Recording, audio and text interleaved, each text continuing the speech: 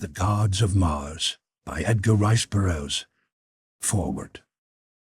12 years had passed since I had laid the body of my great-uncle Captain John Carter of Virginia away from the sight of men in that strange mausoleum in the old cemetery at Richmond.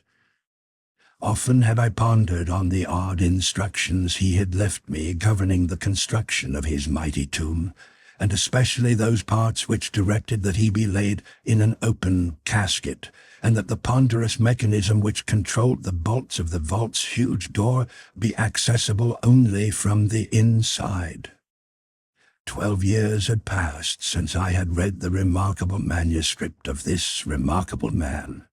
This man who remembered no childhood, and who could not even offer a vague guess as to his age, who was always young, and yet who had dandled my grandfather's great-grandfather upon his knee. This man who had spent 10 years upon the planet Mars, who had fought for the green men of Barsoom and fought against them, who had fought for and against the red men, and who had won the ever-beautiful Dejah Thoris, Princess of Helium, for his wife, and for nearly 10 years had been a prince of the house of Tardos Mors, Jeddak of Helium. 12 years had passed since his body had been found upon the bluff before his cottage overlooking the Hudson, and oft times during these long years I had wondered if John Carter were really dead, or if he again roamed the dead sea bottoms of that dying planet, if he had returned to Barsoom to find that he had opened the frowning portals of the mighty atmosphere plant in time to save the countless millions who were dying of asphyxiation on that far-gone day that had seen him hurtled ruthlessly through 48 million miles of space back to Earth once more. I had wondered if he had found his black-haired princess, and the slender son he had dreamed was with her in the royal gardens of Tardos Mors, awaiting his return. Or had he found that he had been too late, and thus gone back to a living death upon a dead world? Or was he really dead after all, never to return either to his mother Earth or his beloved Mars? Thus was I lost in useless speculation one sultry August evening, when old Ben, my body servant, handed me a telegram. Tearing it open, I read, "Meet me tomorrow, Hotel Raleigh, Richmond. John Carter." Early the next morning I took the first train for Richmond, and within 2 hours was being ushered into the room occupied by John Carter. As I entered, he rose to greet me, his old-time cordial smile of welcome lighting his handsome face. Apparently he had not aged a minute, but was still the straight, clean-limbed fighting man of 30. His keen grey eyes were undimmed, and the only lines upon his face were the lines of iron character and determination that always had been there since first I remembered him, nearly 35 years before. "Well, nephew," he greeted me, "do you feel as though you were seeing a ghost, or suffering from the effects of too many of Uncle Ben's tulips?" "Tulips, I reckon," I replied, "for I certainly feel mighty good. But maybe it's just the sight of you again that affects me. You have been back to Mars. Tell me, and Dejah Thoris, you found her well and awaiting you?" "Yes, I have been to Barsoom again, but it's a long story, too long to tell in the limited time I have before I must return. I have learned the secret, nephew, and I may traverse the trackless void at my will, coming and going between the countless planets as I list. But my heart is always in Barsoom, and while it is there in the keeping of my Martian princess, I doubt that I shall ever again leave the dying world that is my life. I have come now because my affection for you prompted me to see you once more before you pass over forever into that other life that I shall never know, and which, though I have died thrice and shall die again tonight as you know death, I am as unable to fathom as are you. Even the wise and mysterious Therns of Barsoom, that ancient cult which for countless ages has been credited with holding the secret of life and death in their impregnable fastnesses upon the hither slopes of the mountains of arts, are as ignorant as we. I have proved it, though I near lost my life in the doing of it. But you shall read it all in the notes I have been making during the last 3 months that I have been back upon earth. He patted a swelling portfolio that lay on the table at his elbow. I know that you are interested and that you believe, and I know that the world too is interested, though they will not believe for many years. Yes, for many ages, since they cannot understand. Earthmen have not yet progressed to a point where they can comprehend the things that I have written in those notes. Give them what you wish of it, what you think will not harm them, but do not feel aggrieved if they laugh at you. That night I walked down to the cemetery with him. At the doors of his vault he turned and pressed my hand. "Goodbye, nephew," he said. "I may never see you again, for I doubt that I can ever bring myself to leave my wife and boy while they live, and the span of life upon Barsoom is often more than 1,000 years. He entered the vault. The great door swung slowly to. The ponderous bolts grated into place. The lock clicked. I have never seen Captain John Carter of Virginia since. But here is the story of his return to Mars on that other occasion, as I have gleaned it from the great mass of notes which he left for me upon the table of his room in the hotel at Richmond. There is much which I have left out, much which I have not dared to tell.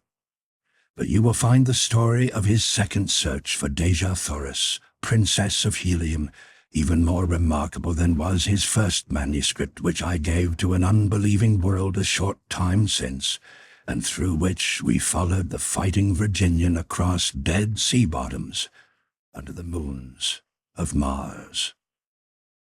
E.R.B. Edgar Rice Burroughs. Chapter 1. The Platte Men.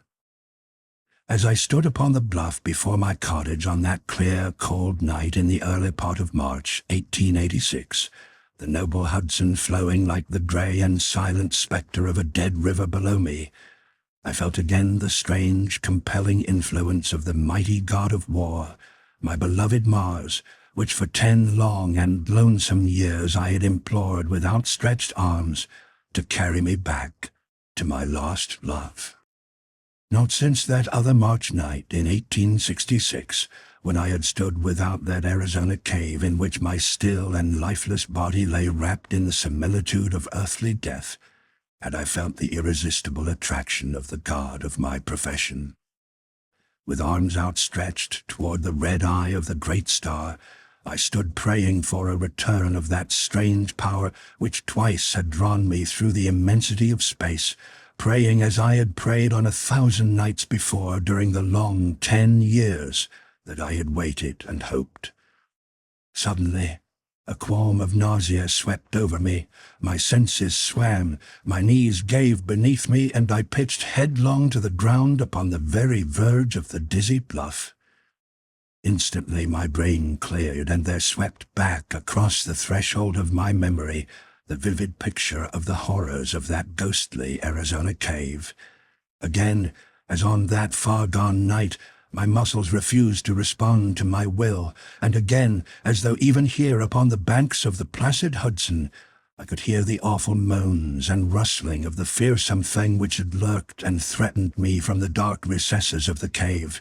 I made the same mighty and superhuman effort to break the bonds of the strange anesthesia which held me, and again came the sharp click as of the sudden parting of a taut wire, and I stood naked and free beside the staring, lifeless thing that had so recently pulsed with the warm, red lifeblood of John Carter.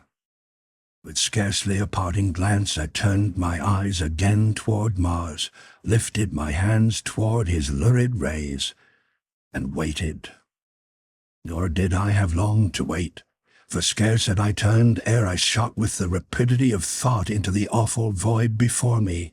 There was the same instant of unthinkable cold and utter darkness that I had experienced 20 years before, and then I opened my eyes in another world, beneath the burning rays of a hot sun which beat through a tiny opening in the dome of the mighty forest in which I lay. The scene that met my eyes was so un-Martian that my heart sprang to my throat as the sudden fear swept through me that I had been aimlessly tossed upon some strange planet by a cruel fate. Why not? What guide had I through the trackless waste of interplanetary space? What assurance that I might not as well be hurtled to some far distant star of another solar system as to Mars? I lay upon a close-cropped sward of red, grass-like vegetation, and about me stretched a grove of strange and beautiful trees, covered with huge and gorgeous blossoms and filled with brilliant, voiceless birds. I call them birds, since they were winged, but mortal eye ne'er rested on such odd, unearthly shapes. The vegetation was similar to that which covers the lawns of the red Martians of the great waterways, but the trees and birds were unlike anything that I had ever seen upon Mars, and then through the further trees I could see that most un-Martian of all sights, an open sea, its blue waters shimmering beneath the brazen sun. As I rose to investigate further, I experienced the same ridiculous catastrophe that had met my first attempt to walk under Martian conditions. The lesser attraction of this smaller planet and the reduced air pressure of its greatly rarefied atmosphere afforded so little resistance to my earthly muscles that the ordinary exertion of the mere act of rising sent me several feet into the air and precipitated me upon my face in the soft and brilliant grass of this strange world. This experience, however, gave me some slightly increased assurance that after all I might indeed be in some, to me, unknown corner of Mars, and this was very possible, since during my 10 years' residence upon the planet I had explored but a comparatively tiny area of its vast expanse. I rose again, laughing at my forgetfulness, and soon had mastered once more the art of attuning my earthly sinews to these changed conditions. As I walked slowly down the imperceptible slope toward the sea, I could not help but note the park-like appearance of the sward and trees. The grass was as close-cropped and carpet-like as some old English lawn, and the trees themselves showed evidence of careful pruning to a uniform height of about 15 feet from the ground, so that as one turned his glance in any direction, the forest had the appearance at a little distance of a vast high-ceiled chamber. All these evidences of careful and systematic cultivation convinced me that I had been fortunate enough to make my entry into Mars on this second occasion through the domain of a civilized people, and that when I should find them I would be accorded the courtesy and protection that my rank as a prince of the House of Tardos Mors entitled me to. The trees of the forest attracted my deep admiration as I proceeded toward the sea. Their great stems, some of them fully 100 feet in diameter, attested their prodigious height, which I could only guess at, since at no point could I penetrate their dense foliage above me to more than 60 or 80 feet. As far aloft as I could see, the stems and branches and twigs were as smooth and as highly polished as the newest of American-made pianos. The wood of some of the trees was as black as ebony, while their nearest neighbors might perhaps gleam in the subdued light of the forest as clear and white as the finest china, or again, they were azure, scarlet, yellow, or deepest purple.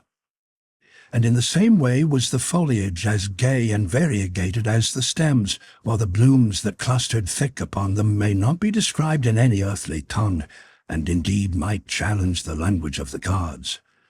As I neared the confines of the forest, I beheld before me and between the grove and the open sea a broad expanse of meadowland, and as I was about to emerge from the shadows of the trees, a sight met my eyes that banished all romantic and poetic reflection upon the beauties of the strange landscape. To my left, The sea extended as far as the eye could reach. Before me only a vague, dim line indicated its further shore, while at my right a mighty river, broad, placid, and majestic, flowed between scarlet banks to empty into the quiet sea before me. At a little distance up the river rose mighty perpendicular bluffs, from the very base of which the great river seemed to rise. But it was not these inspiring and magnificent evidences of nature's grandeur that took my immediate attention from the beauties of the forest. It was the sight of a score of figures moving slowly about the meadow near the bank of the mighty river. Odd, grotesque shapes they were, unlike anything that I had ever seen upon Mars, and yet, at a distance, most man-like in appearance. The larger specimens appeared to be about 10 or 12 feet in height when they stood erect, and to be proportioned as to torso and lower extremities, precisely as is earthly man.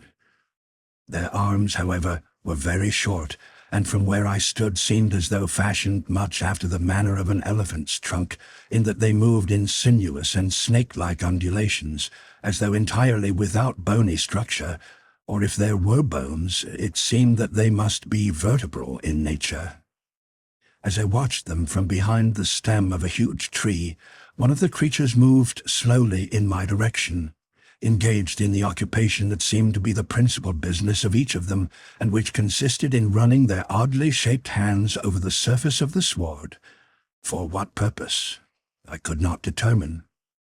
As he approached quite close to me, I obtained an excellent view of him, and though I was later to become better acquainted with his kind, I may say that that single cursory examination of this awful travesty on nature would have proved quite sufficient to my desires had I been a free agent. The fastest flyer of the heliomatic navy could not quickly enough have carried me far from this hideous creature.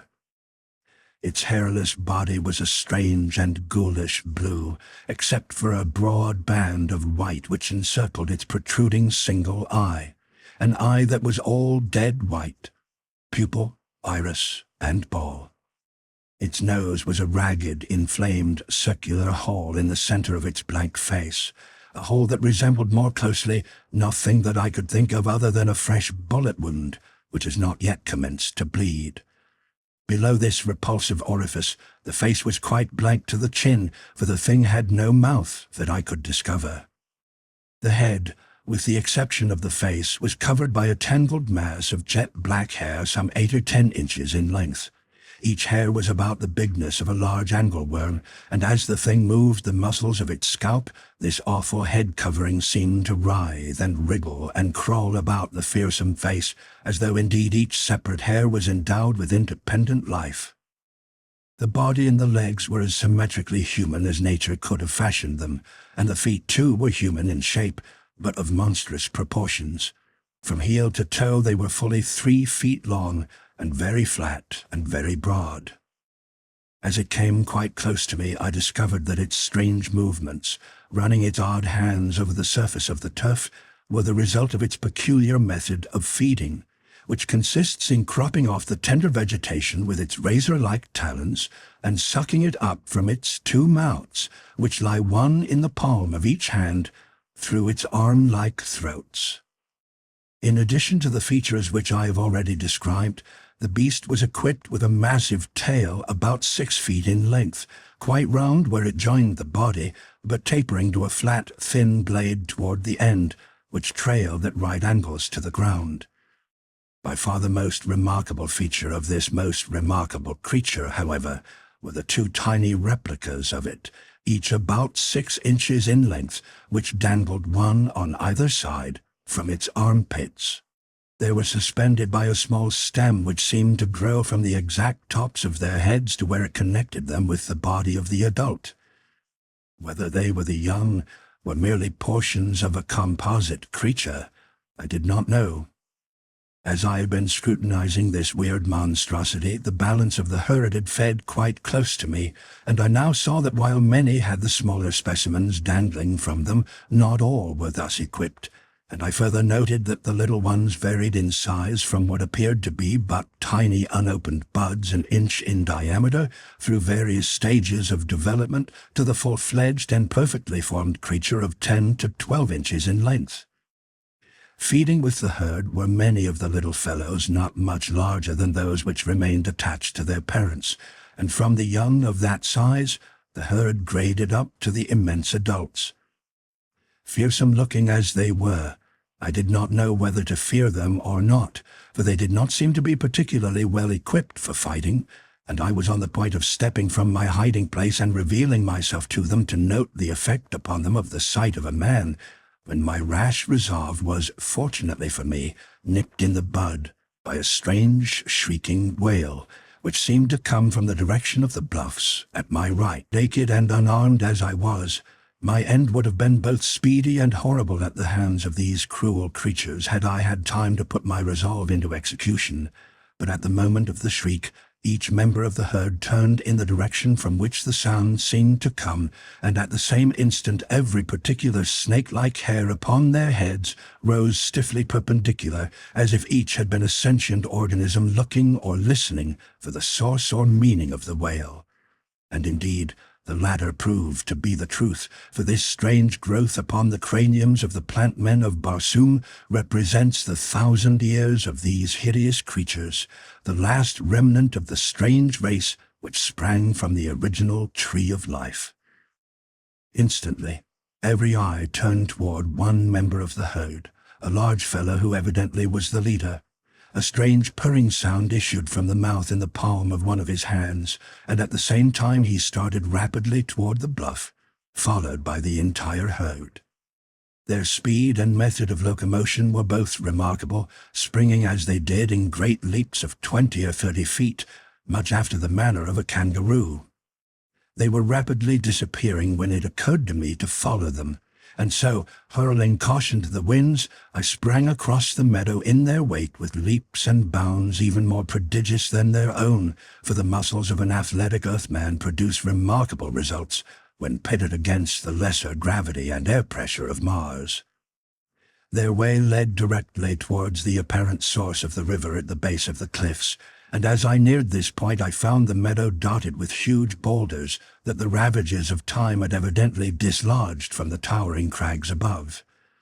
For this reason, I came quite close to the cause of the disturbance before the scene broke upon my horrified gaze. As I topped a great boulder, I saw the herd of plant men surrounding a little group of perhaps 5 or 6 green men and women of Barsoom.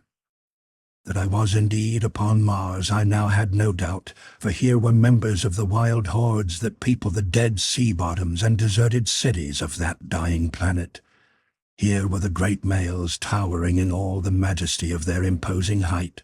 Here were the gleaming white tusks protruding from their massive lower jaws to a point near the center of their foreheads, the laterally placed protruding eyes with which they could look forward or backward, or to either side without turning their heads. Here the strange antennae-like ears rising from the tops of their foreheads, and the additional pair of arms extending from midway between the shoulders and the hips.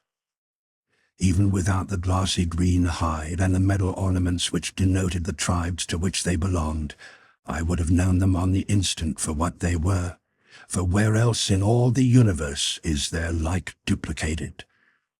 There were 2 men and 4 females in the party, and their ornaments denoted them as members of different hordes, a fact which tended to puzzle me infinitely, since the various hordes of green men of Barsoom are eternally at deadly war with one another, and never, except on that single historic instance when the great Tars Tarkus of Thark gathered 150,000 green warriors from several hordes to march upon the doomed city of Zodanga to rescue Dejah Thoris, Princess of Helium, from the clutches of Thankosis, had I seen green Martians of different hordes associated in other than mortal combat. But now they stood back to back, facing in wide-eyed amazement the very evidently hostile demonstrations of a common enemy. Both men and women were armed with long swords and daggers, but no firearms were in evidence, else it had been short shrift for the gruesome plant men of Barsoom. Presently the leader of the plant men charged the little party, and his method of attack was as remarkable as it was effective, and by its very strangeness was the more potent, since in the science of the green warriors there was no defense for this singular manner of attack, the like of which it soon was evident to me they were as unfamiliar with as they were with the monstrosities which confronted them. The plant man charged to within 12 feet of the party, and then with a bound rose as though to pass directly above their heads. His powerful tail was raised high to one side, and as he passed close above them, he brought it down in one terrific sweep that crushed a green warrior's skull as though it had been an eggshell. The balance of the frightful herd was now circling rapidly and with bewildering speed about the little knot of victims. Their prodigious bounds and the shrill screeching purr of their uncanny mouths were well calculated to confuse and terrorize their prey, so that as 2 of them leaped simultaneously from either side, the mighty sweep of those awful tails met with no resistance, and 2 more green Martians went down to an ignoble death. There were now but 1 warrior and 2 females left, and it seemed that it could be but a matter of seconds ere these also lay dead upon the scarlet sward. But as 2 more of the plant men charged, the warrior, who was now prepared by the experiences of the past few minutes, swung his mighty longsword aloft and met the hurtling bulk with a clean cut that clove one of the plant men from chin to groin. The other, however, dealt a single blow with his cruel tail that laid both of the females crushed corpses upon the ground. As the green warrior saw the last of his companions go down, and at the same time perceived that the entire herd was charging him in a body, he rushed boldly to meet them, swinging his longsword in the terrific manner that I had so often seen the men of his kind wield it in their ferocious and almost continual warfare among their own race. Cutting and hewing to right and left, he laid an open path straight through the advancing plant men, and then commenced a mad race for the forest, in the shelter of which he evidently hoped that he might find a haven of refuge. He had turned for that portion of the forest which abutted on the cliffs, and thus the mad race was taking the entire party farther and farther from the boulder where I lay concealed. As I had watched the noble fight which the great warrior had put up against such enormous odds, my heart had swelled in admiration for him, and acting as I am wont to do, more upon impulse than after mature deliberation, I instantly sprang from my sheltering rock and bounded quickly toward the bodies of the dead green Martians, a well-defined plan of action already formed. 6 great leaps brought me to the spot, and another instant saw me again in my stride in quick pursuit of the hideous monsters that were rapidly gaining on the fleeing warrior. But this time I grasped a mighty longsword in my hand, and in my heart was the old blood-lust of the fighting man, and a red mist swam before my eyes, and I felt my lips respond to my heart in the old smile that has ever marked me in the midst of the joy of battle. Swift as I was none too soon, for the green warrior had been overtaken ere he had made half the distance to the forest, and now he stood with his back to a boulder, while the herd, temporarily balked, hissed and screeched about him. With their single eyes in the center of their heads and every eye turned upon their prey, they did not note my soundless approach, so that I was upon them with my great long sword, and 4 of them lay dead ere they knew that I was among them. For an instant they recoiled before my terrific onslaught, and in that instant the green warrior rose to the occasion, and springing to my side, laid to the right and left of him as I had never seen but one other warrior do, with great circling strokes that formed a figure 8 about him, and that never stopped until none stood living to oppose him, his keen blade passing through flesh and bone and metal, as though each had been a like thin air. As we bent to the slaughter, far above us rose that shrill, weird cry which I had heard once before, and which had called the herd to the attack upon their victims. Again and again it rose, but we were too much engaged with the fierce and powerful creatures about us to attempt to search out even with our eyes the author of the horrid notes. Great tails lashed in frenzied anger about us, razor-like talons caught our limbs and bodies, and a green and sticky syrup, such as oozes from a crushed caterpillar, smeared us from head to foot. For every cut and thrust of our long swords brought spurts of this stuff upon us from the severed arteries of the plant men, through which it courses in its sluggish viscidity in lieu of blood. Once I felt the great weight of one of the monsters upon my back, and as keen talons sank into my flesh, I experienced the frightful sensation of moist lips sucking the lifeblood from the wounds to which the claws still clung. I was very much engaged with a ferocious fellow who was endeavoring to reach my throat from in front, while two more, one on either side, were lashing viciously at me with their tails. The green warrior was much put to it to hold his own, and I felt that the unequal struggle could last but a moment longer, when the huge fellow discovered my plight, and tearing himself from those that surrounded him, he raked the assailant from my back with a single sweep of his blade, and thus relieved, I had little difficulty with the others. Once together we stood almost back to back against the great boulder, and thus the creatures were prevented from soaring above us to deliver their deathly blows, and as we were easily their match while they remained upon the ground, we were making great headway in dispatching what remained of them, when our attention was again attracted by the shrill wail of the collar above our heads. This time I glanced up, and far above us, upon a little natural balcony on the face of the cliff, stood a strange figure of a man, shrieking out his shrill signal, the while he waved one hand in the direction of the river's mouth, as though beckoning to someone there, and with the other pointed and gesticulated toward us. A glance in the direction toward which he was looking was sufficient to apprise me of his aims, and at the same time to fill me with the dread of dire apprehension.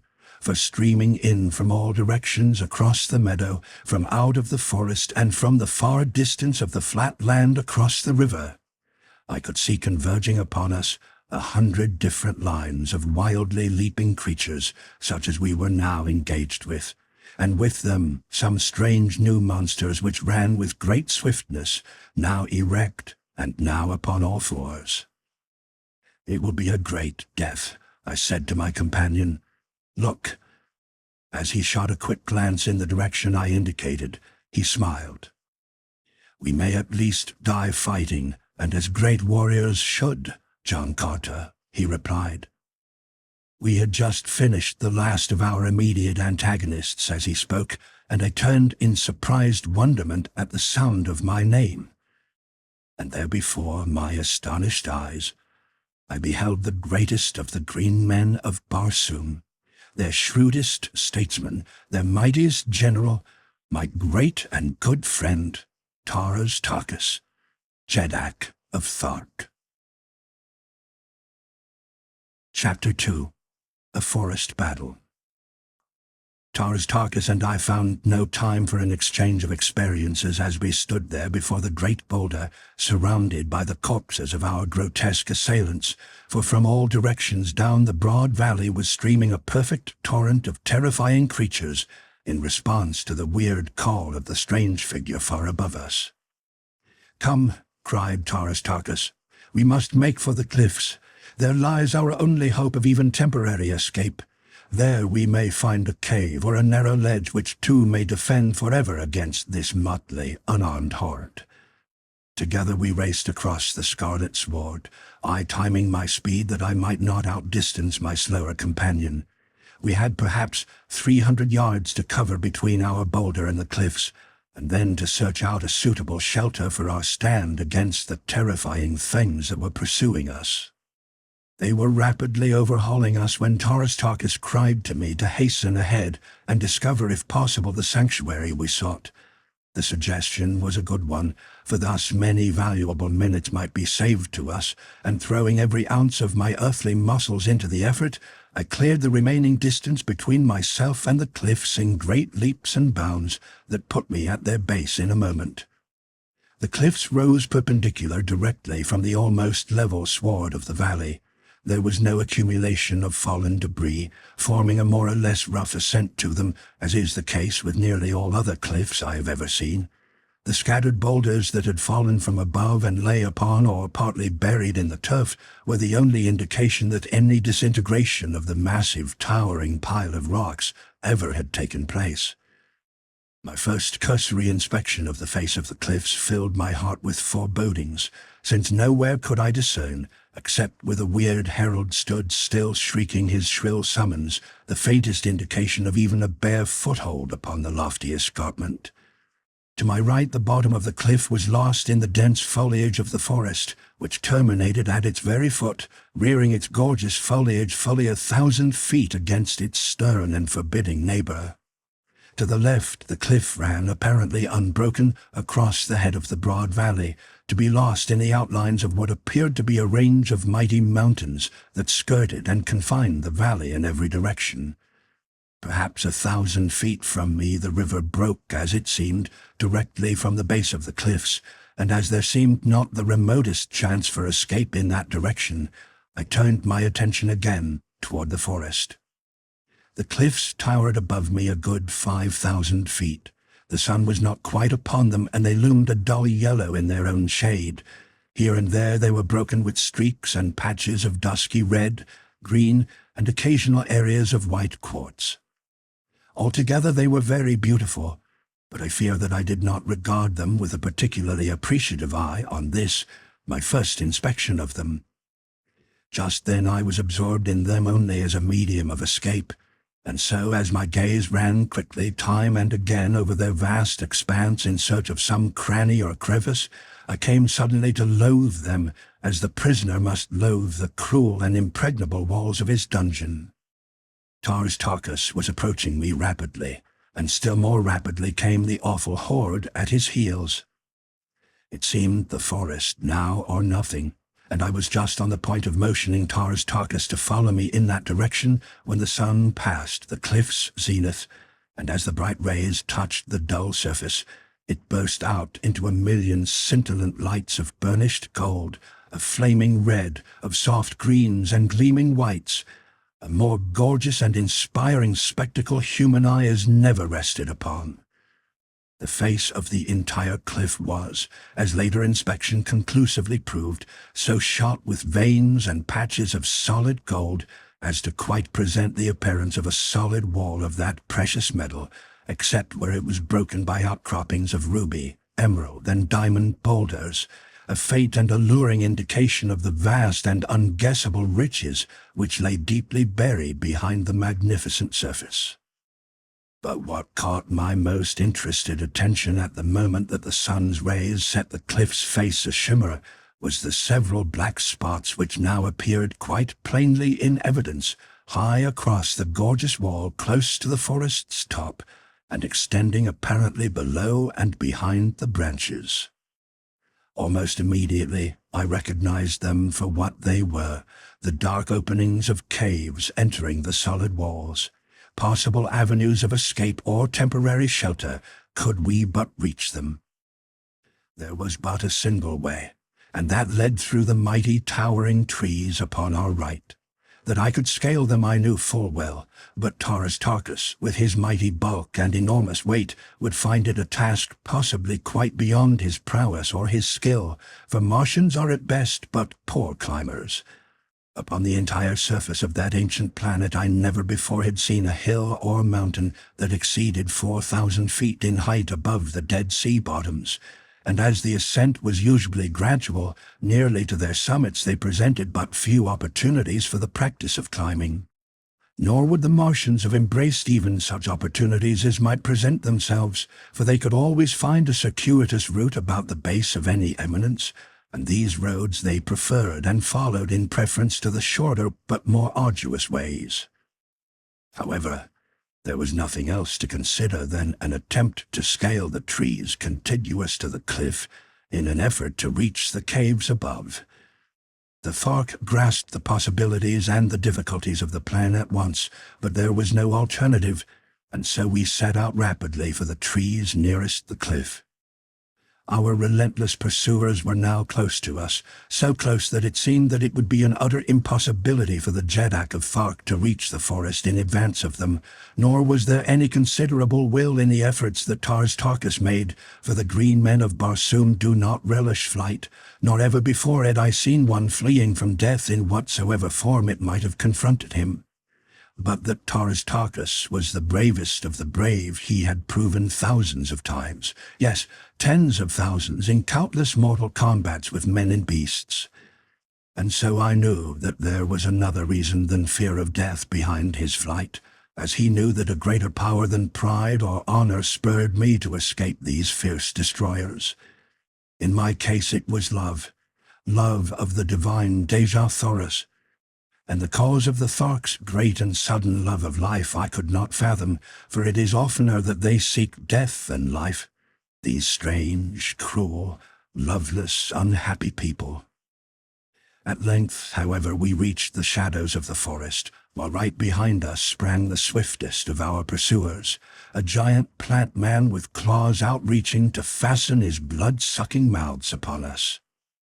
He was, I should say, 100 yards in advance of his closest companion, and so I called to Tarkas to ascend a great tree that brushed the cliff's face, while I dispatched the fellow, thus giving the less agile Thark an opportunity to reach the higher branches before the entire horde should be upon us, and every vestige of escape cut off. But I had reckoned without a just appreciation either of the cunning of my immediate antagonist or the swiftness with which his fellows were covering the distance which had separated them from me. As I raised my long sword to deal the creature its death thrust, it halted in its charge, and as my sword cut harmlessly through the empty air, the great tail of the fangs swept with the power of a grizzly's arm across the sward and carried me bodily from my feet to the ground. In an instant the brute was upon me, but ere it could fasten its hideous mouths into my breast and throat, I grasped a writhing tentacle in either hand. The plant man was well-muscled, heavy, and powerful, but my earthly sinews and greater agility, in conjunction with the deathly stranglehold I had upon him, would have given me, I think, an eventual victory, had we had time to discuss the merits of our relative prowess uninterrupted. But as we strained and struggled about the tree into which Tarkas was clambering with infinite difficulty, I suddenly caught a glimpse over the shoulder of my antagonist of the great swarm of pursuers that now were fairly upon me. Now at last I saw the nature of the other monsters who had come with the plant men in response to the weird calling of the man upon the cliff's face. They were that most dreaded of Martian creatures, great white apes of Barsoom. My former experiences upon Mars had familiarized me thoroughly with them and their methods, and I may say that of all the fearsome and terrible, weird and grotesque inhabitants of that strange world, it is the white apes that come nearest to familiarizing me with the sensation of fear. I think that the cause of this feeling which these apes engender within me is due to their remarkable resemblance in form to our Earthmen, which gives them a human appearance that is most uncanny when coupled with their enormous size. They stand 15 feet in height and walk erect upon their hind feet. Like the green Martians, they have an intermediary set of arms midway between their upper and lower limbs. Their eyes are very close set, but do not protrude as do those of the green men of Mars. Their ears are high set, but more laterally located than are the green men's, while their snouts and teeth are much like those of our African gorilla. Upon their heads grows an enormous shock of bristly hair. It was into the eyes of such as these and the terrible plant men that I gazed above the shoulder of my foe, and then in a mighty wave of snarling, snapping, screaming, purring rage, they swept over me. And of all the sounds that assailed my ears as I went down beneath them, to me the most hideous was the horrid purring of the plant men. Instantly a score of cruel fangs and keen talons were sunk into my flesh. Cold sucking lips fastened themselves upon my arteries. I struggled to free myself, and even though weighed down by these immense bodies, I succeeded in struggling to my feet, where still grasping my long sword and shortening my grip upon it until I could use it as a dagger, I wrought such havoc among them that at one time I stood for an instant free. What it has taken minutes to write occurred in but a few seconds, but during that time Tarkus had seen my plight, and had dropped from the lower branches, which he had reached with such infinite labor, and as I flung the last of my immediate antagonists from me, the great Thok leaped to my side, and again we fought back to back, as we had done 100 times before. Time and again the ferocious apes sprang in to close with us, and time and again we beat them back with our swords.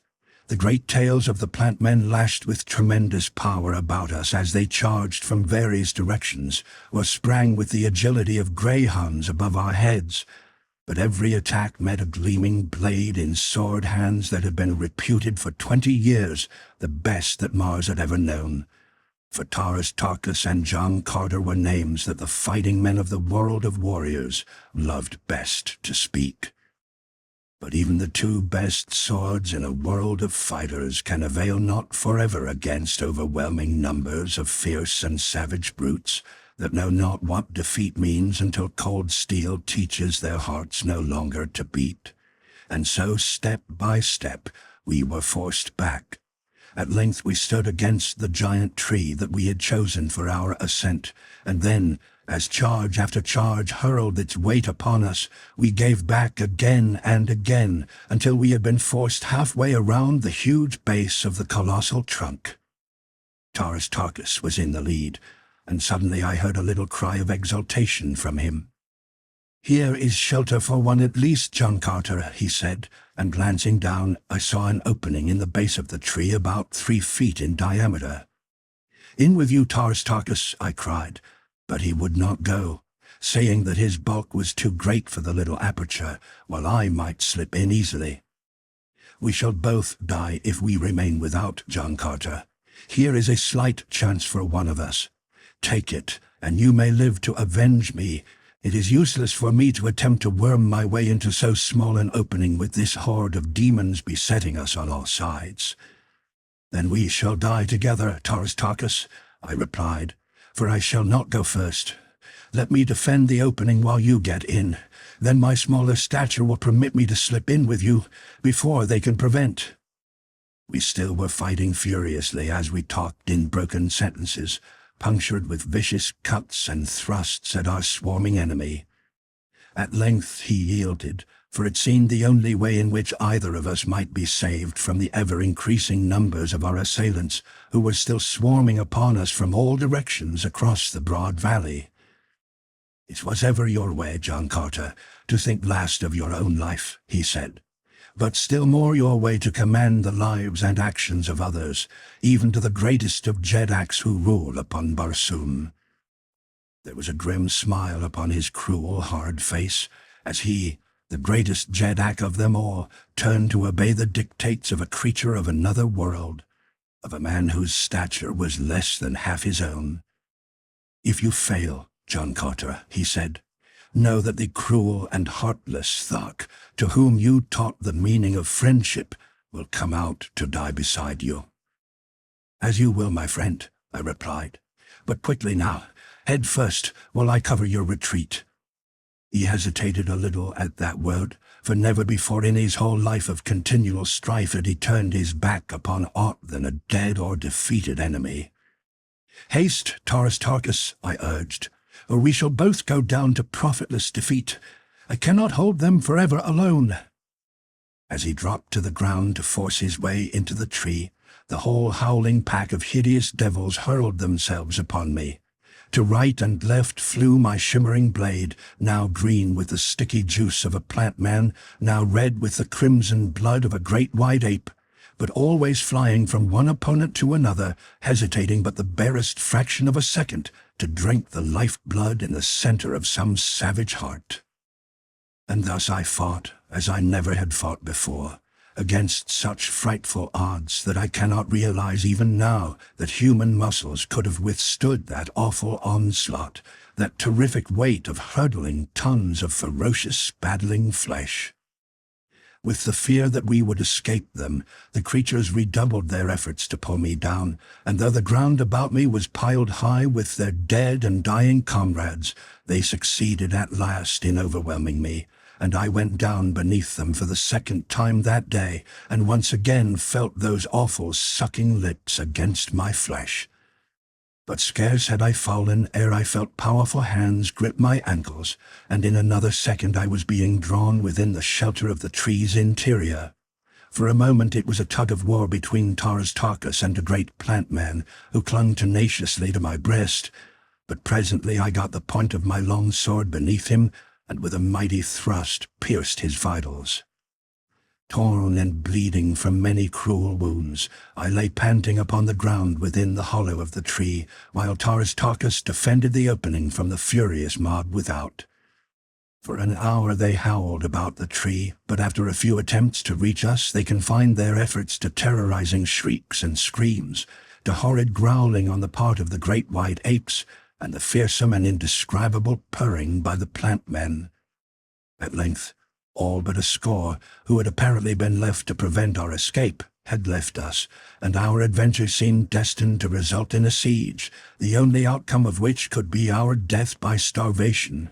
For even should we be able to slip out after dark, whither in this unknown and hostile valley could we hope to turn our steps toward possible escape?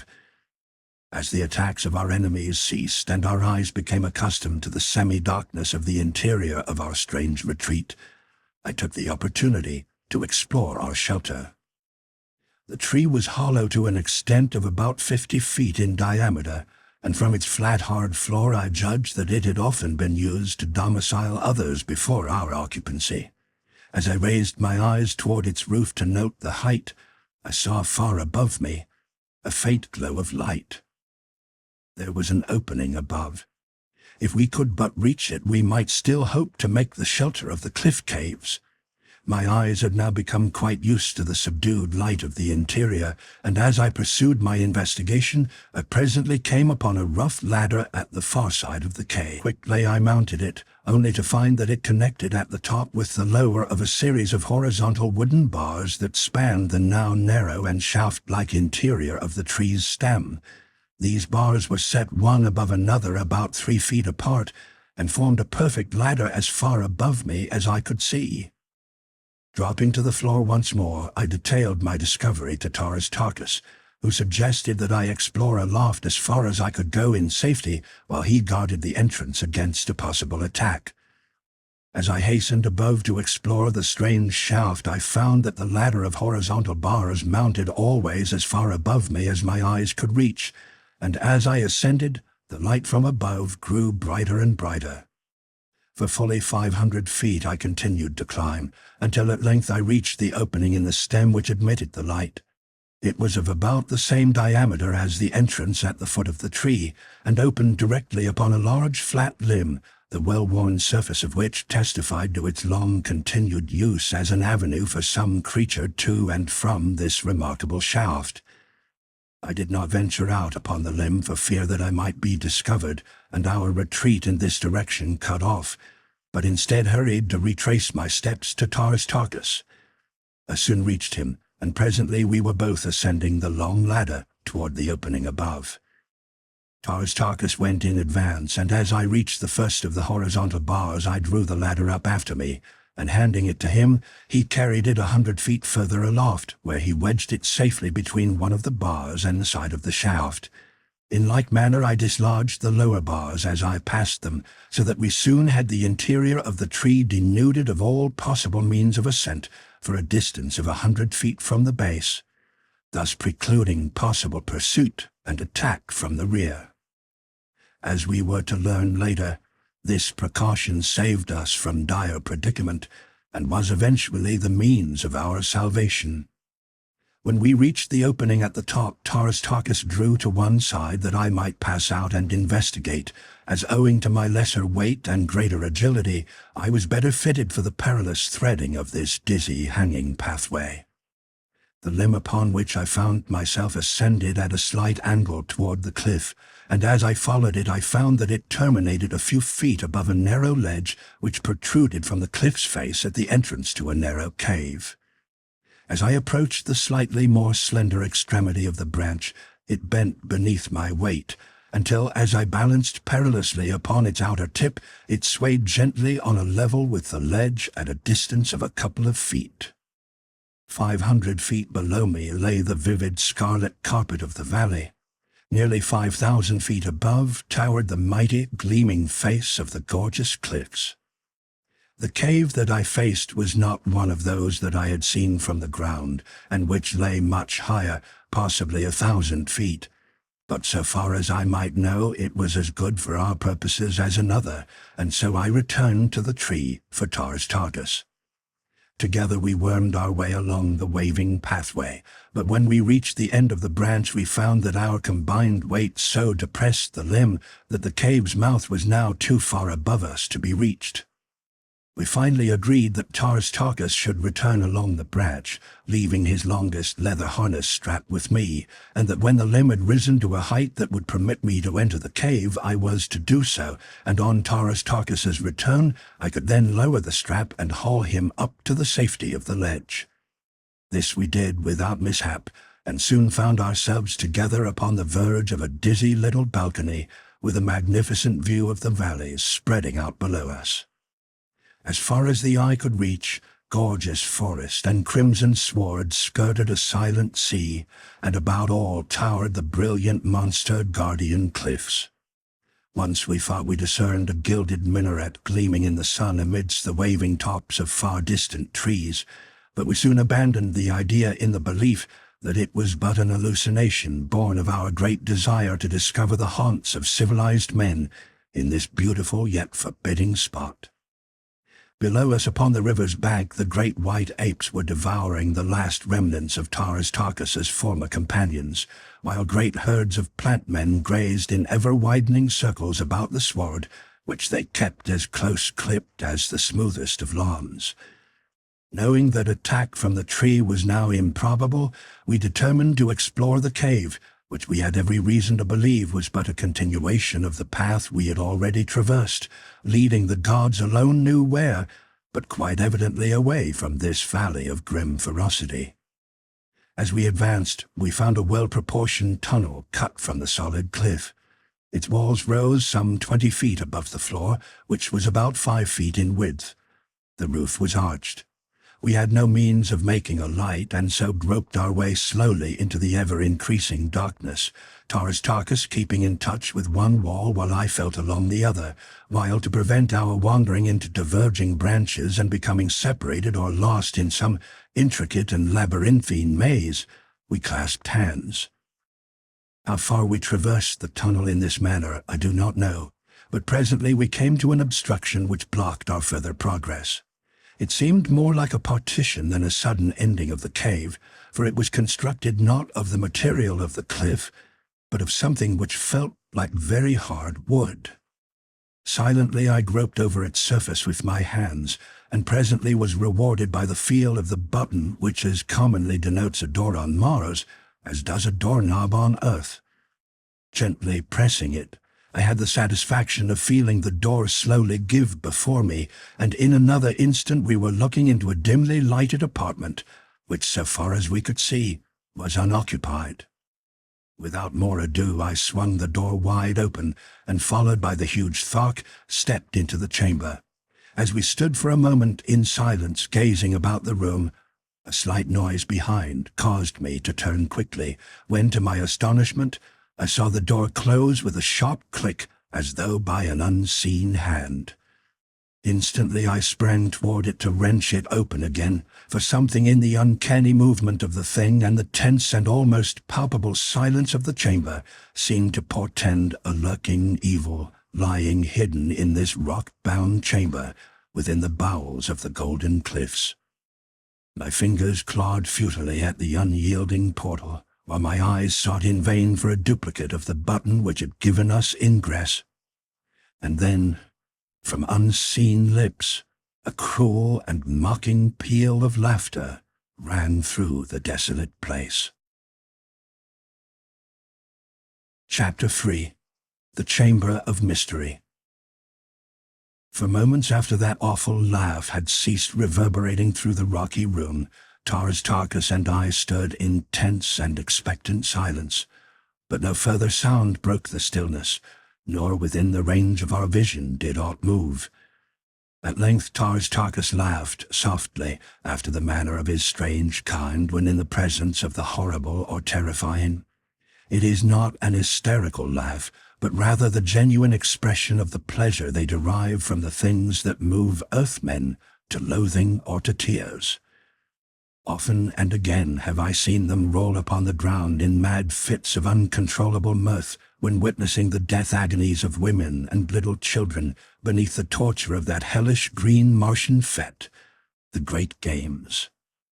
I looked up at the Thark, a smile upon my own lips, for here in truth was greater need for a smiling face than a trembling chin. "What do you make of it all?" I asked. "Where in the deuce are we?" He looked at me in surprise. "Where are we?" he repeated. "Do you tell me, John Carter, that you know not where you be?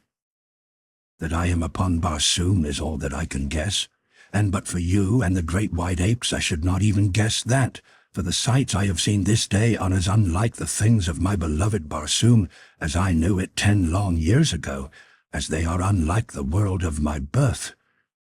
No, Tarkas, I know not where we be. Where have you been since you opened the mighty portals of the atmosphere plant years ago, after the keeper had died and the engines stopped and all Barsoom was dying that had not already died of asphyxiation? Your body even was never found, though the men of a whole world sought after it for years, though the Jeddak of Helium and his granddaughter, your princess, offered such fabulous rewards that even princes of royal blood joined in the search. There was but one conclusion to reach when all efforts to locate you had failed, and that you had taken the long, last pilgrimage down the mysterious River Is, to await in the Valley Dor upon the shores of the lost Sea of Chorus, the beautiful Dejah Thoris, your princess. Why you had gone none could guess, for your princess still lived. Thank God, I interrupted him. I did not dare to ask you, for I feared I might have been too late to save her. She was very low when I left her in the royal gardens of Tardos Moors that long-gone night. So very low that I scarcely hoped even then to reach the atmosphere plant ere her dear spirit had fled from me forever. And she lives yet? She lives, John Carter. You have not told me where we are, I reminded him. We are where I expected to find you, John Carter. And another. Many years ago you heard the story of the woman who taught me the thing that green Martians are reared to hate, the woman who taught me to love. You know the cruel tortures and the awful death her love won for her at the hands of the beast Telhatchus. She, I thought, awaited me by the lost Sea of Chorus. You know that it was left for a man from another world, for yourself, John Carter, to teach this cruel Thark what friendship is. And you, I thought, also roamed the carefree Valley Dor. Thus were the two I most longed for at the end of the long pilgrimage I must take some day. And so as the time had elapsed which Dejah Thoris had hoped might bring you once more to her side, for she has always tried to believe that you had but temporarily returned to your own planet, I at last gave way to my great yearning, and a month since I started upon the journey, the end of which you have this day witnessed. Do you understand now where you be, John Carter? And that was the River Is, emptying into the lost Sea of Chorus in the Valley Dor? I asked. This is the valley of love and peace and rest to which every Barsoomian since time immemorial has longed to pilgrimage at the end of a life of hate and strife and bloodshed, he replied. This, John Carter, is heaven His tone was cold and ironical, its bitterness but reflecting the terrible disappointment he had suffered. Such a fearful disillusionment, such a blasting of lifelong hopes and aspirations, such an uprooting of age-old tradition might have excused a vastly greater demonstration on the part of the folk. I laid my hand upon his shoulder. "I am sorry," I said, nor did there seem aught else to say. "Think, John Carter, of the countless billions of Barsoomians who have taken the voluntary pilgrimage down this cruel river since the beginning of time, only to fall into the ferocious clutches of the terrible creatures that today assailed us. There is an ancient legend that once a red man returned from the banks of the lost sea of Chorus, returned from the Valley Dor, back through the mysterious river Is, and the legend has it that he narrated a fearful blasphemy of horrid brutes that inhabited a valley of wondrous loveliness, brutes that pounced upon each Barsoomian as he terminated his pilgrimage and devoured him upon the banks of the lost sea where he had looked to find love and peace and happiness. But the ancients killed the blasphemer, as tradition has ordained that any shall be killed who return from the bosom of the river of mystery. But now we know that it was no blasphemy, that the legend is a true one, and that the man told only of what he saw. But what does it profit us, John Carter, since even should we escape, we also would be treated as blasphemers? We are between the wild throat of certainty and the mad zitadar of fact. We can escape neither. As earthmen say, we are between the devil and the deep sea, Dejah Thoris, I replied, nor could I help but smile at our dilemma. There is naught that we can do but take things as they come, and at least have the satisfaction of knowing that whoever slays us eventually will have far greater numbers of their own dead to count than they will get in return. White ape or plant man, green Barsoomian or red man, whoever it shall be that takes the last toll from us will know that it is costly in lives to wipe out John Carter, prince of the house of Tardos Moors, and Taras Tarkus, Jadak of Thark, at the same time. I could not help but laugh at his grim humor, and he joined in with me in one of those rare laughs of real enjoyment which was one of the attributes of this fierce Tharkian chief, which marked him from the others of his kind. "But about yourself, John Carter," he cried at last. "If you have not been here all these years, where indeed have you been, and how is it that I find you here today?" "I have been back to Earth," I replied. "For 10 long Earth years I have been praying and hoping for the day that would carry me once more to this grim old planet of yours, for which, with all its cruel and terrible customs, I feel a bond of sympathy and love even greater than for the world that gave me birth. For 10 years I have been enduring a living death of uncertainty and doubt as to whether Dejah Thoris lived. And now that for the first time in all these years my prayers have been answered and my doubt relieved, I find myself, through a cruel whim of fate, hurled into the one tiny spot of all Barsoom from which there is apparently no escape, and if there were, at a price which would put out forever the last flickering hope which I may cling to of seeing my princess again in this life. And you have seen today with what pitiful futility man yearns toward a material hereafter. Only a bare half-hour before I saw you battling with the plant men, I was standing in the moonlight upon the banks of a broad river that taps the eastern shore of Earth's most blessed land. I have answered you, my friend. Do you believe?" "I believe," replied Taras Tarkus, "though I cannot understand." As we talked, I had been searching the interior of the chamber with my eyes. It was perhaps 200 feet in length and half as broad, with what appeared to be a doorway in the center of the wall directly opposite that through which we had entered. The apartment was hewn from the material of the cliff, showing mostly dull gold in the dim light which a single minute radium illuminator in the center of the roof diffused throughout its great dimensions. Here and there polished surfaces of ruby, emerald, and diamond patched the golden walls and ceiling. The floor was of another material, very hard, and worn by much use to the smoothness of glass. Aside from the two doors, I could discern no sign of other aperture, and as one we knew to be locked against us, I approached the other. As I extended my hand to search for the controlling button, that cruel and mocking laugh rang out once more, so close to me this time that I involuntarily shrank back, tightening my grip upon the hilt of my great sword. And then from the far corner of the great chamber, a hollow voice chanted, "There is no hope. There is no hope. The dead return not.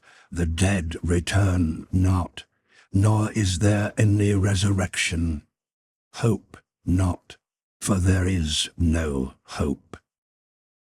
Though our eyes instantly turned toward the spot from which the voice seemed to emanate, there was no one in sight, and I must admit that cold shivers played along my spine, and the short hairs at the base of my head stiffened and rose up, as do those upon a hound's neck when in the night his eyes see those uncanny things which are hidden from the sight of man.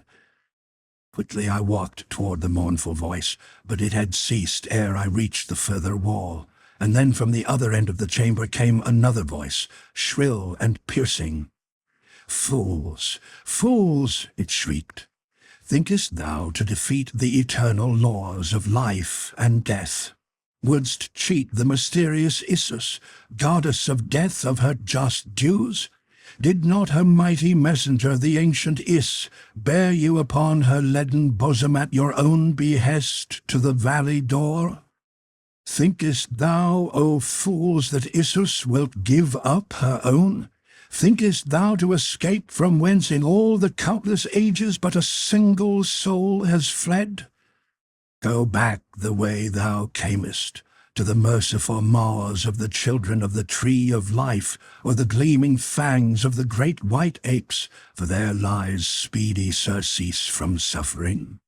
But insist in your rash purpose to thread the mazes of the golden cliffs of the mountains of Ots, past the ramparts of the impregnable fortresses of the holy Therns, and upon your way death in its most frightful form will overtake you. A death so horrible that even the holy Therns themselves, who conceived both life and death, avert their eyes from its fiendishness and close their ears against the hideous shrieks of its victims. Go back, O fools, the way thou camest." And then the awful laugh broke out from another part of the chamber. "Most uncanny," I remarked, turning to Thoris. "What shall we do?" he asked. "We cannot fight empty air. I would almost sooner return and face foes into whose flesh I may feel my blade bite, and know that I am selling my carcass dearly before I go down to that eternal oblivion, which is evidently the fairest and most desirable eternity that mortal man has the right to hope for." "If, as you say, we cannot fight empty air, Thoris, I replied, neither, on the other hand, can empty air fight us. I, who have faced and conquered in my time thousands of sinewy warriors and tempered blades, shall not be turned back by wind, nor no more shall you, Thark. But unseen voices may emanate from unseen and unseeable creatures who wield invisible blades," answered the green warrior. "Rot, Thoris, I cried. "Those voices come from beings as real as you or as I. In their veins flows life-blood that may be let as easily as ours, and the fact that they remain invisible to us is the best proof to my mind that they are mortal, nor overly courageous mortals at that. Think you, Thoris, that John Carter will fly at the first shriek of a cowardly foe who dare not come out into the open and face a good blade? I had spoken in a loud voice that there might be no question that our would-be terrorizers should hear me, for I was tiring of this nerve-wracking fiasco. It had occurred to me, too, that the whole business was but a plan to frighten us back into the Valley of Death from which we had escaped, that we might be quickly disposed of by the savage creatures there. For a long period there was silence. Then of a sudden, a soft, stealthy sound behind me caused me to turn suddenly to behold a great, many-legged banth creeping sinuously upon me.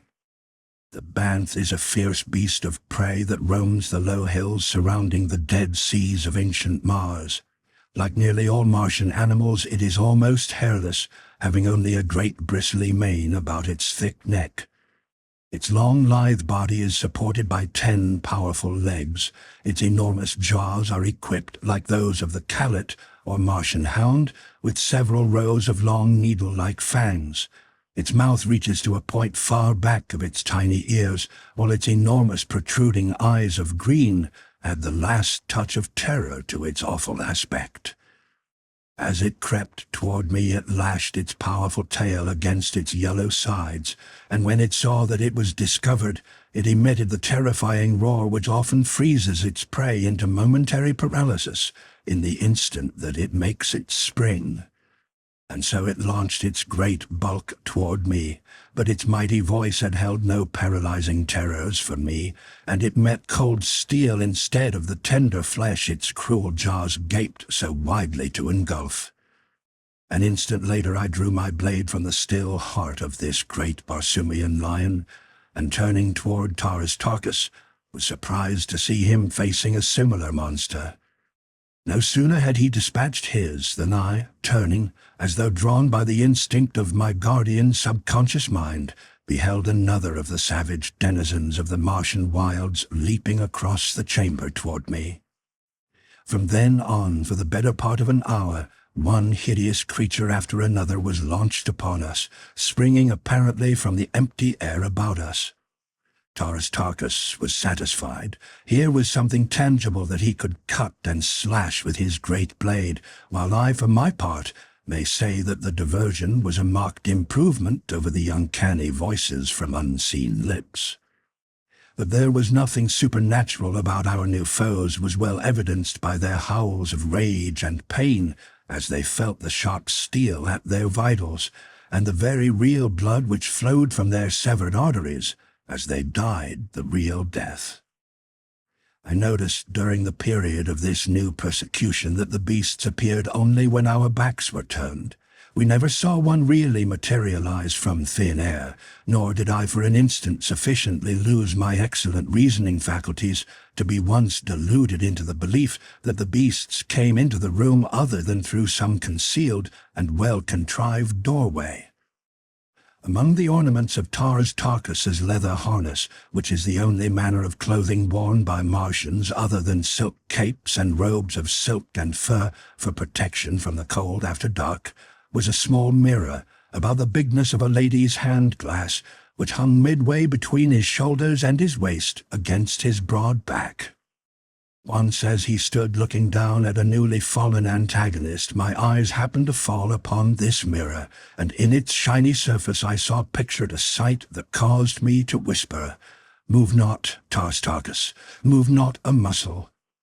He did not ask why, but stood like a graven image while my eyes watched the strange thing that meant so much to us. What I saw was the quick movement of a section of the wall behind me.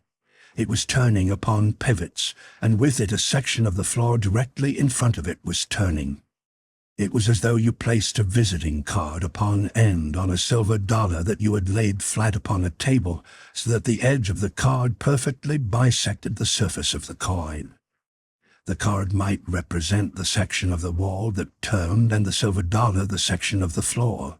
Both were so nicely fitted into the adjacent portions of the floor and wall that no crack had been noticeable in the dim light of the chamber. As the turn was half completed, a great beast was revealed sitting upon its haunches upon that part of the revolving floor that had been on the opposite side before the wall commenced to move. When the section stopped, The beast was facing toward me on our side of the partition. It was very simple. But what had interested me most was the sight that the half-turned section had presented through the opening that it had made. A great chamber, well lighted, in which were several men and women chained to the wall, and in front of them, evidently directing and operating the movement of the secret doorway, a wicked-faced man, neither red as are the red men of Mars, nor green as are the green men, but white, like myself, with a great mass of flowing yellow hair. The prisoners behind him were red Martians. Chained with them were a number of fierce beasts, such as had been turned upon us, and others equally as ferocious. As I turned to meet my new foe, it was with a heart considerably lightened. "Watch the wall at your end of the chamber, Tarkus," I cautioned. "It is through secret doorways in the wall that the brutes are loosed upon us." I was very close to him and spoke in a low whisper that my knowledge of their secret might not be disclosed to our tormentors. As long as we remained each facing an opposite end of the apartment, no further attacks were made upon us, so it was quite clear to me that the partitions were in some way pierced, that our actions might be observed from without. At length a plan of action occurred to me, and backing quite close to Tarkus I unfolded my scheme in a low whisper, keeping my eyes still glued upon my end of the room. The great Thark grunted his assent to my proposition when I had done, and in accordance with my plan commenced backing toward the wall which I faced, while I advanced slowly ahead of him. When we had reached a point some 10 feet from the secret doorway, I halted my companion, and cautioning him to remain absolutely motionless until I gave the prearranged signal, I quickly turned my back to the door through which I could almost feel the burning and baleful eyes of our would-be executioner. Instantly my own eyes sought the mirror upon Tarkus's back, and in another second I was closely watching the section of the wall which had been disgorging its savage terrors upon us. I had not long to wait, for presently the golden surface commenced to move rapidly. Scarcely had it started than I gave the signal to Tarkus, simultaneously springing for the receding half of the pivoting door. In like manner, the Thark wheeled and leaped for the opening being made by the in-swinging section. A single bound carried me completely through into the adjoining room and brought me face to face with the fellow whose cruel face I had seen before. He was about my own height and well-muscled, and in every outward detail molded precisely as are Earthmen. At his side hung a long sword, a short sword, a dagger, and one of the destructive radium revolvers that are common upon Mars. The fact that I was armed only with a long sword, and so, according to the laws and ethics of battle everywhere upon Barsoom, should only have been met with a similar or lesser weapon, seemed to have no effect upon the moral sense of my enemy, for he whipped out his revolver ere I scarce had touched the floor by his side, but an uppercut from my longsword sent it flying from his grasp before he could discharge it. Instantly he drew his longsword, and thus evenly armed we set to in earnest, for one of the closest battles I ever have fought. The fellow was a marvelous swordsman, and evidently in practice, while I had not gripped the hilt of a sword for 10 long years before that morning. But it did not take me long to fall easily into my fighting stride, so that in a few minutes the man began to realize that he had at last met his match. His face became livid with rage as he found my guard impregnable, while blood flowed from a dozen minor wounds upon his face and body. "Who are you, white man?" he hissed. "That you are no Barsoomian from the outer world is evident from your color, and you are not one of us." His last statement was almost a question. "What if I were from the temple of Issus?" I hazarded on a wild guess. "Fate forfend," he exclaimed, his face going white under the blood that now nearly covered it. I did not know how to follow up my lead, but I carefully laid the idea away for future use, should circumstances require it. His answer indicated that for all he knew, I might be from the temple of Issus, and in it were men like unto myself, and either this man feared the inmates of the temple, or else he held their persons or their power in such reverence that he trembled to think of the harm and indignities he had heaped upon one of them. But my present business with him was of a different nature than that which requires any considerable abstract reasoning.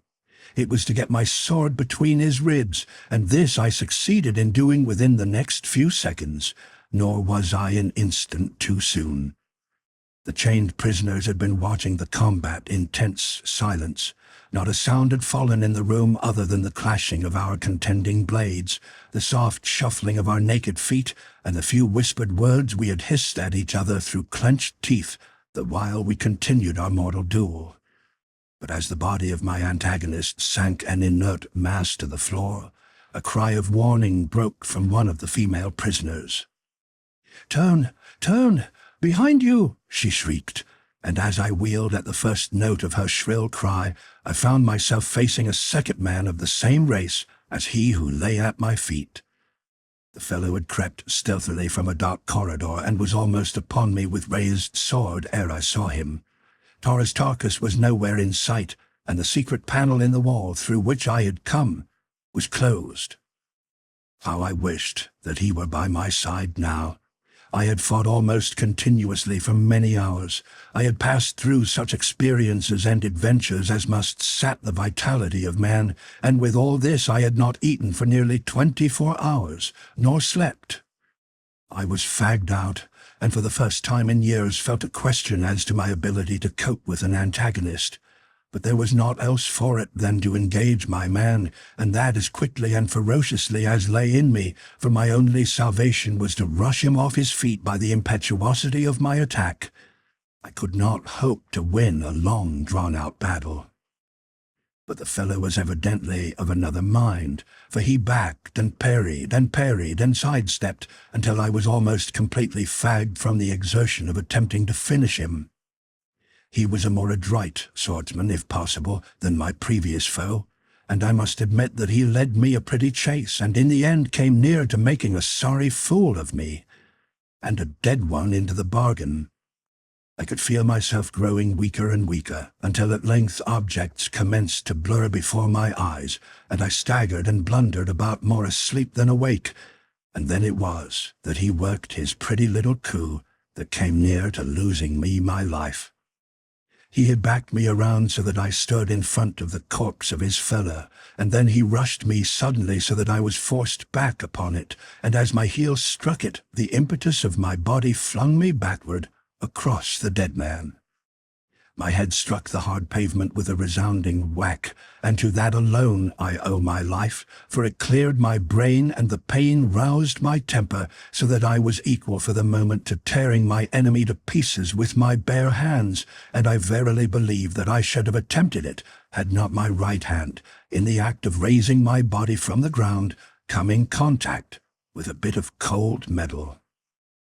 As the eyes of the layman, so is the hand of the fighting man when it comes in contact with an implement of his vocation, and thus I did not need to look or reason to know that the dead man's revolver, lying where it had fallen when I struck it from his grasp, was at my disposal. The fellow whose ruse had put me down was springing toward me, the point of his gleaming blade directed straight at my heart, and as he came there rang from his lips the cruel and mocking peal of laughter that I had heard within the chamber of mystery. And so he died, his thin lips curled in the snarl of his hateful laugh, and a bullet from the revolver of his dead companion bursting in his heart. His body, borne by the impetus of his headlong rush, plunged upon me. The hilt of his sword must have struck my head, for with the impact of the corpse, I lost consciousness. Chapter 4. Fuvia. It was the sound of conflict that aroused me once more to the realities of life.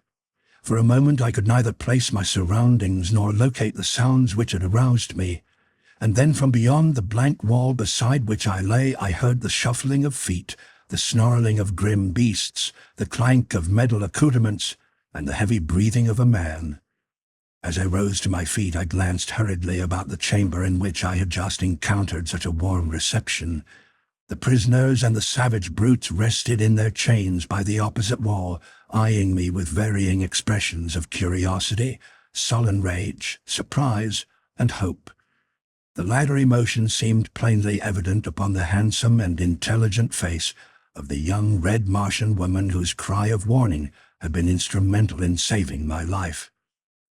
She was the perfect type of that remarkably beautiful race whose outward appearance is identical with the more godlike races of Earthmen, except that this higher race of Martians is of a light reddish copper color. As she was entirely unadorned, I could not even guess her station in life, though it was evident that she was either a prisoner or slave in her present environment. It was several seconds before the sounds upon the opposite side of the partition jolted my slowly returning faculties into a realization of their probable import, and then of a sudden I grasped the fact that they were caused by Dejah Thoris in what was evidently a desperate struggle with wild beasts or savage men. With a cry of encouragement, I threw my weight against the secret door, but as well have essayed the down-hurling of the cliffs themselves. Then I sought feverishly for the secret of the revolving panel, but my search was fruitless, and I was about to raise my longsword against the sullen gold when a young woman prisoner called out to me, "Save thy sword, O mighty warrior, for thou shalt need it more where it will avail to some purpose. Shatter it not against senseless metal which yields better to the lightest finger touch of one who knows its secret." "Know you the secret of it, then?" I asked. "Yes. Release me, and I will give you entrance to the other horror chamber if you wish. The keys to my fetters are upon the first dead of thy foemen. But why would you return to face again the fierce Banth, or whatever other form of destruction they have loosed within that awful trap?" "Because my friend fights there alone," I answered, as I hastily sought and found the keys upon the carcass of the dead custodian of this grim chamber of horrors. There were many keys upon the oval ring, but the fair Martian maid quickly selected that which sprung the great lock at her waist, and freed, she hurried toward the secret panel. Again she sought out a key upon the ring, this time a slender needle-like affair which she inserted in an almost invisible hole in the wall. Instantly the door swung upon its pivot, and the contiguous section of the floor upon which I was standing carried me with it into the chamber where Dejah Thoris fought. The great Thark stood with his back against an angle of the walls, while facing him in a semicircle a half-dozen huge monsters crouched waiting for an opening. Their blood-streaked heads and shoulders testified to the cause of their wariness, as well as to the swordsmanship of the green warrior whose glossy hide bore the same mute but eloquent witness to the ferocity of the attacks that he had so far withstood. Sharp talons and cruel fangs had torn leg, arm, and breast, literally to ribbons. So weak was he from continued exertion and loss of blood that but for the supporting wall I doubt that he even could have stood erect. But with the tenacity and indomitable courage of his kind, he still faced his cruel and relentless foes, the personification of that ancient proverb of his tribe, "Leave to a Thark his head and one hand, and he may yet conquer." As he saw me enter, a grim smile touched those grim lips of his, but whether the smile signified relief or merely amusement at the sight of my own bloody and disheveled condition, I do not know. As I was about to spring into the conflict with my sharp longsword, I felt a gentle hand upon my shoulder, and turning found, to my surprise, that the young woman had followed me into the chamber. "Wait," she whispered. "Leave them to me," and pushing me, advanced, all defenseless and unarmed, upon the snarling bants. When quite close to them, she spoke a single Martian word in low but peremptory tones. Like lightning the great beasts wheeled upon her, and I looked to see her torn to pieces before I could reach her side, but instead the creatures slunk to her feet, like puppies that expect a merited whipping. Again she spoke to them, but in tones so low I could not catch the words, and then she started toward the opposite side of the chamber with the 6 mighty monsters trailing at heel. One by one she sent them through the secret panel into the room beyond, and when the last had passed from the chamber where we stood in wide-eyed amazement, she turned and smiled at us, and then herself passed through, leaving us alone. For a moment, neither of us spoke. Then Thoris said, "I heard the fighting beyond the partition through which you passed, but I did not fear for you, John Carter, until I heard the report of a revolver shot. I knew that there lived no man upon all Barsoom who could face you with naked steel and live, but the shot stripped the last vestige of hope from me, since you I knew to be without firearms. Tell me of it." I did as he bade, and then together we sought the secret panel through which I had just entered the apartment, the one at the opposite end of the room from that through which the girl had led her savage companions. To our disappointment, the panel eluded our every effort to negotiate its secret lock. We felt that once beyond it we might look with some little hope of success for a passage to the outside world. The fact that the prisoners within were securely chained led us to believe that surely there must be an avenue of escape from the terrible creatures which inhabited this unspeakable place. Again and again we turned from one door to another, from the baffling golden panel at one end of the chamber to its mate at the other, equally baffling. When we had about given up all hope, one of the panels turned silently toward us, and the young woman who had led away the bants stood once more beside us. "Who are you?" she asked, "and what your mission, that you have the temerity to attempt to escape from the Valley Dor and the death you have chosen?" "I have chosen no death, maiden," I replied. "I am not of Barsoom, nor have I taken yet the voluntary pilgrimage upon the river Is. My friend here is Jeddak of all the Tharks, and though he has not yet expressed a desire to return to the living world, I am taking him with me from the living lie that hath lured him to this frightful place. I am of another world. I am John Carter, Prince of the House of Tardos Moors, Jeddak of Helium. Perchance some faint rumor of me may have leaked within the confines of your hellish abode." She smiled. "Yes," she replied. "Naught that passes in a world we have left is unknown here. I have heard of you, many years ago. The Therns have oft times wondered whither you had flown, since you had neither taken the pilgrimage, nor could be found upon the face of Barsoom." "Tell me," I said, "and who be you, and why a prisoner, yet with power over the ferocious beasts of the place that denotes familiarity and authority far beyond that which might be expected of a prisoner or a slave?" "Slave I am," she answered, "for 15 years a slave in this terrible place, and now that they have tired of me and have become fearful of the power which my knowledge of their ways has given me, I am but recently condemned to die the death." She shuddered. "What death?" I asked.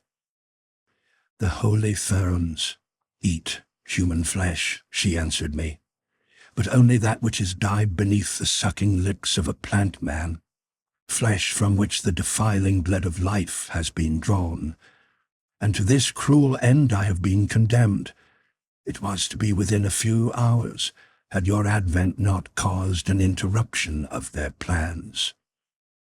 "Was it then holy Therns who felt the weight of John Carter's hand?" I asked. "Oh no.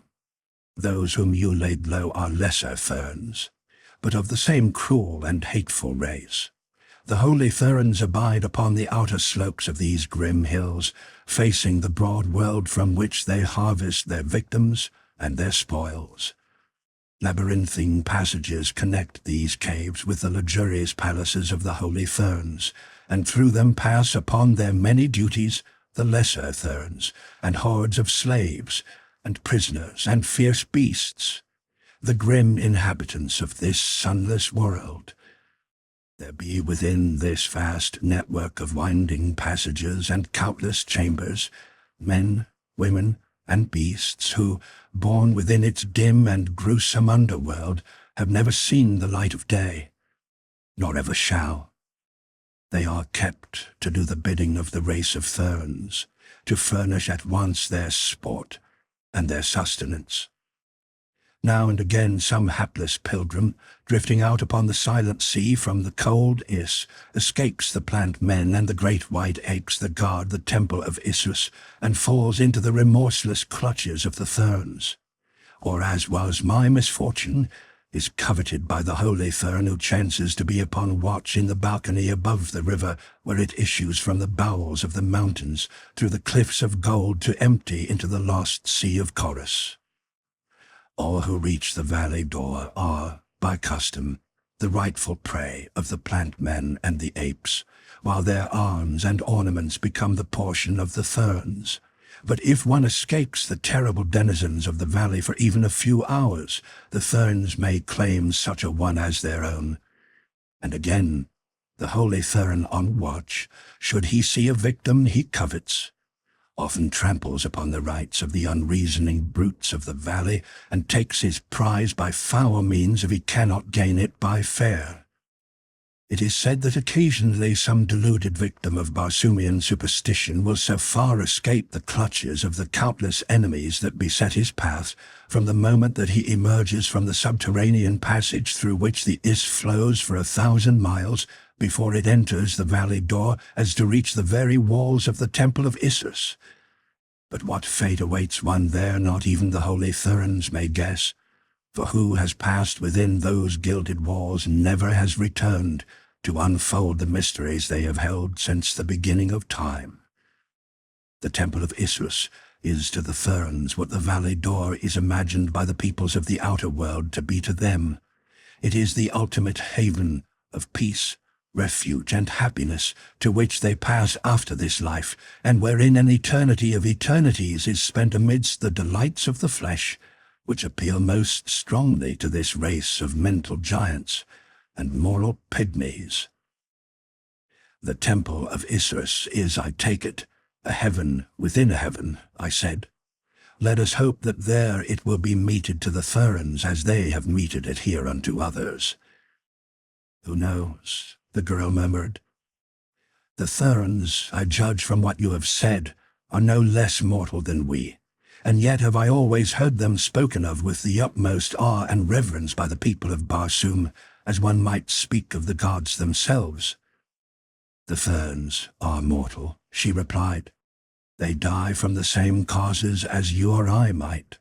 Those who do not live their allotted span of life, 1,000 years, when by the authority of custom they may take their way in happiness through the long tunnel that leads to Issus.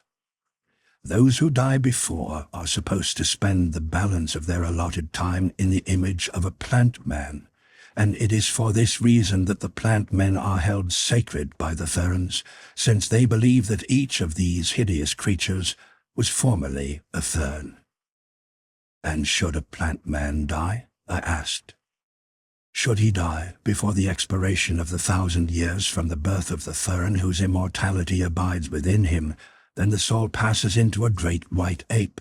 But should the ape die short of the exact hour that terminates the 1,000 years, the soul is forever lost, and passes for all eternity into the carcass of the slimy and fearsome Scylian, whose wriggling thousands seethe the silent sea beneath the hurtling moons when the sun is gone, and strange shapes walk through the Valley Dor. We sent several holy Therns to the Scylians today then, said Tarkus, laughing.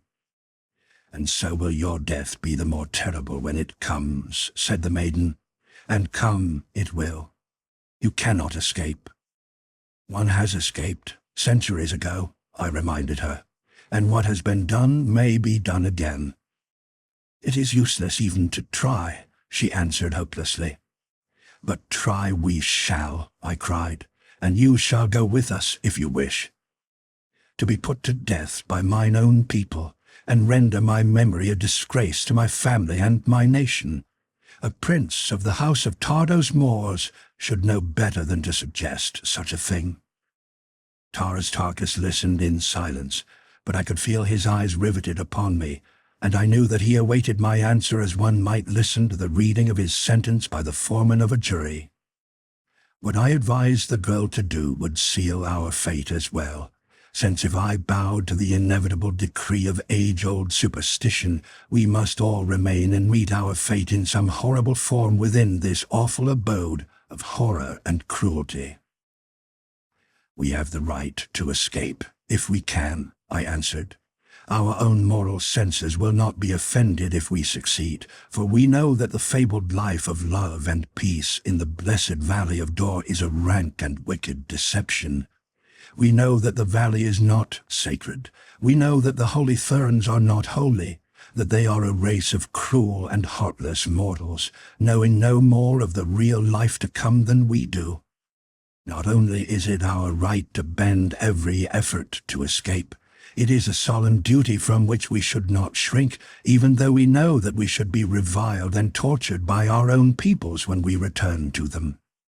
Only thus may we carry the truth to those without, and though the likelihood of our narrative being given credence is, I grant you, remote, so wedded are mortals to their stupid infatuation for impossible superstitions, we should be craven cowards indeed were we to shirk the plain duty which confronts us.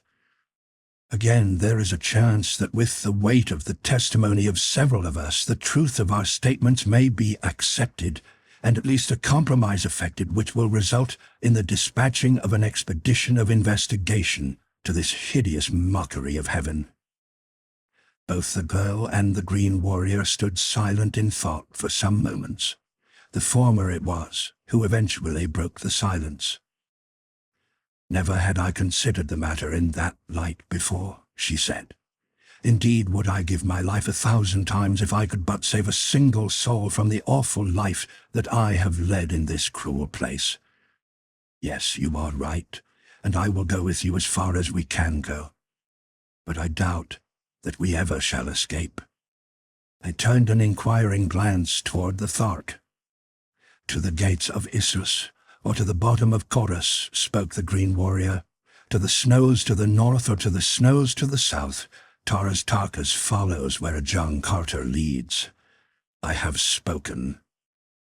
"Come then," I cried.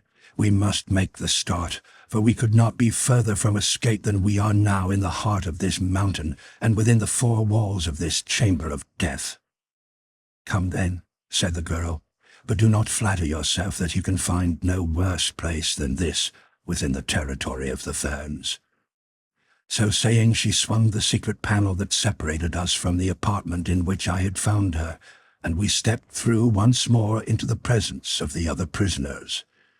They were in all 10 red Martians, men and women, and when we briefly explained our plan, they decided to join forces with us, though it was evident that it was with some considerable misgivings that they thus tempted fate by opposing an ancient superstition, even though each knew through cruel experience the fallacy of its entire fabric.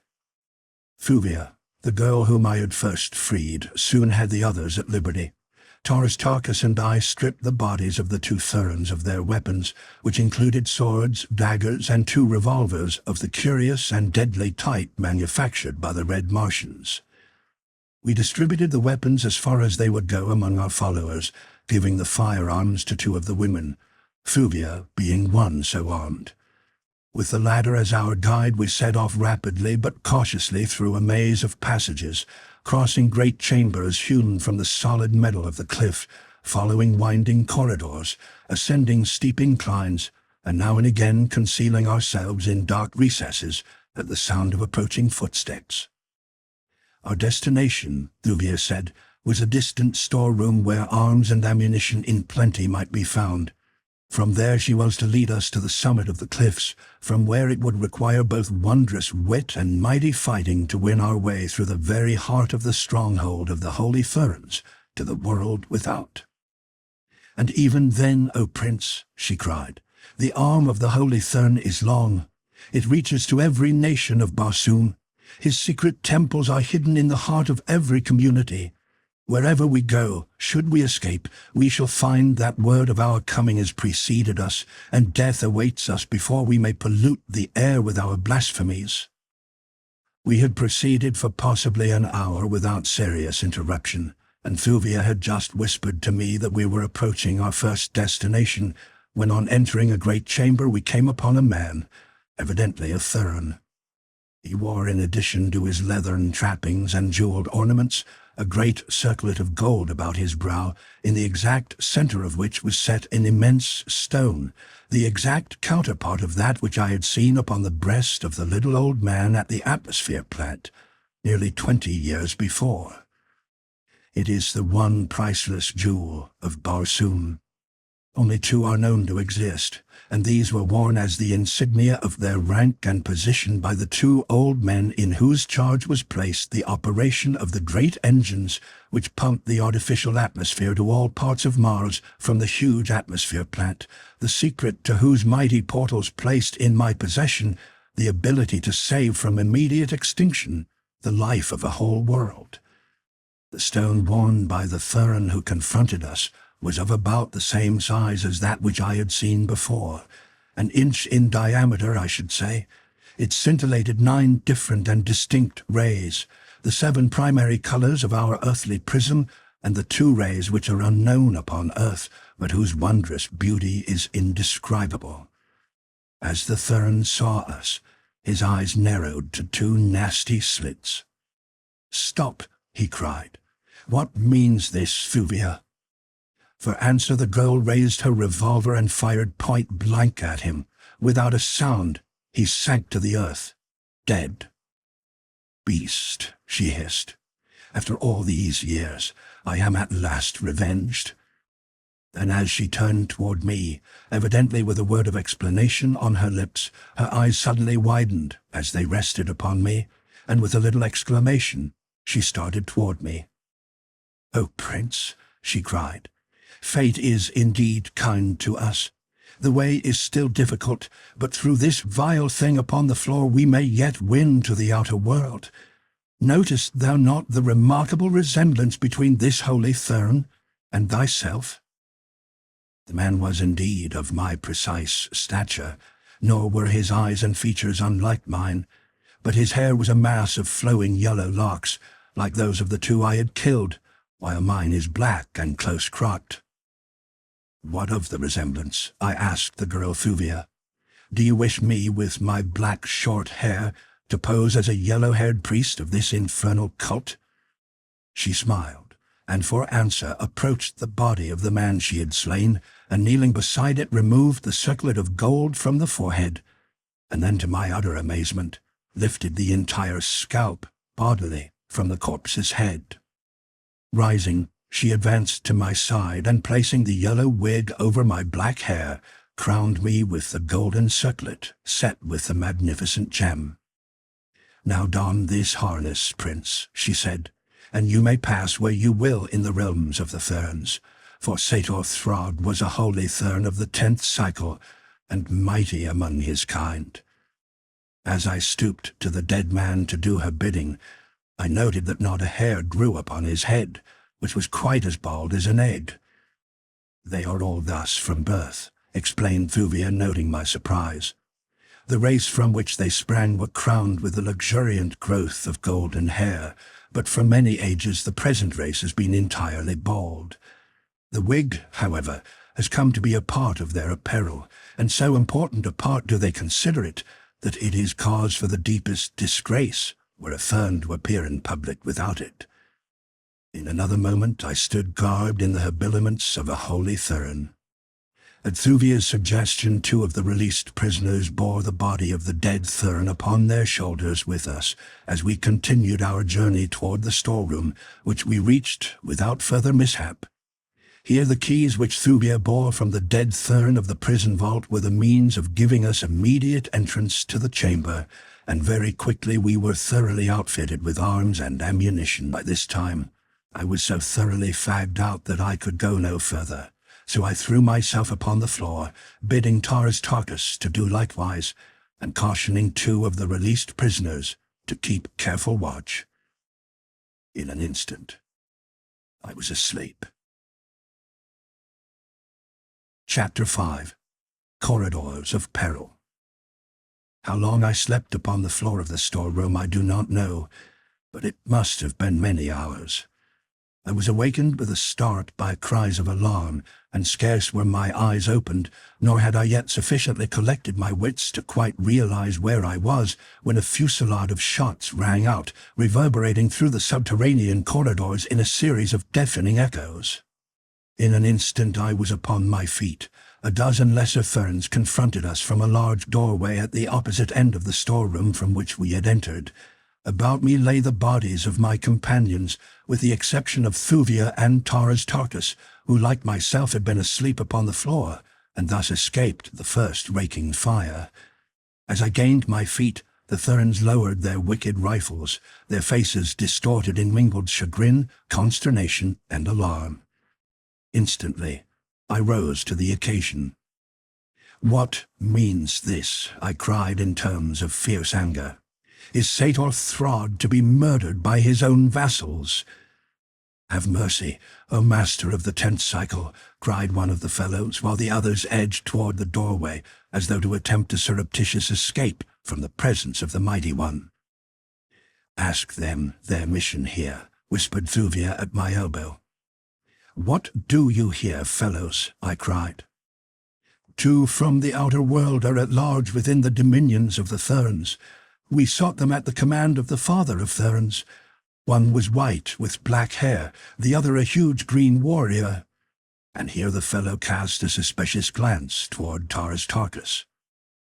"Here, then, is one of them," spoke Thuvia, indicating the Thark. "And if you will look upon this dead man by the door, perhaps you will recognize the other. It was left for Sator Throg and his poor slaves to accomplish what the lesser Therns of the guard were unable to do.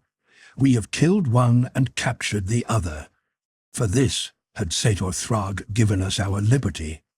And now in your stupidity have you come and killed all but myself, and like to have killed the mighty Sator Throg himself."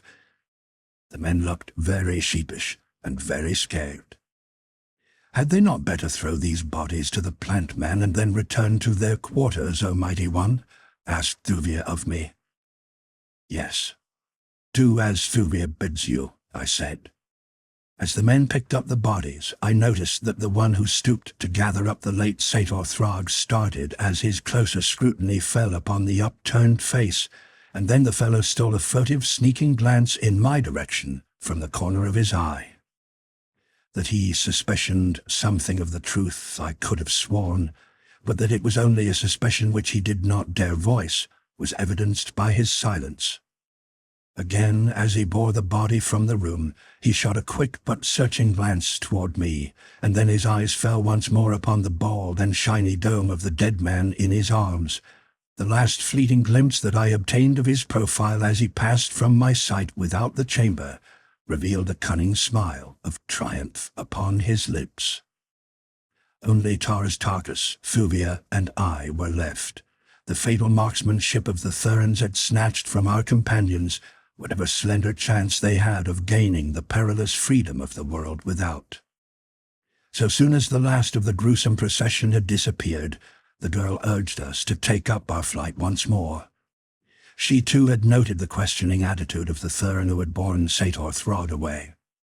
"It bodes no good for us, O Prince," she said, "for even though this fellow dared not chance accusing you in error, there be those above with power sufficient to demand a closer scrutiny, and that, Prince, would indeed prove fatal." I shrugged my shoulders. It seemed that in any event the outcome of our plight must end in death. I was refreshed from my sleep, but still weak from loss of blood. My wounds were painful.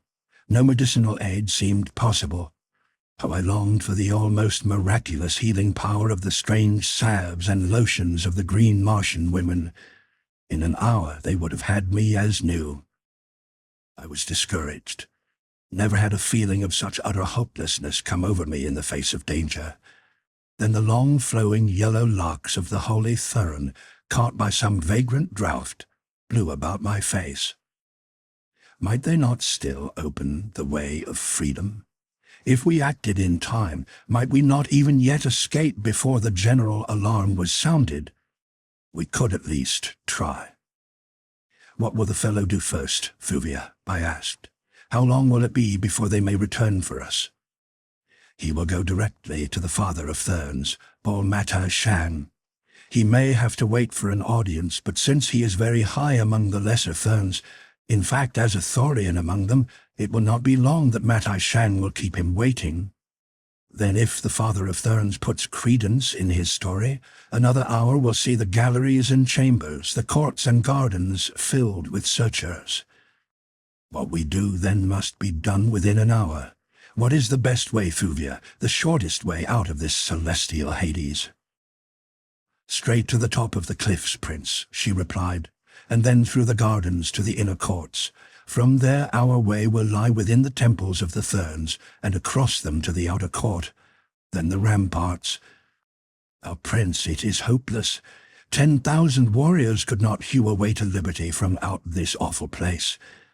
Since the beginning of time, little by little, stone by stone have the Therns been ever adding to the defences of their stronghold. A continuous line of impregnable fortifications circles the outer slopes of the mountains of Arts. Within the temples that lie behind the ramparts 1,000,000 fighting men are ever ready. The courts and gardens are filled with slaves, with women and with children. None could go a stone's throw without detection. If there is no other way, Thuvia, why dwell upon the difficulties of this? We must face them. Can we not better make the attempt after dark? Asked Taurus. There would seem to be no chance by day. There would be a little better chance by night, but even then the ramparts are well guarded, possibly better than by day. There are fewer abroad in the courts and gardens, though, said Thuvia. What is the hour? I asked. It was midnight when you released me from my chains, said Thuvia. 2 hours later we reached the storeroom. There you slept for 14 hours. It must now be nearly sundown again. Come, we will go to some nearby window in the cliff and make sure. So saying, she led the way through winding corridors until at a sudden turn we came upon an opening which overlooked the Valley Dor. At our right the sun was setting, a huge red orb below the western range of Arts. A little below us stood the holy Thern on watch upon his balcony. His scarlet robe of office was pulled tightly about him in anticipation of the cold that comes so suddenly with darkness as the sun sets. So rare is the atmosphere of Mars that it absorbs very little heat from the sun. During the daylight hours it is always extremely hot. At night it is intensely cold. Nor does the thin atmosphere refract the sun's rays or diffuse its light as upon Earth. There is no twilight on Mars. When the great orb of day disappears beneath the horizon, the effect is precisely as that of the extinguishing of a single lamp within a chamber. From brilliant light you are plunged without warning into utter darkness. Then the moons come, the mysterious magic moons of Mars, hurtling like monster meteors low across the face of the planet. The declining sun lighted brilliantly the eastern banks of Chorus, the crimson sward, the gorgeous forest. Beneath the trees we saw feeding many herds of plant men. The adults stood aloft upon their toes and their mighty tails, their talons pruning every available leaf and twig. It was then that I understood the careful trimming of the trees which had led me to form the mistaken idea when first I opened my eyes upon the grove that it was the playground of a civilized people. As we watched, our eyes wandered to the rolling Is, which issued from the base of the cliffs beneath us. Presently there emerged from the mountain a canoe laden with lost souls from the outer world. There were a dozen of them. All were of the highly civilized and cultured race of red men who were dominant on Mars. The eyes of the herald upon the balcony beneath us fell upon the doomed party as soon as did ours.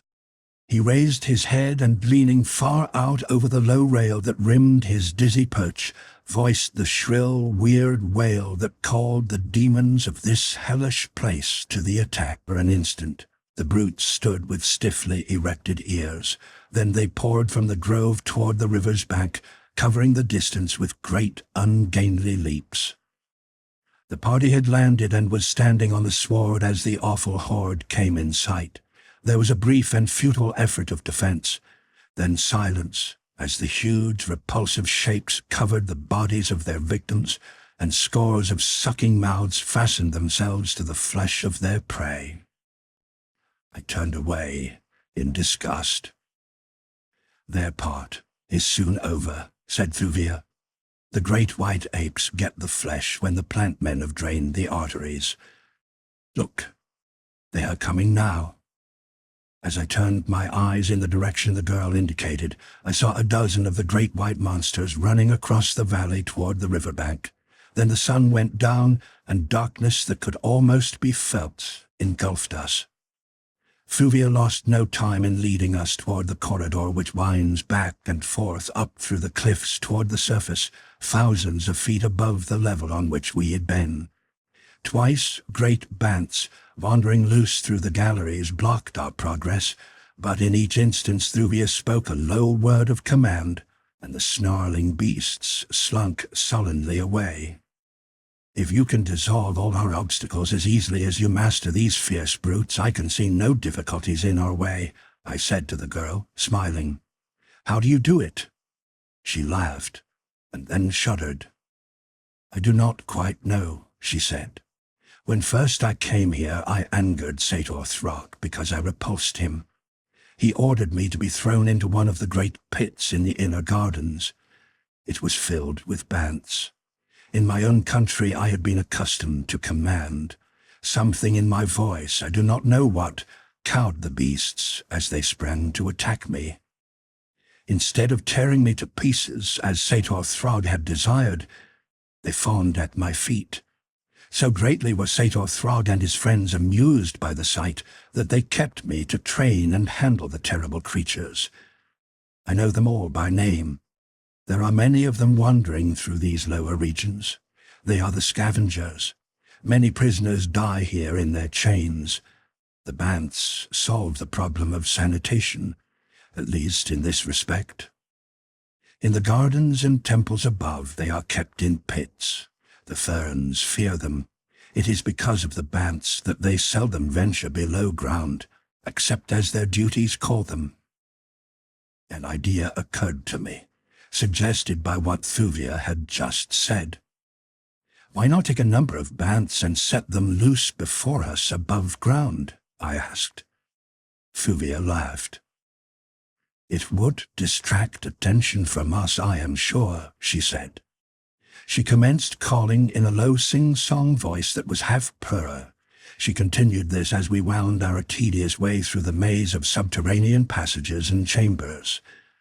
Presently, soft padded feet sounded close behind us, and as I turned I saw a pair of great green eyes shining in the dark shadows at our rear. From a diverging tunnel, a sinuous, tawny form crept stealthily toward us. Low growls and angry snarls assailed our ears on every side as we hastened on, and one by one the ferocious creatures answered the call of their mistress. She spoke a word to each as it joined us. Like well-schooled terriers, they paced the corridors with us, but I could not help but note the lathering jowls, nor the hungry expressions with which they eyed Tars Tarkus and myself. Soon we were entirely surrounded by some 50 of the brutes. 2 walked close on either side of Thuvia as guards might walk. The sleek sides of others now and then touched my own naked limbs.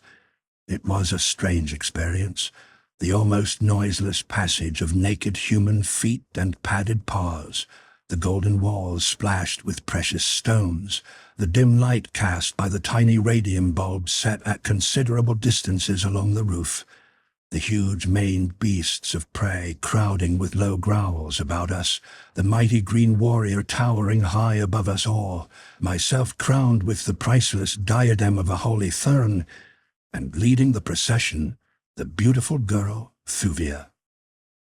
I shall not soon forget it. Presently we approached a great chamber more brightly lighted than the corridors. Thuvia halted us.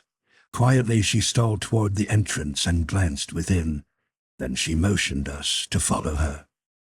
The room was filled with specimens of the strange beings that inhabit this underworld, a heterogeneous collection of hybrids, the offspring of the prisoners from the outside world, red and green Martians and the white race of Therns.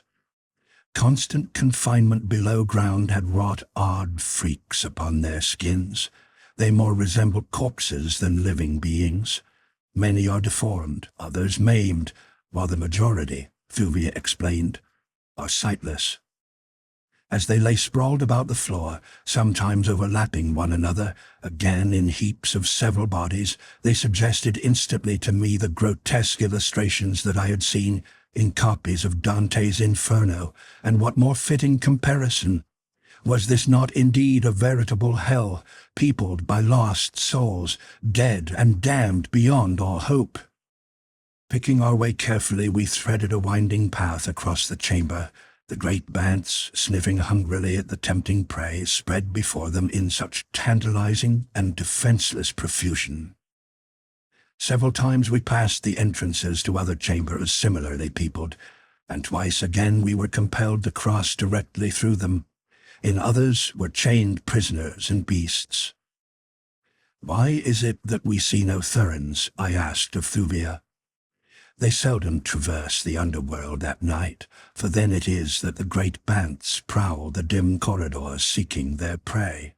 The Therns fear the awful denizens of this cruel and hopeless world that they have fostered and allowed to grow beneath their feet. The prisoners even sometimes turn upon them and rend them. The Thern can never tell from what dark shadow an assassin may spring upon his back. By day, it is different. Then the corridors and chambers are filled with guards passing to and fro. Slaves from the temples above come by hundreds to the granaries and storerooms. All is life, then. You did not see it, because I led you not in the beaten tracks, but through roundabout passages seldom used. Yet it is possible that we may meet a Thern even yet. They do occasionally find it necessary to come here after the sun has set. Because of this, I have moved with such great caution." But we reached the upper galleries without detection, and presently Thuvia halted us at the foot of a short, steep ascent. "Above us," she said, "is a doorway which opens on to the inner gardens. I have brought you thus far. From here on for 4 miles to the outer ramparts, our way will be beset by countless dangers. Guards patrol the courts, the temples, the gardens. Every inch of the ramparts themselves is beneath the eye of a sentry." I could not understand the necessity for such an enormous force of armed men about a spot so surrounded by mystery and superstition that not a soul upon Barsoom would have dared to approach it, even had they known its exact location. I questioned Thuvia, asking her what enemies the Therns could fear in their impregnable fortress. We had reached the doorway now, and Thuvia was opening it. "They fear the black pirates of Barsoom, O Prince," she said, "from whom may our first ancestors preserve us." The door swung open. The smell of growing things greeted my nostrils. The cool night air blew against my cheek. The great bants sniffed the unfamiliar odors, and then with a rush they broke past us with low growls, swarming across the gardens beneath the lurid light of the nearer moon. Suddenly, a great cry arose from the roofs of the temples, a cry of alarm and warning that, taken up from point to point, ran off to the east and to the west, from temple, court, and rampart, until it sounded as a dim echo in the distance. The great Thark's long sword leaped from its scabbard. Thuvia shrank shuddering to my side. Chapter 6. The Black Pirates of Barsoom. "What is it?" I asked of the girl. For answer she pointed to the sky. I looked, and there above us I saw shadowy bodies flitting hither and thither high over temple, court, and garden. Almost immediately flashes of light broke from these strange objects. There was a roar of musketry, and then answering flashes and roars from temple and rampart. "The black pirates of Barsoom, O Prince," said Thuvia. In great circles the aircraft of the marauders swept lower and lower toward the defending forces of the Therns. Volley after volley they vomited upon the temple guards. Volley on volley crashed through the thin air toward the fleeting and elusive flyers. As the pirates swooped closer toward the ground, Therns soldiery poured from the temples into the gardens and courts. The sight of them in the open brought a score of flyers darting toward us from all directions. The Therns fired upon them through shields affixed to their rifles, but on, steadily on, came the grim black craft. They were small flyers for the most part, built for 2 to 3 men. A few larger ones there were, but these kept high aloft, dropping bombs upon the temples from their keel batteries. At length, with a concerted rush, evidently in response to a signal of command, the pirates in our immediate vicinity dashed recklessly to the ground in the very midst of the Therns soldiery. Scarcely waiting for their craft to touch, the creatures manning them leaped among the Therns with the fury of demons. Such fighting! Never had I witnessed its like before. I had thought the Green Martians the most ferocious warriors in the universe, but the awful abandon with which the black pirates threw themselves upon their foes transcended everything I ever before had seen. Beneath the brilliant light of Mars' 2 glorious moons, the whole scene presented itself in vivid distinctness. The golden-haired, white-skinned Therns battling with desperate courage in hand-to-hand conflict with their ebony-skinned foemen. Here a little knot of struggling warriors trampled a bed of gorgeous Pammalia. There the curved sword of a black man found the heart of a Thern and left its dead foeman at the foot of a wondrous statue carved from a living ruby. Yonder, a dozen Therns pressed a single pirate back upon a bench of emerald, upon whose iridescent surface a strangely beautiful Barsoomian design was traced out in inlaid diamonds. A little to one side stood Thuvia, the Fark, and I.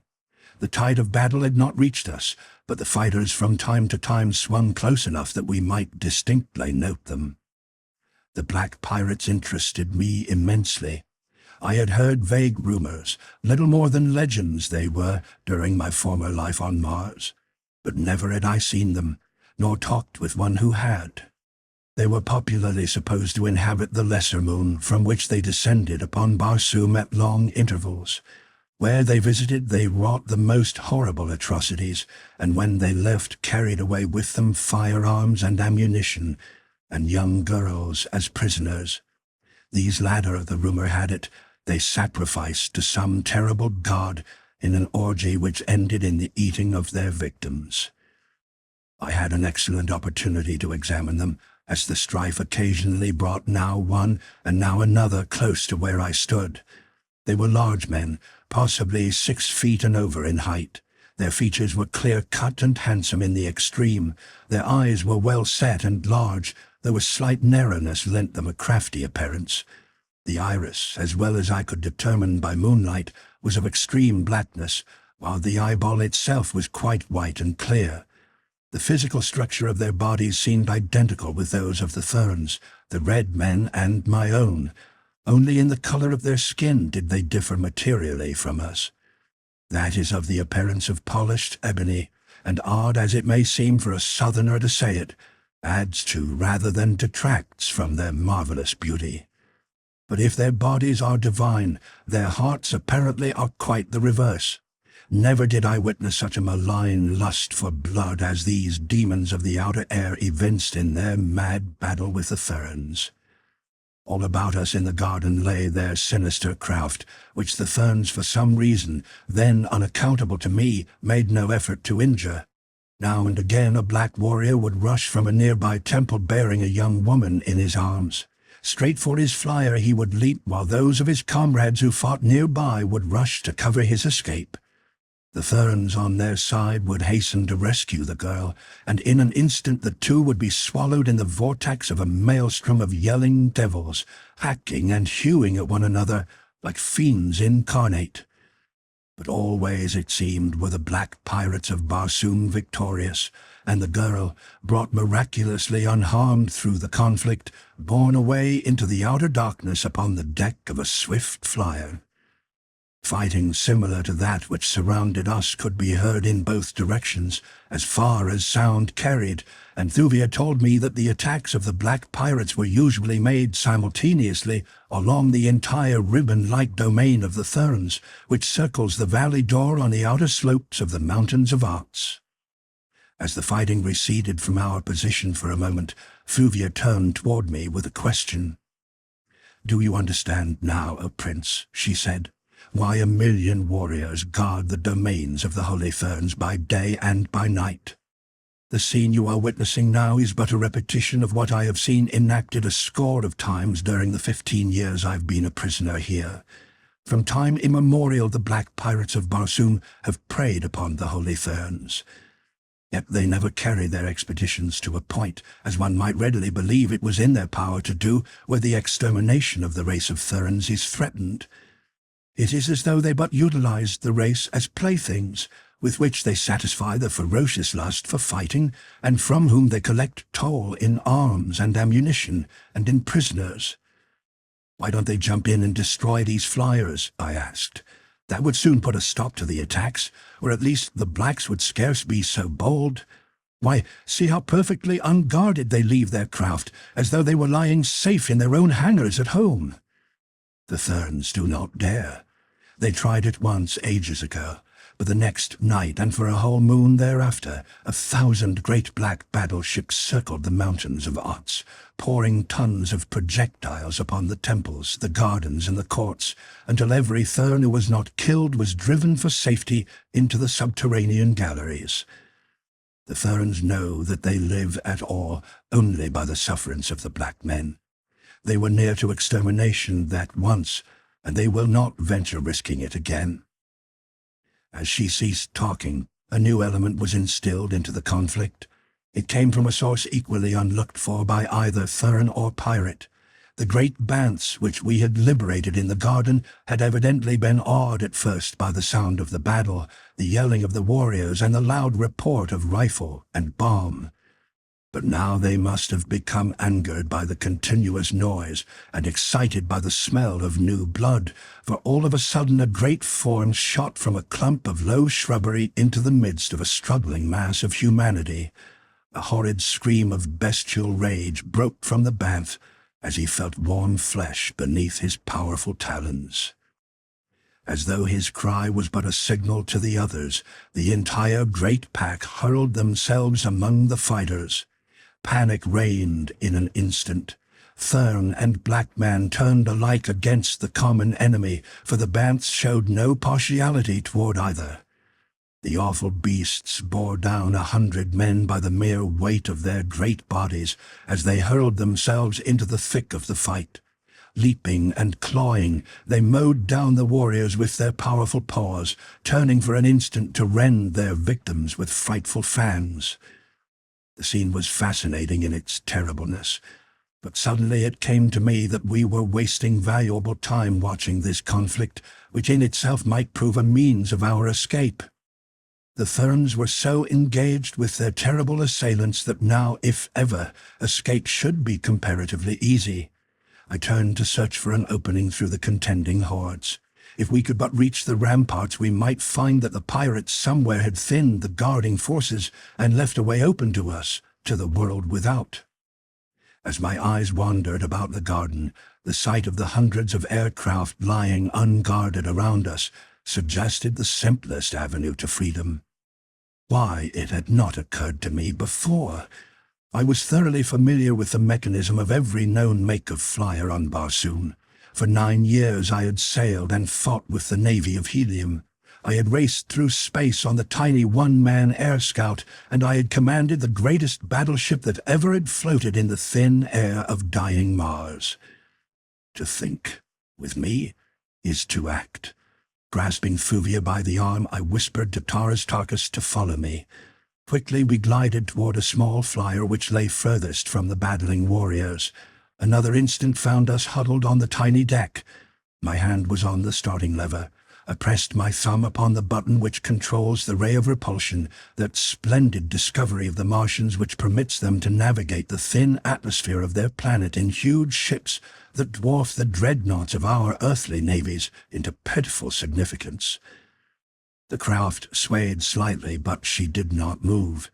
Then a new cry of warning broke upon our ears. Turning, I saw a dozen black pirates dashing toward us from the melee. We had been discovered. With shrieks of rage the demons sprang for us. With frenzied insistence I continued to press the little button which should have sent us racing out into space, but still the vessel refused to budge. Then it came to me, the reason that she would not rise. We had stumbled upon a two-man flyer. Its ray tanks were charged only with sufficient repulsive energy to lift two ordinary men. The Thark's great weight was anchoring us to our doom. The blacks were nearly upon us. There was not an instant to be lost in hesitation or doubt. I pressed the button far in and locked it. Then I set the lever at high speed, and as the blacks came yelling upon us, I slipped from the craft's deck and with drawn longsword met the attack. At the same moment a girl's shriek rang out behind me, and an instant later, as the blacks fell upon me, I heard far above my head and faintly in Thuvia's voice, "My prince, oh my prince, I would rather remain and die with—" But the rest was lost in the noise of my assailants. I knew, though, that my ruse had worked, and that, temporarily at least, Thuvia and Tarus were safe, and the means of escape was theirs. For a moment it seemed that I could not withstand the weight of numbers that confronted me, but again, as on so many other occasions when I had been called upon to face fearful odds upon this planet of warriors and fierce beasts, I found that my earthly strength so far transcended that of my opponents that the odds were not so greatly against me as they appeared. My seething blade wove a net of death about me. For an instant the blacks pressed close to reach me with their shorter swords, but presently they gave back, and the esteem in which they suddenly had learned to hold my sword arm was writ large upon each countenance. I knew, though, that it was but a question of minutes before their greater numbers would wear me down, or get around my guard. I must go down eventually to certain death before them. I shuddered at the thought of it, dying thus in this terrible place where no word of my end ever could reach my Dejah Thoris. Dying at the hands of nameless black men in the gardens of the cruel Therns. Then my old-time spirit reasserted itself. The fighting blood of my Virginian sires coursed hot through my veins. The fierce bloodlust and the joy of battle surged over me. The fighting smile that has brought consternation to 1,000 foemen touched my lips. I put the thought of death out of my mind and fell upon my antagonists with fury that those who escaped will remember to their dying day. That others would press to the support of those who faced me I knew, so even as I fought I kept my wits at work, searching for an avenue of escape. It came from an unexpected quarter out of the black night behind me. I had just disarmed a huge fellow who had given me a desperate struggle, and for a moment the blacks stood back for a breathing spell. They eyed me with malignant fury, yet withal there was a touch of respect in their demeanor. "Thern," said one, "you fight like a Dator. But for your detestable yellow hair and your white skin you would be an honor to the firstborn of Barsoom." "I am no Thern," I said, and was about to explain that I was from another world, thinking that by patching a truce with these fellows and fighting with them against the Therns, I might enlist their aid in regaining my liberty. But just at that moment, a heavy object smote me a resounding whack between my shoulders that nearly felled me to the ground. As I turned to meet this new enemy, an object passed over my shoulder, striking one of my assailants squarely in the face and knocking him senseless to the sward. At the same instant, I saw that the thing that had struck us was the trailing anchor of a rather fair-sized air vessel, possibly a 10-man cruiser. The ship was floating slowly above us, not more than 50 feet over our heads. Instantly the one chance for escape that it offered presented itself to me. The vessel was slowly rising, and now the anchor was beyond the blacks who faced me and several feet above their heads. With a bound that left them gaping in wide-eyed astonishment, I sprang completely over them. A second leap carried me just high enough to grasp the now rapidly receding anchor. But I was successful, and there I hung by one hand, dragging through the branches of the higher vegetation of the gardens, while my late foeman shrieked and howled beneath me. Presently the vessel veered toward the west and then swung gracefully to the south. In another instant I was carried beyond the crest of the golden cliffs, out over the Valley Dor, where 6,000 feet below me the lost sea of Chorus lay shimmering in the moonlight. Carefully I climbed to a sitting posture across the anchor's arms. I wondered if by chance the vessel might be deserted. I hoped so. Or possibly it might belong to a friendly people and have wandered by accident almost within the clutches of the pirates and the Therns. The fact that it was retreating from the scene of battle lent color to this hypothesis. But I decided to know positively, and at once, so with the greatest caution, I commenced to climb slowly up the anchor chain toward the deck above me. One hand had just reached for the vessel's rail and found it, when a fierce black face was thrust over the side, and eyes filled with triumphant hate looked into mine. Chapter 7. A Fair Goddess. For an instant the black pirate and I remained motionless, glaring into each other's eyes. Then a grim smile curled the handsome lips above me, as an ebony hand came slowly in sight from above the edge of the deck, and the cold, hollow eye of a revolver sought the center of my forehead. Simultaneously my free hand shot out for the black throat, just within reach, and the ebony finger tightened on the trigger. The pirate's hissing, "Die, cursed Thern," was half choked in his windpipe by my clutching fingers. The hammer fell with a futile click upon an empty chamber. Before he could fire again, I had pulled him so far over the edge of the deck that he was forced to drop his firearm and clutch the rail with both hands. My grasp upon his throat effectually prevented any outcry, and so we struggled in grim silence, he to tear away from my hold, I to drag him over to his death. His face was taking on a livid hue. His eyes were bulging from their sockets. It was evident to him that he soon must die unless he tore loose from the steel fingers that were choking the life from him. With a final effort he threw himself further back upon the deck, at the same instant releasing his hold upon the rail to tear frantically with both hands at my fingers in an effort to drag them from his throat. That little second was all that I awaited. With one mighty downward surge I swept him clear of the deck. His falling body came near to tearing me from the frail hold that my single free hand had upon the anchor chain, and plunging me with him to the waters of the sea below. I did not relinquish my grasp upon him, however, for I knew that a single shriek from those lips as he hurtled to his death in the silent waters of the sea would bring his comrades from above to avenge him. Instead, I held grimly to him, choking, ever choking, while his frantic struggles dragged me lower and lower toward the end of the chain. Gradually, his contortions became spasmodic, lessening by degrees until they ceased entirely. Then I released my hold upon him, and in an instant he was swallowed by the black shadows far below. Again, I climbed to the ship's rail. This time I succeeded in raising my eyes to the level of the deck, where I could take a careful survey of the conditions immediately confronting me. The nearer moon had passed below the horizon, but the clear effulgence of the further satellite bathed the deck of the cruiser, bringing into sharp relief the bodies of 6 or 8 black men sprawled about in sleep.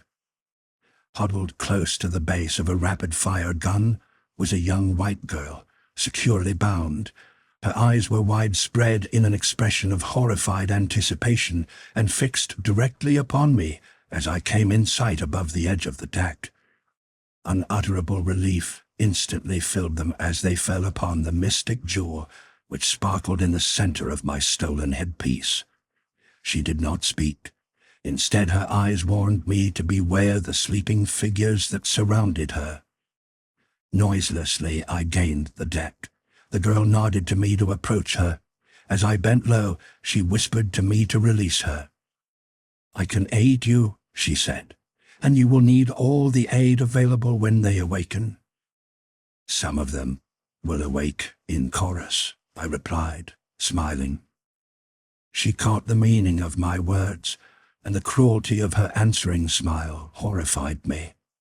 One is not astonished by cruelty in a hideous face, but when it touches the features of a goddess whose fine chiseled lineaments might more fittingly portray love and beauty, the contrast is appalling. Quickly I released her. "Give me a revolver," she whispered. "I can use that upon those your sword does not silence in time." I did as she bid. Then I turned toward the distasteful work that lay before me. This was no time for fine compunctions, nor for a chivalry that these cruel demons would neither appreciate nor reciprocate. Stealthily I approached the nearest sleeper. When he awoke, he was well on his journey to the bosom of Chorus. His piercing shriek as consciousness returned to him came faintly up to us from the black depths beneath. The second awoke as I touched him, and though I succeeded in hurling him from the cruiser's deck, his wild cry of alarm brought the remaining pirates to their feet. There were 5 of them. As they arose, the girl's revolver spoke in sharp staccato, and one sank back to the deck again to rise no more. The others rushed madly upon me with drawn swords. The girl evidently dared not fire for fear of wounding me, but I saw her sneak stealthily and cat-like toward the flank of the attackers. Then they were on me. For a few minutes I experienced some of the hottest fighting I had ever passed through. The quarters were too small for footwork. It was stand your ground and give and take. At first I took considerably more than I gave, but presently I got beneath one fellow's guard and had the satisfaction of seeing him collapse upon the deck. The others redoubled their efforts. The crashing of their blades upon mine raised a terrific din that might have been heard for miles through the silent night. Sparks flew as steel smote steel, and then there was the dull and sickening sound of a shoulder bone parting beneath the keen edge of my Martian sword. 3 now faced me, but the girl was working her way to a point that would soon permit her to reduce the number by 1 at least. Then things happened with such amazing rapidity that I can scarce comprehend even now all that took place in that brief instant. The 3 rushed me with the evident purpose of forcing me back the few steps that would carry my body over the rail into the void below. At the same instant the girl fired, and my sword arm made 2 moves. One man dropped with a bullet in his brain. A sword flew clattering across the deck and dropped over the edge beyond as I disarmed one of my opponents, and the third went down with my blade buried to the hilt in his breast and 3 feet of it protruding from his back, and falling, wrenched the sword from my grasp. Disarmed myself, I now faced my remaining foeman, whose own sword lay somewhere thousands of feet below us, lost in the lost sea. The new condition seemed to please my adversary, for a smile of satisfaction bared his gleaming teeth as he rushed at me barehanded. The great muscles which rolled beneath his glossy back hide evidently assured him that here was easy prey, not worth the trouble of drawing the dagger from his harness. I let him come almost upon me. Then I ducked beneath his outstretched arms, at the same time sidestepping to the right. Pivoting on my left toe, I swung a terrific right to his jaw, and like a felled ox, he dropped in his tracks. A low silvery laugh rang out behind me. "You are no Thern," said the sweet voice of my companion, "for all your golden locks or the harness of Sator Throd. Never lived there upon all Barsoom before one who could fight as you have fought this night. Who are you?" "I am John Carter, Prince of the House of Tardos Moors, Jeddak of Helium," I replied. "And whom," I added, "has the honor of serving been accorded me?" She hesitated a moment before speaking. Then she asked, "You are no Thern. Are you an enemy of the Therns?" "I have been in the territory of the Therns for a day and a half. During that entire time my life has been in constant danger.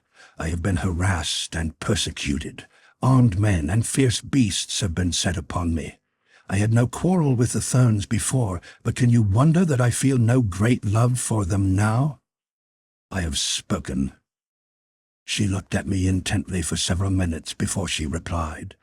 It was as though she were attempting to read my inmost soul, to judge my character and my standards of chivalry in that long-drawn, searching gaze. Apparently, the inventory satisfied her. "I am Dor, daughter of Matai Shan, holy Hecador of the holy Therns, father of Therns, master of life and death upon Barsoom, brother of Isus, prince of life eternal." At that moment, I noticed that the black I had dropped with my fist was commencing to show signs of returning consciousness. I sprang to his side. Stripping his harness from him, I securely bound his hands behind his back, and after similarly fastening his feet, tied him to a heavy gun carriage. "Why not the simpler way?" asked Dor. "I do not understand." "What simpler way?" I replied. With a slight shrug of her lovely shoulders, she made a gesture of her hands personating the casting of something of the craft's side. "I am no murderer," I said. "I kill in self-defense only." She looked at me narrowly. Then she puckered those divine brows of hers and shook her head. She could not comprehend. Well, neither had my own Dejah Thoris been able to understand what to her had seemed a foolish and dangerous policy toward enemies. Upon Barsoom, quarter is neither asked nor given, and each dead man means so much more of the waning resources of this dying planet to be divided amongst those who survive. There seemed a subtle difference here between the manner in which this girl contemplated the dispatching of an enemy and the tender-hearted regret of my own princess for the stern necessity which demanded it. I think that Dor regretted the thrill that the spectacle would have afforded her, rather than the fact that my decision left another enemy alive to threaten us. The man had now regained full possession of his faculties and was regarding us intently from where he lay bound upon the deck. He was a handsome fellow, clean-limbed and powerful, with an intelligent face and features of such exquisite chiseling that Adonis himself might have envied him. The vessel, unguided, had been moving slowly across the valley, but now I thought it time to take the helm and direct her course.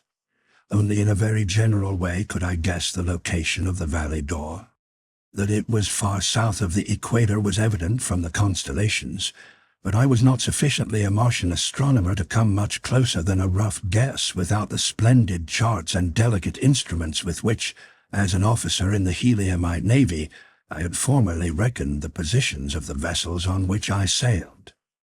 That a northerly course would quickest lead me toward the more settled portions of the planet immediately decided the direction that I should steer. Beneath my hand the cruiser swung gracefully about. Then the button which controlled the repulsive rays sent us soaring far out into space. With speed lever pulled to the last notch, we raced toward the north as we rose ever farther and farther above that terrible valley of death. As we passed at a dizzy height over the narrow domains of the Therns, the flash of powder far below bore mute witness to the ferocity of the battle that still raged along that cruel frontier. No sound of conflict reached our ears, for in the rarefied atmosphere of our great altitude, no sound wave could penetrate. They were dissipated in thin air far below us. It became intensely cold. Breathing was difficult.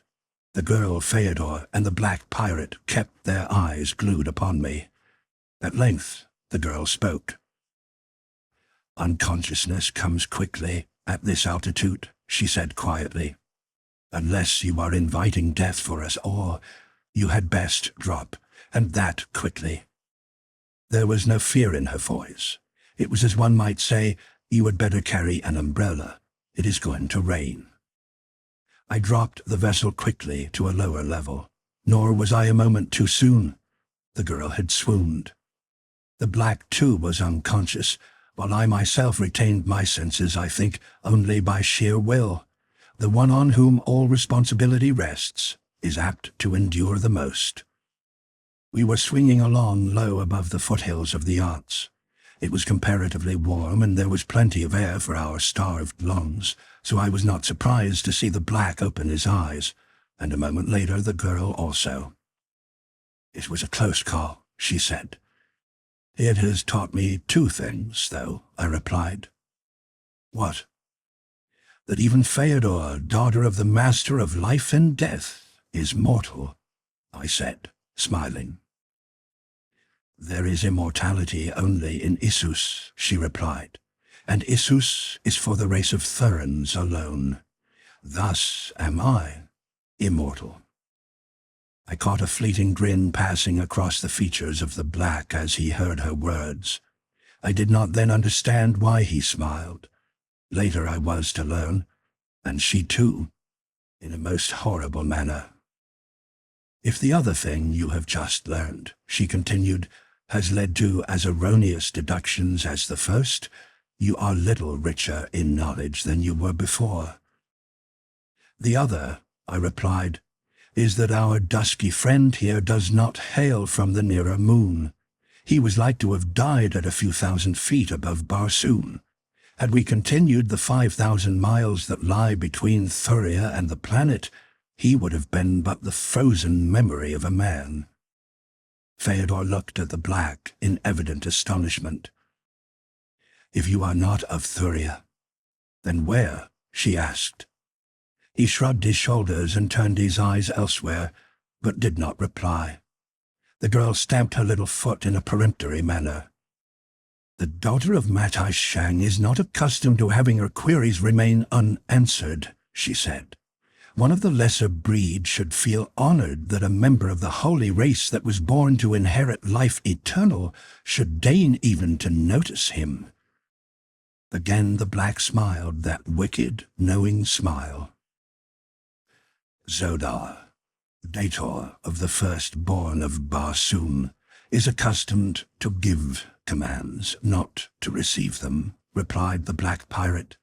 Then, turning to me, "What are your intentions concerning me?" "I intend taking you both back to Helium," I said. "No harm will come to you. You will find the red men of Helium a kindly and magnanimous race, but if they listen to me there will be no more voluntary pilgrimages down the river Is, and the impossible belief that they have cherished for ages will be shattered into 1,000 pieces." "Are you of Helium?" he asked. "I am a prince of the house of Tardos Moors, Chedak of Helium," I replied, "but I am not of Barsoom. I am of another world." Zodar looked at me intently for a few moments. "I can well believe that you are not of Barsoom," he said at length. "None of this world could have bested 8 of the firstborn single-handed. But how is it that you wear the golden hair and the jeweled circlet of a holy Thern?" He emphasized the word holy with a touch of irony. "I had forgotten them," I said. "They are the spoils of conquest," and with a sweep of my hand, I removed the disguise from my head. When the black's eyes fell on my close-cropped black hair, they opened in astonishment.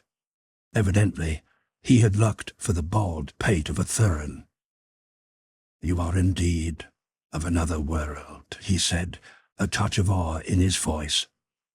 "With the skin of a Thern, the black hair of a firstborn, and the muscles of a dozen Dators, it was no disgrace even for Zodar to acknowledge your supremacy. A thing he could never do, were you a Barsoomian," he added. "You were traveling several laps ahead of me, my friend," I interrupted. "I gleaned that your name is Zodar, but whom, pray, are the firstborn, and what a Dator? And why, if you were conquered by a Barsoomian, could you not acknowledge it?" "The firstborn of Barsoom," he explained, "are the race of black men of which I am a Dator, or as the lesser Barsoomians would say, Prince. My race is the oldest on the planet. We trace our lineage unbroken direct to the tree of life which flourished in the center of the Valley Dor 23 million years ago. For countless ages, the fruit of this tree underwent the gradual changes of evolution, passing by degrees from the true plant life to a combination of plant and animal. In the first stages, the fruit of the tree possessed only the power of independent muscular action, while the stem remained attached to the parent plant. Later, a brain developed in the fruit, so that hanging there by their long stems, they thought and moved as individuals. Then, with the development of perceptions, came a comparison of them. Judgments were reached and compared, and thus reason and the power to reason were born upon Barsoom. Ages passed. Many forms of life came and went upon the tree of life, but still all were attached to the parent plant by stems of varying lengths. At length the fruit tree consisted in tiny plant men, such as we now see reproduced in such huge dimensions in the Valley Dor, but still hanging to the limbs and branches of the tree by the stems which grew from the tops of their heads. The buds from which the plant men blossomed resembled large nuts about a foot in diameter, divided by double partition walls into 4 sections. In one section grew the plant man, in another a 16-legged worm, in the third the progenitor of the white ape, and in the fourth the primeval black man of Barsoom. When the bud burst, the plant man remained dangling at the end of his stem, but the 3 other sections fell to the ground, where the efforts of their imprisoned occupants to escape sent them hopping about in all directions. Thus, as time went on, all Barsoom was covered with these imprisoned creatures. For countless ages they lived their long lives within their hard shells, hopping and skipping about the broad planet, falling into rivers, lakes, and seas, to be still further spread about the surface of the new world. Countless billions died before the first black man broke through his prison walls into the light of day. Prompted by curiosity, he broke open other shells, and the peopling of Barsoom commenced. The purest strain of the blood of this first black man has remained untainted by admixture with other creatures in the race of which I am a member. But from the 16-legged worm, the first ape and renegade black man has sprung every other form of animal life upon Barsoom. The Therns, and he smiled maliciously as he spoke, are but the result of ages of evolution from the pure white ape of antiquity.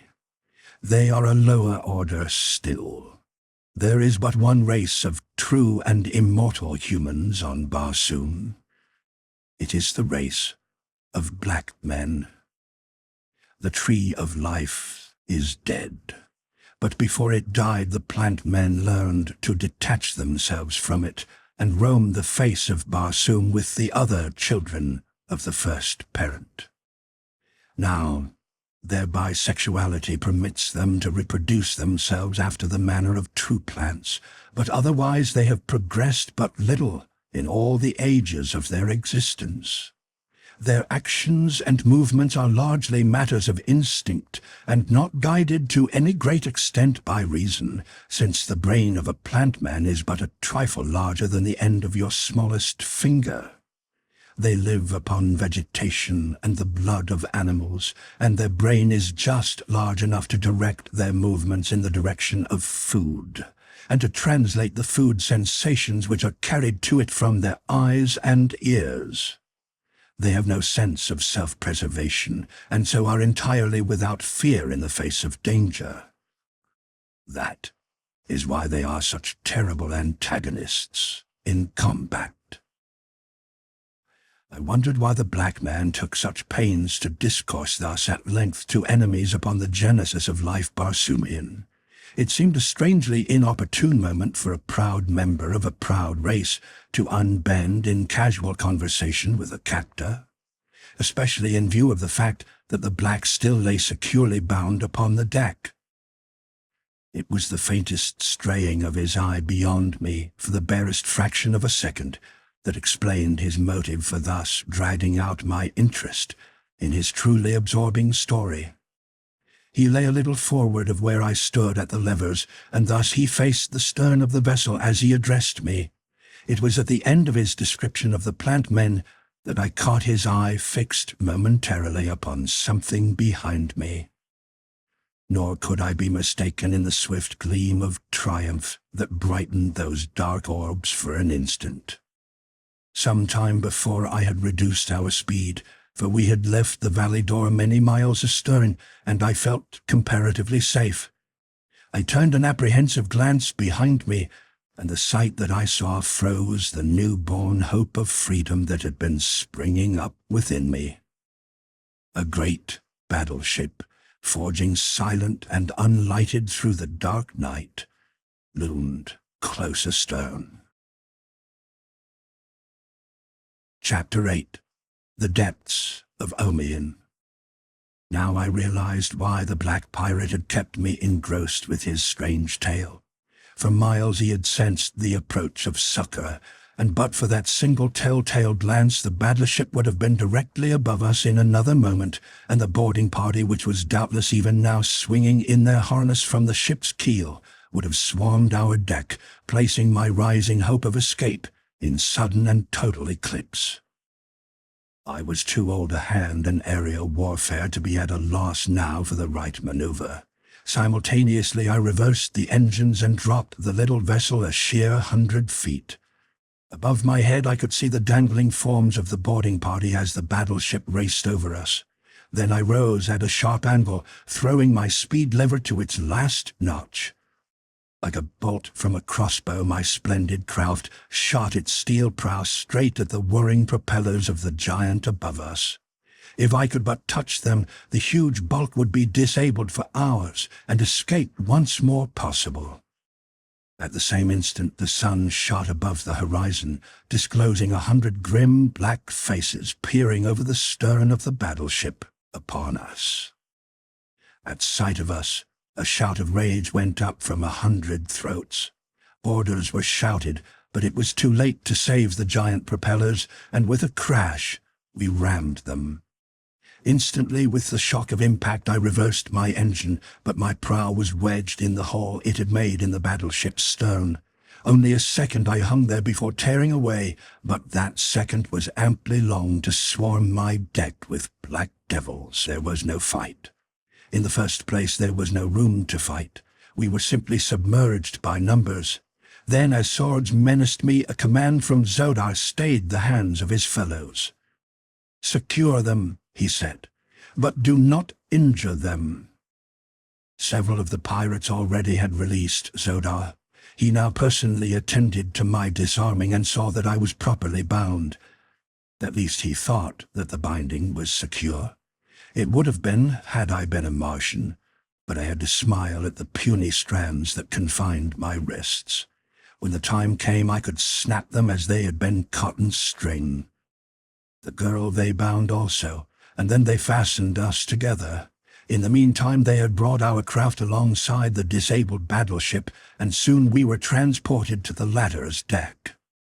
Fully 1,000 black men manned the great engine of destruction.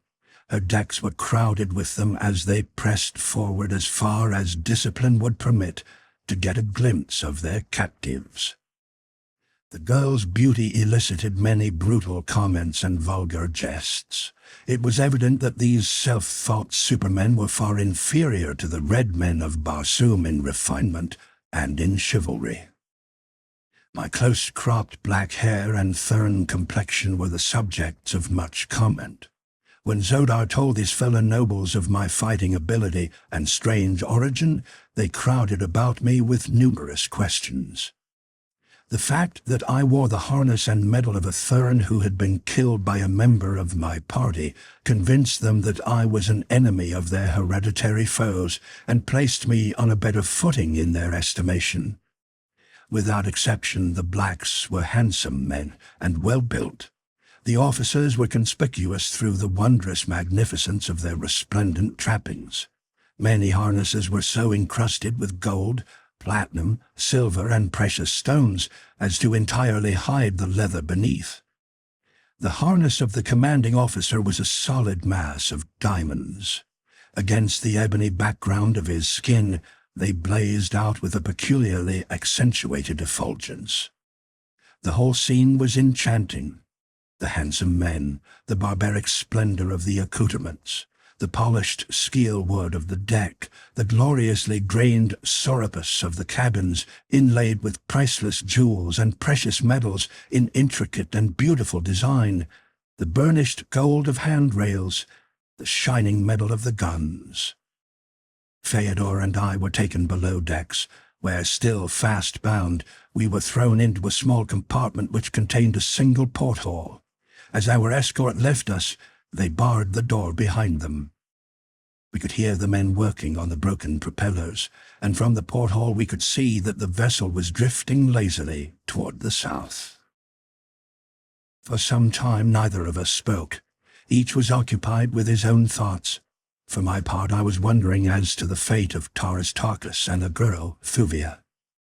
Even if they succeeded in eluding pursuit, they must eventually fall into the hands of either red men or green, and as fugitives from the Valley Dor, they could look for but little else than a swift and terrible death. How I wished that I might have accompanied them. It seemed to me that I could not fail to impress upon the intelligent red men of Barsoom the wicked deception that a cruel and senseless superstition had foisted upon them. Tardos Mors would believe me. Of that I was positive, and that he would have the courage of his own convictions, my knowledge of his character assured me. Dejah Thoris would believe me, not a doubt as to that entered my head. Then there were 1,000 of my red and green warrior friends whom I knew would face eternal damnation gladly for my sake. Like Tarkus, where I led, they would follow.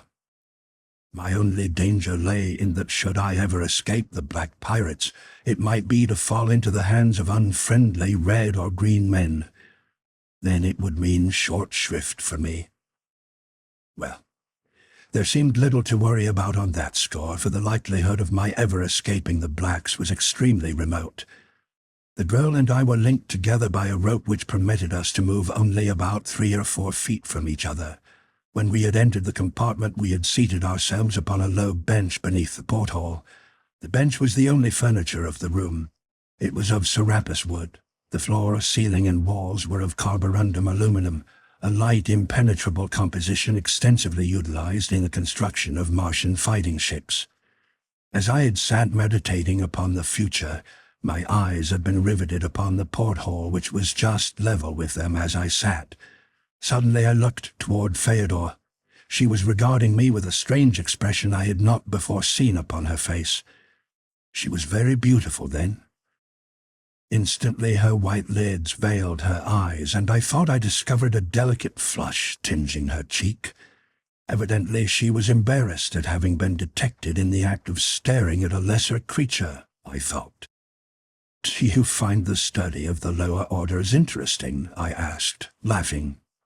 She looked up again with a nervous but relieved little laugh. "Oh, very," she said, "especially when they have such excellent profiles." It was my turn to flush, but I did not.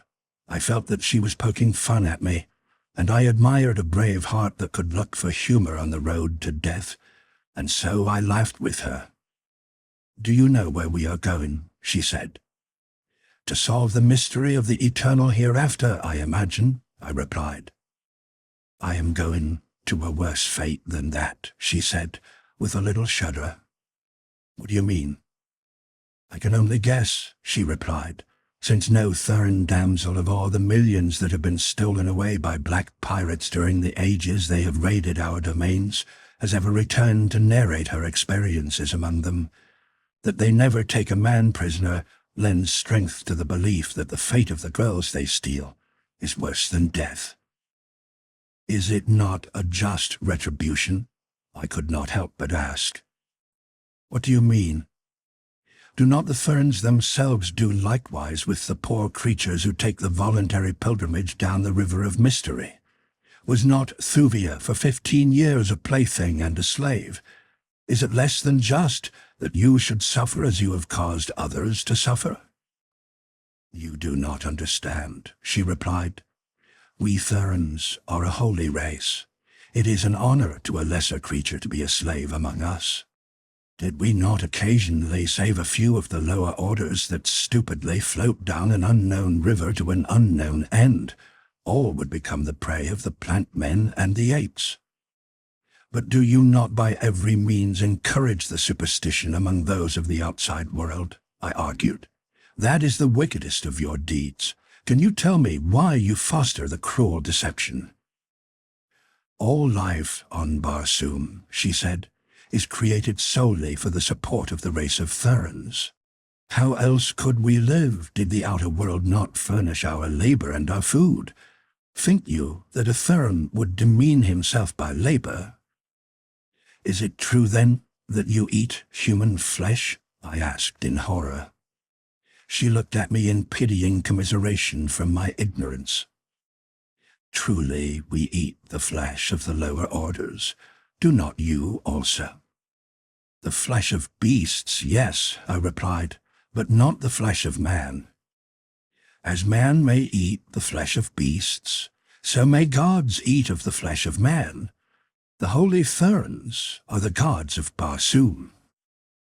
I was disgusted, and I imagined that I showed it. You are an unbeliever now, she continued gently. But should we be fortunate enough to escape the clutches of the black pirates and come again to the court of Matai Shang, I think that we shall find an argument to convince you of the error of your ways. And, she hesitated, perhaps we shall find a way to keep you as one of us. Again her eyes dropped to the floor, and a faint color suffused her cheek. I could not understand her meaning, nor did I for a long time. Dejah Thoris was wont to say that in some things I was a veritable simpleton, and I guessed that she was right. I fear that I would ill requite your father's hospitality, I answered, since the first thing that I should do were I a Thern would be to set an armed guard at the mouth of the river Is to escort the poor deluded voyagers back to the outer world. Also should I devote my life to the extermination of the hideous plant men and their horrible companions, the great white apes. She looked at me, really horror-struck. No, no, she cried. You must not say such terribly sacrilegious things. You must not even think them. Should they ever guess that you entertain such frightful thoughts, should we chance to regain the temples of the Therns, they would mete out a frightful death to you. Not even my... Again she flushed and started over. Not even I could save you. I said no more. Evidently it was useless. She was even more steeped in superstition than the Martians of the outer world. They only worshipped a beautiful hope for a life of love and peace and happiness in the hereafter. The Therns worshipped the hideous plant men and the apes, or at least they reverenced them as the abodes of the departed spirits of their own dead. At this point, the door of our prison opened to admit Zodar. He smiled pleasantly at me, and when he smiled his expression was kindly, anything but cruel or vindictive. Since you cannot escape under any circumstances, he said, I cannot see the necessity for keeping you confined below. I will cut your bonds and you may come on deck. You will witness something very interesting, and as you never shall return to the outer world, it will do no harm to permit you to see it. You will see what no other than the firstborn and their slaves know the existence of.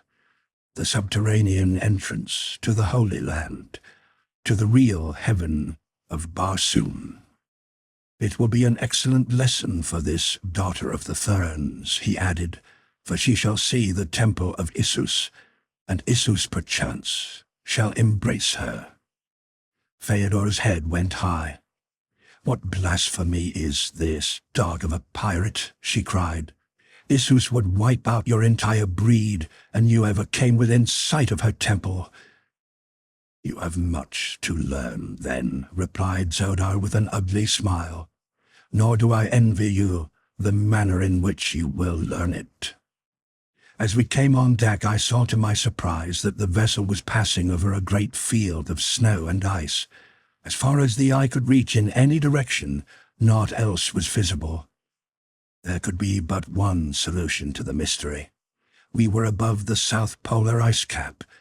Only at the poles of Mars is there ice or snow upon the planet.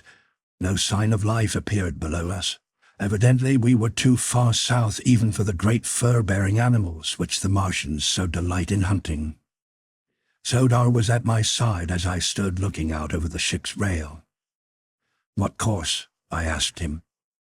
"A little west of south," he replied. "You will see the Ots Valley directly. We shall skirt it for a few 100 miles."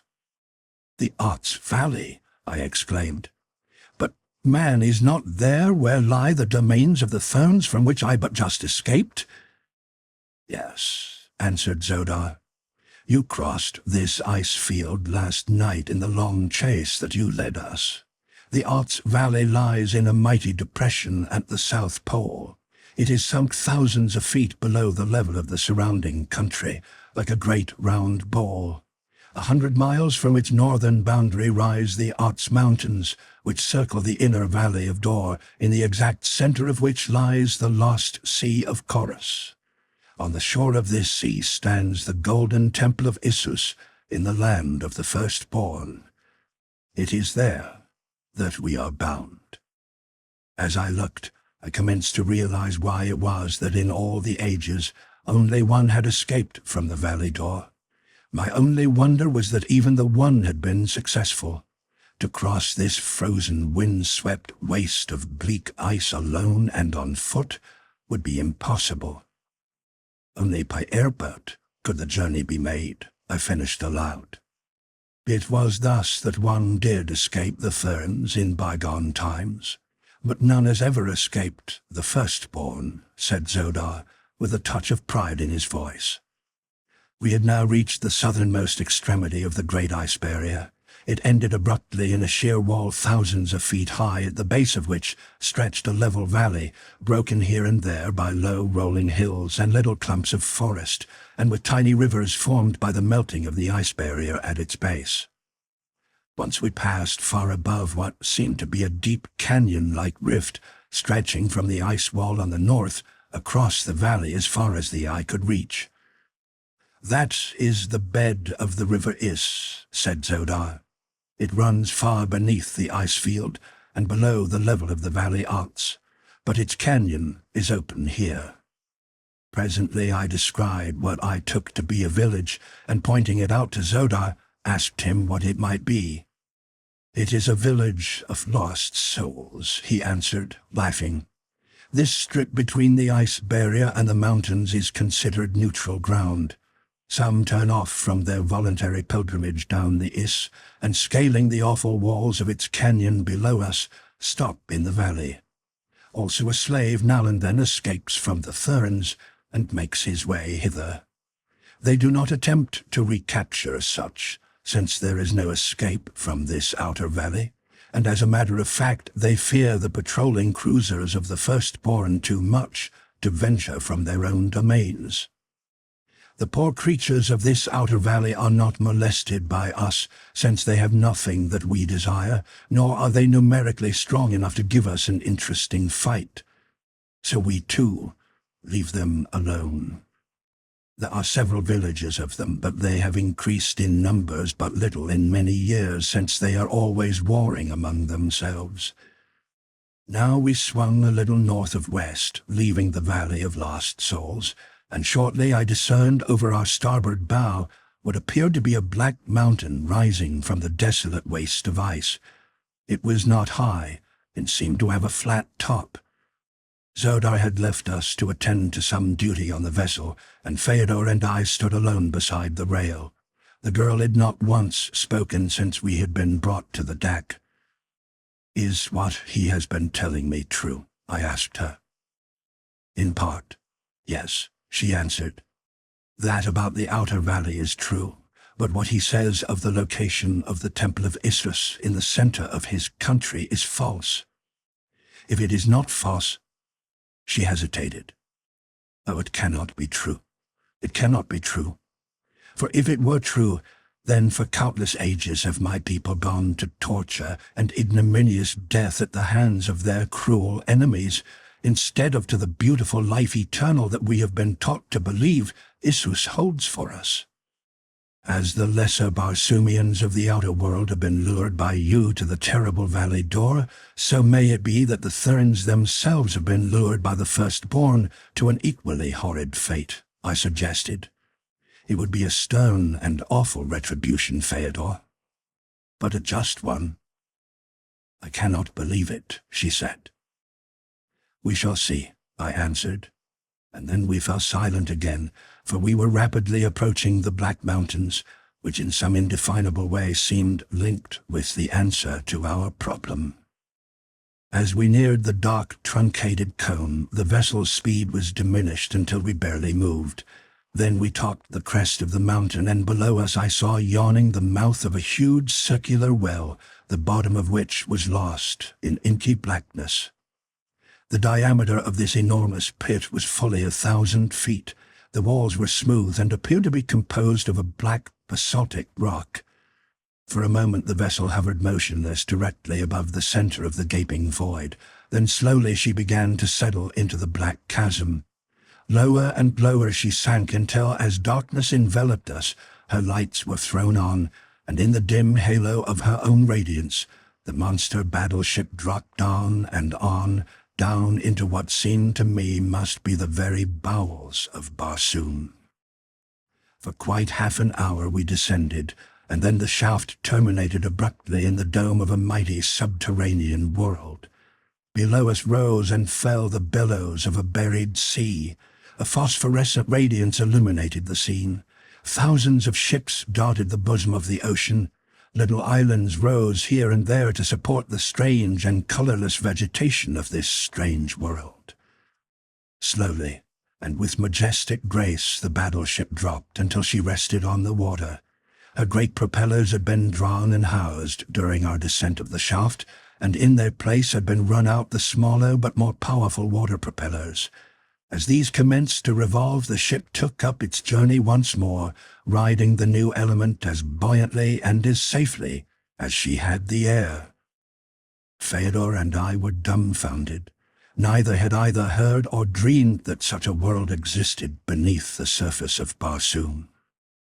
Nearly all the vessels we saw were war-craft. There were a few lighters and barges, but none of the great merchantmen such as ply the upper air between the cities of the outer world. "Here is the harbor of the navy of the firstborn," said a voice behind us, and turning we saw Zodar watching us with an amused smile on his lips. "This sea," he continued, "is larger than Chorus. It receives the waters of the lesser sea above it. To keep it from filling above a certain level, we have 4 great pumping stations that force the oversupply back into the reservoirs far north from which the red men draw the water which irrigates their farmlands." A new light burst on me with this explanation. The red men had always considered it a miracle that caused great columns of water to spurt from the solid rock of their reservoir sides to increase the supply of the precious liquid, which is so scarce in the outer world of Mars. Never had their learned men been able to fathom the secret of the source of this enormous volume of water. As ages passed, they had simply come to accept it as a matter of course and ceased to question its origin. We passed several islands on which were strangely shaped circular buildings, apparently roofless, and pierced midway between the ground and their tops with small, heavily barred windows.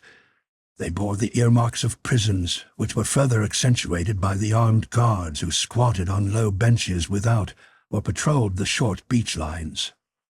Few of these islets contained over an acre of ground, but presently we sighted a much larger one directly ahead.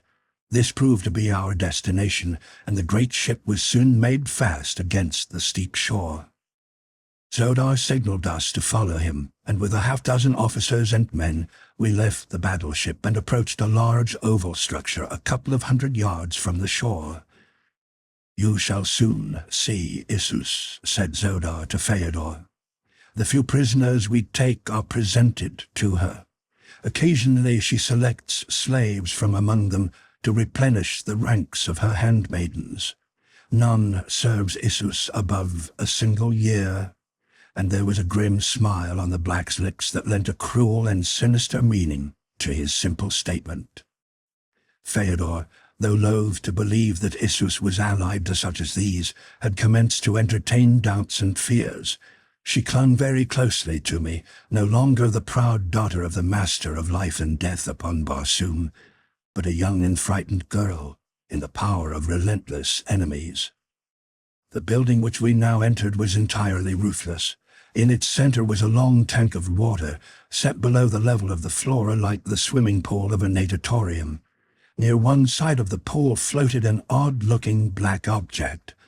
Whether it were some strange monster of these buried waters, or a queer raft, I could not at once perceive. We were soon to know, however, for as we reached the edge of the pool directly above the thing, Zodar cried out a few words in a strange tongue.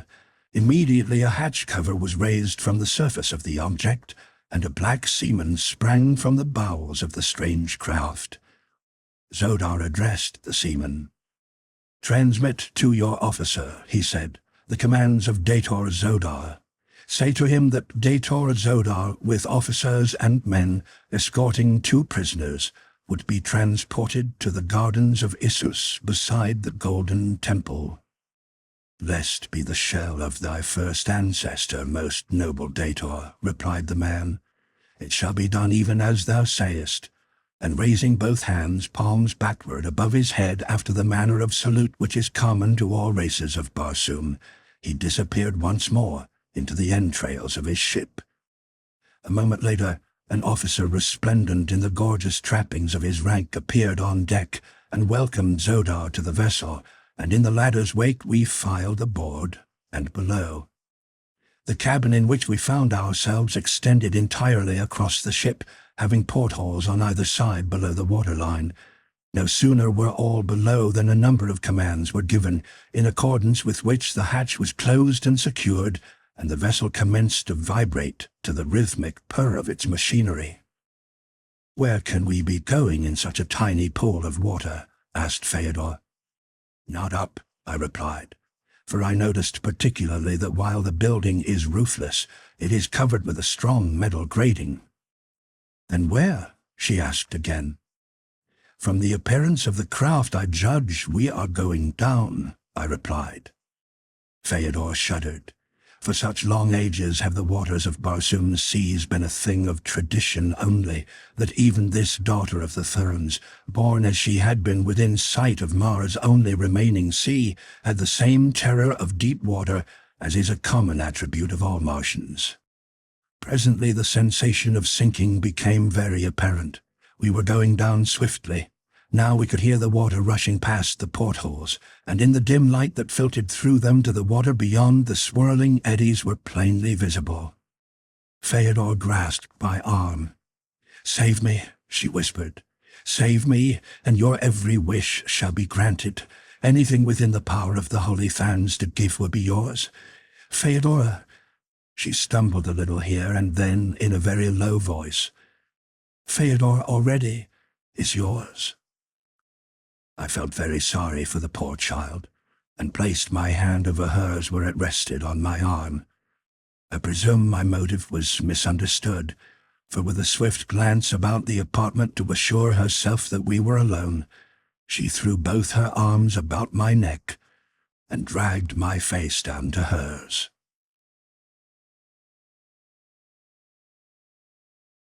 Chapter 9. Isis, Goddess of Life Eternal. The confession of love which the girl's fright had wrung from her touched me deeply, but it humiliated me as well, since I felt that in some thoughtless word or act I had given her reason to believe that I reciprocated her affection. Never have I been much of a ladies' man, being more concerned with fighting and kindred arts which have ever seemed to me more befitting a man than mooning over a scented glove 4 sizes too small for him, or kissing a dead flower that has begun to smell like a cabbage. So I was quite at a loss as to what to do or say. 1,000 times rather face the wild hordes of the dead sea bottoms than meet the eyes of this beautiful young girl and tell her the thing that I must tell her. But there was nothing else to be done, and so I did it. Very clumsily, too, I fear. Gently I unclasped her hands from about my neck, and still holding them in mine, I told her the story of my love for Dejah Thoris, that of all the women of 2 worlds that I had known and admired during my long life, she alone had I loved. The tale did not seem to please her. Like a tigress she sprang, panting, to her feet. Her beautiful face was distorted in an expression of horrible malevolence. Her eyes fairly blazed into mine. "Dog," she hissed, "dog of a blasphemer, think you that Valley, daughter of Matai Shang, supplicates? She commands. What to her is your puny outer world passion for the vile creature you chose in your other life? Valley has glorified you with her love, and you have spurned her. 10,000 unthinkably atrocious deaths could not atone for the affront that you have put upon me. The thing that you call Dejah Thoris shall die the most horrible of them all. You have sealed the warrant for her doom. And you shall be the meanest slave in the service of the goddess you have attempted to humiliate. Tortures and ignominies shall be heaped upon you until you grovel at my feet asking the boon of death. In my gracious generosity I shall at length grant your prayer, and from the high balcony of the golden cliffs I shall watch the great white apes tear you asunder." She had it all fixed up, the whole lovely program from start to finish. It amazed me to think that one so divinely beautiful could at the same time be so fiendishly vindictive. It occurred to me, however, that she had overlooked one little factor in her revenge, and so without any intent to add to her discomfiture, but rather to permit her to rearrange her plans along more practical lines, I pointed to the nearest porthole. Evidently she had entirely forgotten her surroundings and her present circumstances, for a single glance at the dark swirling waters without sent her crumpled upon a low bench, where with her face buried in her arms she sobbed more like a very unhappy little girl than a proud and all-powerful goddess. Down, down we continued to sink until the heavy glass of the portholes became noticeably warm from the heat of the water without. Evidently we were very far beneath the surface crust of Mars. Presently our downward motion ceased, and I could hear the propellers swirling through the water at our stern and forcing us ahead at high speed. It was very dark down there, but the light from our portholes and the reflection from what must have been a powerful searchlight on the submarine's nose showed that we were forging through a narrow passage, rock-lined and tube-like. After a few minutes the propellers ceased their whirring. We came to a full stop and then commenced to rise swiftly toward the surface. Soon the light from without increased, and we came to a stop. Zodar entered the cabin with his men. "Come," he said, and we followed him through the hatchway which had been opened by one of the seamen. We found ourselves in a small subterranean vault, in the center of which was the pool in which lay our submarine, floating as we had first seen her, with only her black back showing. Around the edge of the pool was a level platform, and then the walls of the cave rose perpendicularly for a few feet to arch toward the center of the low roof. The walls about the ledge were pierced with a number of entrances to dimly lighted passageways. Toward one of these our captors led us, and after a short walk halted before a steel cage which lay at the bottom of a shaft rising above us as far as one could see. The cage proved to be one of the common types of elevator cars that I had seen in other parts of Barsoom. They are operated by means of enormous magnets which are suspended at the top of the shaft. By an electrical device, the volume of magnetism generated is regulated and the speed of the car varied. In long stretches they move at a sickening speed, especially on the upward trip, since the small force of gravity inherent to Mars results in very little opposition to the powerful force above.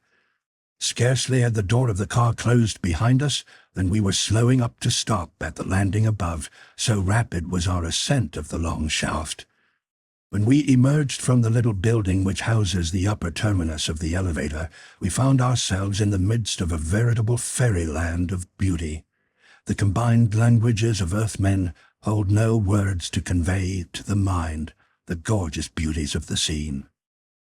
One may speak of scarlet sward and ivory-stemmed trees decked with brilliant purple blooms, of winding walks paved with crushed rubies, with emerald, with turquoise, even with diamonds themselves, of a magnificent temple of burnished gold, hand-wrought with marvelous designs. But where are the words to describe the glorious colors that are unknown to earthly eyes?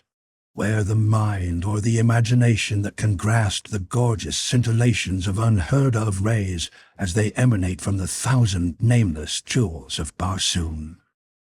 Even my eyes, for long years accustomed to the barbaric splendors of a Martian Jedak's court, were amazed at the glory of the scene. Feodor's eyes were wide in amazement. "The Temple of Issus," she whispered, half to herself. Zodar watched us with his grim smile, partly of amusement and partly malicious gloating. The gardens swarmed with brilliantly trapped black men and women. Among them moved red and white females serving their every want. The places of the outer world and the temples of the Therns had been robbed of their princesses and goddesses, that the blacks might have their slaves. Through this scene we moved toward the temple. At the main entrance, we were halted by a cordon of armed guards. Zodar spoke a few words to an officer who came forward to question us. Together they entered the temple, where they remained for some time. When they returned, it was to announce that Issus desired to look upon the daughter of Matai Shang and the strange creature from another world who had been a prince of helium. Slowly we moved through endless corridors of unthinkable beauty, through magnificent apartments and noble halls. At length we were halted in a spacious chamber in the center of the temple. One of the officers who had accompanied us advanced to a large door in the further end of the chamber. Here he must have made some sort of signal, for immediately the door opened and another richly trapped courtier emerged. We were then led up to the door, where we were directed to get down on our hands and knees with our backs toward the room we were to enter. The doors were swung open, and after being cautioned not to turn our heads under penalty of instant death, we were commanded to back into the presence of Issus. Never have I been in so humiliating a position in my life, and only my love for Dejah Thoris and the hope which still clung to me that I might again see her kept me from rising to face the goddess of the firstborn and go down to my death like a gentleman, facing my foes and with their blood mingling with mine. After we had crawled in this disgusting fashion for a matter of a couple of 100 feet, we were halted by our escort. "Let them rise," said a voice behind us, a thin, wavering voice, yet one that had evidently been accustomed to command for many years.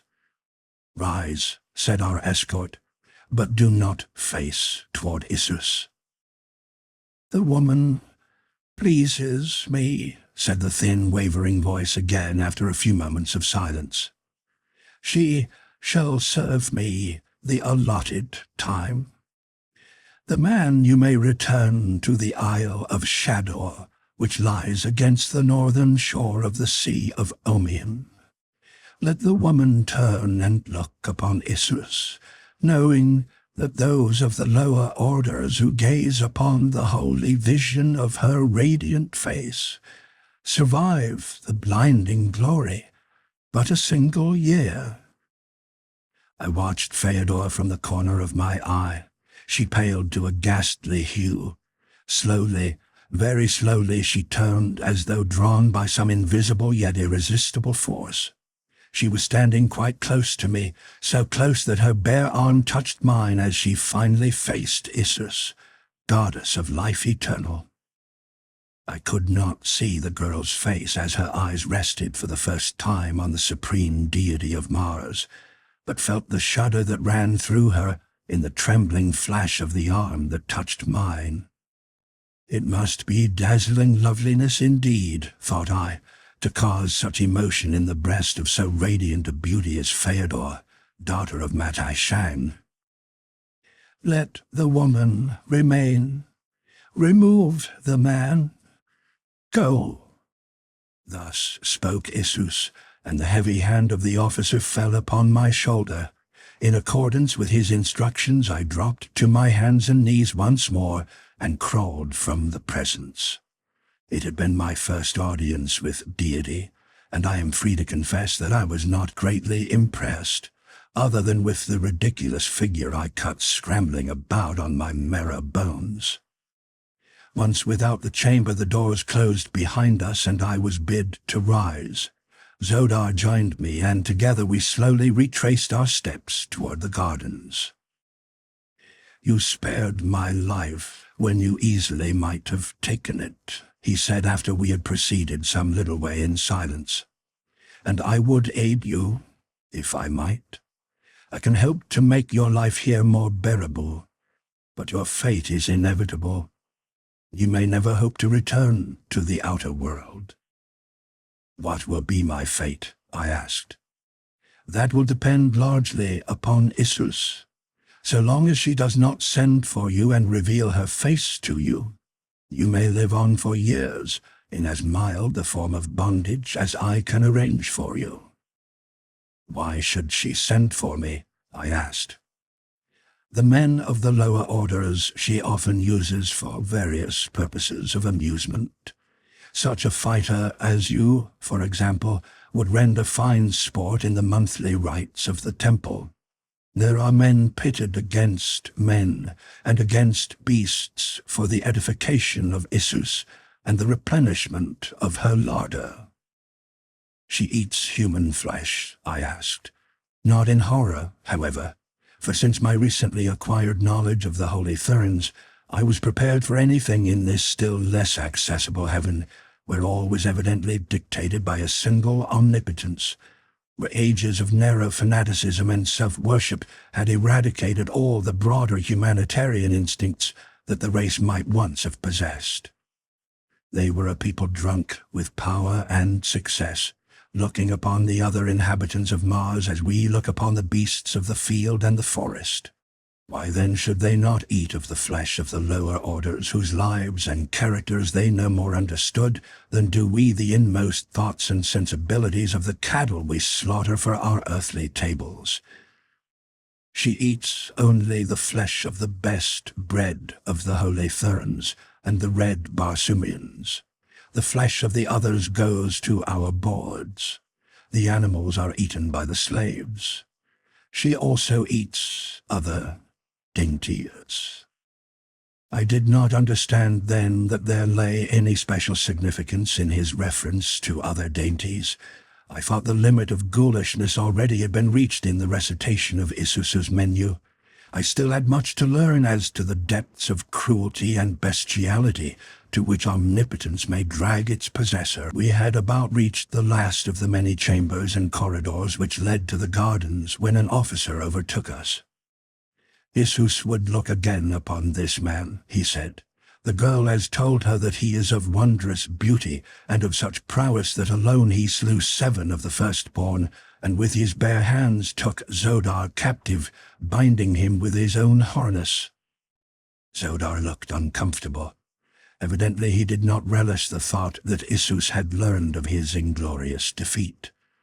Without a word he turned, and we followed the officer once again to the closed doors before the audience chamber of Isus, goddess of life eternal.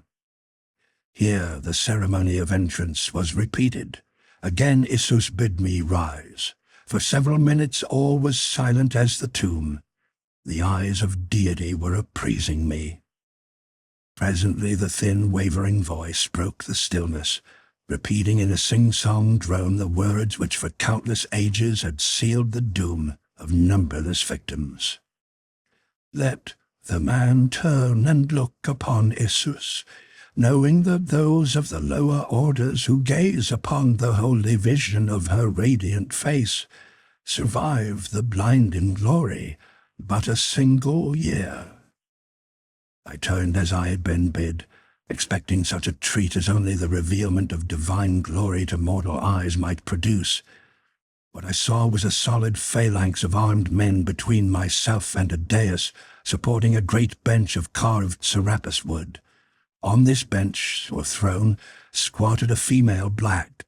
She was evidently very old. Not a hair remained upon her wrinkled skull. With the exception of 2 yellow fangs, she was entirely toothless. On either side of her thin, hawk-like nose, her eyes burned from the depths of horribly sunken sockets. The skin of her face was seamed and creased with 1,000,000 deep-cut furrows. Her body was as wrinkled as her face, and as repulsive. The emaciated arms and legs attached to a torso which seemed to be mostly distorted abdomen completed the holy vision of her radiant beauty. Surrounding her were a number of female slaves, among them Theodore, white and trembling. "This is the man who slew 7 of the firstborn, and bare-handed bound Dejah Thoris with his own harness?" asked Isus. "Most glorious vision of divine loveliness, it is," replied the officer who stood at my side. "Produce Dejah Thoris," she commanded. Thoris was brought from the adjoining room. Isus glared at him, a baleful light in her hideous eyes. "And such as you are a Dejah of the firstborn?" she squealed. "For the disgrace you have brought upon the immortal race, you shall be degraded to a rank below the lowest. No longer be you a Dejah, but forevermore a slave of slaves, to fetch and carry for the lower orders that serve in the gardens of Isus. Remove his harness. Cowards and slaves wear no trappings." Thoris stood stiffly erect. Not a muscle twitched, nor a tremor shook his giant frame, as a soldier of the guard roughly stripped his gorgeous trappings from him. "Begone!" screamed the infuriated little old woman. "Begone! But instead of the light of the gardens of Isus, let you serve as a slave of this slave who conquered you in the prison on the Isle of Shador in the Sea of Omion. Take him away out of the sight of my divine eyes." Slowly, and with high-held head, the proud Thoris turned and stalked from the chamber. Isus rose and turned to leave the room by another exit. Turning to me, she said, "You shall be returned to Shador for the present. Later Isus will see the manner of your fighting. Go." Then she disappeared, followed by her retinue. Only Theodore lagged behind, and as I started to follow my guard toward the gardens, the girl came running after me. "Oh, do not leave me in this terrible place," she begged. "Forgive the things I said to you, my prince. I did not mean them. Only take me away with you. Let me share your imprisonment on Shador." Her words were an almost incoherent volley of thoughts, so rapidly she spoke. "You did not understand the honor that I did you. Among the Therns there is no marriage or giving in marriage, as among the lower orders of the outer world. We might have lived together forever in love and happiness. We have both looked upon Isus, and in a year we die. Let us live that year at least together in what measure of joy remains for the doomed." If it was difficult for me to understand you, Theodore, I replied, can you not understand that possibly it is equally difficult for you to understand the motives, the customs, and the social laws that guide me? I do not wish to hurt you, nor to seem to undervalue the honor which you have done me, but the thing you desire may not be. Regardless of the foolish belief of the peoples of the outer world, or of holy Therns, or Eben firstborn, I am not dead. While I live, my heart beats for but one woman, the incomparable Dejah Thoris, Princess of Helium. When death overtakes me, my heart shall have ceased to beat, but what comes after that I know not. And in that I am as wise as Matai Shang, master of life and death upon Barsoom, or Isus, goddess of life eternal. Theodore stood looking at me intently for a moment. No anger showed in her eyes this time, only a pathetic expression of hopeless sorrow. I do not understand, she said, and turning walked slowly in the direction of the door through which Isus and her retinue had passed. A moment later, she had passed from my sight. Chapter 10. The Prison Isle of Shadow. In the outer gardens to which the guard now escorted me, I found Zodar surrounded by a crowd of noble blacks. They were reviling and cursing him. The men slapped his face. The woman spat upon him. When I appeared, they turned their attentions toward me. "Ah," cried one, "so this is the creature who overcame the great Zodar bare-handed. Let us see how it was done." "Let him bind Thurid," suggested a beautiful woman, laughing. "Thurid is a noble Dator. Let Thurid show the dog what it means to face a real man." "Yes, Thurid, Thurid," cried a dozen voices. "Here he is now," exclaimed another, and turning in the direction indicated, I saw a huge black weighed down with resplendent ornaments and arms advancing with noble and gallant bearing toward us. "What now?" he cried. "What would you of Thurid?" Quickly, a dozen voices explained. Thurid turned toward Zodar, his eyes narrowing to two nasty slits. "Callot," he hissed, "ever did I think you carried the heart of a Sorak in your putrid breast. Often have you bested me in the secret councils of Isus, but now in the field of war where men are truly gauged, your scabby heart hath revealed its sores to all the world. Callot, I spurn you with my foot." And with the words he turned to kick Zodar. My blood was up.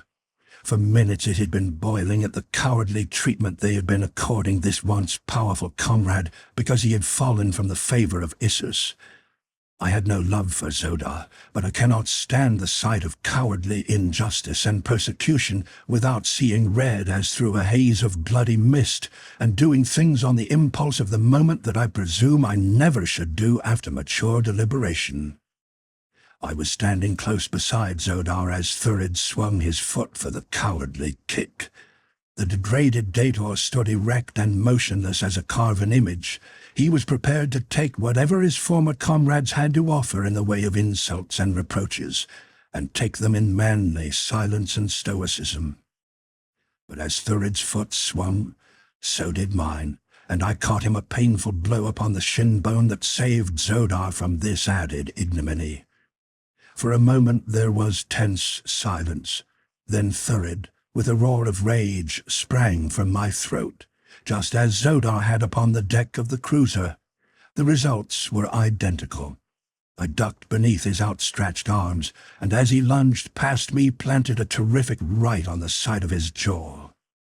The big fellow spun around like a top. His knees gave beneath him, and he crumpled to the ground at my feet. The blacks gazed in astonishment, first at the still form of the proud Dator lying there in the ruby dust of the pathway, then at me as though they could not believe that such a thing could be. "You asked me to bind Thurid," I cried. "Behold!" And then I stooped beside the prostrate form, tore the harness from it, and bound the fellow's arms and legs securely. As you have done to Zodar, now do you likewise to Thurid. Take him before Issus, bound in his own harness, that she may see with her own eyes that there be one among you now who is greater than the firstborn." "Who are you?" whispered the woman who had first suggested that I attempt to bind Thurid. "I am a citizen of 2 worlds, Captain John Carter of Virginia, Prince of the House of Tardos Moors, Jedak of Helium. Take this man to your goddess, as I have said, and tell her too that as I have done to Zodar and Thurid, so also can I do to the mightiest of her dators. With naked hands, with long sword or with short sword, I challenge the flower of her fighting men to combat." "Come," said the officer who was guarding me, back to Shadowr. "My orders are imperative. There is to be no delay. Zodar, come you also." There was little of disrespect in the tone that the man used in addressing either Zodar or myself. It was evident that he felt less contempt for the former Dator since he had witnessed the ease with which I disposed of the powerful Thurid. That his respect for me was greater than it should have been for a slave was quite apparent from the fact that during the balance of the return journey he walked or stood always behind me, a drawn short sword in his hand. The return to the Sea of Omian was uneventful. We dropped down the awful shaft in the same car that had brought us to the surface. There we entered the submarine, taking the long dive to the tunnel far beneath the upper world. Then through the tunnel and up again to the pool from which we had had our first introduction to the wonderful passageway from Omian to the Temple of Issus. From the island of the submarine we were transported on a small cruiser to the distant Isle of Shadowr. Here we found a small stone prison and a guard of 6 blacks. There was no ceremony wasted in completing our incarceration. One of the blacks opened the door of the prison with a huge key. We walked in, the door closed behind us, the lock grated, and with the sound there swept over me again that terrible feeling of hopelessness that I had felt in the Chamber of Mystery, in the golden cliffs beneath the gardens of the holy Therns. Then Taurus had been with me, but now I was utterly alone insofar as friendly companionship was concerned. I fell to wondering about the fate of the great Thark and of his beautiful companion, the girl Thuvia. Even should they by some miracle have escaped and been received and spared by a friendly nation, what hope had I of the succor which I knew they would gladly extend if it lay in their power? They could not guess my whereabouts or my fate, for none on all Barsoom even dream of such a place as this. Nor would it have advantaged me any had they known the exact location of my prison, for who could hope to penetrate to this buried sea in the face of the mighty navy of the firstborn? No, my case was hopeless. Well, I would make the best of it, and rising, I swept aside the brooding despair that had been endeavoring to claim me. With the idea of exploring my prison, I started to look around. Zodar sat, with bowed head, upon a low stone bench near the center of the room in which we were. He had not spoken since Issus had degraded him. The building was roofless, the walls rising to a height of about 30 feet. Halfway up were a couple of small, heavily barred windows. The prison was divided into several rooms by partitions 20 feet high. There was no one in the room which we occupied, but 2 doors which led to other rooms were opened. I entered one of these rooms, but found it vacant.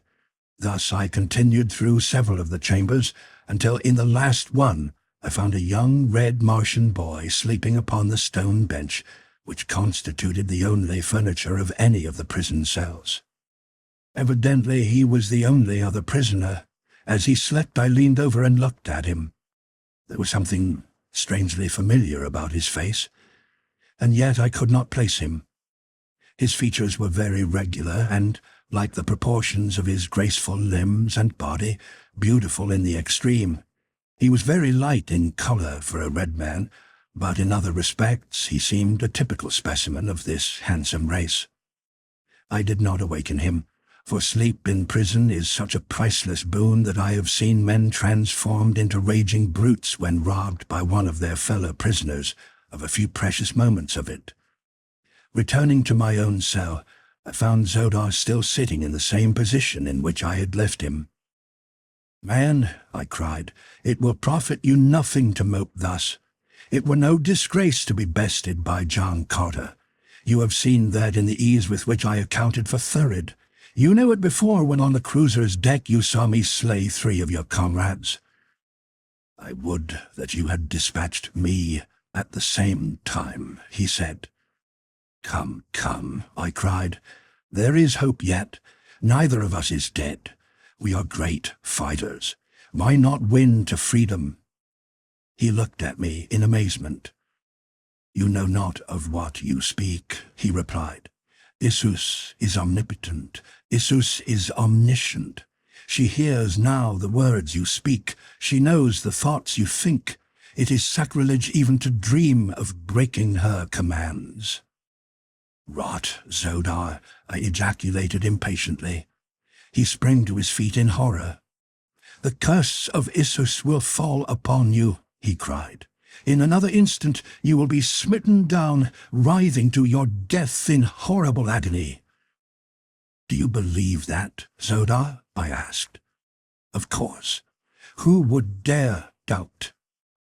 "I doubt." "Yes, and further, I deny," I said. "Why, Zodar? You tell me that she even knows my thoughts. The red men have all had that power for ages. And another wonderful power, they can shut their minds so that none may read their thoughts. I learned the first secret years ago. The other I never had to learn, since upon all Barsoom is none who can read what passes in the secret chambers of my brain. Your goddess cannot read my thoughts, nor can she read yours when you are out of sight unless you will it. Had she been able to read mine, I am afraid that her pride would have suffered a rather severe shock when I turned at her command to gaze upon the holy vision of her radiant face. "What do you mean?" he whispered in an affrighted voice, so low that I could scarcely hear him. "I mean that I thought her the most repulsive and vilely hideous creature my eyes ever had rested upon." For a moment he eyed me in horror-stricken amazement, and then with a cry of "Blasphemer!" he sprang upon me. I did not wish to strike him again, nor was it necessary, since he was unarmed and therefore quite harmless to me. As he came, I grasped his left wrist with my left hand, and swinging my right arm about his left shoulder, caught him beneath the chin with my elbow and bore him backward across my thigh. There he hung helpless for a moment, glaring up at me in impotent rage. "Zodar," I said, "let us be friends. For a year possibly we may be forced to live together in the narrow confines of this tiny room. I am sorry to have offended you, but I could not dream that one who had suffered from the cruel injustice of Isus still could believe her divine. I will say a few more words, Zodar, with no intent to wound your feelings further, but rather that you may give thought to the fact that while we live, we are still more the arbiters of our own fate than is any god. Isus, you see, has not struck me dead, nor is she rescuing her faithful Zodar from the clutches of the unbeliever who defamed her fair beauty. No, Zodar, your Isus is a mortal old woman, once out of her clutches, and she cannot harm you. With your knowledge of this strange land, and my knowledge of the outer world, 2 such fighting men as you and I should be able to win our way to freedom. Even though we died in the attempt, would not our memories be fairer than as though we remained in servile fear to be butchered by a cruel and unjust tyrant? Call her goddess or mortal as you will." As I finished, I raised Zodar to his feet and released him. He did not renew the attack upon me, nor did he speak. Instead, he walked toward the bench, and sinking down upon it, remained lost in deep thought. For hours, a long time afterward, I heard a soft sound at the doorway leading to one of the other apartments, and looking up beheld the red Martian youth gazing intently at us. "Kaor," I cried, after the red Martian manner of greeting. "Kaor," he replied. "What do you here?" "I await my death, I presume," I replied with a wry smile. He smiled too, a brave and winning smile. "I also," he said. "Mine will come soon. I looked upon the radiant beauty of Issus nearly a year since. It has always been a source of keen wonder to me that I did not drop dead at the first sight of that hideous countenance. And her belly, by my first ancestor, but never was there so grotesque a figure in all the universe, that they should call such a one goddess of life eternal, goddess of death, mother of the nearer moon, and 50 other equally impossible titles, is quite beyond me." "How came you here?" I asked. "It is very simple. I was flying a one-man air scout far to the south, when the brilliant idea occurred to me that I should like to search for the lost Sea of Chorus, which tradition places near to the South Pole. I must have inherited from my father a wild lust for adventure, as well as a hollow where my bump of reverence should be. I had reached the area of eternal ice when my port propeller jammed, and I dropped to the ground to make repairs. Before I knew it, the air was black with flyers, and 100 of these first-born devils were leaping to the ground all about me. With drawn swords they made for me, but before I went down beneath them, they had tasted of the steel of my father's sword, and I had given such an account of myself as I know would have pleased my sire, had he lived to witness it." "Your father is dead?" I asked. "He died before the shell broke to let me step out into a world that has been very good to me. But for the sorrow that I had never the honor to know my father, they have been very happy. My only sorrow now is that my mother must mourn me as she has for 10 long years mourned my father." "Who was your father?" I asked. He was about to reply when the outer door of our prison opened, and a burly guard entered and ordered him to his own quarters for the night, locking the door after him as he passed through into the further chamber. "It is Issus's wish that you two be confined in the same room," said the guard when he had returned to our cell. "This cowardly slave of a slave is to serve you well," he said to me, indicating Zodar with a wave of his hand. "If he does not, you are to beat him into submission. It is Issus's wish that you heap upon him every indignity and degradation of which you can conceive." With these words, he left us. Zodar still sat with his face buried in his hands. I walked to his side and placed my hand upon his shoulder. "Zodar," I said, "you have heard the commands of Issus, but you need not fear that I shall attempt to put them into execution. You are a brave man, Zodar. It is your own affair if you wish to be persecuted and humiliated. But were I you, I should assert my manhood and defy my enemies." "I have been thinking very hard, John Carter," he said, "of all the new ideas you gave me a few hours since. Little by little I have been piecing together the things that you said which sounded blasphemous to me then, with the things that I have seen in my past life and dared not even think about, for fear of bringing down upon me the wrath of Issus. I believe now that she is a fraud, no more divine than you or I. More, I am willing to concede that the firstborn are no holier than the holy Therns, nor the holy Therns more holy than the red men. The whole fabric of our religion is based on superstitious belief in lies that have been foisted upon us for ages by those directly above us, to whose personal profit and aggrandizement it was to have us continue to believe as they wished us to believe. I am ready to cast off the ties that have bound me. I am ready to defy Issus herself. But what will it avail us? Be the firstborn gods or mortals, they are a powerful race, and we are as fast in their clutches as though we were already dead. There is no escape." "I have escaped from bad plights in the past, my friend," I replied. nor while life is in me shall I despair of escaping from the Isle of Shador and the Sea of Omium. But we cannot escape even from the four walls of our prison, urged Zodar. Test this flint-like surface, he cried, smiting the solid rock that confined us. And look upon this polished surface. None could cling to it to reach the top. I smiled. That is the least of our troubles, Zodar, I replied. I will guarantee to scale the wall and take you with me, if you will help with your knowledge of the customs here to appoint the best time for the attempt and guide me to the shaft that lets from the dome of this abysmal sea to the light of God's pure air above. Night time is the best and offers the only slender chance we have, for then men sleep, and only a dozing watch nods in the tops of the battleships.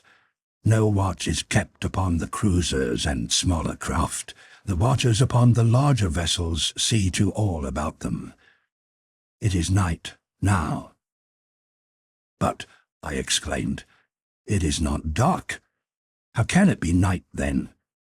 He smiled. You forget, he said, that we are far below ground. The light of the sun never penetrates here. There are no moons and no stars reflected in the bosom of Omion. The phosphorescent light you now see pervading this great subterranean vault emanates from the rocks that form its dome. It is always thus upon Omion, just as the billows are always as you see them, rolling, ever rolling over a windless sea.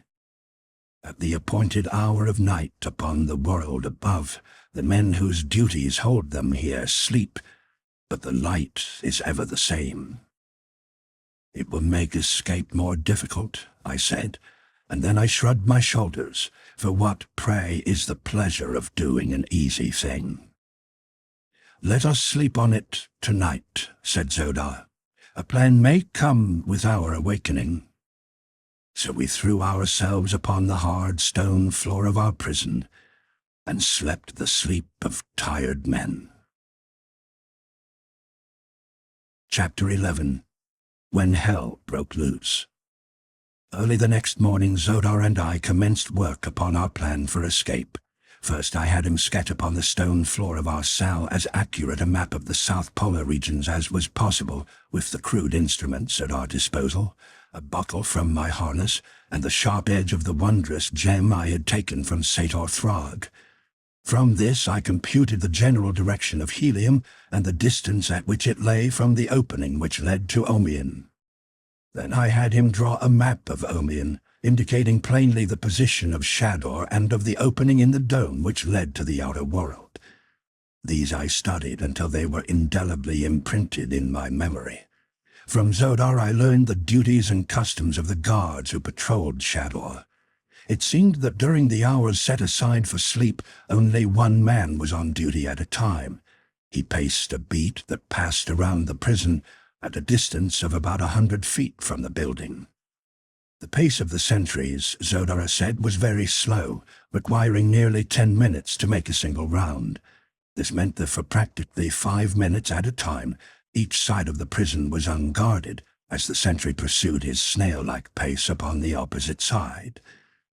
This information you ask, said Zodar, will be all very valuable after we get out, but nothing that you have asked has any bearing on that first and most important consideration.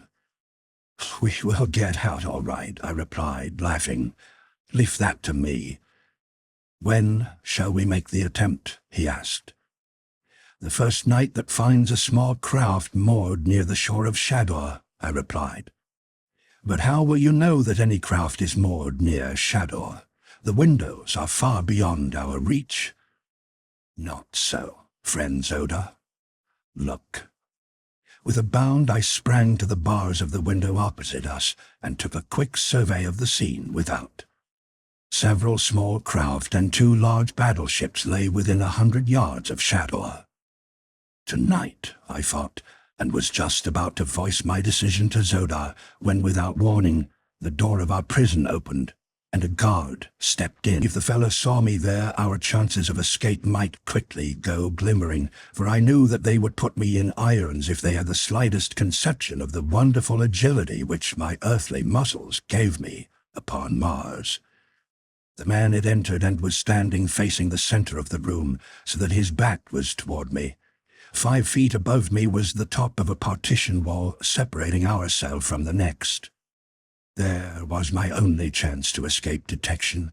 If the fellow turned, I was lost, nor could I have dropped to the floor undetected, since he was so nearly below me that I would have struck him had I done so.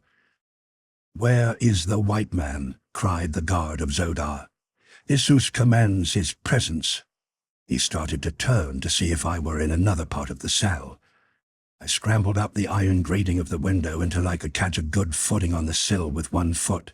Then I let go my hold and sprang for the partition top. "What was that?" I heard the deep voice of the black bellow as my metal grated against the stone wall as I slipped over. Then I dropped lightly to the floor of the cell beyond. "Where is the white slave?" again cried the guard. "I know not," replied Zodar. "He was here even as you entered. I am not his keeper. Go find him." The black grumbled something that I could not understand, and then I heard him unlocking the door into one of the other cells on the further side. Listening intently, I caught the sound as the door closed behind him. Then I sprang once more to the top of the partition and dropped into my own cell beside the astonished Zodar. "Do you see now how we will escape?" I asked him in a whisper. "I see how you may," he replied, "but I am no wiser than before as to how I am to pass these walls. Certain it is that I cannot bounce over them as you do." We heard the guard moving about from cell to cell, and finally, his rounds completed, he again entered ours. When his eyes fell upon me, they fairly bulged from his head. "By the shell of my first ancestor," he roared, "where have you been?" "I have been in prison since you put me here yesterday," I answered. "I was in this room when you entered. You had better look to your eyesight." He glared at me in mingled rage and relief. "Come," he said. "Isus commands your presence." He conducted me outside the prison, leaving Zodar behind. There we found several other guards, and with them the red Martian youth who occupied another cell upon Shador. The journey I had taken to the temple of Isus on the preceding day was repeated. The guards kept the red boy and myself separated so that we had no opportunity to continue the conversation that had been interrupted the previous night. The youth's face had haunted me. Where had I seen him before? There was something strangely familiar in every line of him, in his carriage, his manner of speaking, his gestures. I could have sworn that I knew him, and yet I knew too that I had never seen him before. When we reached the gardens of Isus, we were led away from the temple instead of toward it. The way wound through enchanted parks to a mighty wall that towered 100 feet in the air. Massive gates gave egress upon a small plain, surrounded by the same gorgeous forests that I had seen at the foot of the Golden Cliffs. Crowds of blacks were strolling in the same direction that our guards were leading us, and with them mingled my old friends, the plant men and great white apes. The brutal beasts moved among the crowd as pet dogs might. If they were in the way, the blacks pushed them roughly to one side, or whacked them with the flat of a sword, and the animals slunk away as in great fear. Presently we came upon our destination, a great amphitheater situated at the further edge of the plain, and about half a mile beyond the garden walls. Through a massive arched gateway the blacks poured in to take their seats, while our guards led us to a smaller entrance near one end of the structure. Through this we passed into an enclosure beneath the seats, where we found a number of other prisoners herded together under guard. Some of them were in irons, but for the most part they seemed sufficiently awed by the presence of their guards to preclude any possibility of attempted escape. During the trip from Shador, I had had no opportunity to talk with my fellow prisoner, but now that we were safely within the barred paddock, our guards abated their watchfulness, with the result that I found myself able to approach the red Martian youth, for whom I felt such a strange attraction. "What is the object of this assembly?" I asked him. "Are we to fight for the edification of the firstborn, or is it something worse than that?" "It is a part of the monthly rites of Issus," he replied, "in which black men wash the sins from their souls in the blood of men from the outer world. If perchance the black is killed, it is evidence of his disloyalty to Issus, the unpardonable sin. If he lives through the contest, he is held acquitted of the charge that forced the sentence of the rites, as it is called upon him. The forms of combat vary. A number of us may be pitted together against an equal number, or twice the number of blacks, or singly we may be sent forth to face wild beasts, or some famous black warrior." "And if we are victorious," I asked, "what then?" "Freedom." He laughed. "Freedom, forsooth. The only freedom for us is death. None who enters the domains of the firstborn ever leave. If we prove able fighters, we are permitted to fight often. If we are not mighty fighters," he shrugged his shoulders, "sooner or later, we die in the arena." "And you have fought often?" I asked. "Very often," he replied. "It is my only pleasure. Some 100 black devils have I accounted for during nearly a year of the rites of Issus. My mother would be very proud, could she only know how well I have maintained the traditions of my father's prowess." "Your father must have been a mighty warrior," I said. "I have known most of the warriors of Barsoom in my time. Doubtless I knew him. Who was he?" "My father was—" "Come, calots," cried the rough voice of a guard. "To the slaughter with you!" And roughly we were hustled to the steep incline that led to the chambers far below which let out upon the arena. The amphitheatre, like all I had ever seen upon Barsoom, was built in a large excavation. Only the highest seats, which formed the low wall surrounding the pit, were above the level of the ground. The arena itself was far below the surface. Just beneath the lowest tier of seats was a series of barred cages on a level with the surface of the arena. Into these we were herded. But unfortunately, my youthful friend was not of those who occupied a cage with me. Directly opposite my cage was the throne of Issus. Here the horrid creature squatted, surrounded by 100 slave maidens sparkling in jeweled trappings. Brilliant cloths of many hues and strange patterns formed the soft cushion covering of the dais upon which they reclined about her. On 4 sides of the throne and several feet below it stood 3 solid ranks of heavily armed soldiery, elbow to elbow. In front of these were the high dignitaries of this mock heaven, gleaming blacks bedecked with precious stones. Upon their foreheads the insignia of their rank sat in circles of gold. On both sides of the throne stretched a solid mass of humanity from top to bottom of the amphitheatre. There were as many women as men, and each was clothed in the wondrously wrought harness of his station and his house. With each black was from 1 to 3 slaves, drawn from the domains of the Therns and from the outer world. The blacks all are noble. There is no peasantry among the firstborn. Even the lowest soldier is a god, and has his slaves to wait upon him. The firstborn do no work. The men fight. That is a sacred privilege and duty, to fight and die for Issus. The women do nothing. Absolutely nothing. Slaves wash them, slaves dress them, slaves feed them. There are some even who have slaves that talk for them, and I saw one who sat during the rites with closed eyes while a slave narrated to her the events that were transpiring within the arena. The first event of the day was the tribute to Issus. It marked the end of those poor unfortunates who had looked upon the divine glory of the goddess a full year before. There were 10 of them, splendid beauties from the proud courts of mighty Jedaks and from the temples of the holy Therns. For a year they had served in a retinue of Issus. Today they were to pay the price of this divine preferment with their lives. Tomorrow They would grace the tables of the court functionaries. A huge black entered the arena with the young women. Carefully he inspected them, felt of their limbs, and poked them in the ribs. Presently he selected one of their number whom he led before the throne of Issus. He addressed some words to the goddess which I could not hear. Issus nodded her head.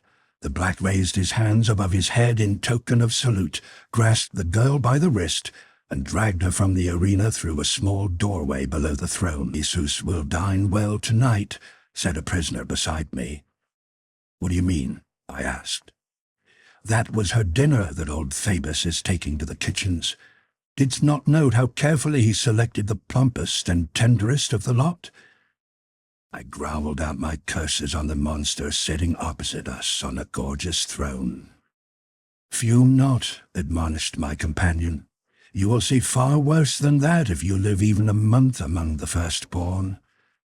I turned again in time to see the gate of a nearby cage thrown open and 3 monstrous white apes spring into the arena. The girls shrank in a frightened group in the center of the enclosure. One was on her knees with imploring hands outstretched toward Issus, but the hideous deity only leaned further forward in keener anticipation of the entertainment to come. At length the apes spied the huddled knot of terror-stricken maidens, and with demoniacal shrieks of bestial frenzy, charged upon them. A wave of mad fury surged over me. The cruel cowardliness of the power-drunk creature whose malignant mind conceived such frightful forms of torture stirred to their uttermost depths my resentment and my manhood. The blood-red haze that presaged death to my foes swam before my eyes. The guard lolled before the unbarred gate of the cage which confined me. What need of bars indeed to keep those poor victims from rushing into the arena which the edict of the gods had appointed as their death place? A single blow sent the black unconscious to the ground. Snatching up his longsword, I sprang into the arena. The apes were almost upon the maidens, but a couple of mighty bounds were all my earthly muscles required to carry me to the center of the sand-strewn floor. For an instant, silence reigned in the great amphitheater. Then a wild shout arose from the cages of the doomed. My longsword circled whirring through the air, and a great ape sprawled, headless, at the feet of the fainting girls. The other apes turned now upon me, and as I stood facing them, a sullen roar from the audience answered the wild cheers from the cages. From the tail of my eye, I saw a score of guards rushing across the glistening sand toward me. Then a figure broke from one of the cages behind them. It was the youth whose personality so fascinated me. He paused a moment before the cages, with upraised sword. "Come, men of the outer world," he shouted. "Let us make our deaths worthwhile, and at the back of this unknown warrior turn this day's tribute to Issus into an orgy of revenge that will echo through the ages and cause black skins to blanch at each repetition of the rites of Issus. Come, the racks without your cages are filled with blades." Without waiting to note the outcome of his plea, he turned and bounded toward me. From every cage that harbored red men, a thunderous shout went up in answer to his exhortation. The inner guards went down beneath howling mobs, and the cages vomited forth their inmates, hot with the lust to kill. The racks that stood without were stripped of the swords with which the prisoners were to have been armed to enter their allotted combats, and a swarm of determined warriors sped to our support. The great apes, towering in all their 15 feet of height, had gone down before my sword, while the charging guards were still some distance away. Close behind them pursued the youth. At my back were the young girls, and it was in their service that I fought. I remained standing there to meet my inevitable death, but with the determination to give such an account of myself as would long be remembered in the land of the firstborn. I noted the marvelous speed of the young red man as he raced after the guards. Never had I seen such speed in any Martian. His leaps and bounds were little short of those which my earthly muscles had produced to create such awe and respect on the part of the green Martians into whose hands I had fallen on that long-gone day that had seen my first advent upon Mars. The guards had not reached me when he fell upon them from the rear, and as they turned, thinking from the fierceness of his onslaught that a dozen were attacking them, I rushed them from my side. In the rapid fighting that followed, I had little chance to note aught else than the movements of my immediate adversaries, but now and again I caught a fleeting glimpse of a purring sword and a lightly springing figure of sinewy steel that filled my heart with a strange yearning and a mighty but unaccountable pride. On the handsome face of the boy a grim smile played, and ever and anon he threw a taunting challenge to the foes that faced him. In this and other ways, his manner of fighting was similar to that which had always marked me on the field of combat. Perhaps it was this vague likeness which made me love the boy, while the awful havoc that his sword played amongst the blacks filled my soul with a tremendous respect for him. For my part, I was fighting as I had fought 1,000 times before, now sidestepping a wicked thrust, now stepping quickly in to let my sword's point drink deep in a foeman's heart before it buried itself in the throat of his companion. We were having a merry time of it, we two, when a great body of Issus's own guards were ordered into the arena. On they came with fierce cries, while from every side the armed prisoners swarmed upon them. For half an hour it was as though all hell had broken loose. In the walled confines of the arena we fought in an inextricable mass, howling, cursing, blood-streaked demons, and ever the sword of the young red man flashed beside me. Slowly, and by repeated commands, I had succeeded in drawing the prisoners into a rough formation about us, so that at last we fought formed into a rude circle in the center of which were the doomed maids. Many had gone down on both sides, but by far the greater havoc had been wrought in the ranks of the guards of Issus. I could see messengers running swiftly through the audience, and as they passed the nobles there, unsheathed their swords and sprang into the arena. They were going to annihilate us by force of numbers. That was quite evidently their plan. I caught a glimpse of Issus leaning far forward upon her throne, her hideous countenance distorted in a horrid grimace of hate and rage, in which I thought I could distinguish an expression of fear. It was that face that inspired me to the thing that followed.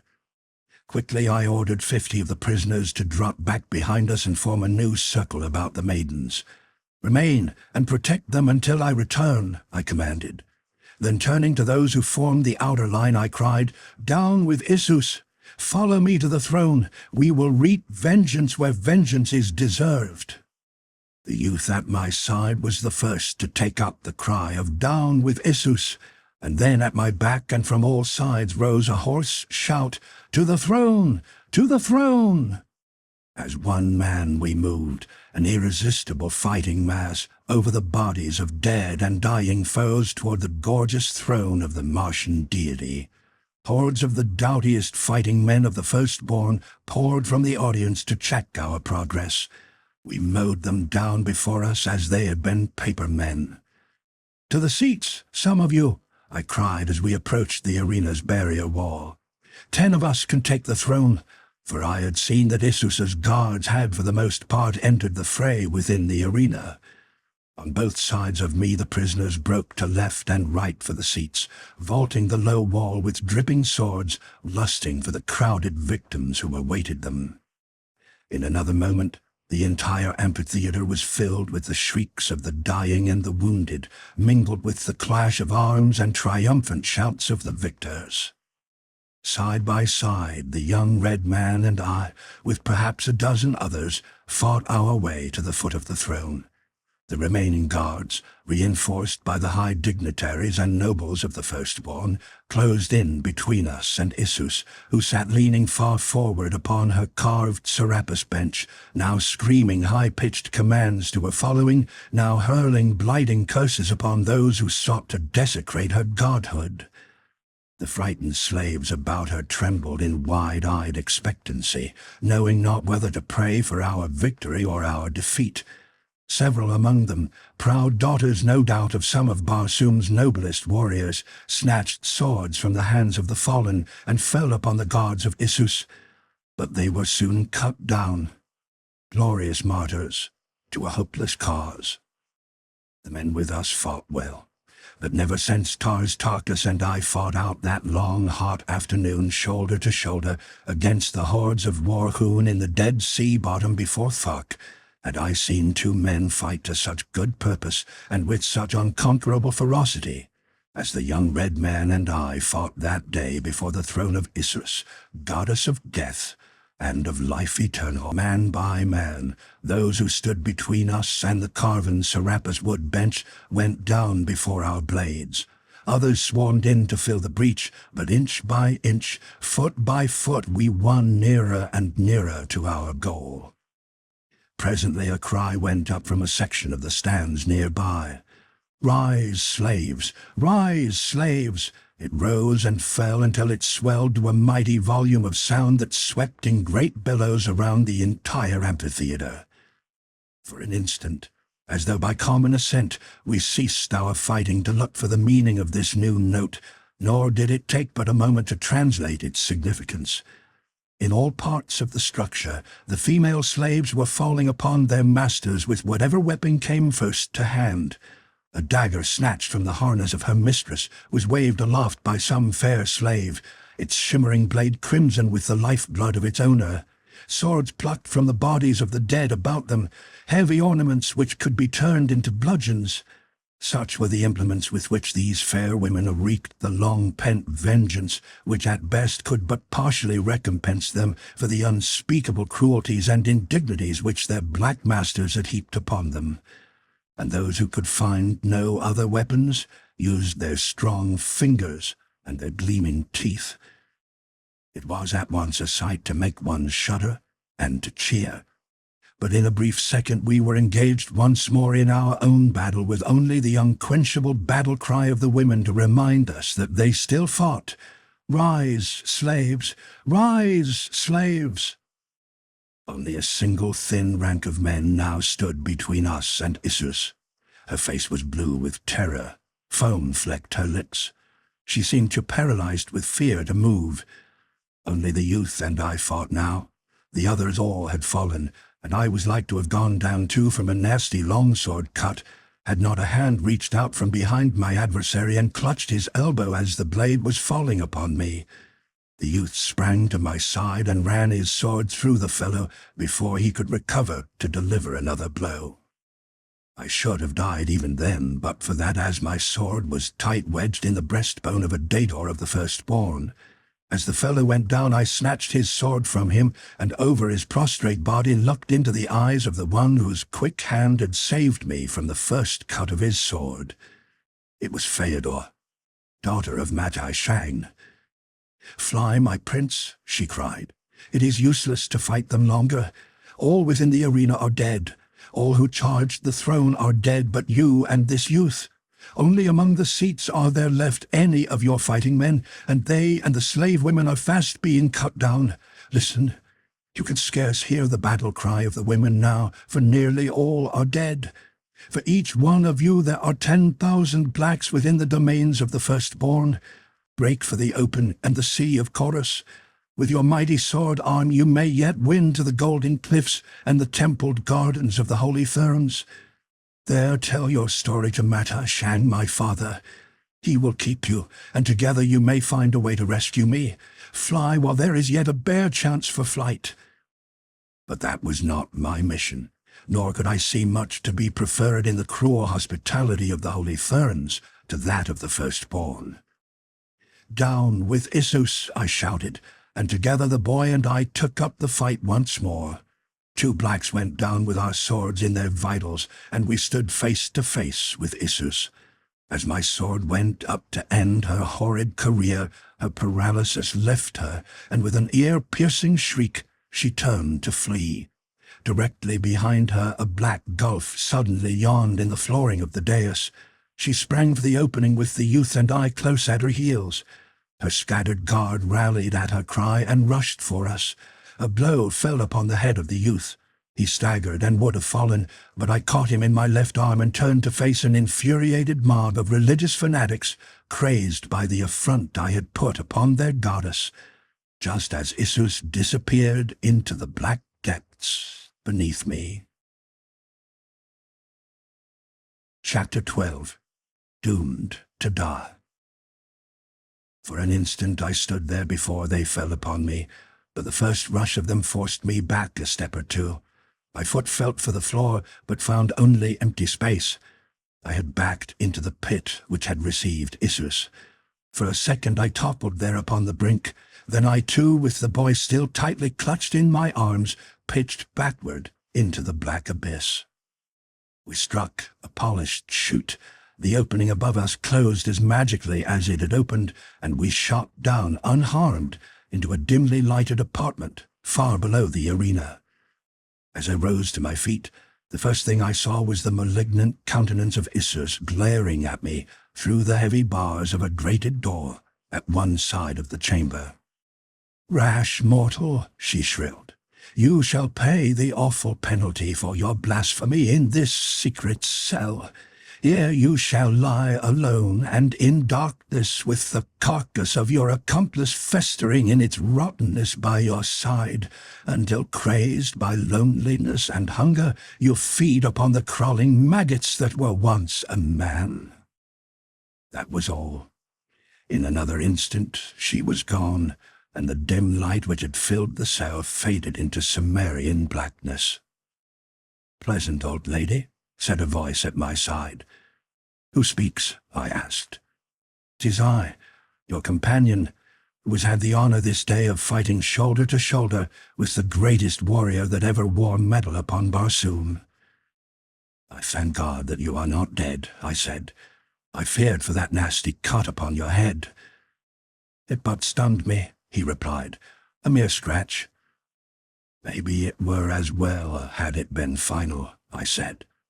"We seem to be in a pretty fix here, with a splendid chance of dying of starvation and thirst."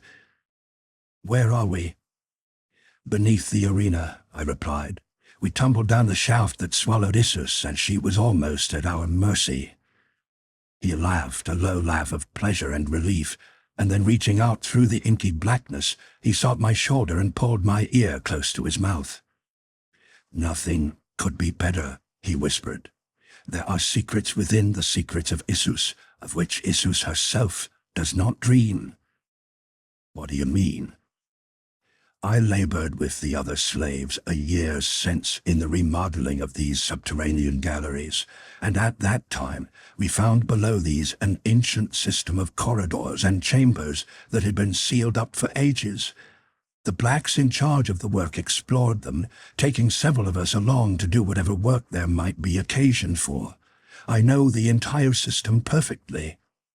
There are miles of corridors honeycombing the ground beneath the gardens and the temple itself, and there is one passage that leads down to and connects with the lower regions that open on the water shaft that gives passage to Omian. If we can reach the submarine undetected, we may yet make the sea, in which there are many islands where the blacks never go. There we may live for a time, and who knows what may transpire to aid us to escape." He had spoken all in a low whisper, evidently fearing spying ears even here, and so I answered him in the same subdued tone. "Lead back to Shador, my friend," I whispered. "Zodar the Black is there. We were to attempt our escape together, so I cannot desert him." "No," said the boy, "one cannot desert a friend. It were better to be recaptured ourselves than that." Then he commenced groping his way about the floor of the dark chamber, searching for the trap that led to the corridors beneath. At length he summoned me by a low "St," and I crept toward the sound of his voice to find him kneeling on the brink of an opening in the floor. "There is a drop here of about 10 feet, he whispered. "Hang by your hands, and you will alight safely on a level floor of soft sand." Very quietly, I lowered myself from the inky cell above into the inky pit below. So utterly dark was it that we could not see our hands at an inch from our noses. Never, I think, have I known such complete absence of light as existed in the pits of Issus. For an instant, I hung in mid-air. There is a strange sensation connected with an experience of that nature which is quite difficult to describe. When the feet tread empty air and the distance below is shrouded in darkness, there is a feeling akin to panic at the thought of releasing the hold and taking the plunge into unknown depths. Although the boy had told me that it was but 10 feet to the floor below, I experienced the same thrills as though I were hanging above a bottomless pit. Then I released my hold and dropped 4 feet to a soft cushion of sand. The boy followed me. "Raise me to your shoulders," he said, "and I will replace the trap." This done, he took me by the hand, leading me very slowly, with much feeling about and frequent halts to assure himself that he did not stray into wrong passageways. Presently, we commenced the descent of a very steep incline. "It will not be long," he said, "before we shall have light. At the lower levels we meet the same strata of phosphorescent rock that illuminates Omian." Never shall I forget that trip through the pits of Issus. While it was devoid of important incidents, yet it was filled for me with a strange charm of excitement and adventure, which I think I must have hinged principally on the unguessable antiquity of these long-forgotten corridors.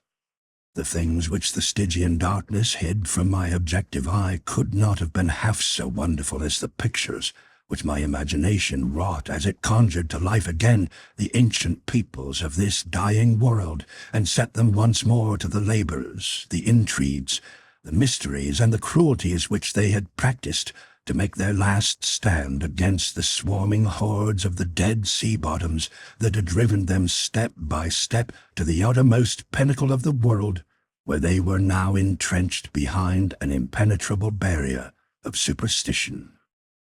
In addition to the green men, there had been 3 principal races upon Barsoom: the blacks, the whites, and a race of yellow men. As the waters of the planet dried and the seas receded, all other resources dwindled until life upon the planet became a constant battle for survival. The various races had made war upon one another for ages, and the 3 higher types had easily bested the green savages of the water places of the world. But now that the receding seas necessitated constant abandonment of their fortified cities and forced upon them a more or less nomadic life in which they became separated into smaller communities, they soon fell prey to the fierce hordes of green men. The result was a partial amalgamation of the blacks, whites, and yellows, the result of which is shown in the present splendid race of red men. I had always supposed that all traces of the original races had disappeared from the face of Mars, yet within the past 4 days I had found both whites and blacks in great multitudes. Could it be possible that in some far-off corner of the planet there still existed a remnant of the ancient race of yellow men? My reveries were broken in upon by a low exclamation from the boy. "At last! The lighted way!" he cried, and looking up I beheld at a long distance before us a dim radiance. As we advanced, the light increased until presently we emerged into well-lighted passageways. From then on our progress was rapid until we came suddenly to the end of a corridor that led directly upon the ledge surrounding the pool of the submarine. The craft lay at her moorings with uncovered hatch. Raising his finger to his lips and then tapping his sword in a significant manner, the youth crept noiselessly toward the vessel. I was close at his heels. Silently we dropped to the deserted deck, and on hands and knees crawled toward the hatchway. A stealthy glance below revealed no guard in sight, and so with the quickness and the soundlessness of cats, we dropped together into the main cabin of the submarine. Even here was no sign of life. Quickly we covered and secured the hatch. Then the boy stepped into the pilot house, touched a button, and the boat sank amid swirling waters toward the bottom of the shaft. Even then there was no scurrying of feet as we had expected, and while the boy remained to direct the boat, I slid from cabin to cabin in futile search for some member of the crew. The craft was entirely deserted. Such good fortune seemed almost unbelievable. When I returned to the pilot house to report the good news to my companion, he handed me a paper. "This may explain the absence of the crew," he said. It was a radio aerial message to the commander of the submarine. "The slaves have risen. Come with what men you have and those that you can gather on the way. Too late to get aid from Omian. They are massacring all within the amphitheater. Issus is threatened. Haste. Zithad." "Zithad is Dator of the guards of Issus," explained the youth. "We gave them a bad scare, one that they will not soon forget." "Let us hope that it is but the beginning of the end of Issus," I said. "Only our first ancestor knows," he replied. We reached the submarine pool in Omian without incident. Here we debated the wisdom of sinking the craft before leaving her, but finally decided that it would add nothing to our chances for escape. There were plenty of blacks on Omian to thwart us were we apprehended. However many more might come from the temples and gardens of Issus would not in any decrease our chances. We were now in a quandary as to how to pass the guards who patrolled the island about the pool. At last, I hit upon a plan. "What is the name or title of the officer in charge of these guards?" I asked the boy. "A fellow named Thoris, who was on duty when we entered this morning," he replied. "Good. And what is the name of the commander of the submarine?" "Yosted." I found a dispatch blank in the cabin and wrote the following order. "Dejah Thoris, return these 2 slaves at once to Shador. Yosted." "That will be the simpler way to return," I said, smiling, as I handed the forged order to the boy. "Come, we shall see now how well it works." "But our swords," he exclaimed. "What shall we say to explain them?" "Since we cannot explain them, we shall have to leave them behind us," I replied. "Is it not the extreme of rashness to thus put ourselves again unarmed in the power of the firstborn?" "It is the only way," I answered. "You may trust me to find a way out of the prison of Shador, and I think, once out, that we shall find no great difficulty in arming ourselves once more in a country which abounds so plentifully in armed men." "As you say," he replied with a smile and shrug. "I could not follow another leader who inspired greater confidence than you. Come, let us put your ruse to the test." Boldly we emerged from the hatchway of the craft, leaving our swords behind us, and strode to the main exit which led to the sentry's post and the office of the Dator of the guard. At sight of us, the members of the guard sprang forward in surprise, and with leveled rifles halted us. I held out the message to one of them. He took it, and seeing to whom it was addressed, turned and handed it to Thoris, who was emerging from his office to learn the cause of the commotion. The black read the order, and for a moment eyed us with evident suspicion. "Where is Dator Yosted?" he asked, and my heart sank within me, as I cursed myself for a stupid fool in not having sunk the submarine to make good the lie that I must tell. "His orders were to return immediately to the temple landing," I replied. Thoris took a half-step toward the entrance to the pool as though to corroborate my story. For that instant everything hung in the balance, for had he done so and found the empty submarine still lying at her wharf, the whole weak fabric of my concoction would have tumbled about our heads. But evidently he decided the message must be genuine, nor indeed was there any good reason to doubt it, since it would scarce have seemed credible to him that 2 slaves would voluntarily have given themselves into custody in any such manner as this. It was the very boldness of the plan which rendered it successful.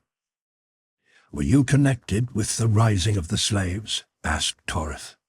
"We have just had meager reports of some such event." "All were involved," I replied, "but it amounted to little. The guards quickly overcame and killed the majority of us." He seemed satisfied with this reply. "Take them to Shador," he ordered, turning to one of his subordinates. We entered a small boat lying beside the island, and in a few minutes were disembarking upon Shador. Here we were returned to our respective cells, I with Sodar, the boy by himself, and behind locked doors we were again prisoners of the firstborn. Chapter 13. A Break for Liberty. Zodar listened in incredulous astonishment to my narration of the events which had transpired within the arena at the rites of Issus. He could scarce conceive, even though he had already professed his doubt as to the deity of Issus, that one could threaten her with sword in hand and not be blasted into 1,000 fragments by the mere fury of her divine wrath.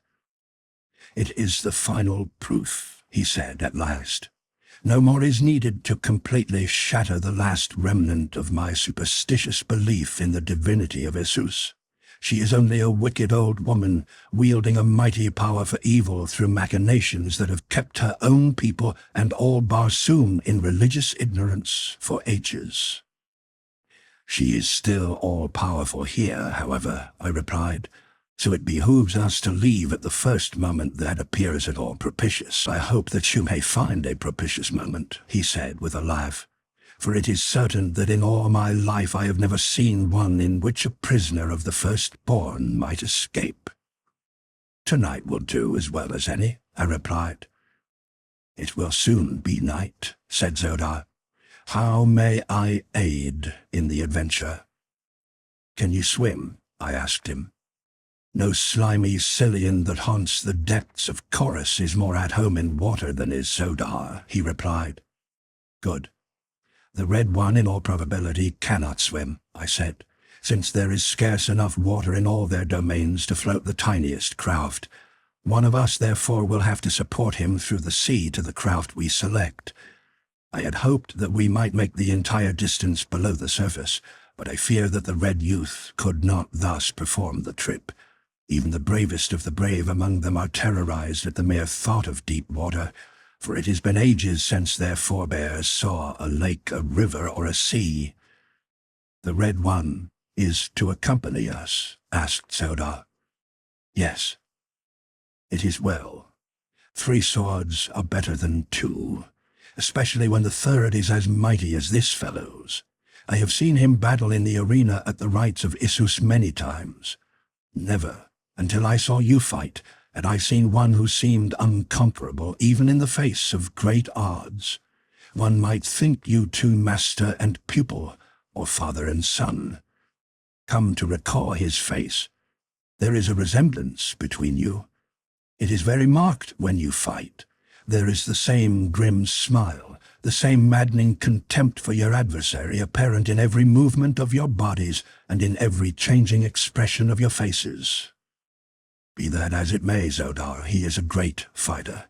I think that we will make a trio difficult to overcome, and if my friend Taras Tarkus, Jeddak of Thark, were but one of us, we could fight our way from one end of Barsoom to the other, even though the whole world were pitted against us." "It will be," said Zodar, "when they find from whence you have come. That is but one of the superstitions which Issus has foisted upon a credulous humanity.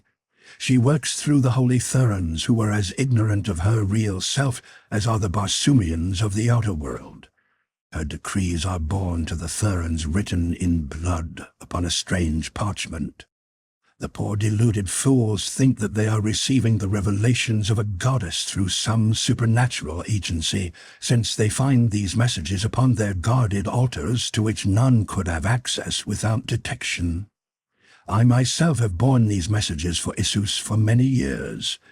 There is a long tunnel from the temple of Issus to the principal temple of Matai Shan. It was dug ages ago by the slaves of the firstborn, in such utter secrecy that no Therns ever guessed its existence. The Therns, for their part, have temples dotted about the entire civilized world.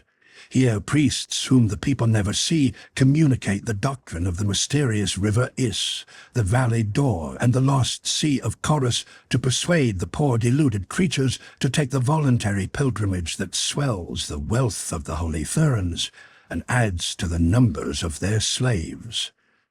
Thus the Therns are used as the principal means for collecting the wealth and labor that the firstborn wrest from them as they need it. Occasionally the firstborn themselves make raids upon the outer world. It is then that they capture many females of the royal houses of the Red Men, and take the newest in battleships and the trained artisans who build them, that they may copy what they cannot create. We are a non-productive race, priding ourselves upon our non-productiveness.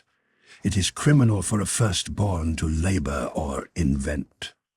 That is the work of the lower orders, who live merely that the firstborn may enjoy long lives of luxury and idleness. With us, fighting is all that counts. Were it not for that, there would be more of the firstborn than all the creatures of Barsoom could support, for insofar as I know, none of us ever dies a natural death. Our females would live forever, but for the fact that we tire of them and remove them to make place for others. Isus alone of all is protected against death. She has lived for countless ages. Would not the other Barsoomians live forever but for the doctrine of the voluntary pilgrimage which drags them to the bosom of Is at or before their 1000th year? I asked him. I feel now that there is no doubt but that there are precisely the same species of creature as the firstborn, and I hope that I shall live to fight for them in atonement of the sins I have committed against them through the ignorance born of generations of false teaching. As he ceased speaking, a weird call rang out across the waters of Omian.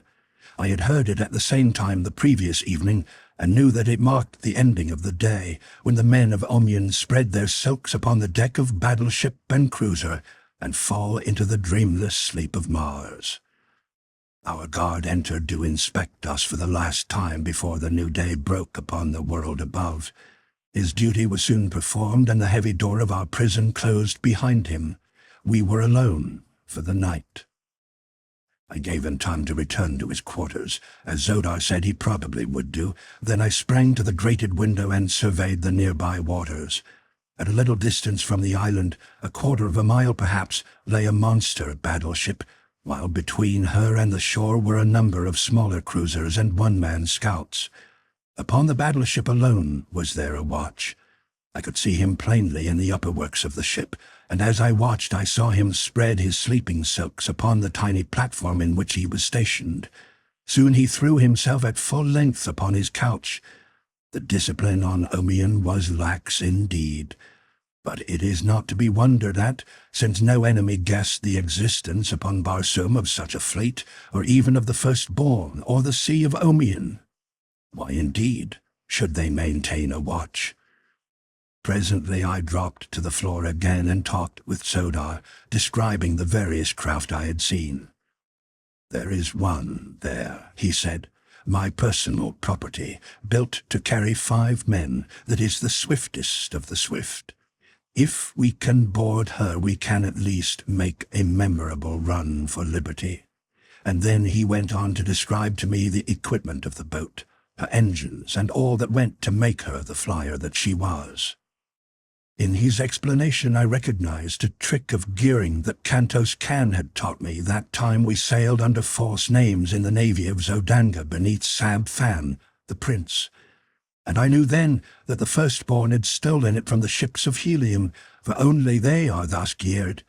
And I knew too that Zodar spoke the truth when he lauded the speed of his little craft, for nothing that cleaves the thin air of Mars can approximate the speed of the ships of Helium.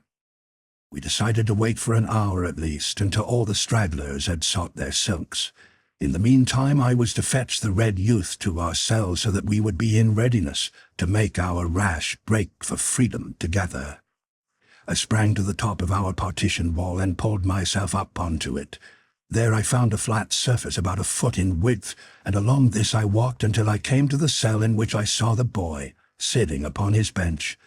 He had been leaning back against the wall, looking up at the glowing dome above Omian, and when he spied me balancing upon the partition wall above him, his eyes opened wide in astonishment.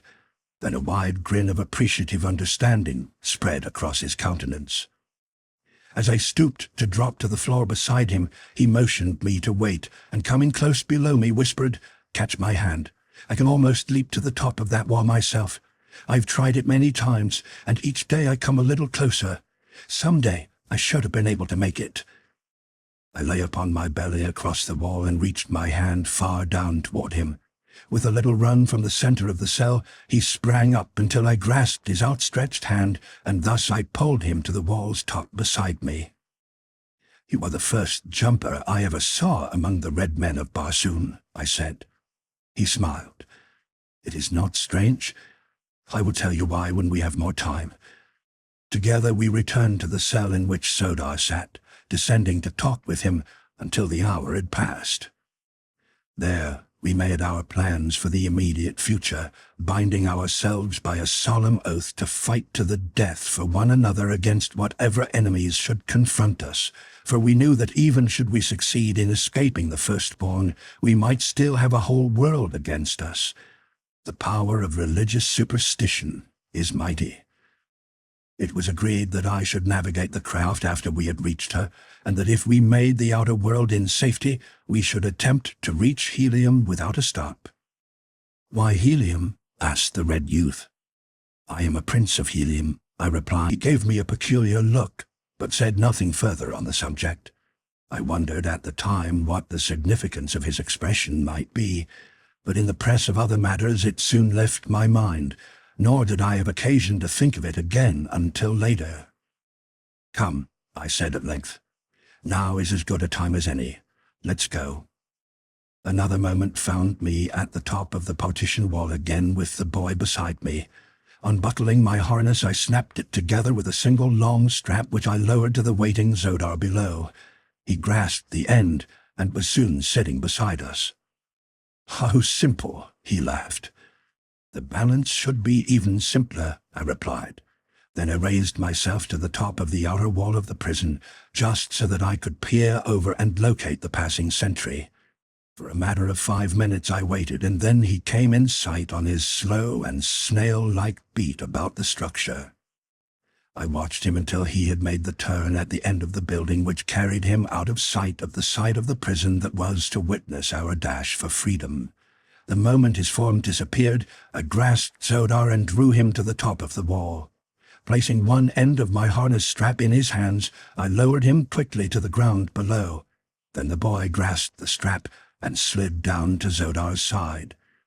In accordance with our arrangement, they did not wait for me, but walked slowly toward the water, a matter of 100 yards, directly past the guardhouse filled with sleeping soldiers.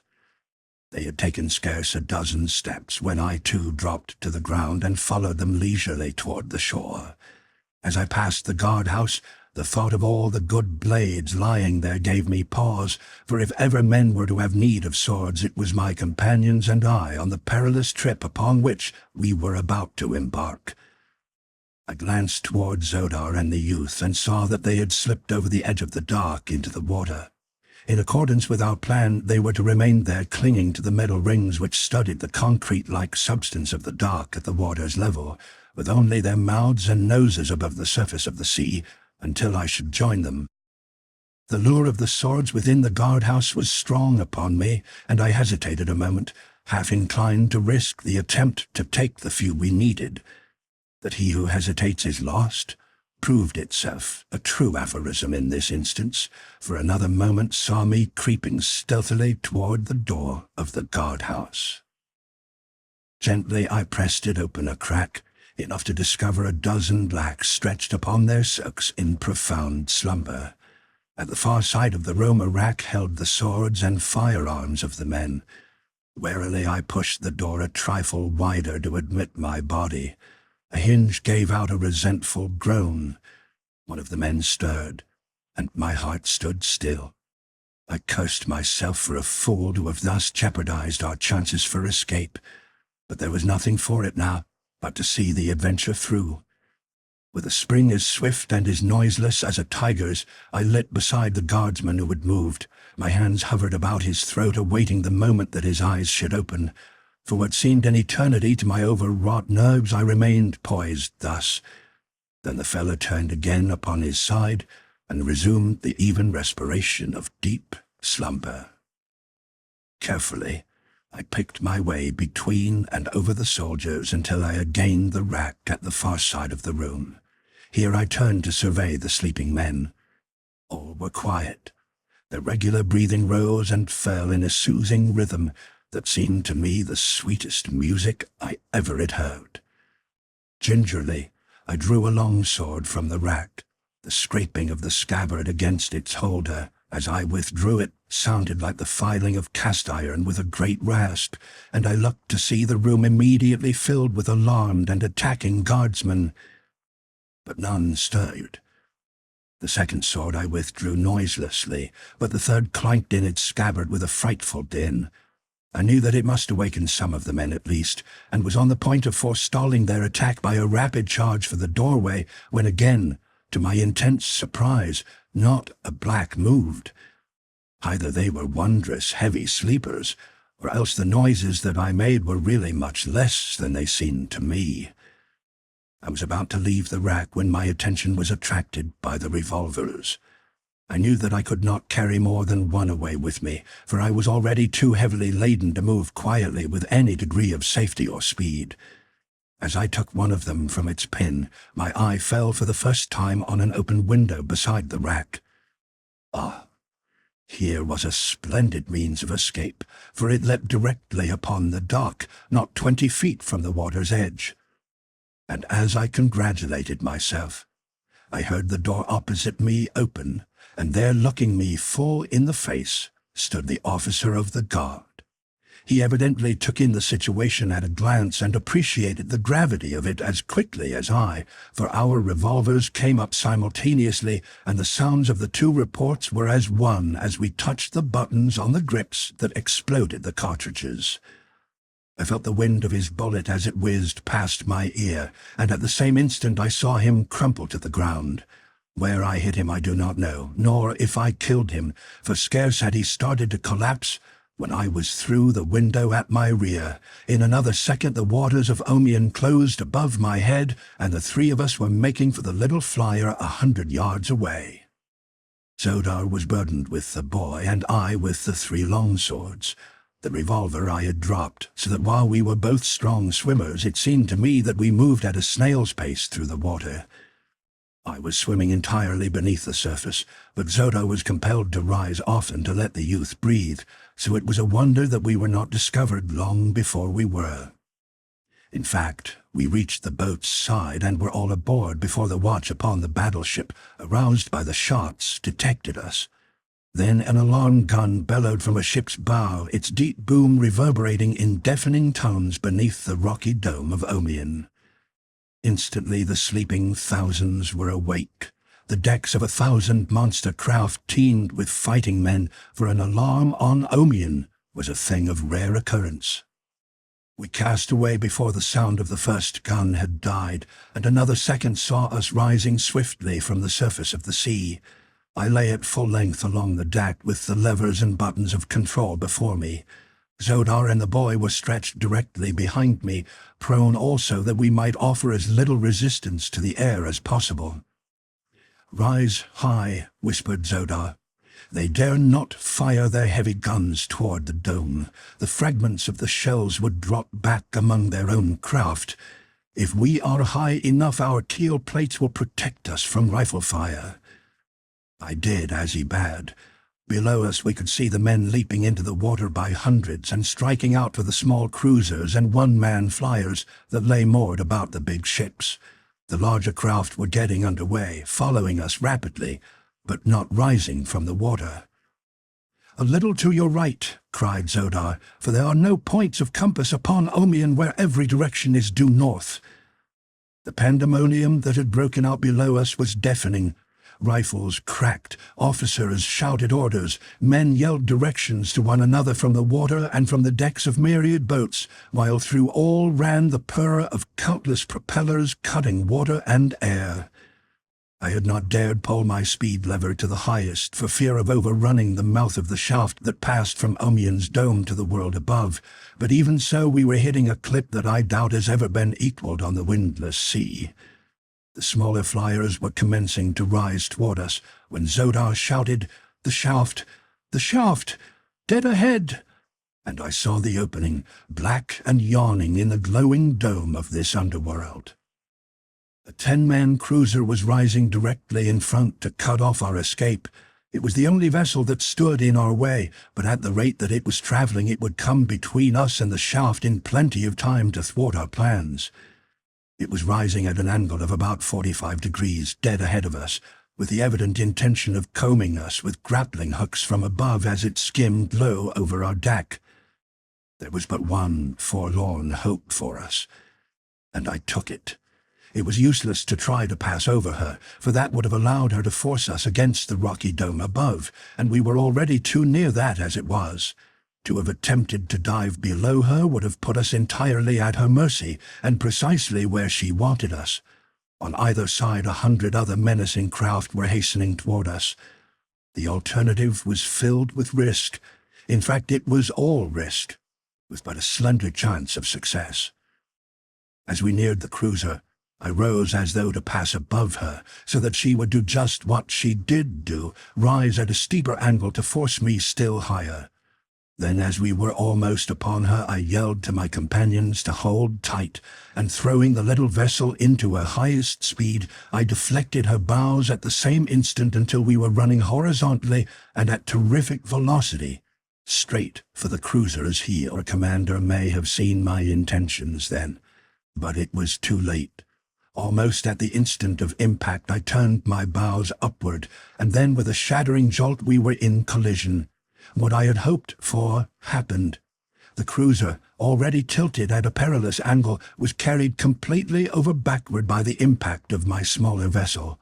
Her crew fell twisting and screaming through the air to the water far below, while the cruiser, her propellers still madly churning, dived swiftly head foremost after them, to the bottom of the Sea of Omian. The collision crushed our steel bows, and notwithstanding every effort on our part, came near to hurling us from the deck. As it was, we landed in a wildly clutching heap at the very extremity of the flyer, where Zodar and I succeeded in grasping the handrail, but the boy would have plunged overboard had I not fortunately grasped his ankle, as he was already partially over. Unguided, our vessel careened wildly in its mad flight, rising ever nearer the rocks above. It took but an instant, however, for me to regain the levers, and with the roof barely 50 feet above, I turned her nose once more into the horizontal plane and headed her again for the black mouth of the shaft. The collision had retarded our progress, and now 100 swift scouts were close upon us. Zodar had told me that ascending the shaft by virtue of our repulsive rays alone would give our enemies their best chance to overtake us, since our propellers would be idle, and in rising we would be outclassed by many of our pursuers.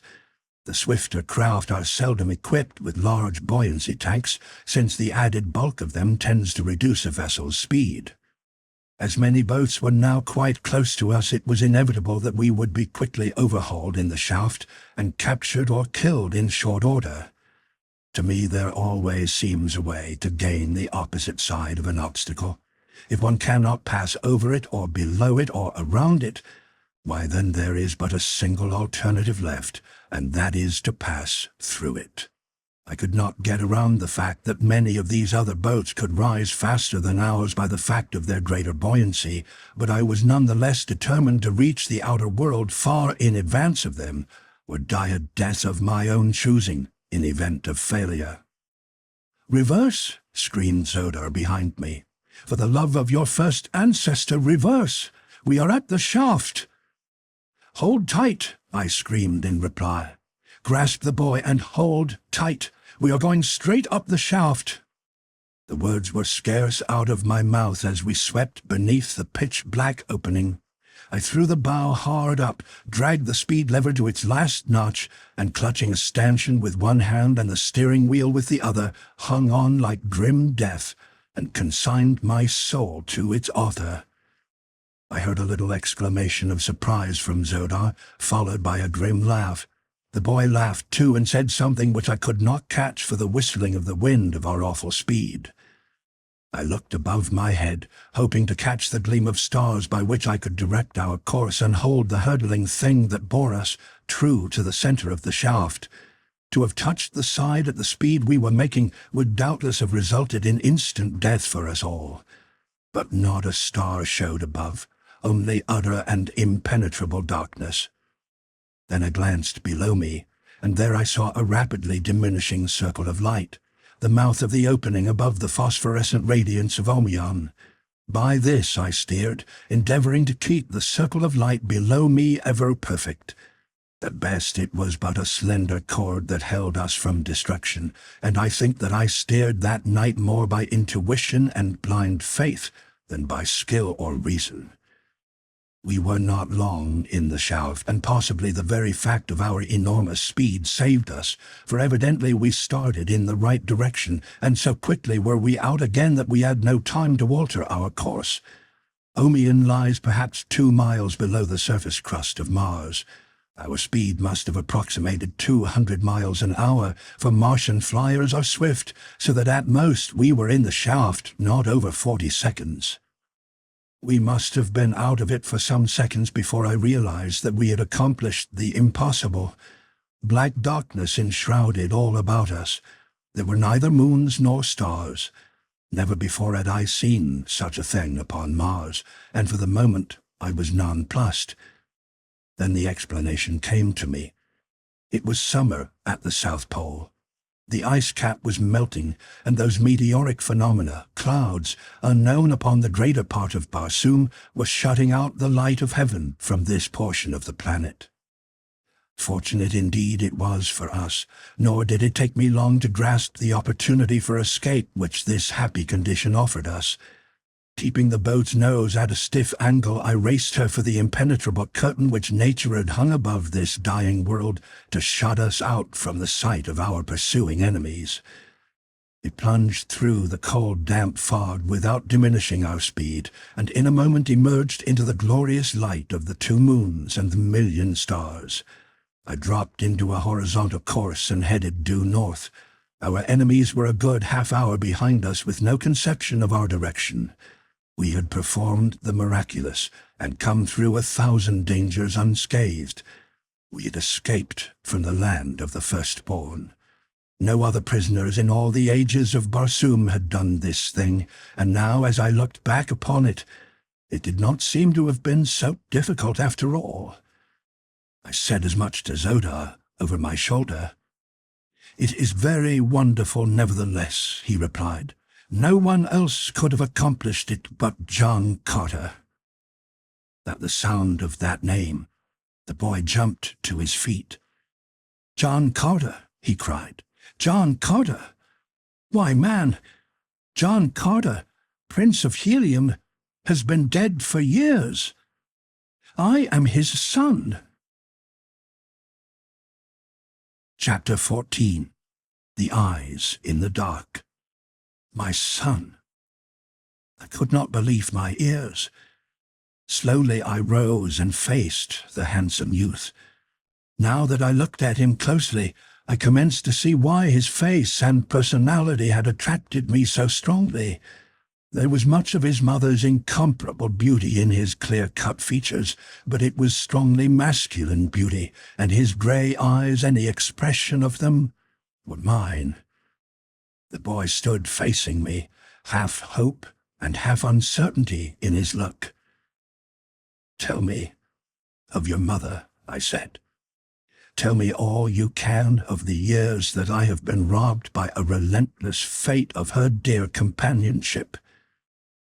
With a cry of pleasure, he sprang toward me and threw his arms about my neck, and for a brief moment as I held my boy close to me, the tears welled to my eyes, and I was like to have choked after the manner of some maudlin fool.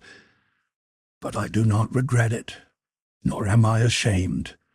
A long life has taught me that a man may seem weak where women and children are concerned, and yet be anything but a weakling in the sterner avenues of life. Your stature, your manner, the terrible ferocity of your swordsmanship," said the boy, "are as my mother has described them to me 1,000 times. But even with such evidence I could scarce credit the truth of what seemed so improbable to me, however much I desired it to be true. Do you know what thing it was that convinced me more than all the others?" "What, my boy?" I asked. "Your first words to me. They were of my mother. None else but the man who loved her as she has told me my father did would have thought first of her. For long years, my son, I can scarce recall a moment that the radiant vision of your mother's face has not been ever before me. Tell me of her."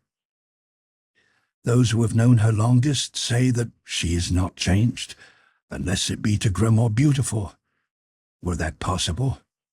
Only, when she thinks I am not about to see her, her face grows very sad, and oh, so wistful. She thinks ever of you, my father, and all Helium mourns with her and for her. Her grandfather's people love her. They loved you also, and fairly worship your memory as the savior of Barsoom. Each year that brings its anniversary of the day that saw you racing across a near-dead world to unlock the secret of that awful portal behind which lay the mighty power of life for countless millions, a great festival is held in your honor. But there are tears mingled with the thanksgiving, tears of real regret that the author of the happiness is not with them to share the joy of living he died to give them. Upon all Barsoom there is no greater name than John Carter." "And by what name has your mother called you, my boy?" I asked. "The people of Helium asked that I be named with my father's name, but my mother said no, that you and she had chosen a name for me together, and that your wish must be honored before all others. So the name that she called me is the one that you desired, a combination of hers and yours, Thoris." Zodar had been at the wheel as I talked with my son, and now he called me. "She is dropping badly by the head, John Carter," he said. "So long as we were rising at a stiff angle it was not noticeable, but now that I am trying to keep a horizontal course it is different. The wound in her bow has opened one of her forward ray tanks." It was true, and after I had examined the damage I found it a much graver matter than I had anticipated.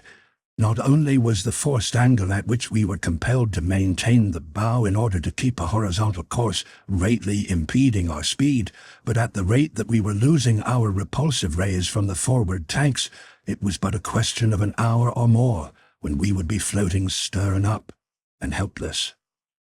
We had slightly reduced our speed with the dawning of a sense of security, but now I took the helm once more and pulled the noble little engine wide open, so that again we raced north at terrific velocity.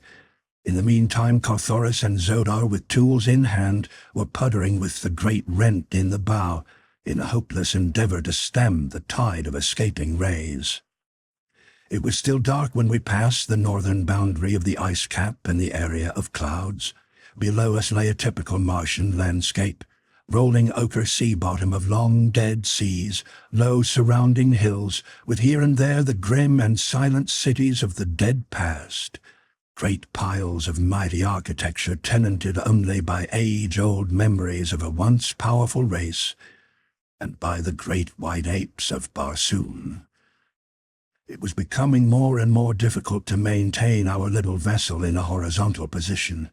Lower and lower sagged the bow until it became necessary to stop the engine to prevent our flight terminating in a swift dive to the ground.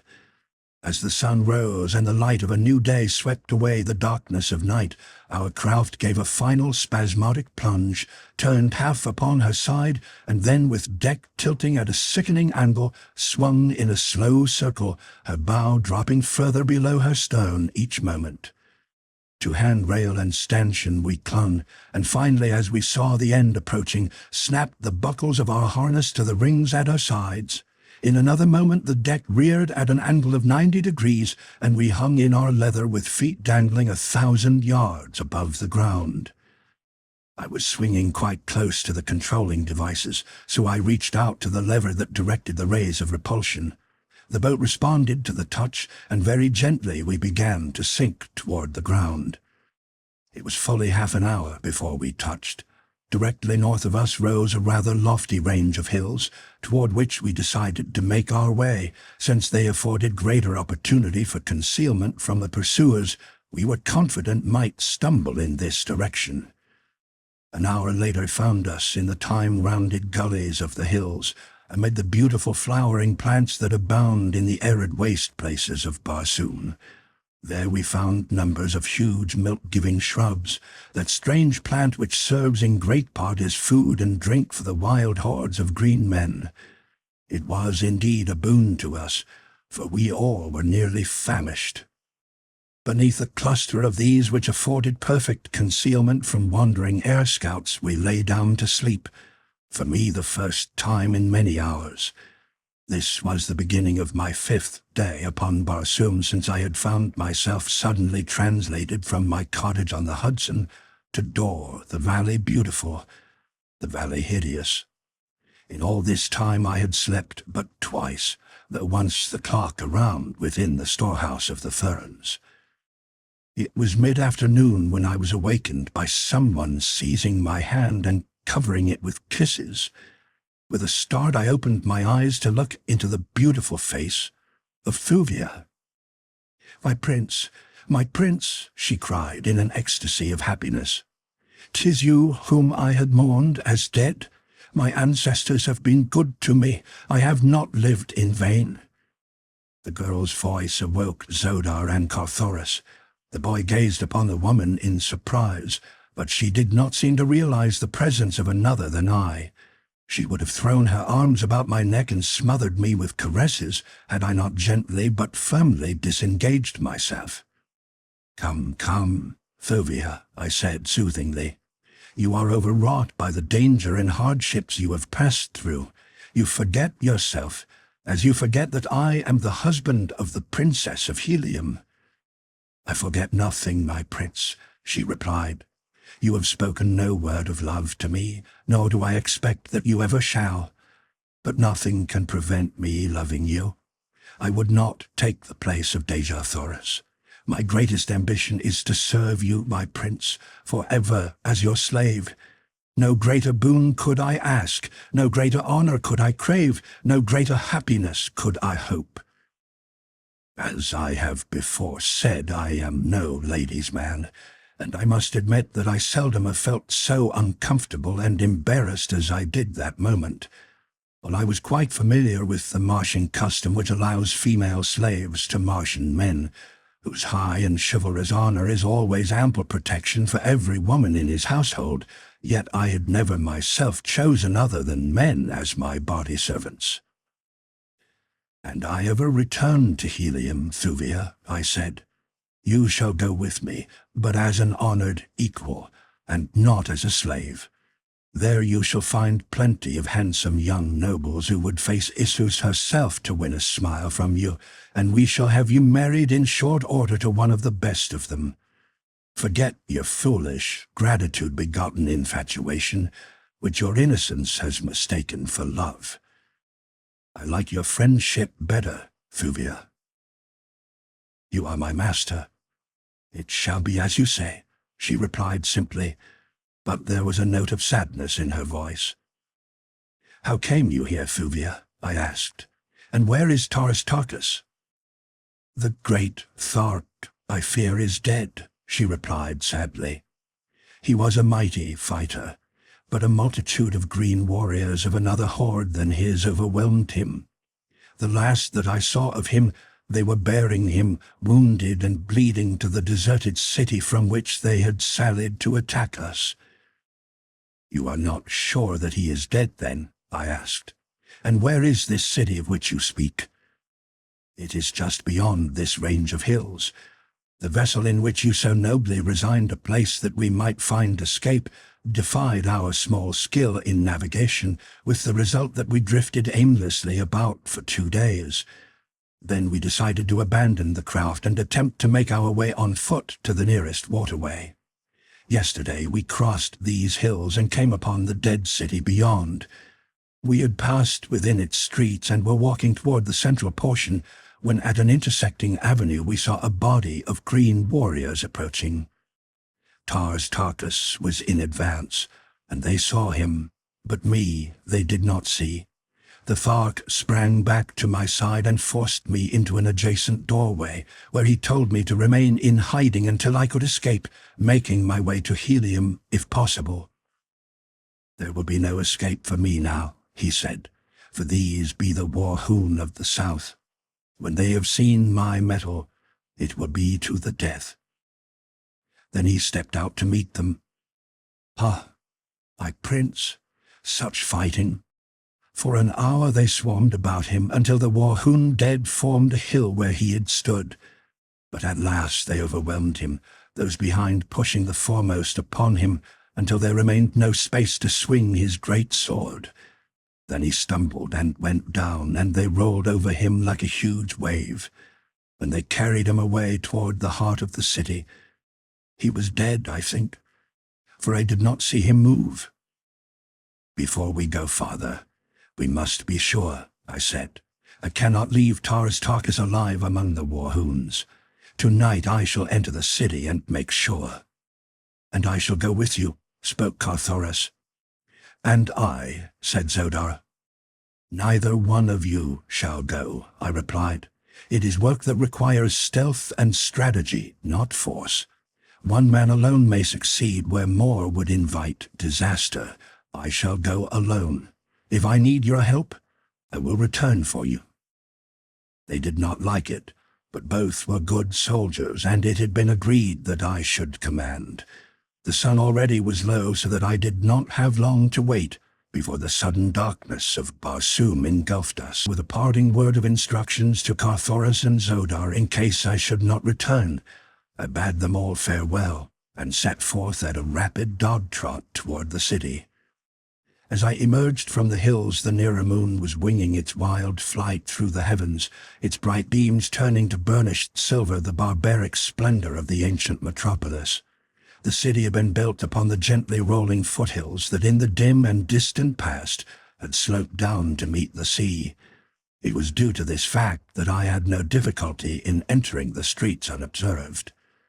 The green hordes that use these deserted cities seldom occupy more than a few squares about the central plaza, and as they come and go always across the dead sea bottoms that the cities face, it is usually a matter of comparative ease to enter from the hillside.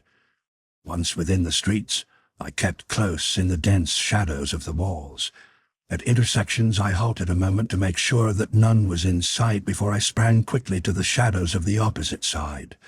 Thus I made the journey to the vicinity of the plaza without detection. As I approached the purlieus of the inhabited portion of the city, I was made aware of the proximity of the warriors' quarters by the squealing and grunting of the thoats and zididars corralled within the hollow courtyards formed by the buildings surrounding each square. These old familiar sounds that are so distinctive of green Martian life sent a thrill of pleasure surging through me. It was as one might feel on coming home after a long absence. It was amid such sounds that I had first courted the incomparable Dejah Thoris in the age-old marble halls of the dead city of Korad. As I stood in the shadows at the far corner of the first square which housed members of the Horde, I saw warriors emerging from several of the buildings. They all went in the same direction, toward a great building which stood in the center of the plaza. My knowledge of Green Martian customs convinced me that this was either the quarters of the principal chieftain or contained the audience chamber wherein the Jeddak met his Jeds and lesser chieftains. In either event, it was evident that something was afoot which might have a bearing on the recent capture of Dejah Thoris. To reach this building, which I now felt it imperative that I do, I must needs traverse the entire length of one square and cross a broad avenue and a portion of the plaza. From the noises of the animals which came from every courtyard about me, I knew that there were many people in the surrounding buildings, probably several communities of the great horde of the Warhoons of the South. To pass undetected among all these people was in itself a difficult task, But if I was to find and rescue the great Thark, I must expect even more formidable obstacles before success could be mine. I had entered the city from the south and now stood on the corner of the avenue through which I had passed, and the first intersecting avenue south of the plaza. The buildings upon the south side of this square did not appear to be inhabited, as I could see no lights, and so I decided to gain the inner courtyard through one of them. Nothing occurred to interrupt my progress through the deserted pile I chose, and I came into the inner court close to the rear walls of the east buildings without detection. Within the court a great herd of thoats and zitidars moved restlessly about, cropping the moss-like ochre vegetation which overgrows practically the entire uncultivated area of Mars. What breeze there was came from the northwest, so there was little danger that the beasts would scent me. Had they, their squealing and grunting would have grown to such a volume as to attract the attention of the warriors within the buildings. Close to the east wall, beneath the overhanging balconies of the second floors, I crept in dense shadows the full length of the courtyard until I came to the buildings at the north end. These were lighted for about 3 floors up, but above the 3rd floor all was dark. To pass through the lighted rooms was of course out of the question, since they swarmed with green Martian men and women. My only path lay through the upper floors, and to gain these it was necessary to scale the face of the wall. The reaching of the balcony of the 2nd floor was a matter of easy accomplishment. An agile leap gave my hands a grasp upon the stone handrail above. In another instant I had drawn myself upon the balcony.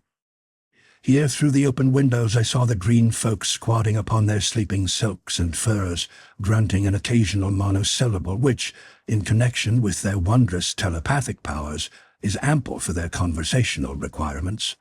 As I drew closer to listen to their words, a warrior entered the room from the hall beyond.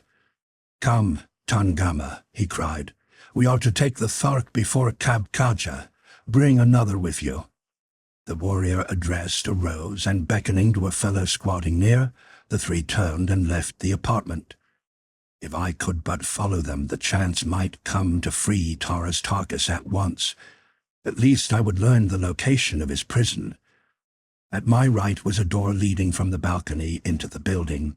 It was at the end of an unlighted hall, and on the impulse of the moment I stepped within.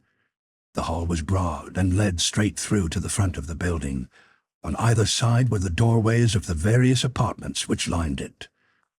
I had no more than entered the corridor than I saw the 3 warriors at the other end, those whom I had just seen leaving the apartment. Then a turn to the right took them from my sight again. Quickly I hastened along the hallway in pursuit. My gait was reckless, but I felt that fate had been kind indeed to throw such an opportunity within my grasp, and I could not afford to allow it to elude me now. At the far end of the corridor I found a spiral stairway leading to the floors above and below. The 3 had evidently left the floor by this avenue. That they had gone down and not up I was sure from my knowledge of these ancient buildings and the methods of the Warhoons. I myself had once been a prisoner of the cruel hordes of northern Warhoon, and the memory of the underground dungeon in which I lay still is vivid in my memory. And so I felt certain that Taurus Tarkus lay in the dark pits beneath some nearby building, and that in that direction I should find the trail of the 3 warriors leading to his cell. Nor was I wrong.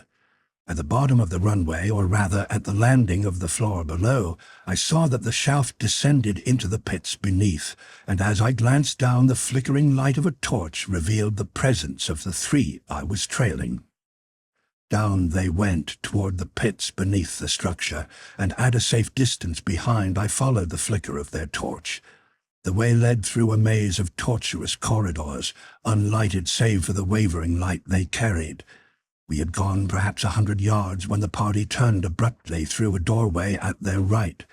I hastened on as rapidly as I dared through the darkness until I reached the point at which they had left the corridor. There, through an open door, I saw them removing the chains that secured the great Thark, Taurus Tarkus, to the wall. Hustling him roughly between them, they came immediately from the chamber, so quickly in fact that I was near to being apprehended. But I managed to run along the corridor in the direction I had been going in my pursuit of them, far enough to be without the radius of their meager light as they emerged from the cell. I had naturally assumed that they would return with Dejah Thoris the same way that they had come, which would have carried them away from me. But, to my chagrin, they wheeled directly in my direction as they left the room. There was nothing for me but to hasten on in advance and keep out of the light of their torch. I dared not attempt to halt in the darkness of any of the many intersecting corridors, for I knew nothing of the direction they might take. Chance was as likely as not to carry me into the very corridor they might choose to enter. The sensation of moving rapidly through these dark passages was far from reassuring. I knew not at what moment I might plunge headlong into some terrible pit, or meet with some of the ghoulish creatures that inhabit these lower worlds beneath the dead cities of dying Mars. There filtered to me a faint radiance from the torch of the men behind, just enough to permit me to trace the direction of the winding passageways directly before me, and so keep me from dashing myself against the walls at the turns. Presently I came to a place where 5 corridors diverged from a common point. I had hastened along one of them for some little distance when suddenly the faint light of the torch disappeared from behind me. I paused to listen for sounds of the party behind me, but the silence was as utter as the silence of the tomb. Quickly I realized that the warriors had taken one of the other corridors with their prisoner, and so I hastened back with a feeling of considerable relief to take up a much safer and more desirable position behind them. It was much slower work returning, however, than it had been coming, for now the darkness was as utter as the silence. It was necessary to feel every foot of the way back with my hand against the side wall, that I might not pass the spot where the 5 roads radiated. After what seemed an eternity to me, I reached the place and recognized it by groping across the entrances to the several corridors until I had counted 5 of them.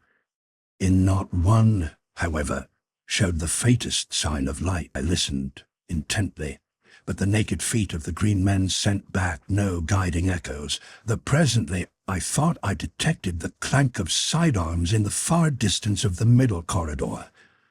Up this, then, I hastened, searching for the light, and stopping to listen occasionally for a repetition of the sound.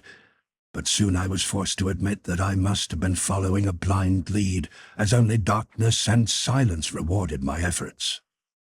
Again I retraced my steps toward the parting of the ways, and to my surprise I came upon the entrance to 3 diverging corridors, any one of which I might have traversed in my hasty dash after the false clue I had been following. Here was a pretty fix indeed.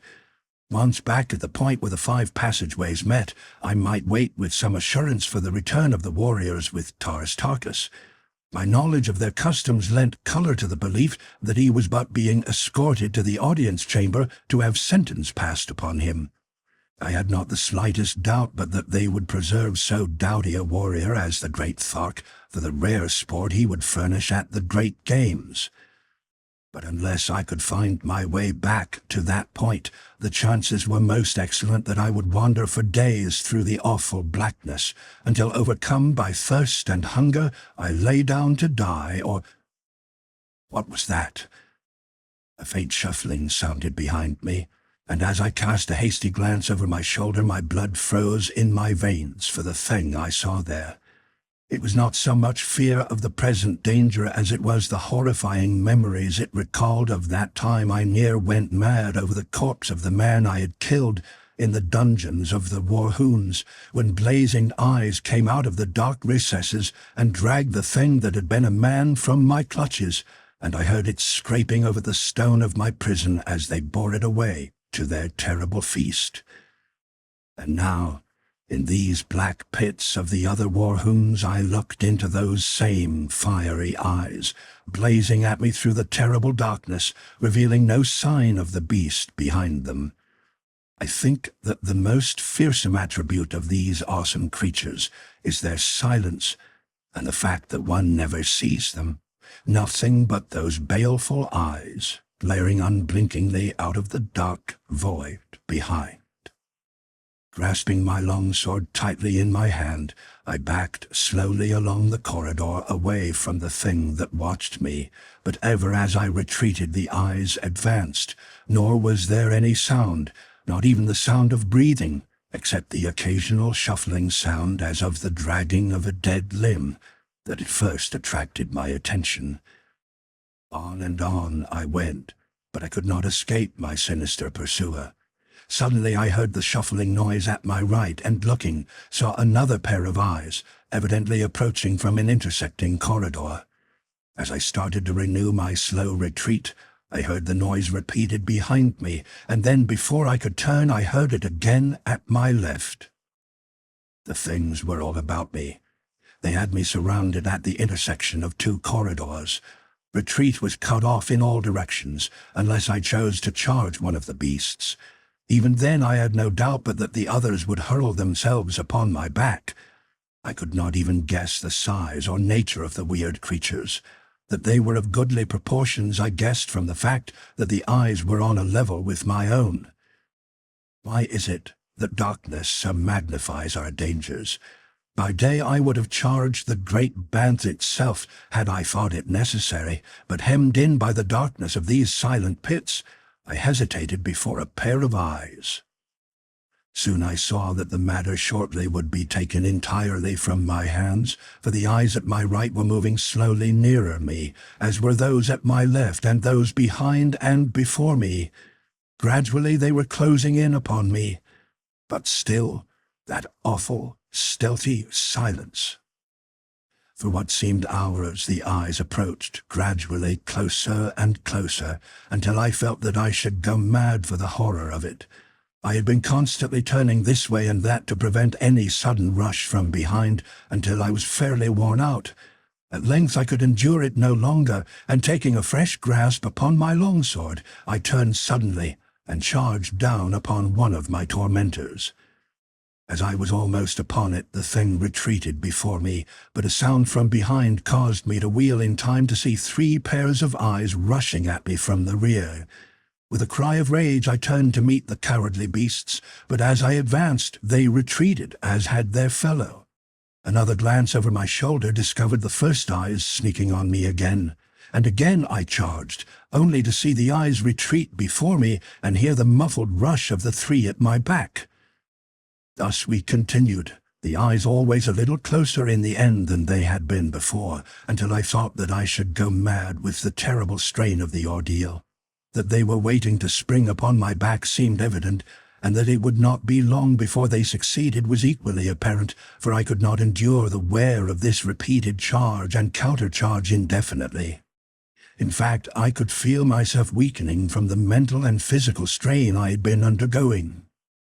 At that moment I caught another glimpse from the corner of my eye of the single pair of eyes at my back making a sudden rush upon me. I turned to meet the charge. There was a quick rush of the 3 from the other direction, but I determined to pursue the single pair until I should have at least settled my account with one of the beasts, and thus be relieved of the strain of meeting attacks from both directions. There was no sound in the corridor, only that of my own breathing. Yet I knew that those 3 uncanny creatures were almost upon me. The eyes in front were not retreating so rapidly now. I was almost within sword reach of them. I raised my sword arm to deal the blow that should free me, and then I felt a heavy body upon my back. A cold, moist, slimy something fastened itself upon my throat. I stumbled and went down. Chapter 15. Flight and Pursuit. I could not have been unconscious more than a few seconds, and yet I know that I was unconscious, for the next thing I realized was that a growing radiance was illuminating the corridor about me, and the eyes were gone. I was unharmed except for a slight bruise upon my forehead where it had struck the stone flagging as I fell. I sprang to my feet to ascertain the cause of the light. It came from a torch in the hand of one of a party of 4 green warriors who were coming rapidly down the corridor toward me. They had not yet seen me, and so I lost no time in slipping into the first intersecting corridor that I could find. This time, however, I did not advance so far away from the main corridor as on the other occasion that had resulted in my losing Tarkas and his guards. The party came rapidly toward the opening of the passageway in which I crouched against the wall. As they passed by, I breathed a sigh of relief. I had not been discovered, and best of all, the party was the same that I had followed into the pits. It consisted of Tarkas and his 3 guards. I fell in behind them, and soon we were at the cell in which the great Thark had been chained. 2 of the warriors remained without, while the man with the keys entered with the Thark to fasten his irons upon him once more.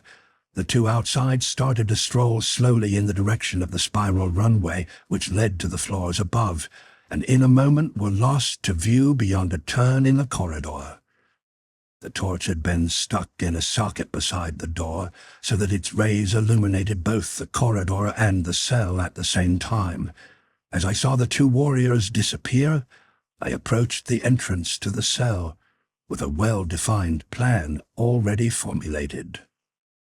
While I disliked the thought of carrying out the thing that I had decided upon, there seemed no alternative if Tarkas and I were to go back together to my little camp in the hills.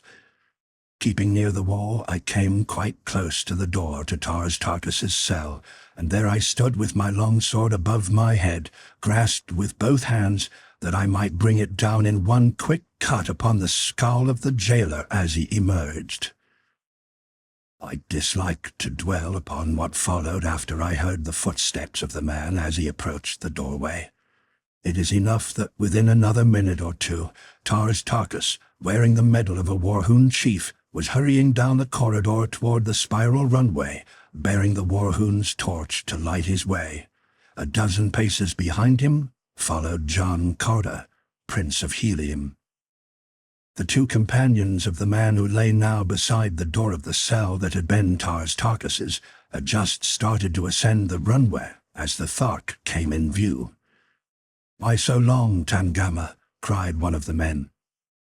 "I had trouble with a lock," replied Tarkas, "and now I find that I have left my short sword in the Thark's cell.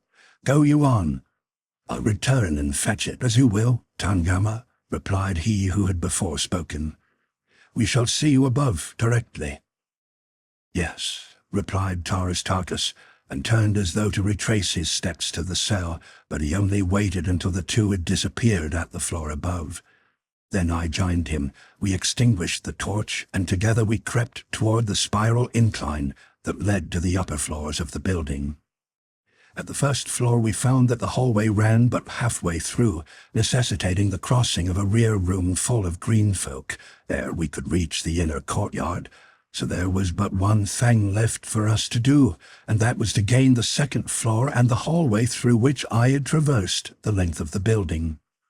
Cautiously we ascended. We could hear the sounds of conversation coming from the room above, but the hall still was unlighted, nor was anyone in sight as we gained the top of the runway. Together we threaded the long hall and reached the balcony overlooking the courtyard, without being detected. At our right was the window letting into the room in which I had seen Tangama and the other warriors as they started to Tarkas's cell earlier in the evening. His companions had returned here, and we now overheard a portion of their conversation. "What can be detaining Tangama?" asked one. "He certainly could not be all this time fetching his short sword from the Thark's cell," spoke another. "His short sword?" asked a woman. "What mean you?" "Tangama left his short sword in the Thark's cell," explained the first speaker, "and left us at the runway to return and get it." "Tangama wore no short sword this night," said the woman. "It was broken in today's battle with the Thark, and Tangama gave it to me to repair. See, I have it here." And as she spoke, she drew Tangama's short sword from beneath her sleeping silks and furs. The warriors sprang to their feet. "There is something amiss here," cried one. "'Tis even what I myself thought when Tangama left us at the runway," said another. Methought then that his voice sounded strangely. "Come, let us hasten to the pits." We waited to hear no more. Slinging my harness into a long single strap, I lowered Dejah Thoris to the courtyard beneath, and an instant later dropped to his side. We had spoken scarcely a dozen words since I had felled Tangama at the cell door, and seen in the torch's light the expression of utter bewilderment upon the great Thark's face. By this time, he had said, I should have learned to wonder at nothing which John Carter accomplishes. That was all. He did not need to tell me that he appreciated the friendship which had prompted me to risk my life to rescue him, nor did he need to say that he was glad to see me. This fierce green warrior had been the first to greet me that day, now 20 years gone, which had witnessed my first advent upon Mars.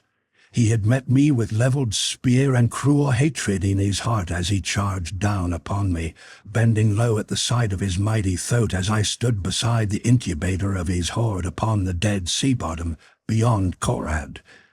And now among the inhabitants of 2 worlds, I counted none a better friend than Dejah Thoris, Jeddak of the Tharks.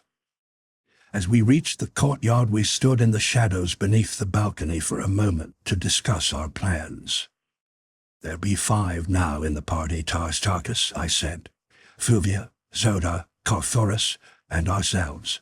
We shall need 5 thoats to bear us." "Carthoris," he cried. "Your son?" "Yes. I found him in the prison of Shador on the Sea of Omian in the land of the firstborn." "I know not any of these places, John Carter. Be they upon Barsoom?" "Upon and below, my friend.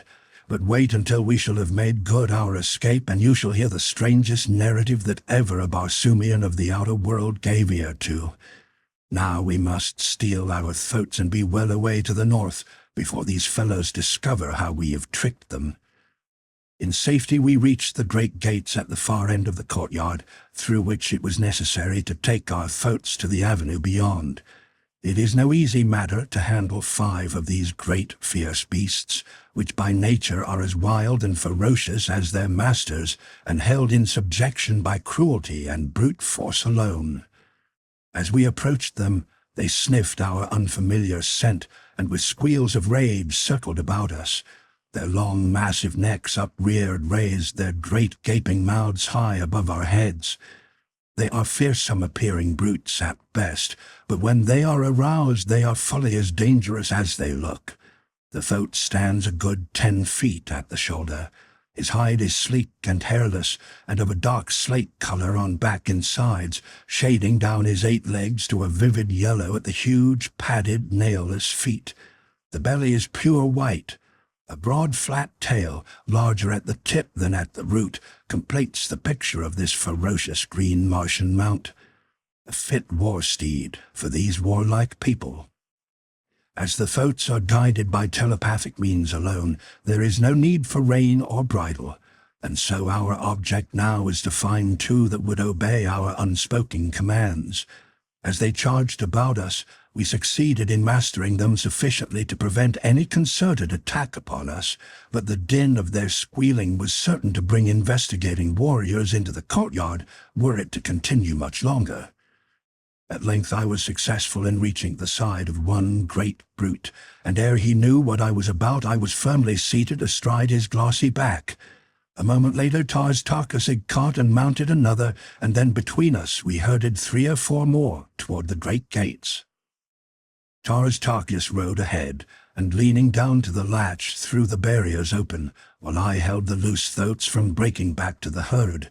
Then together we rode through into the avenue with our stolen mounts, and without waiting to close the gates, hurried off toward the southern boundary of the city. Thus far our escape had been little short of marvelous, nor did our good fortune desert us, for we passed the outer purlieus of the dead city and came to our camp without hearing even the faintest sound of pursuit. Here a low whistle, the prearranged signal, apprised the balance of our party that I was returning, and we were met by the 3 with every manifestation of enthusiastic rejoicing. But little time was wasted in narration of our adventure. Tarkas and Thoris exchanged the dignified and formal greetings common upon Barsoom, but I could tell intuitively that the Thark loved my boy, and that Thoris reciprocated his affection. Zodar and the Green Jedak were formally presented to each other. Then Thuvia was lifted to the least fractious throat. Zodar and Thoris mounted 2 others, and we set out at a rapid pace toward the east. At the far extremity of the city we circled toward the north, and under the glorious rays of the 2 moons we sped noiselessly across the dead sea bottom, away from the Warhoons and the Firstborn. But to what new dangers and adventures we knew not. Toward noon of the following day we halted to rest our mounts and ourselves. The beasts we hobbled, that they might move slowly about, cropping the ochre moss-like vegetation, which constitutes both food and drink for them on the march. Thuvia volunteered to remain on watch, while the balance of the party slept for an hour. It seemed to me that I had but closed my eyes when I felt her hand upon my shoulder, and heard her soft voice warning me of a new danger. "Arise, O Prince," she whispered. "There be that behind us which has the appearance of a great body of pursuers." The girl stood pointing in the direction from whence we had come, and as I arose and looked, I too thought that I could detect a thin, dark line on the far horizon. I awoke the others. Tarkas, whose giant stature towered high above the rest of us, could see the farthest. "It is a great body of mounted men," he said, "and they are traveling at high speed." There was no time to be lost. We sprang to our hobbled thoats, freed them, and mounted. Then we turned our faces once more toward the north, and took our flight again at the highest speed of our slowest beast. For the balance of the day and all the following night we raced across that ochre wilderness, with the pursuers at our back ever gaining upon us. Slowly but surely they were lessening the distance between us. Just before dark they had been close enough for us to plainly distinguish that they were green Martians, and all during the long night we distinctly heard the clanking of their accoutrements behind us. As the sun rose on the 2nd day of our flight, it disclosed the pursuing horde not a half-mile in our rear. As they saw us, a fiendish shout of triumph rose from their ranks. Several miles in advance lay a range of hills, the farther shore of the Dead Sea we had been crossing. Could we but reach these hills, our chances of escape would be greatly enhanced. But Thuvia's mount, although carrying the lightest burden, already was showing signs of exhaustion. I was riding beside her when suddenly her animal staggered and lurched against mine. I saw that he was going down, but ere he fell I snatched the girl from his back and swung her to a place upon my own throat behind me, where she clung with her arms about me. This double burden soon proved too much for my already overtaxed beast, and thus our speed was terribly diminished, for the others would proceed no faster than the slowest of us could go. In that little party there was not one who would desert another. Yet we were of different countries, different colors, different races, different religions, and one of us was of a different world. We were quite close to the hills, but the Warhoons were gaining so rapidly that we had given up all hope of reaching them in time. Thuvia and I were in the rear, for our beast was lagging more and more. Suddenly I felt the girl's warm lips press a kiss upon my shoulder. "For thy sake, O my prince," she murmured. Then her arms slipped from about my waist, and she was gone. I turned and saw that she had deliberately slipped to the ground in the very path of the cruel demons who pursued us, thinking that by lightening the burden of my mount it might thus be enabled to bear me to the safety of the hills. Poor child! She should have known John Carter better than that. Turning my throat, I urged him after her, hoping to reach her side and bear her on again in our hopeless flight. Thoris must have glanced behind him at about the same time and taken in the situation, for by the time I had reached Thuvia's side, he was there also, and springing from his mount, he threw her upon its back, and turning the animal's head toward the hills, gave the beast a sharp crack across the rump with the flat of his sword. Then he attempted to do the same with mine. The brave boy's act of chivalrous self-sacrifice filled me with pride, nor did I care that it had wrested from us our last frail chance for escape. The Borhoons were now close upon us. Thoris and Zodar had discovered our absence and were charging rapidly to our support. Everything pointed toward a splendid ending of my second journey to Barsoom. I hated to go out without having seen my divine princess and held her in my arms once again. But if it were not writ upon the book of fate that such was to be, then would I take the most that was coming to me, and in these last few moments that were to be vouchsafed me, before I passed over into that unguessed future, I could at least give such an account of myself in my chosen vocation as would leave the Warhoons of the South food for discourse for the next 20 generations. As Thoris was not mounted, I slipped from the back of my own mount and took my place at his side to mate the charge of the howling devils bearing down upon us. A moment later, Thoris and Zodar ranged themselves on either hand, turning their throats loose that we might all be on an equal footing. The Warhoons were perhaps 100 yards from us, when a loud explosion sounded from above and behind us, and almost at the same instant a shell burst in their advancing ranks. At once all was confusion. 100 warriors toppled to the ground. Riderless throats plunged hither and thither among the dead and dying. Dismounted warriors were trampled underfoot in the stampede which followed. All semblance of order had left the ranks of the green men, and as they looked far above our heads to trace the origin of this unexpected attack, disorder turned to retreat, and retreat to a wild panic. In another moment they were racing as madly away from us as they had before been charging down upon us. We turned to look in the direction from whence the first report had come, and there we saw, just clearing the tops of the nearer hills, a great battleship swinging majestically through the air. Her bow guns spoke again, even as we looked, and another shell burst among the fleeing Warhoons. As she drew nearer, I could not repress a wild cry of elation, for upon her bows I saw the device of helium. Chapter 16. Under Arrest. As Thoris, Zodar, Tarz and I stood gazing at the magnificent vessel which meant so much to all of us, we saw a second and then a third top the summit of the hills and glide gracefully after their sister. Now a score of one-man air scouts were launching from the upper decks of the nearer vessel, and in a moment more were speeding in long, swift dives to the ground about us. In another instant we were surrounded by armed sailors, and an officer had stepped forward to address us, when his eyes fell upon Thoris. With an exclamation of surprised pleasure, he sprang forward, and placing his hands upon the boy's shoulder, called him by name. "Thoris, my prince," he cried. "Keor, Keor! Horvastus greets the son of Dejah Thoris, princess of Helium, and of her husband John Carter. Where have you been, O my prince? All Helium has been plunged in sorrow. Terrible have been the calamities that have befallen your great-grandsire's mighty nation since the fatal day that saw you leave our midst." "Grieve not, my good Horvastus," cried Thoris, "since I bring not back myself alone to cheer my mother's heart and the hearts of my beloved people, but also one whom all Barsoom loved best, her greatest warrior and her saviour, John Carter, Prince of Helium."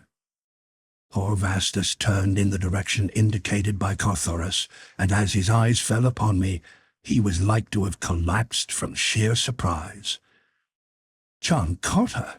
he exclaimed, and then a sudden troubled look came into his eyes. "My prince," he started, "where hast thou—" and then he stopped. But I knew the question that his lips dared not frame. The loyal fellow would not be the one to force from mine a confession of the terrible truth that I had returned from the bosom of the Is, the river of mystery, back from the shore of the lost sea of Chorus and the Valley Dor. "Ah, my prince," he continued, as though no thought had interrupted his greeting, That you are back is sufficient, and let Horvastus's sword have the high honor of being first at thy feet." With these words the noble fellow unbuckled his scabbard and flung his sword upon the ground before me. Could you know the customs and the character of Red Martians, you would appreciate the depth of meaning that simple act conveyed to me and to all about us who witnessed it. The thing was equivalent to saying, "My sword, my body, my life, my soul are yours to do with as you wish. Until death and after death I look to you alone for authority for my every act.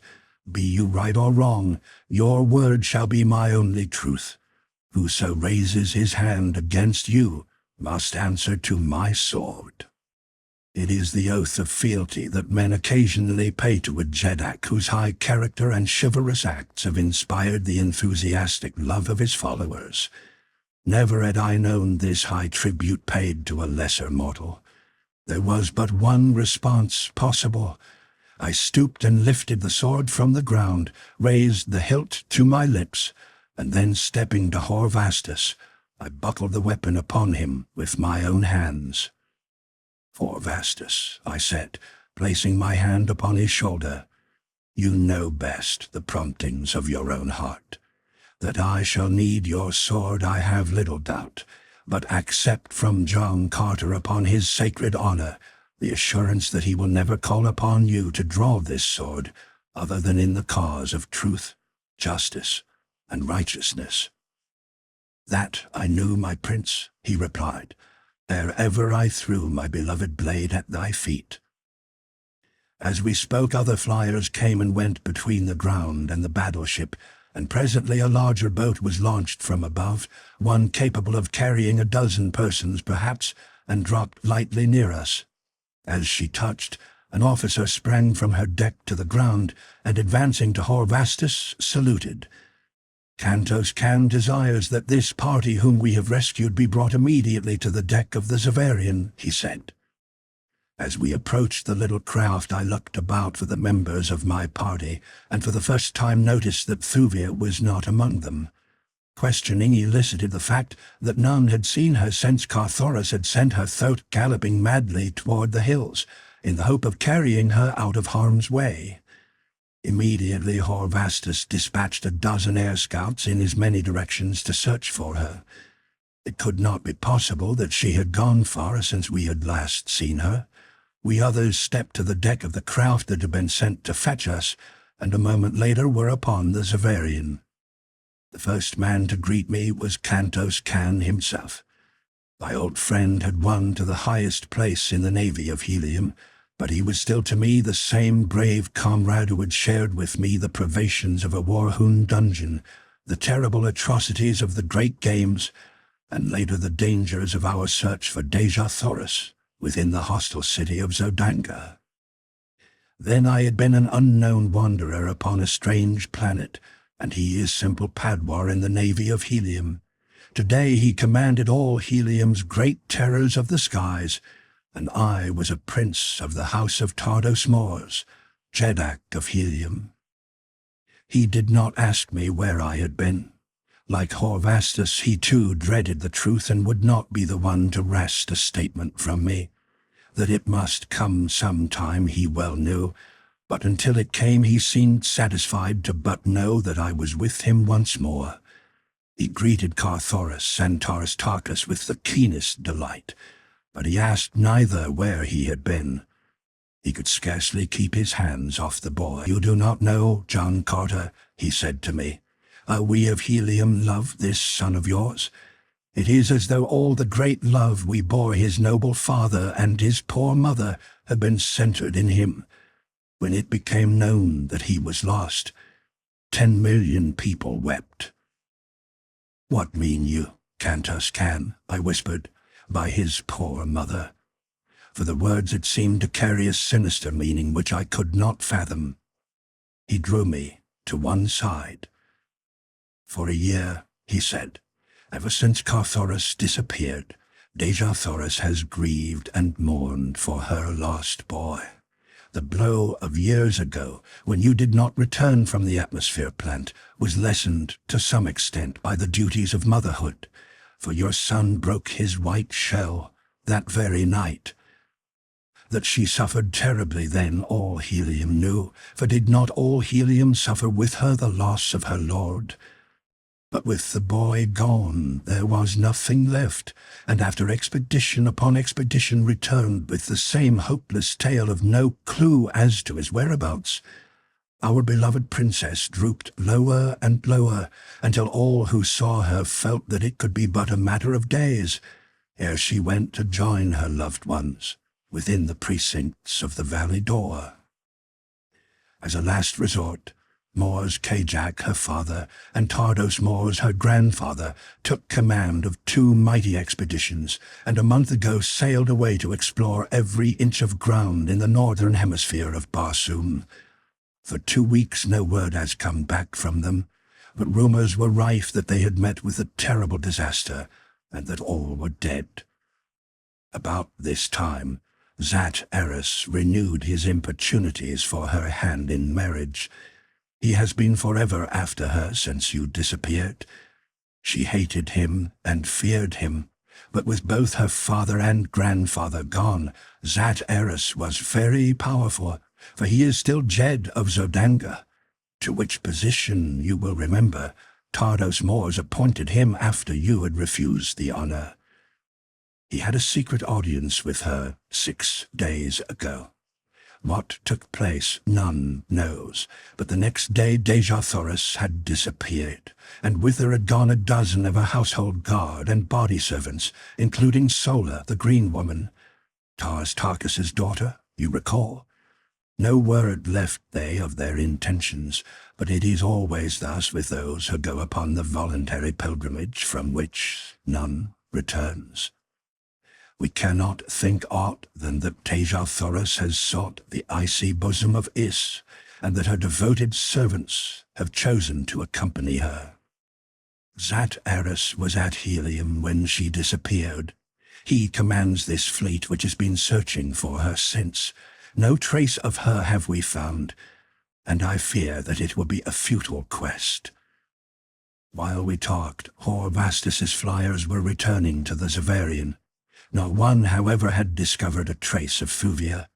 I was much depressed of the news of Dejah Thoris's disappearance, and now there was added the further burden of apprehension concerning the fate of this girl, whom I believed to be the daughter of some proud Barsoomian house, and it had been my intention to make every effort to return her to her people. I was about to ask Kantos Kan to prosecute a further search for her, when a flyer from the flagship of the fleet arrived at the Zavarian with an officer bearing a message to Kantos Kan from Eris. My friend read the dispatch, and then turned to me. Zat Eris commands me to bring our prisoners before him. There is naught else to do. He is supreme in Helium. Yet it would be far more in keeping with chivalry and good taste were he to come hither and greet the saviour of Barsoom with the honours that are his due. You know full well, my friend, I said, smiling, that Zat Eris has good cause to hate me. Nothing would please him better than to humiliate me and then to kill me. Now that he has so excellent an excuse, let us go and see if he has the courage to take advantage of it. Summoning Carthoris, Tarkis, and Zodar, we entered the small flyer with Kantos Kan and Zat Eris's officer, and in a moment were stepping to the deck of Zat Eris's flagship. As we approached the Jed of Zodanga, no sign of greeting or recognition crossed his face. Not even to Carthoris did he vouchsafe a friendly word. His attitude was cold, haughty, and uncompromising. "Kaor, Zat Eris," I said in greeting, but he did not respond. "Why were these prisoners not disarmed?" he asked to Kantos Kan. "They are not prisoners, Zat Eris," replied the officer. "2 of them are of Helium's noblest family. Tarkis, Jedak of Thark, is Tardos Mors' best beloved ally. The other is a friend and companion of the Prince of Helium, That is enough for me to know." "It is not enough for me, however," retorted Zadaris. "More must I hear from those who have taken the pilgrimage than their names. Where have you been, John Carter?" "I have just come from the Valley Dor and the land of the firstborn, Zadaris," I replied. "Ah," he exclaimed in evident pleasure. "You do not deny it, then? You have returned from the bosom of Is." "I have come back from a land of false hope, from a valley of torture and death. With my companions I have escaped from the hideous clutches of lying fiends. I have come back to the Barsoom that I saved from a painless death to again save her, but this time from death in its most frightful form." "Cease, blasphemer," cried Zadaris. "Hope not to save thy cowardly carcass by inventing horrid lies to—" But he got no further. One does not call John Carter coward and liar thus lightly, and Zadaris should have known it. Before a hand could be raised to stop me, I was at his side and one hand grasped his throat. "Come I from heaven or hell, Zadaris, you will find me still the same John Carter that I have always been, nor did ever man call me such names and live, without apologizing." And with that I commenced to bend him back across my knee and tighten my grip upon his throat. "Seize him!" cried Zadaris, and a dozen officers sprang forward to assist him. Kantos Kan came close and whispered to me, "Desist, I beg of you. It will but involve us all, for I cannot see these men lay hands upon you without aiding you. My officers and men will join me, and we shall have a mutiny then that may lead to the revolution. For the sake of Tardos Mors and Helium, desist."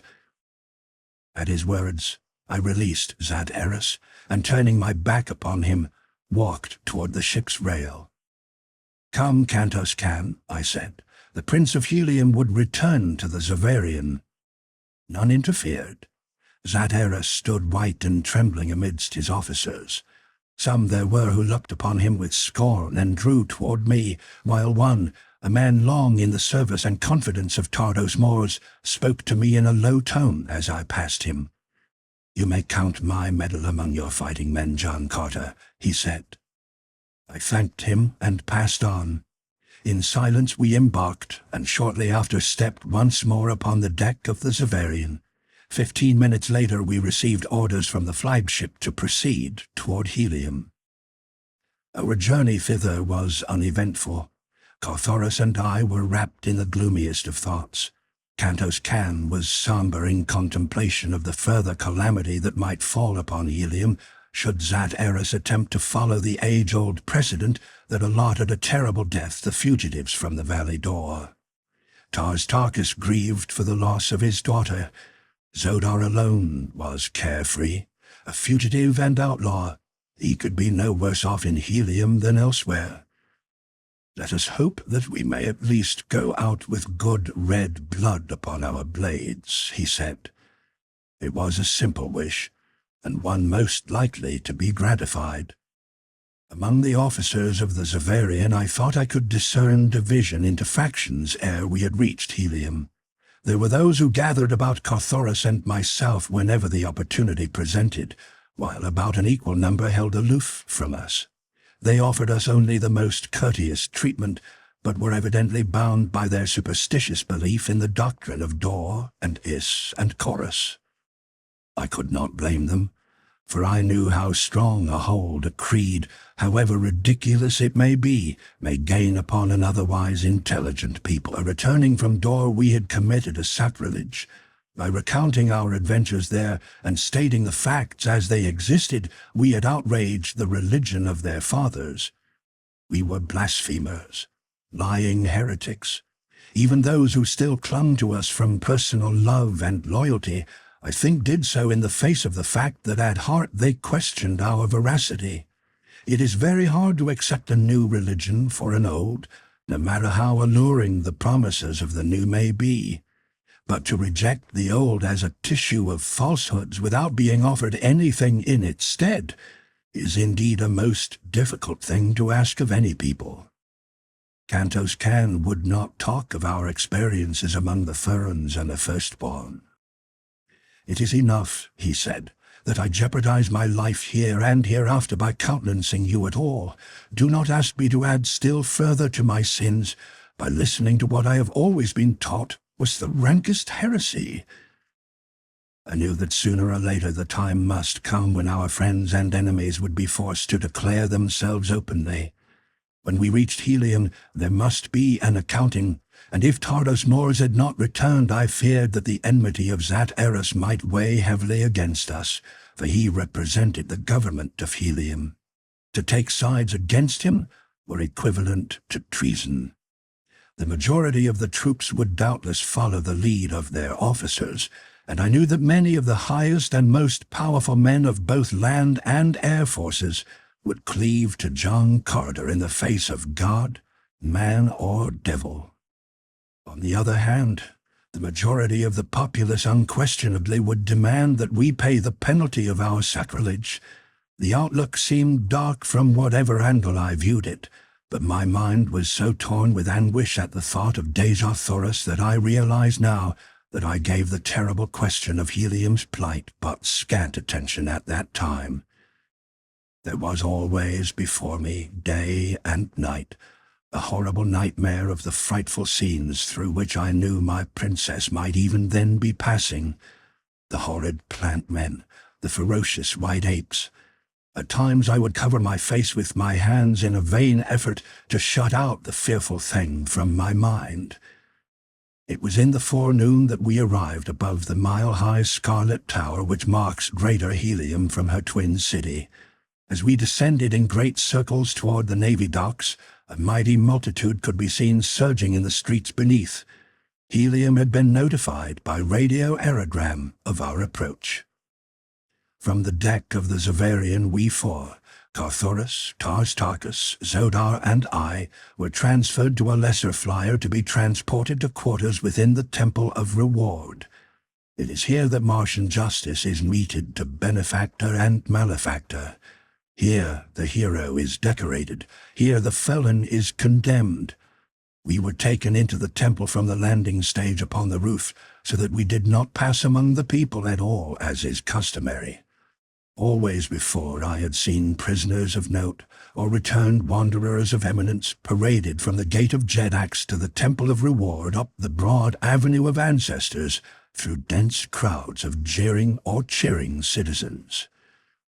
I knew that Zat Eris dared not trust the people near to us, for he feared that their love for Carthoris and myself might break into a demonstration which would wipe out their superstitious horror of the crime we were to be charged with. What his plans were I could only guess, but that they were sinister was evidenced by the fact that only his most trusted servitors accompanied us upon the flyer to the Temple of Reward. We were lodged in a room upon the south side of the temple, overlooking the Avenue of Ancestors, down which we could see the full length to the Gate of Jedax, 5 miles away. The people in the temple plaza and in the streets for a distance of a full mile were standing as close-packed as it was possible for them to get. They were very orderly.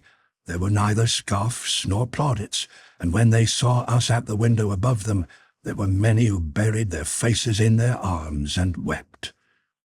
Late in the afternoon, a messenger arrived from Zat Eris to inform us that we would be tried by an impartial body of nobles in the great hall of the temple at the first Zode on the following day, or about 8:40 a.m. Earth time. Author's note: wherever Captain Carter has used Martian measurements of time, distance, weight, and the like, I have translated them into as nearly their equivalent in earthly values as is possible. His notes contain many Martian tables and a great volume of scientific data, but since the International Astronomic Society is at present engaged in classifying, investigating, and verifying this vast fund of remarkable and valuable information, I have felt that it will add nothing to the interest of Captain Carter's story, or to the sum total of human knowledge, to maintain a strict adherence to the original manuscript in these matters. For those who may be interested, however, I will explain that the Martian day is a trifle over 24 hours 37 minutes duration, Earth time. This the Martians divide into 10 equal parts, commencing the day at about 6 a.m. Earth time. The zodes are divided into 50 shorter periods, each of which in turn is composed of 200 brief periods of time, about equivalent to the earthly second. Chapter 17. The Death Sentence. A few moments before the appointed time on the following morning, a strong guard of Zaderis's officers appeared at our quarters to conduct us to the great hall of the temple. In twos we entered the chamber and marched down the broad aisle of hope, as it is called, to the platform in the center of the hall. Before and behind us marched armed guards, while 3 solid ranks of Zodangan soldiery lined either side of the aisle from the entrance to the rostrum. As we reached the raised enclosure, I saw our judges. As is the custom upon Barsoom, there were 31, supposedly selected by lot from men of the noble class, for nobles were on trial. But, to my amazement, I saw no single friendly face among them. Practically all were Zodangans, and it was I to whom Zodanga owed her defeat at the hands of the Green Hordes and her subsequent vassalage to Helium. There could be little justice here for John Carter, or his son, or for the great Thark who had commanded the savage tribesmen who overran Zodanga's broad avenues, looting, burning, and murdering. About us the vast circular Colosseum was packed to its full capacity. All classes were represented, all ages and both sexes. As we entered the hall, the hum of subdued conversation ceased, until as we halted upon the platform or throne of righteousness, the silence of death enveloped the 10,000 spectators. The judges were seated in a great circle about the periphery of the circular platform. We were assigned seats with our backs toward a small platform in the exact center of the larger one. This placed us facing the judges and the audience. Upon the smaller platform, each would take his place while his case was being heard. Zaderis himself sat in the golden chair of the presiding magistrate. As we were seated and our guards retired to the foot of the stairway leading to the platform, he arose and called my name. "John Carter," he cried, "take your place upon the pedestal of truth to be judged impartially according to your acts, and here to know the reward you have earned thereby." Then turning to and fro toward the audience, he narrated the acts upon the value of which my reward was to be determined. "Know you, O judges and people of Helium," he said, "that John Carter, one-time Prince of Helium, has returned by his own statement from the Valley Dor and even from the Temple of Issus itself, that in the presence of many men of Helium he has blasphemed against the sacred Is and against the Valley Dor and the lost sea of Chorus and the holy Therns themselves, and even against Issus, goddess of death and of life eternal. And know you further by witness of thine own eyes, that see him here now upon the pedestal of truth, that he has indeed returned from these sacred precincts in the face of our ancient customs and in violation of the sanctity of our ancient religion. He who be once dead may not live again. He who attempts it must be made dead forever. Judges, your duty lies plain before you. Here can be no testimony in contravention of truth. What reward shall be meted to John Carter in accordance with the acts he has committed? This, shouted one of the judges. And then a man sprang to his feet in the audience, and raising his hand on high, cried, "Justice! Justice! Justice!" It was Cantos Can, and as all eyes turned toward him, he leaped past the Zodangan soldiery and sprang upon the platform. "What manner of justice be this?" he cried to Zat-Eris. "The defendant has not been heard, nor has he had an opportunity to call others in his behalf. In the name of the people of Helium, I demand fair and impartial treatment for the Prince of Helium." A great cry arose from the audience then, "Justice, justice, justice!" And Zat-Eris dared not deny them.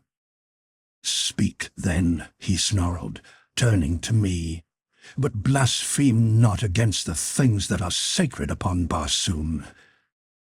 "Men of Helium," I cried, turning to the spectators and speaking over the heads of my judges, "how can John Carter expect justice from the men of Zodanga?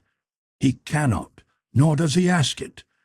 It is to the men of Helium that he states his case, nor does he appeal for mercy to any. It is not in his own cause that he speaks now. It is in thine, in the cause of your wives and daughters, and of wives and daughters yet unborn. It is to save them from the unthinkably atrocious indignities that I have seen heaped upon the fair women of Barsoom in the place men call the Temple of Issus. It is to save them from the sucking embrace of the plant men, from the fangs of the great white apes of Dor, from the cruel lust of the holy Therns, from all that the cold dead Is carries them to from homes of love and life and happiness. Sits there no man here who does not know the history of John Carter, how he came among you from another world and rose from a prisoner among the green men through torture and persecution to a place high among the highest of Barsoom? Nor ever did you know John Carter to lie in his own behalf, or to say aught that might harm the people of Barsoom, or to speak lightly of the strange religion which he respected without understanding. There be no man here, or elsewhere upon Barsoom today, who does not owe his life directly to a single act of mine, in which I sacrificed myself and the happiness of my princess, that you might live. And so, men of Helium, I think that I have the right to demand that I be heard, that I be believed, and that you let me serve you and save you from the false hereafter of Dor and Issus, as I saved you from the real death that other day. It is to you of Helium that I speak now. When I am done, let the men of Zodanga have their will with me. Zat-Eris has taken my sword from me, so the men of Zodanga no longer fear me. Will you listen? "Speak, John Carter, Prince of Helium," cried a great noble from the audience, and the multitude echoed his permission, until the building rocked with the noise of their demonstration. Zat-Eris knew better than to interfere with such a sentiment as was expressed that day in the Temple of Reward, and so for 2 hours I talked with the people of Helium. But when I had finished, Zat-Eris arose, and turning to the judges, said in a low tone, "My nobles, you have heard John Carter's plea. Every opportunity has been given him to prove his innocence if he be not guilty, but instead he has but utilized the time in further blasphemy. What, gentlemen, is your verdict?" "Death to the blasphemer," cried one, springing to his feet, and in an instant the entire 31 judges were on their feet with upraised swords, in token of the unanimity of their verdict. If the people did not hear Zat-Eris's charge, they certainly did hear the verdict of the tribunal. A sullen murmur rose louder and louder about the packed Colosseum, and then Kantos Kan, who had not left the platform since first he had taken his place near me, raised his hand for silence. When he could be heard, he spoke to the people in a cool and level voice. "You have heard the fate that the men of Zodanga would meet to Helium's noblest hero. It may be the duty of the men of Helium to accept the verdict as final. Let each man act according to his own heart. Here is the answer of Kantos Kan, head of the navy of Helium, to Zat-Eris and his judges. and with that he unbuckled his scabbard and threw his sword at my feet. In an instant soldiers and citizens, officers and nobles were crowding past the soldiers of Zodanga and forcing their way to the throne of righteousness. 100 men surged upon the platform, and 100 blades rattled and clanked to the floor at my feet. Zaderis and his officers were furious, but they were helpless. One by one, I raised the swords to my lips and buckled them again upon their owners. "Come," said Cantos Can, "we will escort John Carter and his party to his own palace." And they formed about us and started toward the stairs leading to the Isle of Hope. "Stop," cried Zaderis. "Soldiers of Helium, let no prisoner leave the throne of righteousness." The soldiery from Zodanga were the only organized body of Heliometic troops within the temple, so Zaderis was confident that his orders would be obeyed. But I do not think that he looked for the opposition that was raised the moment the soldiers advanced toward the throne. From every quarter of the Colosseum swords flashed, and men rushed threateningly upon the Zodangans. Someone raised a cry, "Tardos Mors is dead! 1,000 years to John Carter, Jeddak of Helium!" As I heard that, and saw the ugly attitude of the men of Helium toward the soldiers of Zaderis, I knew that only a miracle could avert a clash that would end in civil war. "Hold!" I cried, leaping to the pedestal of truth once more. "Let no man move till I am done. A single sword thrust here today may plunge Helium into a bitter and bloody war, the results of which none can foresee. It will turn brother against brother and father against son. No man's life is worth that sacrifice. Rather would I submit to the biased judgment of Zaderis than be the cause of civil strife in Helium. Let us each give in a point to the other, and let this entire matter rest until Tardos Mors returns, or Mors Kajak his son. If neither be back at the end of a year, a second trial may be held. The thing has a precedent." And then turning to Zaderis, I said in a low voice, "Unless you be a bigger fool than I take you to be, you will grasp the chance I am offering you ere it is too late. Once that multitude of swords below is drawn against your soldiery, no man upon Barsoom, not even Tardos Mors himself, can avert the consequences. What say you? Speak quickly." The Jed of Zodangan Helium raised his voice to the angry sea beneath us. "Stay your hands, men of Helium," he shouted, his voice trembling with rage. "The sentence of the court is passed, but the day of retribution has not been set. I, Zaderis, Jed of Zodanga, appreciating the royal connections of the prisoner and his past services to Helium and Barsoom, grant a respite of 1 year, or until the return of Mors Kajak or Tardos Mors to Helium. Disperse quietly to your houses.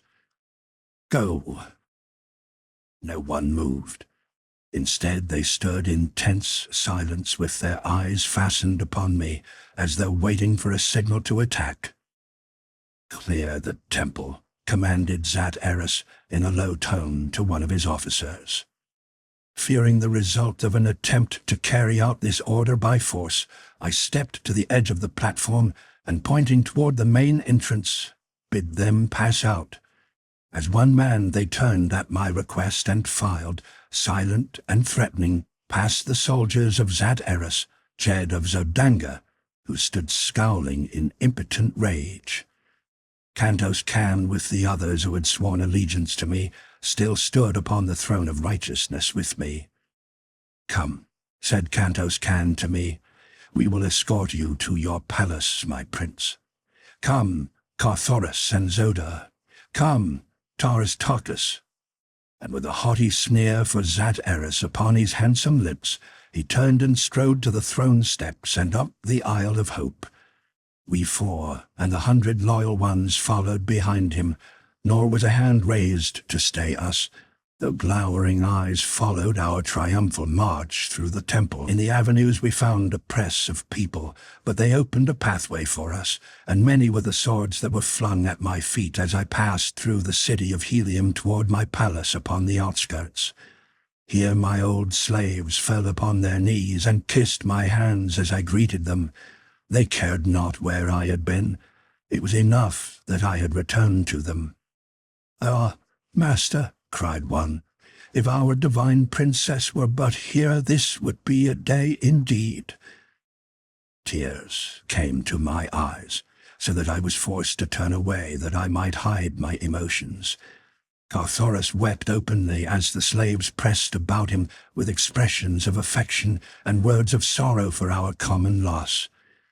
It was now that Thoris for the first time learned that his daughter Sola had accompanied Dejah Thoris upon the last long pilgrimage. I had not had the heart to tell him what Kantos Kan had told me. With the stoicism of the Green Martian, he showed no sign of suffering, yet I knew that his grief was as poignant as my own. In marked contrast to his kind, he had in well-developed form the kindlier human characteristics of love, friendship, and charity. It was a sad and somber party that sat at the feast of welcome in the great dining hall of the palace of the Prince of Helium that day. We were over 100 strong, not counting the members of my little court, for Dejah Thoris and I had maintained a household consistent with our royal rank. The board, according to Red Martian custom, was triangular, for there were 3 in our family. Thoris and I presided in the center of our sides of the table. Midway of the third side, Dejah Thoris's high-backed carven chair stood vacant, except for her gorgeous wedding trappings and jewels which were draped upon it. Behind stood a slave as in the days when his mistress had occupied her place at the board, ready to do her bidding. It was the way upon Barsoom, so I endured the anguish of it, though it wrung my heart to see that silent chair, where should have been my laughing and vivacious princess, keeping the great hall ringing with her merry gaiety. At my right sat Kantos Kan, while to the right of Dejah Thoris's empty place, Tarkas sat in a huge chair before a raised section of the board, which years ago I had had constructed to meet the requirements of his mighty bulk. The place of honor at a Martian horde is always at the hostess's right, and this place was ever reserved by Dejah Thoris for the great Thark upon the occasions that he was in Helium. Hor Vastus sat in the seat of honor upon Thoris's side of the table. There was little general conversation. It was a quiet and saddened party. The loss of Dejah Thoris was still fresh in the minds of all, and to this was added fear for the safety of Tardos Mors and Mors Kajak, as well as doubt and uncertainty as to the fate of Helium, should it prove true that she was permanently deprived of her great Chadak. Suddenly, our attention was attracted by the sound of distant shouting, as of many people raising their voices at once, but whether in anger or rejoicing we could not tell. Nearer and nearer came the tumult. A slave rushed into the dining hall to cry that a great concourse of people was swarming through the palace gates. A second burst upon the heels of the first, alternately laughing and shrieking as a madman. "Dejah Thoris is found!" he cried. "A messenger from Dejah Thoris!" I waited to hear no more. The great windows of the dining hall overlooked the avenue leading to the main gates. They were upon the opposite side of the hall from me, with the table intervening. I did not waste time encircling the great board. With a single leap I cleared table and diners and sprang upon the balcony beyond. 30 feet below lay the scarlet sward of the lawn, and beyond were many people crowding about a great thoat which bore a rider headed toward the palace. I vaulted to the ground below and ran swiftly toward the advancing party. As I came near to them, I saw that the figure on the thoat was Sola. "Where is the Princess of Helium?" I cried. The green girl slid from her mighty mount and ran toward me. "Oh, my prince, my prince," she cried. "She is gone, forever. Even now she may be a captive upon the lesser moon. The black pirates of Barsoom have stolen her. Chapter 18. Sola's Story. Once within the palace, I drew Sola to the dining hall, and when she had greeted her father after the former manner of the green men, she told the story of the pilgrimage and capture of Dejah Thoris. 7 days ago, after her audience with Dejah Thoris, Dejah Thoris attempted to slip from the palace in the dead of night. Although I had not heard the outcome of her interview with Dejah Thoris, I knew that something had occurred then to cause her the keenest mental agony, and when I discovered her creeping from the palace, I did not need to be told her destination. Hastily arousing a dozen of her most faithful guards, I explained my fears to them, and as one they enlisted with me to follow our beloved princess in her wanderings, even to the sacred Is and the Valley Dor. We came upon her but a short distance from the palace. With her was faithful Wola the hound, but none other. When we overtook her, she feigned anger and ordered us back to the palace, but for once we disobeyed her, and when she found that we would not let her go upon the last long pilgrimage alone, she wept and embraced us, and together we went out into the night toward the south. The following day we came upon a herd of small thoats, and thereafter we were mounted and made good time. We travelled very fast and very far due south until the morning of the 5th day we sighted a great fleet of battleships sailing north. They saw us before we could seek shelter, and soon we were surrounded by a horde of black men. The princess's guard fought nobly to the end, but they were soon overcome and slain. Only Dejah Thoris and I were spared. When she realized that she was in the clutches of the black pirates, she attempted to take her own life.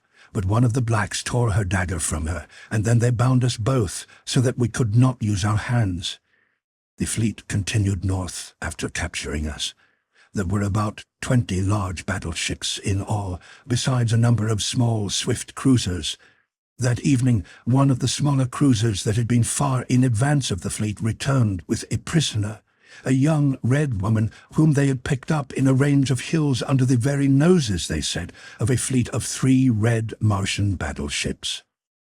From scraps of conversation which we overheard, it was evident that the black pirates were searching for a party of fugitives that had escaped them several days prior.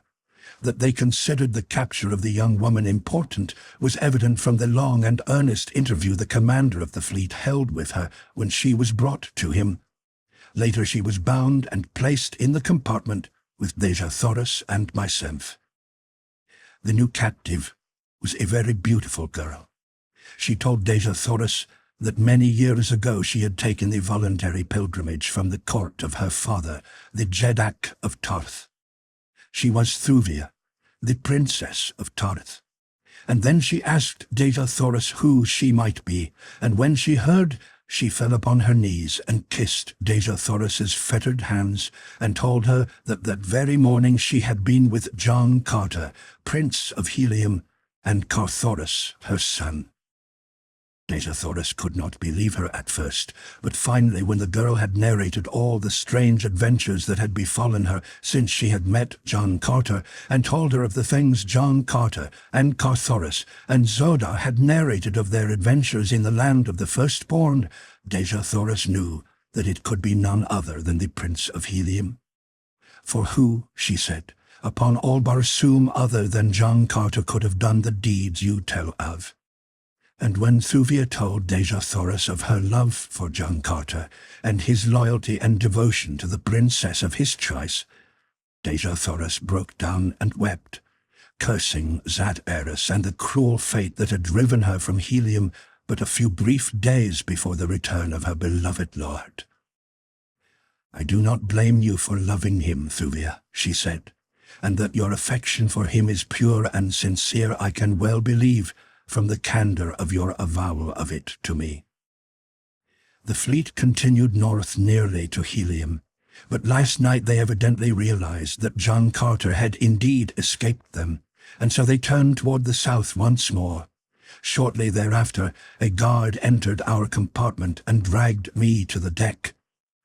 "There is no place in the land of the firstborn for a green one," he said, and with that he gave me a terrific shove that carried me toppling from the deck of the battleship. Evidently this seemed to him the easiest way of ridding the vessel of my presence and killing me at the same time. But a kind fate intervened, and by a miracle I escaped with but slight bruises. The ship was moving slowly at the time, and as I lunged overboard into the darkness beneath, I shuddered at the awful plunge I thought awaited me, for all day the fleet had sailed thousands of feet above the ground. But, to my utter surprise, I struck upon a soft mass of vegetation not 20 feet from the deck of the ship. In fact, the keel of the vessel must have been grazing the surface of the ground at the time. I lay all night where I had fallen, and the next morning brought an explanation of the fortunate coincidence that had saved me from a terrible death. As the sun rose, I saw a vast panorama of sea bottom and distant hills lying far below me. I was upon the highest peak of a lofty range. The fleet in the darkness of the preceding night had barely grazed the crest of the hills, and in the brief span that they hovered close to the surface, the blackguard had pitched me, as he supposed, to my death. A few miles west of me was a great waterway. When I reached it, I found to my delight that it belonged to Helium. Here a thoat was procured for me. The rest, you know. For many minutes, none spoke. Dejah Thoris, in the clutches of the firstborn. I shuddered at the thought, but of a sudden the old fire of unconquerable self-confidence surged through me. I sprang to my feet, and with back-thrown shoulders and upraised sword took a solemn vow to reach, rescue, and revenge my princess. 100 swords leaped from 100 scabbards, and 100 fighting men sprang to the tabletop and pledged me their lives and fortunes to the expedition. Already my plans were formulated. I thanked each loyal friend, and leaving Thoris to entertain them, withdrew to my own audience chamber with Cantos Can, Taris, Zodar, and Horvastus. Here we discussed the details of our expedition until long after dark. Zodar was positive that Issus would choose both Dejah Thoris and Thuvia to serve her for a year. For that length of time at least they will be comparatively safe, he said, and we will at least know where to look for them. In the matter of equipping a fleet to enter Omion, the details were left to Cantos Can and Zodar. The former agreed to take such vessels as we required into dock as rapidly as possible, where Zodar would direct their equipment with water propellers. For many years the Black had been in charge of the refitting of captured battleships that they might navigate Omion, and so was familiar with the construction of the propellers, housings, and the auxiliary gearing required. It was estimated that it would require 6 months to complete our preparations, in view of the fact that the utmost secrecy must be maintained to keep the project from the ears of Zat Eris. Cantos Can was confident now that the man's ambitions were fully aroused, and that nothing short of the title of Jeddak of Helium would satisfy him.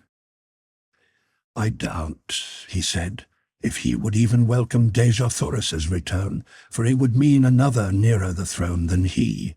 With you and Thoris out of the way, there would be little to prevent him from assuming the title of Jeddak, and you may rest assured that so long as he is supreme here, there is no safety for either of you." "There is a way," cried Horvastus, "to thwart him effectually and forever." "What?" I asked. He smiled. "I shall whisper it here, but some day I shall stand upon the dome of the Temple of Reward and shout it to cheering multitudes below."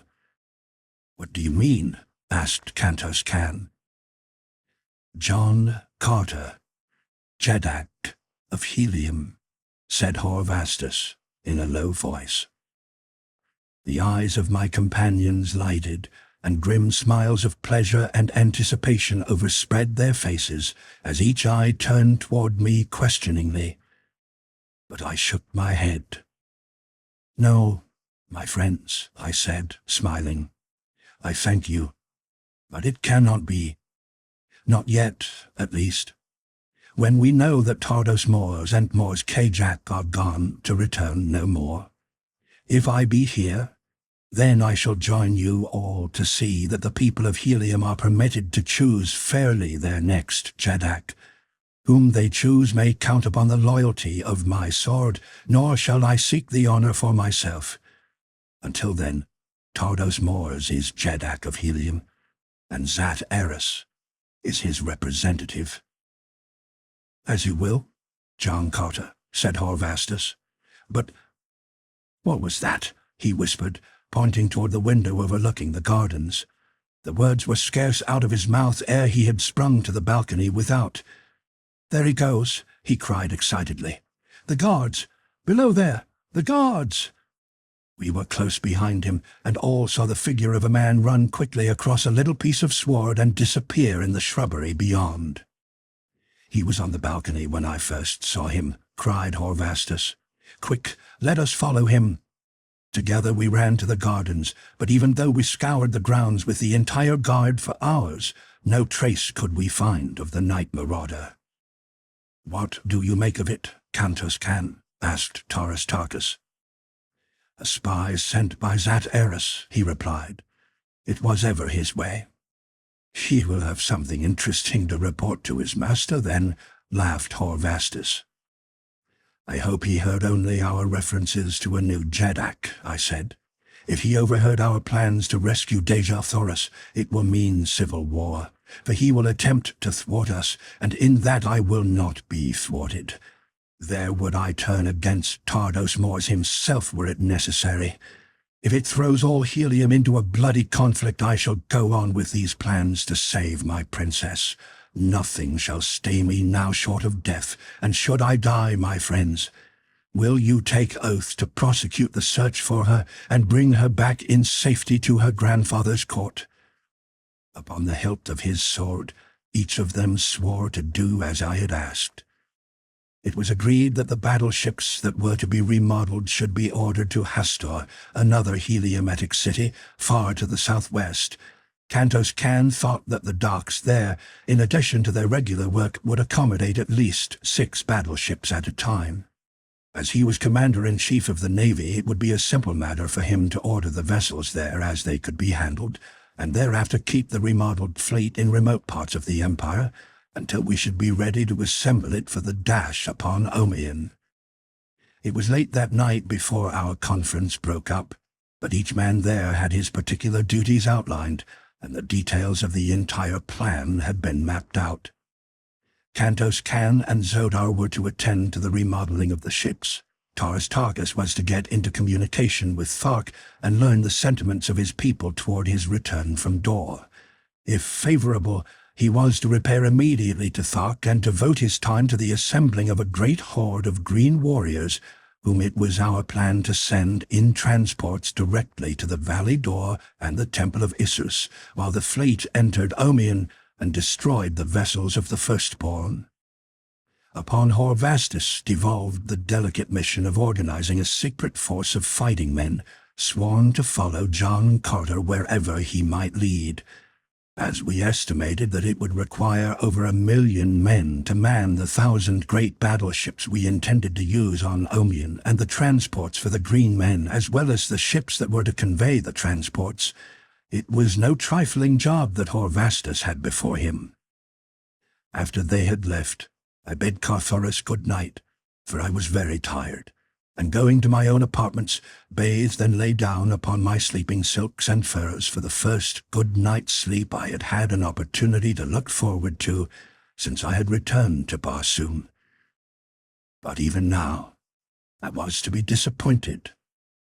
How long I slept, I do not know. When I awoke suddenly, it was to find 6 powerful men upon me, a gag already in my mouth, and a moment later my arms and legs securely bound. So quickly had they worked and to such good purpose that I was utterly beyond the power to resist them by the time I was fully awake. Never a word spoke they, and the gag effectually prevented me speaking. Silently they lifted me and bore me toward the door of my chamber.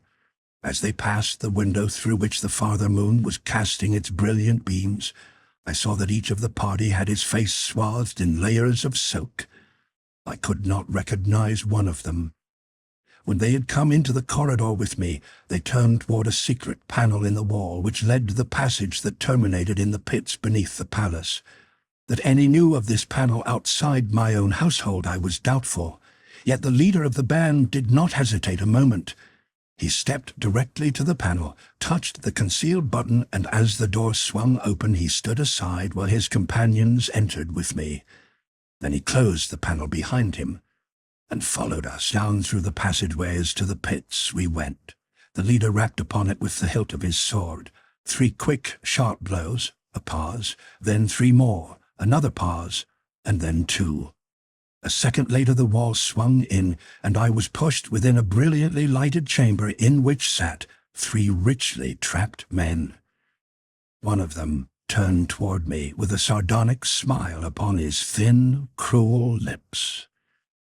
It was Dejah Thoris. Chapter 19. Lack to Spare. "Ah," said Dejah Thoris, "to what kindly circumstance am I indebted for the pleasure of this unexpected visit from the Prince of Helium?" While he was speaking, one of my guards had removed the gag from my mouth, but I made no reply to Dejah Thoris, simply standing there in silence with level gaze fixed upon the Jed of Zodanga, and I doubt not that my expression was colored by the contempt I felt for the man. The eyes of those within the chamber were fixed first upon me and then upon Dejah Thoris, until finally a flush of anger crept slowly over his face. "You may go," he said to those who had brought me, and when only his 2 companions and ourselves were left in the chamber, he spoke to me again in a voice of ice, very slowly and deliberately, with many pauses, as though he would choose his words cautiously.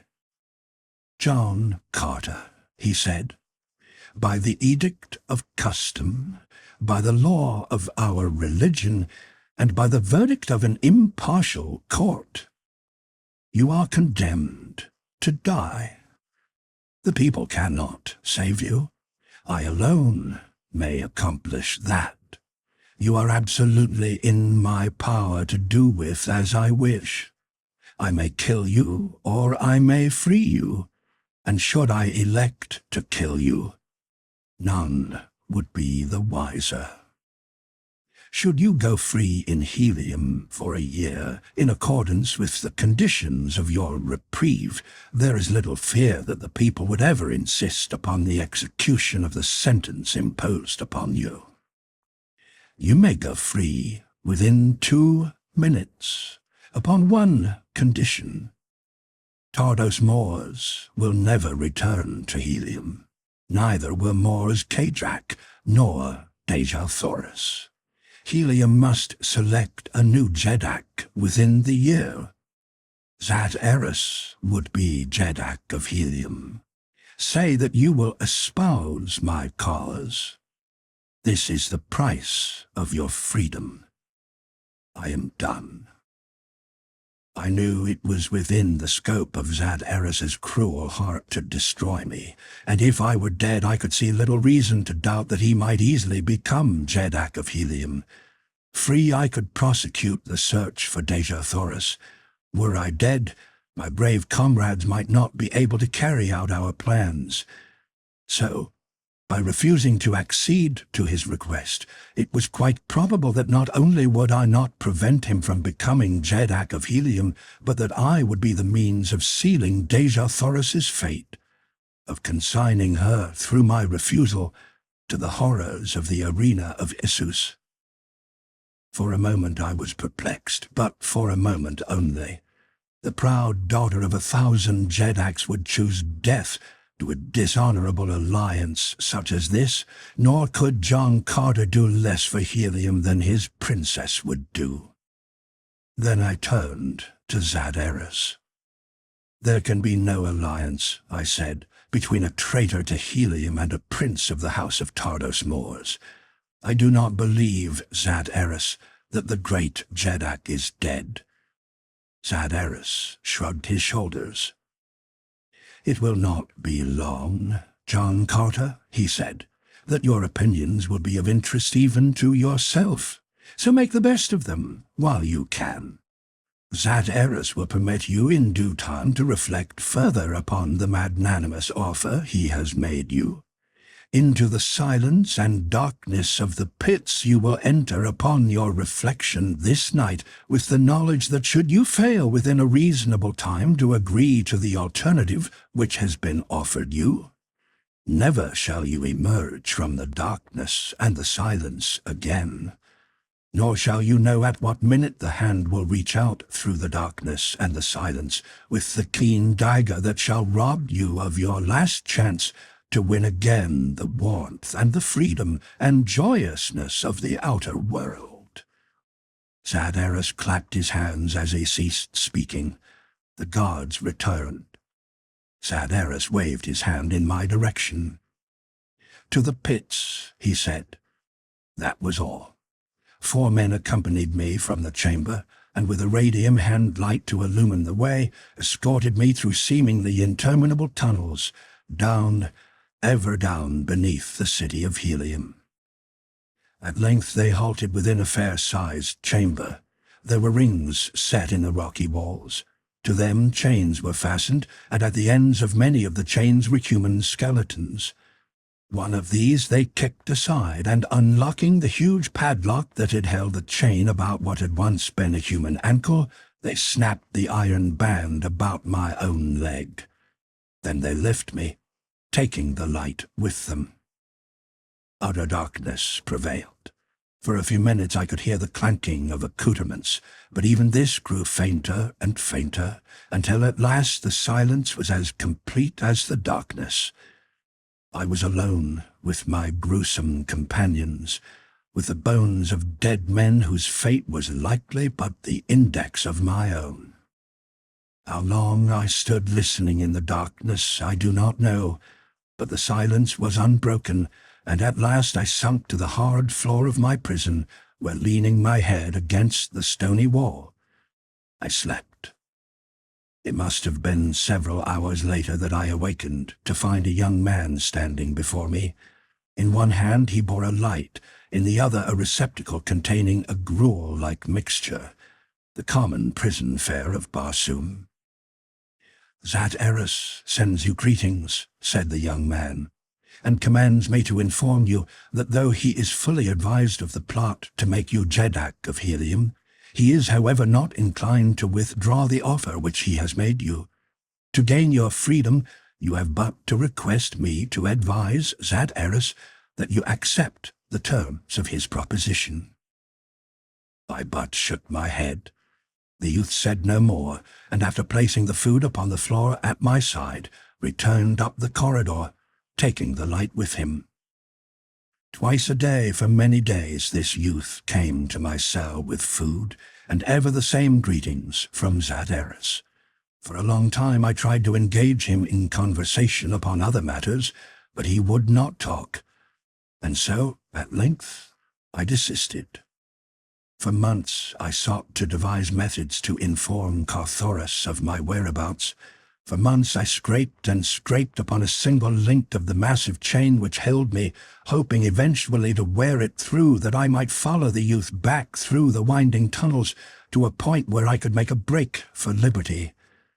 I was beside myself with anxiety for knowledge of the progress of the expedition which was to rescue Dejah Thoris. I felt that Thoris would not let the matter drop, were he free to act, but insofar as I knew, he also might be a prisoner in Eris's pits. That Eris's spy had overheard our conversation relative to the selection of a new Jeddak, I knew, and scarcely a half-dozen minutes prior we had discussed the details of the plan to rescue Dejah Thoris. The chances were that that matter too was well known to him. Thoris, Cantos Can, Tars Tarkus, Hor Vastus, and Zodar might even now be the victims of Eris's assassins, or else his prisoners. I determined to make at least one more effort to learn something, and to this end I adopted strategy when next the youth came to my cell. I had noticed that he was a handsome fellow, about the size and age of Thoris, and I had also noticed that his shabby trappings but illy comported with his dignified and noble bearing.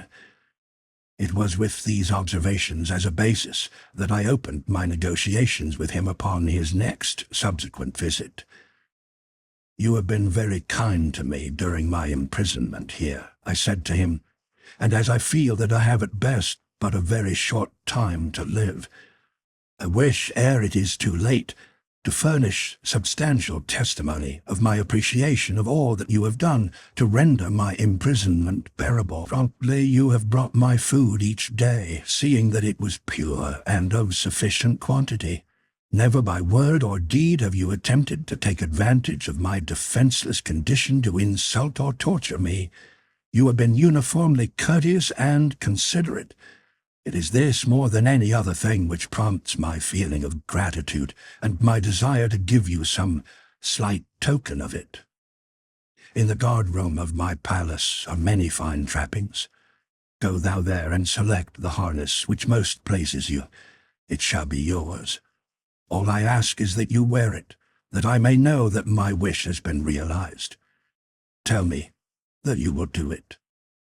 The boy's eyes had lighted with pleasure as I spoke, and I saw him glance from his rusty trappings to the magnificence of my own. For a moment he stood in thought before he spoke, and for that moment my heart fairly ceased beating. So much for me there was which hung upon the substance of his answer. And I went to the palace of the Prince of Helium with any such demand. They would laugh at me, and, into the bargain, would more than likely throw me head foremost into the avenue. Oh, it cannot be, though I thank you for the offer. Why, if Zat Eris even dreamed that I contemplated such a thing, he would have my heart cut out of me. "There can be no harm in it, my boy," I urged. "By night you may go to my palace with a note from me to Thoris, my son. You may read the note before you deliver it, that you may know that it contains nothing harmful to Zat Eris. My son will be discreet, and so none but us three need know. It is very simple, and such a harmless act that it could be condemned by no one." Again he stood silently in deep thought. "And there is a jeweled short sword which I took from the body of a northern Jeddak. When you get the harness, see that Thoris gives you that also. With it and the harness, which you may select, there will be no more handsomely accoutred warrior in all Zodanga. Bring riding materials when you come next to my cell, and within a few hours we shall see you garbed in a style befitting your birth and carriage."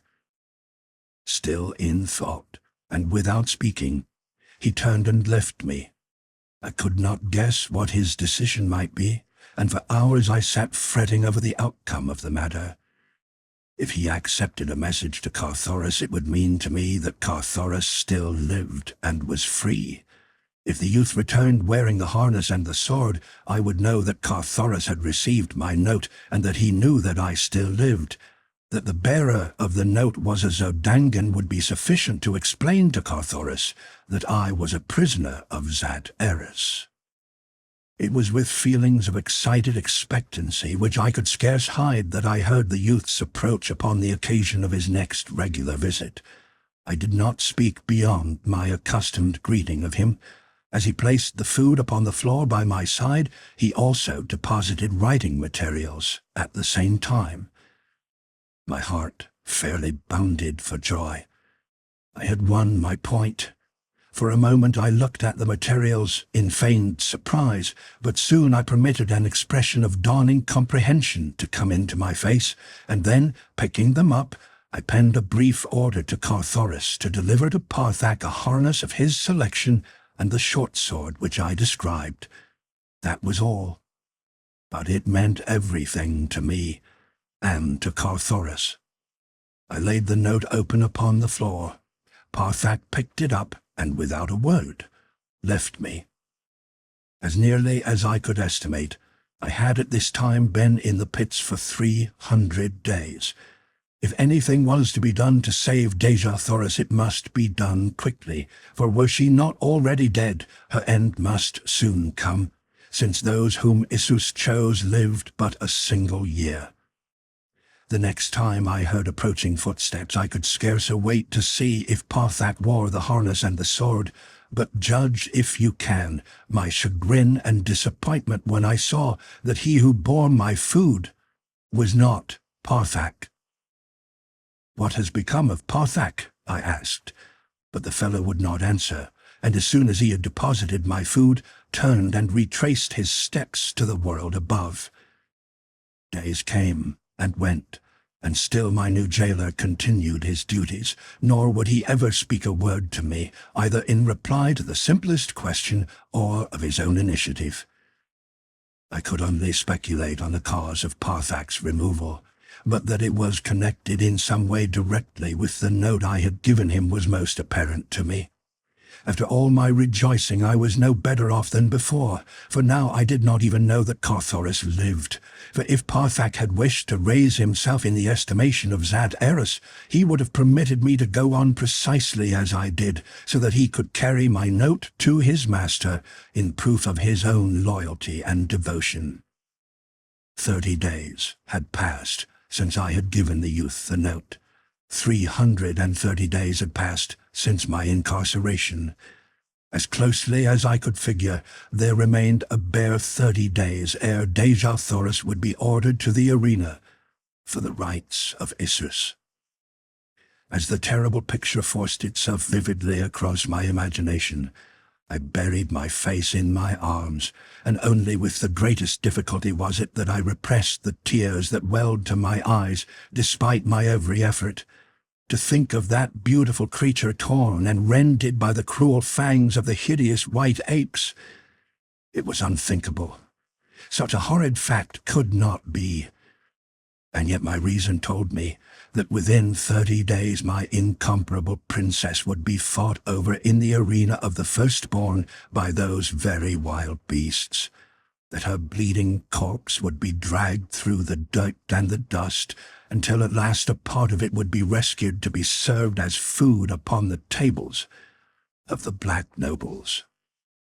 I think that I should have gone crazy but for the sound of my approaching jailer. It distracted my attention from the terrible thoughts that had been occupying my entire mind. Now a new and grim determination came to me. I would make one superhuman effort to escape, kill my jailer by a ruse, and trust to fate to lead me to the outer world in safety. With the thought came instant action. I threw myself upon the floor of my cell, close by the wall, in a strained and distorted posture, as though I were dead after a struggle or convulsions. When he should stoop over me, I had but to grasp his throat with one hand and strike him a terrific blow with the slack of my chain, which I gripped firmly in my right hand for the purpose. Nearer and nearer came the doomed man. Now I heard him halt before me. There was a muttered exclamation, and then a step as he came to my side. I felt him kneel beside me. My grip tightened upon the chain. He leaned close to me. I must open my eyes to find his throat, grasp it, and strike one mighty final blow, all at the same instant.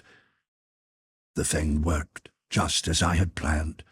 So brief was the interval between the opening of my eyes and the fall of the chain that I could not check it, though in that minute interval I recognized the face so close to mine as that of my son, Thoris. God, what cruel and malign fate had worked to such a frightful end! What devious chain of circumstances had led my boy to my side at this one particular minute of our lives, when I could strike him down and kill him in ignorance of his identity?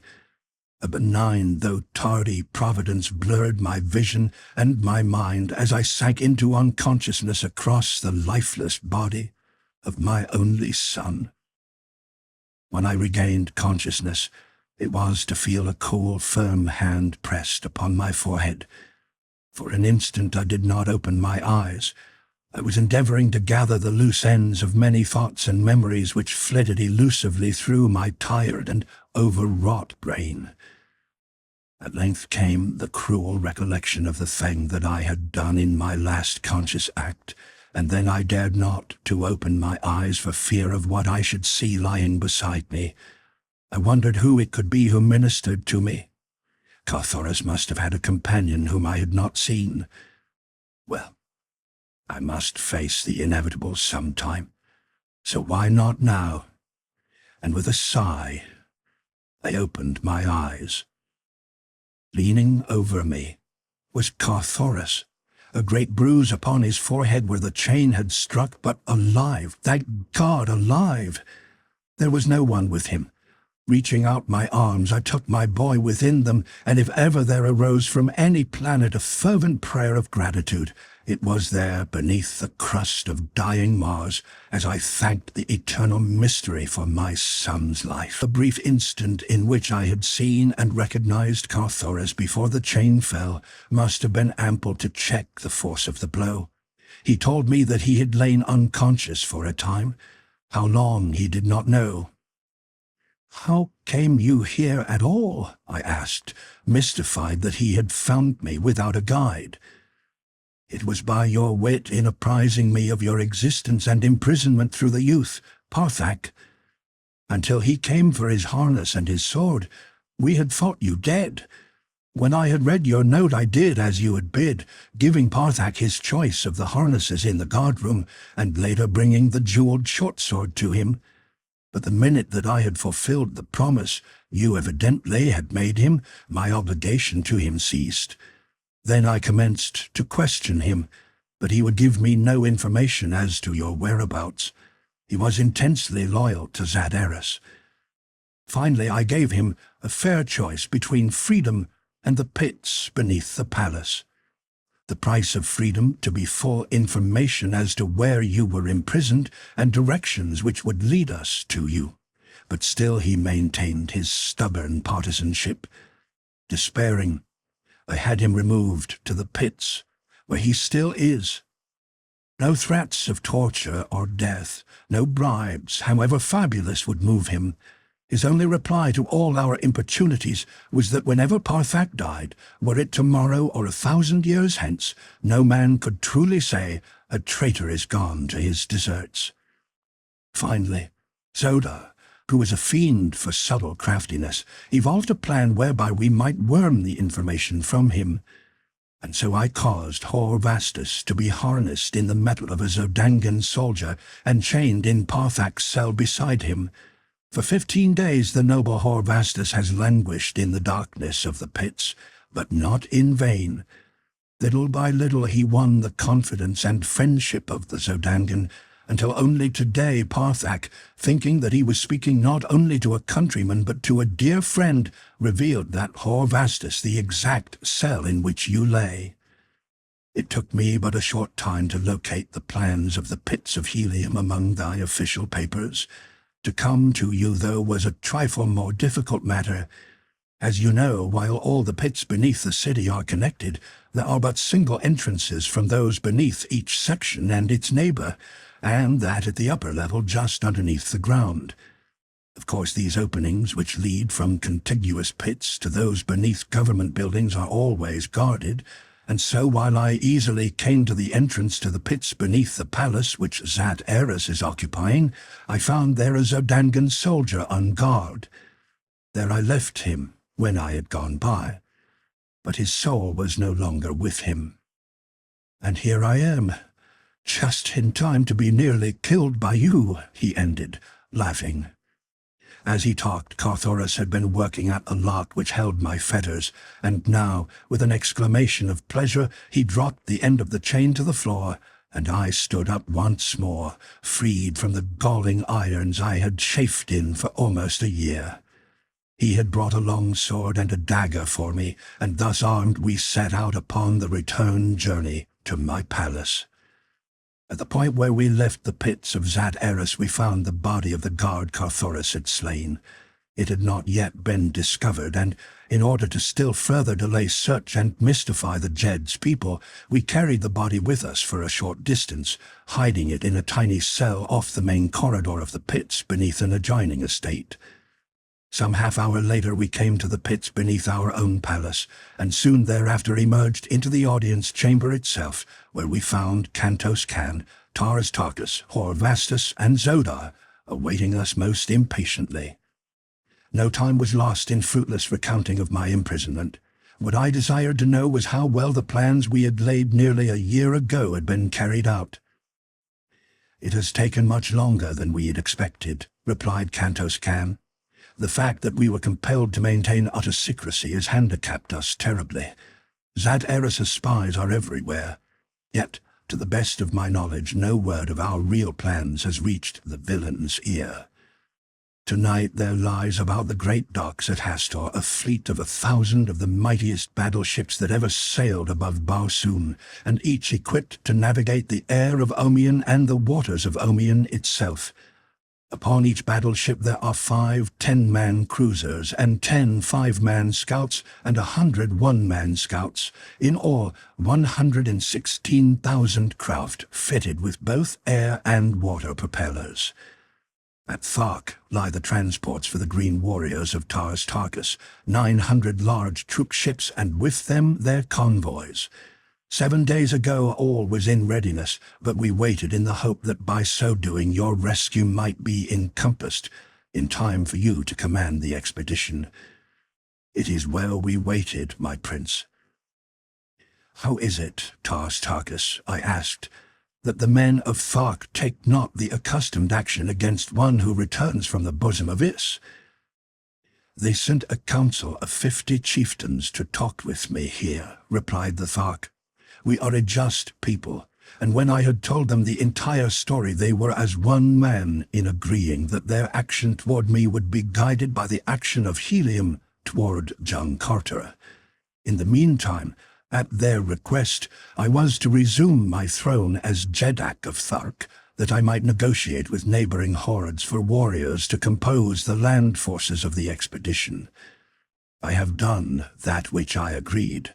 250,000 fighting men, gathered from the ice cap at the north to the ice cap at the south, and representing 1,000 different communities from 100 wild and warlike hordes, fill the great city of Thark tonight. They are ready to sail for the land of the firstborn when I give the word, and fight there until I bid them stop. All they ask is the loot they take and transportation to their own territories when the fighting and the looting are over. I am done." "And thou, Horvastus," I asked, "what has been thy success?"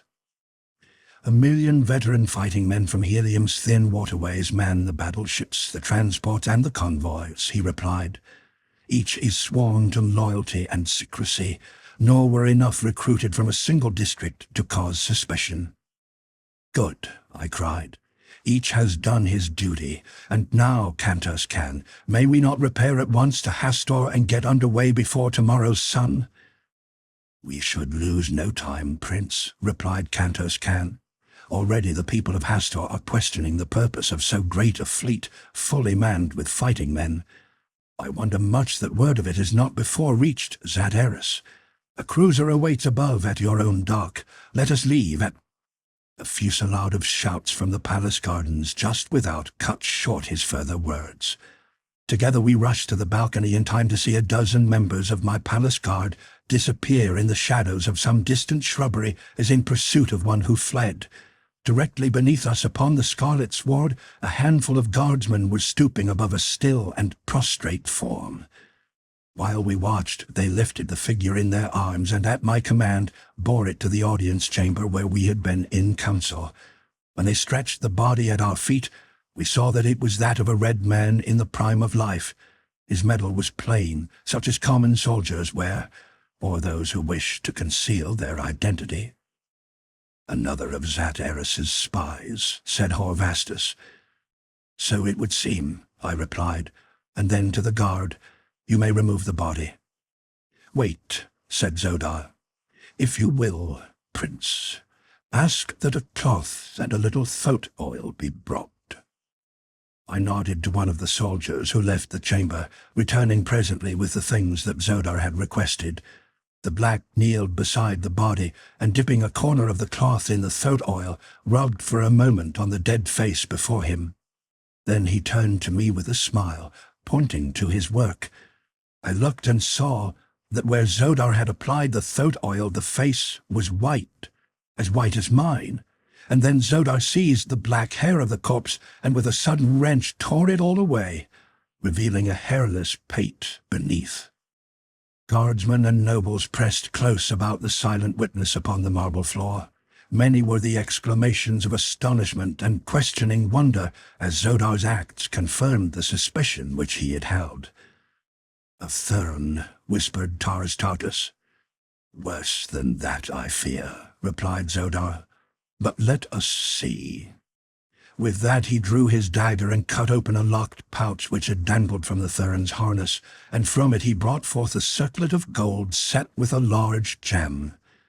It was the mate to that which I had taken from Sator Throd. "He was a holy Thern," said Zodar. "Fortunate indeed it is for us that he did not escape." The officer of the guard entered the chamber at this juncture. "My prince," he said, "I have to report that this fellow's companion escaped us. I think that it was with the connivance of one or more of the men at the gate. I have ordered them all under arrest." Zodar handed him the thoat oil and cloth. "With this you may discover the spy among you," he said.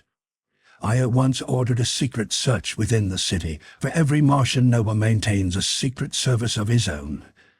A half-hour later the officer of the guard came again to report. This time it was to confirm our worst fears. Half the guards at the gate that night had been Therns, disguised as red men. "Come," I cried. "We must lose no time.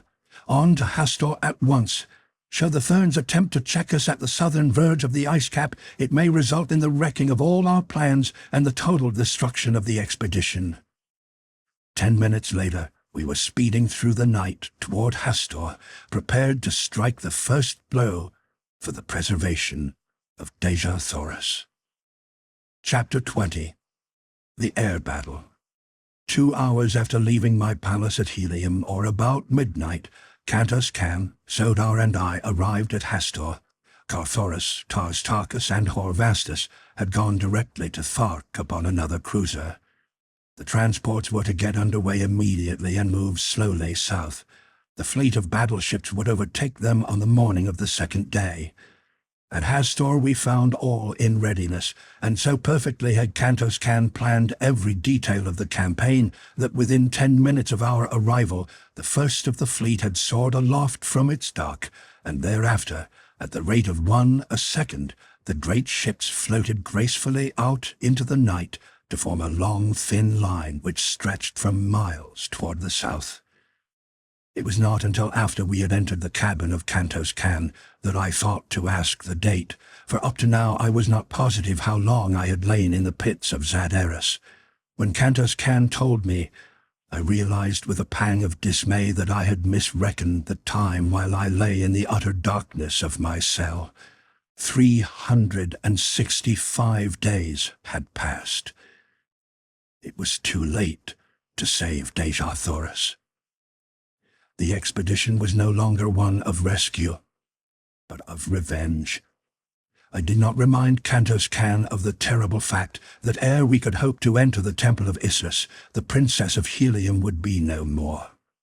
In so far as I knew, she might be already dead, for I did not know the exact date on which she first viewed Isis. What now the value of burdening my friends with my added personal sorrows? They had shared quite enough of them with me in the past. Hereafter I would keep my grief to myself, and so I said nothing to any other of the fact that we were too late. The expedition could yet do much if it could but teach the people of Barsoom the facts of the cruel deception that had been worked upon them for countless ages, and thus save thousands each year from the horrid fate that awaited them at the conclusion of the voluntary pilgrimage. If it could open to the red men the fair Valley Dor, It would have accomplished much, and in the land of lost souls between the mountains of Arts and the ice barrier were many broad acres that needed no irrigation to bear rich harvests. Here at the bottom of a dying world was the only naturally productive area upon its surface. Here alone were dews and rains. Here alone was an open sea. Here was water in plenty. And all this was but the stamping ground of fierce brutes, and from its beauteous and fertile expanse the wicked remnants of two once mighty races barred all the other millions of Barsoom. Could I but succeed in once breaking down the barrier of religious superstition which had kept the red races from this El Dorado, it would be a fitting memorial to the immortal virtues of my princess. I should have again served Barsoom, and Dejah Thoris's martyrdom would not have been in vain. On the morning of the second day we raised the great fleet of transports and their consorts at the first flood of dawn, and soon were near enough to exchange signals. I may mention here that radio aerograms are seldom if ever used in wartime, or for the transmission of secret dispatches at any time, for as often as one nation discovers a new cipher or invents a new instrument for wireless purposes, its neighbors bend every effort until they are able to intercept and translate the messages. For so long a time has this gone on that practically every possibility of wireless communication has been exhausted, and no nation dares transmit dispatches of importance in this way. Tarkus reported all well with the transports. The battleships passed through to take an advanced position, and the combined fleets moved slowly over the ice cap, hugging the surface closely to prevent detection by the Therns, whose land we were approaching. Far in advance of all, a thin line of one-man air scouts protected us from surprise, and on either side they flanked us, while a smaller number brought up the rear some 20 miles behind the transports. In this formation we had progressed toward the entrance to Omian for several hours, when one of our scouts returned from the front to report that the cone-like summit of the entrance was in sight. At almost the same instant, another scout from the left flank came racing toward the flagship. His very speed bespoke the importance of his information. Kantos Kan and I awaited him upon the little forward deck which corresponds with the bridge of earthly battleships. Scarcely had his tiny flyer come to rest upon the broad landing deck of the flagship, ere he was bounding up the stairway to the deck where we stood. "A great fleet of battleships south-southeast, my prince," he cried. "There must be several thousands, and they are bearing down directly upon us." "The Therns spies were not in the palace of John Carter for nothing," said Kantos Kan to me. "Your orders, prince?" "Dispatch 10 battleships to guard the entrance to Omian, with orders to let no hostile enter or leave the shaft. That will bottle up the great fleet of the firstborn. Form the balance of the battleships into a great V with the apex pointing directly south-southeast. Order the transports, surrounded by their convoys, to follow closely in the wake of the battleships until the point of the V has entered the enemy's line. Then the V must open outward at the apex. The battleships of each leg engage the enemy fiercely and drive him back to form a lane through his line into which the transports with their convoys must race at top speed, that they may gain a position above the temples and gardens of the Therns. Here let them land and teach the holy Therns such a lesson in ferocious warfare as they will not forget for countless ages. It had not been my intention to be distracted from the main issue of the campaign, but we must settle this attack with the Therns once and for all, or there will be no peace for us while our fleet remains near Dor, and our chances of ever returning to the outer world will be greatly minimized. Kantos Kan saluted and turned to deliver my instructions to his waiting aides. In an incredibly short space of time, the formation of the battleships changed in accordance with my commands. The 10 that were to guard the way to Omian were speeding toward their destination, and the troop ships and convoys were closing up in preparation for the spurt through the lane. The order of full speed ahead was given. The fleet sprang through the air like coursing greyhounds, and in another moment the ships of the enemy were in full view. They formed a ragged line as far as the eye could reach in either direction, and about 3 ships deep. So sudden was our onslaught that they had no time to prepare for it. It was as unexpected as a lightning from a clear sky. Every phase of my plan worked splendidly. Our huge ships mowed their way entirely through the line of Therns battlecraft. Then the V opened up and a broad lane appeared through which the transports leaped toward the temples of the Therns, which could now be plainly seen glistening in the sunlight. By the time the Therns had rallied from the attack, 100,000 green warriors were already pouring through their courts and gardens, while 150,000 others leaned from low swinging transports to direct their almost uncanny marksmanship upon the Therns soldiery that manned the ramparts or attempted to defend the temples. Now the two great fleets closed in a titanic struggle far above the fiendish din of battle in the gorgeous gardens of the Therns. Slowly the two lines of Helium's battleships joined their ends, and then commenced the circling within the line of the enemy, which is so marked a characteristic of Barsoomian naval warfare. Around and around in each other's tracks moved the ships under Kantos Khan, until at length they formed nearly a perfect circle. By this time they were moving at high speed, so that they presented a difficult target for the enemy. Broadside after broadside they delivered as each vessel came in line with the ships of the Therns. The latter attempted to rush in and break up the formation, but it was like stopping a buzzsaw with the bare hand. From my position on the deck beside Kantos Khan, I saw ship after ship of the enemy take the awful, sickening dive which proclaims its total destruction. Slowly we maneuvered our circle of death until we hung above the gardens where our green warriors were engaged. The order was passed down for them to embark. Then they rose slowly to a position within the center of the circle. In the meantime the Therns' fire had practically ceased. They had had enough of us and were only too glad to let us go on our way in peace.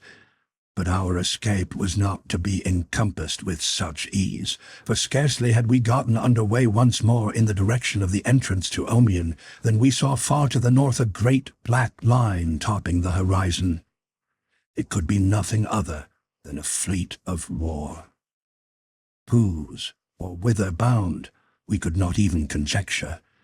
When they had come close enough to make us out at all, Kantos Khan's operator received a radio aerogram which he immediately handed to my companion. He read the thing and handed it to me. Kantos Khan, it read, "Surrender in the name of the Jeddak of Helium, for you cannot escape." And it was signed, Dejah Thoris. The Therns must have caught and translated the message almost as soon as did we, for they immediately renewed hostilities when they realized that we were soon to be set upon by other enemies. Before Dejah Thoris had approached near enough to fire a shot, we were again hotly engaged with the Therns fleet, and as soon as he drew near he too commenced to pour a terrific fusillade of heavy shot into us. Ship after ship reeled and staggered into uselessness beneath the pitiless fire that we were undergoing. The thing could not last much longer. I ordered the transports to descend again into the gardens of the Therns. "Wreak your vengeance to the utmost," was my message to the Green Allies, "for by night there will be none left to avenge your wrongs." Presently I saw the 10 battleships that had been ordered to hold the shaft of Omion. They were returning at full speed, firing their stern batteries almost continuously. There could be but one explanation. They were being pursued by another hostile fleet. Well, the situation could be no worse. The expedition already was doomed. No man that had embarked upon it would return across that dreary ice cap. How I wished that I might face Dejah Thoris with my longsword for just an instant before I died. It was he who had caused our failure. As I watched the oncoming 10, I saw their pursuers race swiftly into sight. It was another great fleet. For a moment I could not believe my eyes, but finally I was forced to admit that the most fatal calamity had overtaken the expedition, for the fleet I saw was none other than the fleet of the firstborn that should have been safely bottled up in Omion. What a series of misfortunes and disasters! What awful fate hovered over me that I should have been so terribly thwarted at every angle of my search for my lost love? Could it be possible that the curse of Issus was upon me, that there was indeed some malign divinity in that hideous carcass? I could not believe it, and throwing back my shoulders, I ran to the deck below to join my men in repelling boarders from one of the Therns craft that had grappled us broadside. In the wild lust of hand-to-hand combat, my old dauntless hopefulness returned, and as Thern after Thern went down beneath my blade, I could almost feel that we should win success in the end, even from apparent failure. My presence among the men so greatly inspirited them that they fell upon the luckless wights with such terrible ferocity that within a few moments we had turned the tables upon them, and a second later, as we swarmed their own decks, I had the satisfaction of seeing their commander take the long leap from the bows of his vessel in token of surrender and defeat. Then I joined Kantos Kan. He had been watching what had taken place on the deck below, and it seemed to have given him a new thought. Immediately he passed an order to one of his officers, and presently the colors of the Prince of Helium broke from every point of the flagship. A great cheer arose from the men of our own ship, a cheer that was taken up by every other vessel of our expedition, as they in turn broke my colors from their upper works. Then Kantos Kan sprang his coup, a signal legible to every sailor of all the fleets engaged in that fierce struggle was strung aloft upon the flagship. Men of Helium, for the Prince of Helium against all his enemies, it read. Presently, my colors broke from one of Zat Eris's ships, then from another, and another. On some we could see fierce battles waging between the Zodangan soldiery and the Heliometic crews, but eventually the colors of the Prince of Helium floated above every ship that had followed Zat Eris upon our trail. Only his flagship flew them not. Zat Eris had brought 5,000 ships. The sky was black with the three enormous fleets. It was Helium against the field now, and the fight had settled to countless individual duels. There could be little or no maneuvering of fleets in that crowded, fire-split sky. Zat Eris's flagship was close to my own. I could see the thin features of the man from where I stood. His Zodangan crew was pouring broadside after broadside into us, and we were returning their fire with equal ferocity. Closer and closer came the two vessels, until but a few yards intervened. Grapplers and boarders lined the contiguous rails of each. We were preparing for the death struggle with our hated enemy. There was but a yard between the two mighty ships as the first grappling irons were hurled. I rushed to the deck to be with my men as they boarded. Just as the vessels came together with a slight shock, I forced my way through the lines and was the first to spring to the deck of Zat Eris's ship. After me poured a yelling, cheering, cursing throng of Helium's best fighting men. Nothing could withstand them in the fever of battle lust which enthralled them. Down went the Zodangans before that surging tide of war, and as my men cleared the lower decks I sprang to the forward deck, where stood Zat Eris. "You are my prisoner, Zat Eris," I cried. "Yield, and you shall have quarter." For a moment I could not tell whether he contemplated acceding to my demand, or facing me with drawn sword. For an instant he stood hesitating, and then throwing down his arms, he turned and rushed to the opposite side of the deck. Before I could overtake him, he had sprung to the rail and hurled himself head foremost into the awful depths below. And thus came Zat Eris, Jed of Zodanga, to his end. On and on went that strange battle. The Therns and Blacks had not combined against us. Wherever Therns ship met ship of the Firstborn was a battle royal, and in this I thought I saw our salvation. Wherever messages could be passed between us that could not be intercepted by our enemies, I passed the word that all our vessels were to withdraw from the fight as rapidly as possible, taking a position to the west and south of the combatants. I also sent an air scout to the fighting green men in the gardens below to re-embark, and to the transports to join us. My commanders were further instructed that when engaged with an enemy, to draw him as rapidly as possible toward a ship of his hereditary foeman, and by careful maneuvering to force the two to engage, thus leaving himself free to withdraw. This stratagem worked to perfection, and just before the sun went down I had the satisfaction of seeing all that was left of my once mighty fleet gathered nearly 20 miles southwest of the still terrific battle between the blacks and whites. I now transferred Zodar to another battleship and sent him with all the transports and 5,000 battleships directly overhead to the temple of Issus. Thoris and I, with Kantos Kan, took the remaining ships and headed for the entrance to Omian. Our plan now was to attempt to make a combined assault upon Issus at dawn of the following day.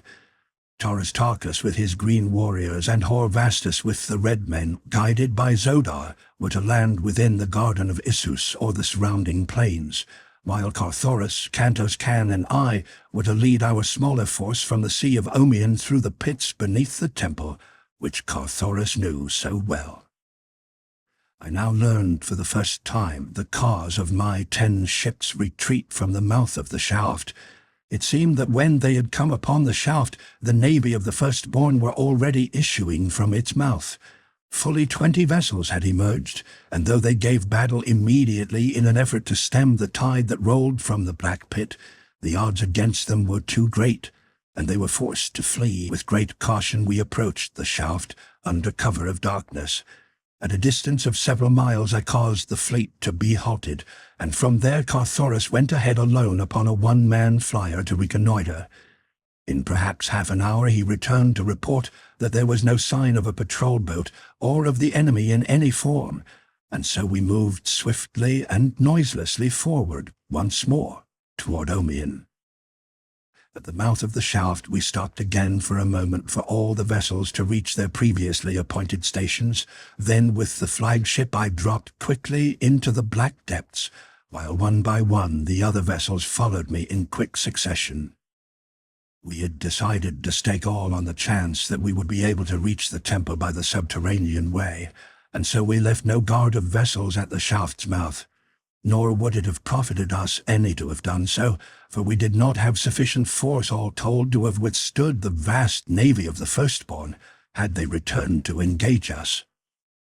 For the safety of our entrance upon Omian we depended largely upon the very boldness of it, believing that it would be some little time before the firstborn on guard there would realize that it was an enemy and not their own returning fleet that was entering the vault of the buried sea. And such proved to be the case. In fact, 400 of my fleet of 500 rested safely upon the bosom of Omian before the first shot was fired. The battle was short and hot, but there could have been but one outcome, for the firstborn in the carelessness of fancied security had left but a handful of ancient and obsolete hulks to guard their mighty harbor. It was at Thoris's suggestion that we landed our prisoners under guard upon a couple of the larger islands, and then towed the ships of the firstborn to the shaft, where we managed to wedge a number of them securely in the interior of the great well. Then we turned on the buoyance rays in the balance of them, and let them rise by themselves to further block the passage to Omian as they came into contact with the vessels already lodged there. We now felt that it would be some time at least before the returning firstborn could reach the surface of Omian, and that we would have ample opportunity to make for the subterranean passages which lead to Issus. One of the first steps I took was to hasten personally, with a good-sized force, to the island of the submarine, which I took without resistance on the part of the small guard there. I found the submarine in its pool, and at once placed a strong guard upon it and the island, where I remained to wait the coming of Thoris and the others. Among the prisoners was Yersted, commander of the submarine. He recognized me from the 3 trips that I had taken with him during my captivity among the firstborn. "How does it seem," I asked him, "to have the tables turned, to be prisoner of your erstwhile captive?" He smiled, a very grim smile pregnant with hidden meaning. "It will not be for long, John Carter," he replied. "We have been expecting you, and we are prepared." "So it would appear," I answered, "for you were all ready to become my prisoners with scarce a blow struck on either side." "The fleet must have missed you," he said, "but it will return to Omian, and then that will be a very different matter for John Carter." "I do not know that the fleet has missed me as yet," I said, but of course he did not grasp my meaning and only looked puzzled. "Many prisoners travel to Issus in your grim craft, Yosted?" I asked. "Very many," he assented. "Might you remember one whom men called Dejah Thoris?" "Well, indeed, for her great beauty, and then too for the fact that she was wife to the first mortal that ever escaped from Issus through all the countless ages of her godhood, and the way that Issus remembers her best as the wife of one and the mother of another who raised their hands against the goddess of life eternal." I shuddered for fear of the cowardly revenge that I knew Issus might have taken upon the innocent Dejah Thoris for the sacrilege of her son and her husband. "And where is Dejah Thoris now?" I asked, knowing that he would say the words I most dreaded, but yet I loved her so that I could not refrain from hearing even the worst about her fate, so that it fell from the lips of one who had seen her but recently. It was to me as though it brought her closer to me. "Yesterday, the monthly rites of Issus were held," replied Yosted, "and I saw her then sitting in her accustomed place at the foot of Issus." "What?" I cried. "She is not dead, then?" "Why, no," replied the black. "It has been no year since she gazed upon the divine glory of the radiant face of—" "No year?" I interrupted. "Why, no," insisted Yosted. "It cannot have been upward of 370 or 80 days." A great light burst upon me. How stupid I had been! I could scarcely retain an outward exhibition of my great joy. Why had I forgotten the great difference in the length of Martian and earthly years?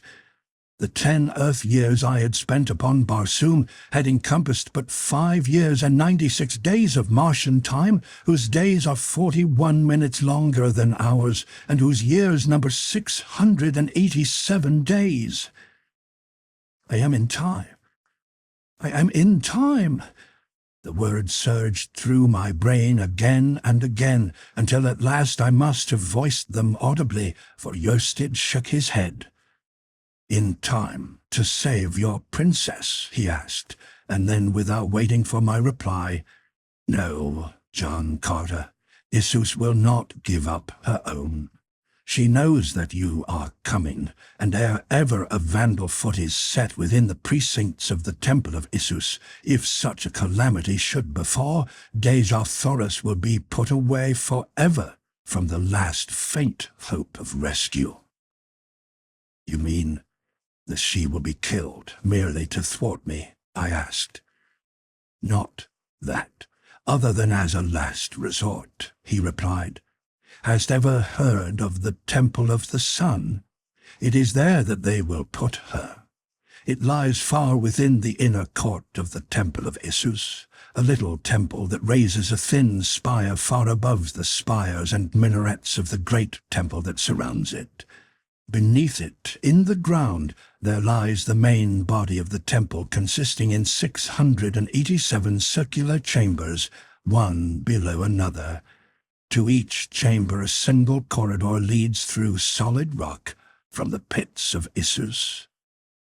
as the entire Temple of the Sun revolves once with each revolution of Barsoom about the sun, but once each year does the entrance to each separate chamber come opposite the mouth of the corridor, which forms its only link to the world without. Here, Isus puts those who displease her, but whom she does not care to execute forthwith. Or to punish a noble of the firstborn, she may cause him to be placed within a chamber of the Temple of the Sun for a year. Oft-times she imprisons an executioner with the condemned, that death may come in a certain horrible form upon a given day, or again but enough food is deposited in the chamber to sustain life but the number of days that Isus has allotted for mental anguish.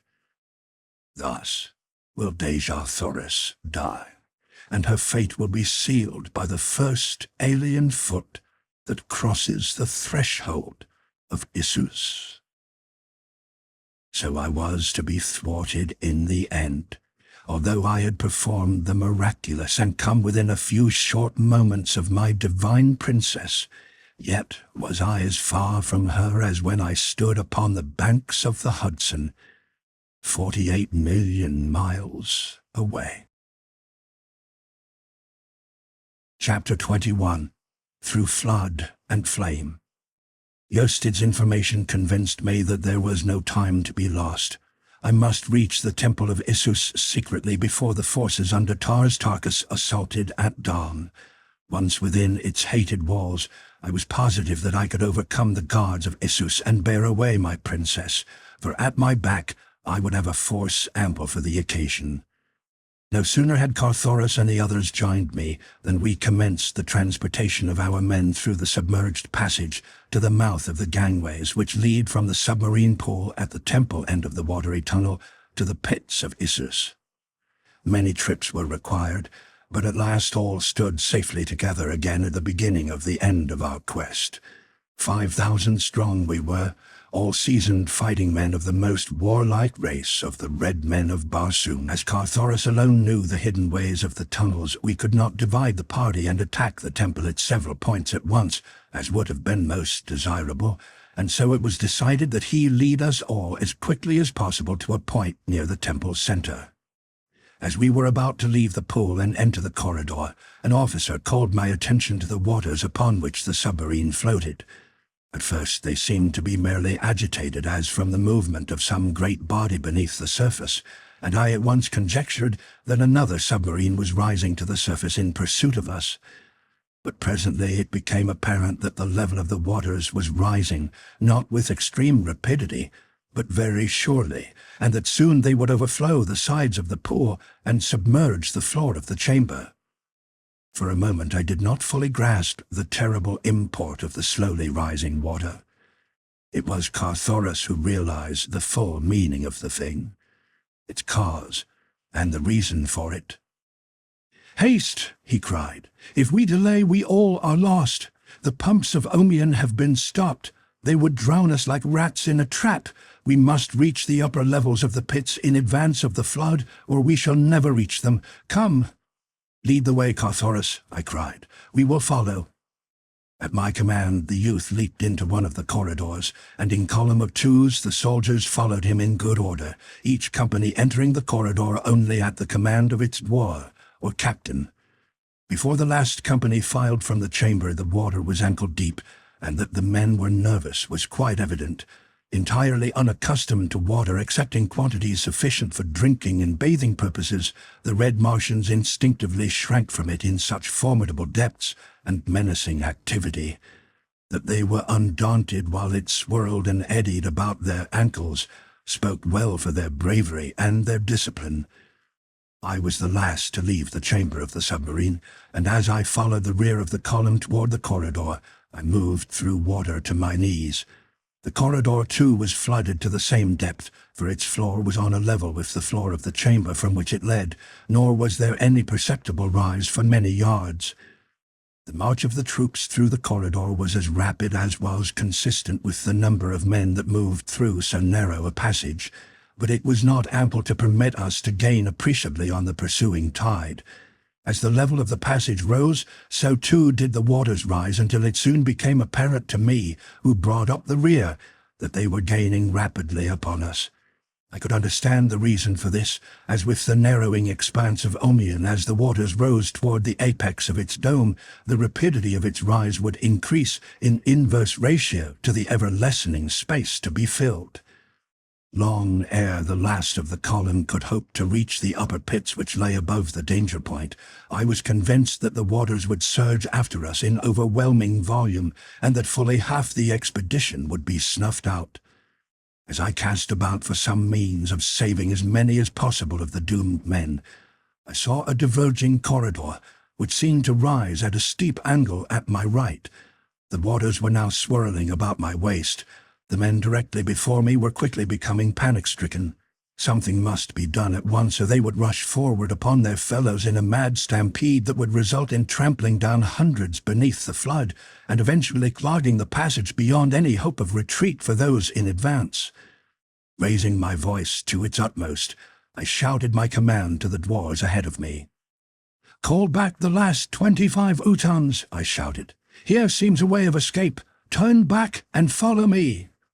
My orders were obeyed by nearer 30 Utans, so that some 3,000 men came about and hastened into the teeth of the flood to reach the corridor up which I directed them.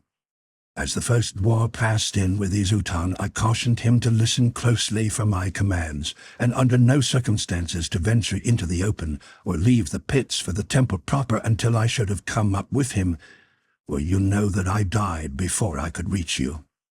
The officer saluted and left me. The men filed rapidly past me and entered the diverging corridor, which I hoped would lead to safety. The water rose breast high.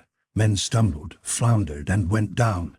Many I grasped and set upon their feet again, but alone the work was greater than I could cope with. Soldiers were being swept beneath the boiling torrent, never to rise. At length the dwarf of the 10th Utan took a stand beside me. He was a valorous soldier, Gertus by name, and together we kept the now thoroughly frightened troops in the semblance of order and rescued many that would have drowned otherwise. Jor Cantos, son of Cantos Can, and a Padwar of the 5th Utan, joined us when his Utan reached the opening through which the men were fleeing. Thereafter not a man was lost of all the hundreds that remained to pass from the main corridor to the branch. As the last Utan was filing past us, the waters had risen until they surged about our necks, but we clasped hands and stood our ground until the last man had passed to the comparative safety of the new passageway. Here we found an immediate and steep ascent, so that within 100 yards we had reached a point above the waters. For a few minutes we continued rapidly up the steep grade, which I hoped would soon bring us quickly to the upper pits that led into the temple of Issus. But I was to meet with a cruel disappointment. Suddenly I heard a cry of "Fire!" far ahead, followed almost at once by cries of terror and the loud commands of dwarves and padwars who were evidently attempting to direct their men away from some grave danger. At last the report came back to us. "They have fired the pits ahead. We are hemmed in by flames in front and flood behind.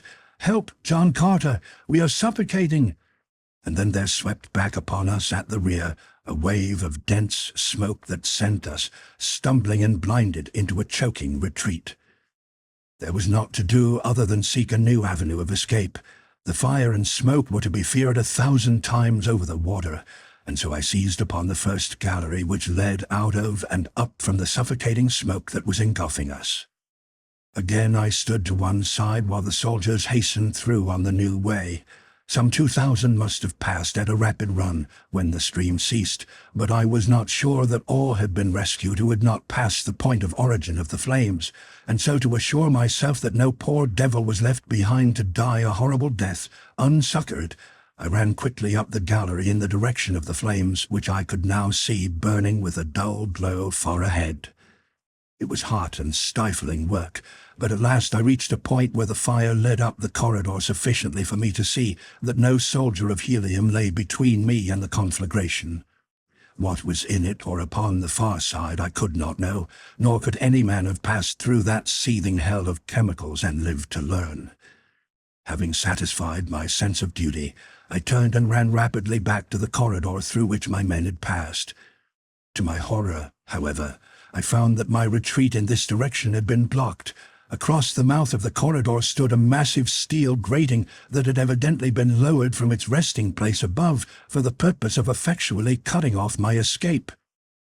That our principal movements were known to the firstborn I could not have doubted, in view of the attack of the fleet upon us the day before, nor could the stopping of the pumps of Omian at the psychological moment have been due to chance, nor the starting of a chemical combustion within the one corridor through which we were advancing upon the Temple of Issus been due to aught than well-calculated design.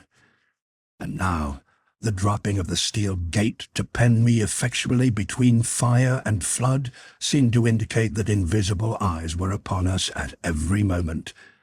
What chance had I, then, to rescue Dejah Thoris were I to be compelled to fight foes who never showed themselves? 1,000 times I berated myself for being drawn into such a trap as I might have known these pits easily could be. Now I saw that it would have been much better to have kept our force intact and made a concerted attack upon the temple from the valley side, trusting to chance and our great fighting ability to have overwhelmed the firstborn and compelled the safe delivery of Dejah Thoris to me. The smoke from the fire was forcing me further and further back down the corridor, toward the waters which I could hear surging through the darkness. With my men had gone the last torch, nor was this corridor lighted by the radiance of phosphorescent rock, as were those of the lower levels. It was this fact that assured me that I was not far from the upper pits, which lie directly beneath the temple. Finally, I felt the lapping waters about my feet. The smoke was thick behind me. My suffering was intense. There seemed but one thing to do, and that to choose the easier death which confronted me, and so I moved on down the corridor until the cold waters of Omian closed about me, and I swam on through utter blackness toward... what? The instinct of self-preservation is strong even when one, unafraid and in the possession of his highest reasoning faculties, knows that death, positive and unalterable, lies just ahead. And so I swam slowly on, waiting for my head to touch the top of the corridor, which would mean that I had reached the limit of my flight and the point where I must sink forever to an unmarked grave. To my surprise, I ran against a blank wall before I reached a point where the waters came to the roof of the corridor. Could I be mistaken? I felt around. No. I had come to the main corridor, and still there was a breathing space between the surface of the water and the rocky ceiling above. And then I turned up the main corridor in the direction that Thoris and the head of the column had passed a half-hour before. On and on I swam, my heart growing lighter at every stroke, for I knew that I was approaching closer and closer to the point where there would be no chance that the waters ahead could be deeper than they were about me. I was positive that I must soon feel the solid floor beneath my feet again, and that once more my chance would come to reach the Temple of Issus and the side of the fair prisoner who languished there. But even as hope was at its highest, I felt the sudden shock of contact as my head struck the rocks above. The worst, then, had come to me. I had reached one of those rare places where a Martian tunnel dips suddenly to a lower level. Somewhere beyond I knew that it rose again, but of what value was that to me, since I did not know how great the distance that it maintained the level entirely beneath the surface of the water? There was but a single, forlorn hope, and I took it. Filling my lungs with air, I dived beneath the surface and swam through the inky, icy blackness, on and on, along the submerged gallery. Time and time again I rose with outstretched hand, only to feel the disappointing rocks close above me. Not for much longer would my lungs withstand the strain upon them. I felt that I must soon succumb, nor was there any retreating now that I had gone this far. I knew positively that I could never endure to retrace my path now to the point from which I had felt the waters close above my head. Death stared me in the face, nor ever can I recall a time that I so distinctly felt the icy breath from his dead lips upon my brow. One more frantic effort I made with my fast-ebbing strength. Weakly I rose for the last time. My tortured lungs gasped for the breath that would fill them with a strange and numbing element, but instead I felt the revivifying breath of life-giving air surge through my starving nostrils into my dying lungs. I was saved. A few more strokes brought me to a point where my feet touched the floor, and soon thereafter I was above the water level entirely, and racing like mad along the corridor, searching for the first doorway that would lead me to Issus.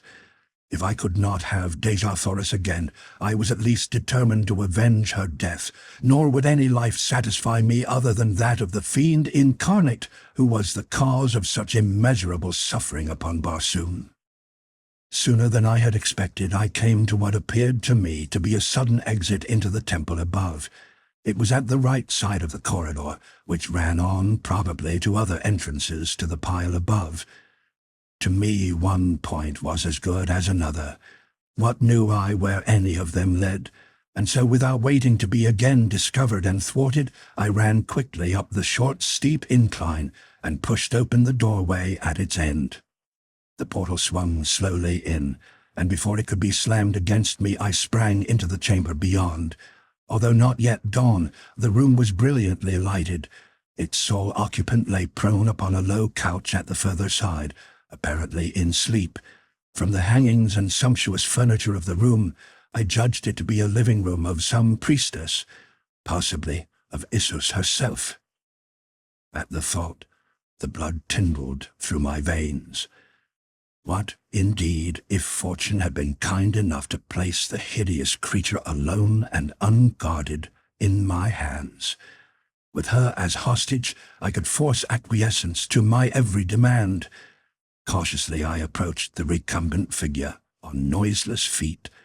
Closer and closer I came to it, but I had crossed but little more than half the chamber when the figure stirred, and as I sprang, rose and faced me. At first an expression of terror overspread the features of the woman who confronted me, then startled incredulity, hope, thanksgiving. My heart pounded within my breast as I advanced toward her. Tears came to my eyes, and the words that would have poured forth in a perfect torrent choked in my throat as I opened my arms and took into them once more the woman I loved. Dejah Thoris, Princess of Helium. Chapter 22. Victory and Defeat. John Carter, John Carter, she sobbed, with her dear head upon my shoulder. Even now I can scarce believe the witness of my own eyes. When the girl, Thuvia, told me that you had returned to Barsoom, I listened, but I could not understand, for it seemed that such happiness would be impossible for one who had suffered so in silent loneliness for all these long years. At last, when I realized that it was truth, and then came to know the awful place in which I was held prisoner, I learned to doubt that even you could reach me here. As the days passed, and moon after moon went by without bringing even the faintest rumor of you, I resigned myself to my fate. And now that you have come, scarce can I believe it. For an hour I have heard the sounds of conflict within the palace. I knew not what they meant, but I have hoped against hope that it might be the men of Helium headed by my prince. And tell me, what of Thoris, our son? He was with me less than an hour since, Dejah Thoris, I replied. It must have been he whose men you have heard battling within the precincts of the temple. Where is Issus? I asked suddenly. Dejah Thoris shrugged her shoulders. She sent me under guard to this room just before the fighting began within the temple halls. She said that she would send for me later. She seemed very angry and somewhat fearful. Never have I seen her act in so uncertain and almost terrified a manner. Now I know that it must have been because she had learned that John Carter, Prince of Helium, was approaching to demand an accounting of her for the imprisonment of his princess. The sounds of conflict, the clash of arms, the shouting and the hurrying of many feet came to us from various parts of the temple. I knew that I was needed there, but I dared not leave Dejah Thoris, nor dared I take her with me into the turmoil and danger of battle. At last, I bethought me of the pits from which I had just emerged. Why not secrete her there until I could return and fetch her away in safety and forever from this awful place? I explained my plan to her. For a moment, she clung more closely to me. "I cannot bear to be parted from you now, even for a moment, John Carter," she said. "I shudder at the thought of being alone again where that terrible creature might discover me. You do not know her. None can imagine her ferocious cruelty who has not witnessed her daily acts for over half a year. It has taken me nearly all this time to realize even the things that I have seen with my own eyes." "I shall not leave you then, my princess," I replied. She was silent for a moment, then she drew my face to hers and kissed me. "Go, John Carter," she said. "Our son is there, and the soldiers of Helium fighting for the Princess of Helium. Where they are you should be. I must not think of myself now, but of them and of my husband's duty. I may not stand in the way of that. Hide me in the pits and go." I led her to the door through which I had entered the chamber from below. There I pressed her dear form to me, and then, though it tore my heart to do it, and filled me only with the blackest shadows of terrible foreboding, I guided her across the threshold, kissed her once again, and closed the door upon her. Without hesitating longer, I hurried from the chamber in the direction of the greatest tumult. Scarce half a dozen chambers had I traversed before I came upon the theatre of a fierce struggle. The blacks were massed at the entrance to a great chamber where they were attempting to block the further progress of a body of red men toward the inner sacred precincts of the temple. Coming from within as I did, I found myself behind the blacks, and without waiting to even calculate their numbers or the foolhardiness of my venture, I charged swiftly across the chamber and fell upon them from the rear with my keen longsword. As I struck the first blow, I cried aloud, "For Helium!"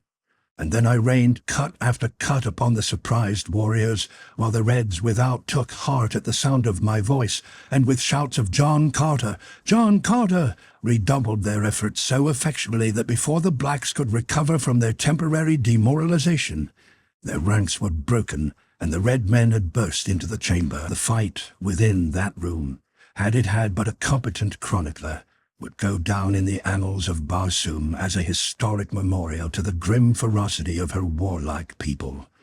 500 men fought there that day, the black men against the red. No man asked quarter or gave it. As though by common assent they fought, as though to determine once and for all their right to live in accordance with the law of the survival of the fittest.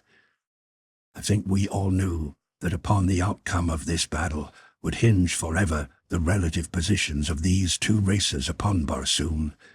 It was a battle between the old and the new, but not for once did I question the outcome of it. With Carthoris at my side, I fought for the red men of Barsoom and for their total emancipation from the throttling bondage of a hideous superstition. Back and forth across the room we surged, until the floor was ankle-deep in blood, and dead men lay so thickly there that half the time we stood upon their bodies as we fought. As we swung toward the great windows which overlooked the gardens of Issus, a sight met my gaze which sent a wave of exultation over me. "Look!" I cried. "Men of the firstborn! Look!" For an instant the fighting ceased, and with one accord every eye turned in the direction I had indicated, and the sight they saw was one no man of the firstborn had ever imagined could be. Across the gardens, from side to side, stood a wavering line of black warriors, while beyond them and forcing them ever back was a great horde of green warriors astride their mighty thoats. And as we watched, one, fiercer and more grimly terrible than his fellows, rode forward from the rear, and as he came he shouted some fierce command to his terrible legion. It was Tars Tarkus, Chedak of Thark, and as he couched his great 40-foot metal-shod lance, we saw his warriors do likewise. Then it was that we interpreted his command. 20 yards now separated the green men from the black line. Another word from the great Thark, and with a wild and terrifying battle cry, the green warriors charged. For a moment the black line held, but only for a moment. Then the fearsome beasts that bore equally terrible riders passed completely through it. After them came Utan upon Utan of red men. The green horde broke to surround the temple. The red men charged for the interior, and then we turned to continue our interrupted battle. But our foes had vanished. My first thought was of Dejah Thoris. Calling to Thoris that I had found his mother, I started on a run toward the chamber where I had left her, with my boy close beside me. After us came those of our little force who had survived the bloody conflict. The moment I entered the room, I saw that someone had been there since I had left. A silk lay upon the floor. It had not been there before. There were also a dagger and several metal ornaments strewn about as though torn from their wearer in a struggle. But worst of all, the door leading to the pits where I had hidden my princess was ajar. With a bound I was before it, and thrusting it open, rushed within.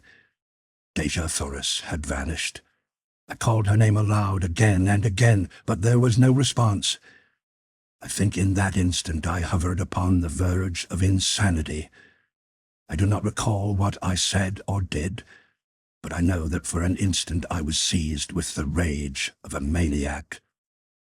"Isus," I cried. "Isus! Where is Isus? Search the temple for her, but let no man harm her but John Carter. Thoris, where are the apartments of Isus?" "This way," cried the boy, and without waiting to know that I had heard him, he dashed off at breakneck speed, further into the bowels of the temple. As fast as he went, however, I was still beside him, urging him on to greater speed. At last we came to a great carved door, and through this Thoris dashed a foot ahead of me. Within, we came upon such a scene as I had witnessed within the temple once before, the throne of Isus with the reclining slaves, and about it the ranks of soldiery. We did not even give the men a chance to draw, so quickly were we upon them.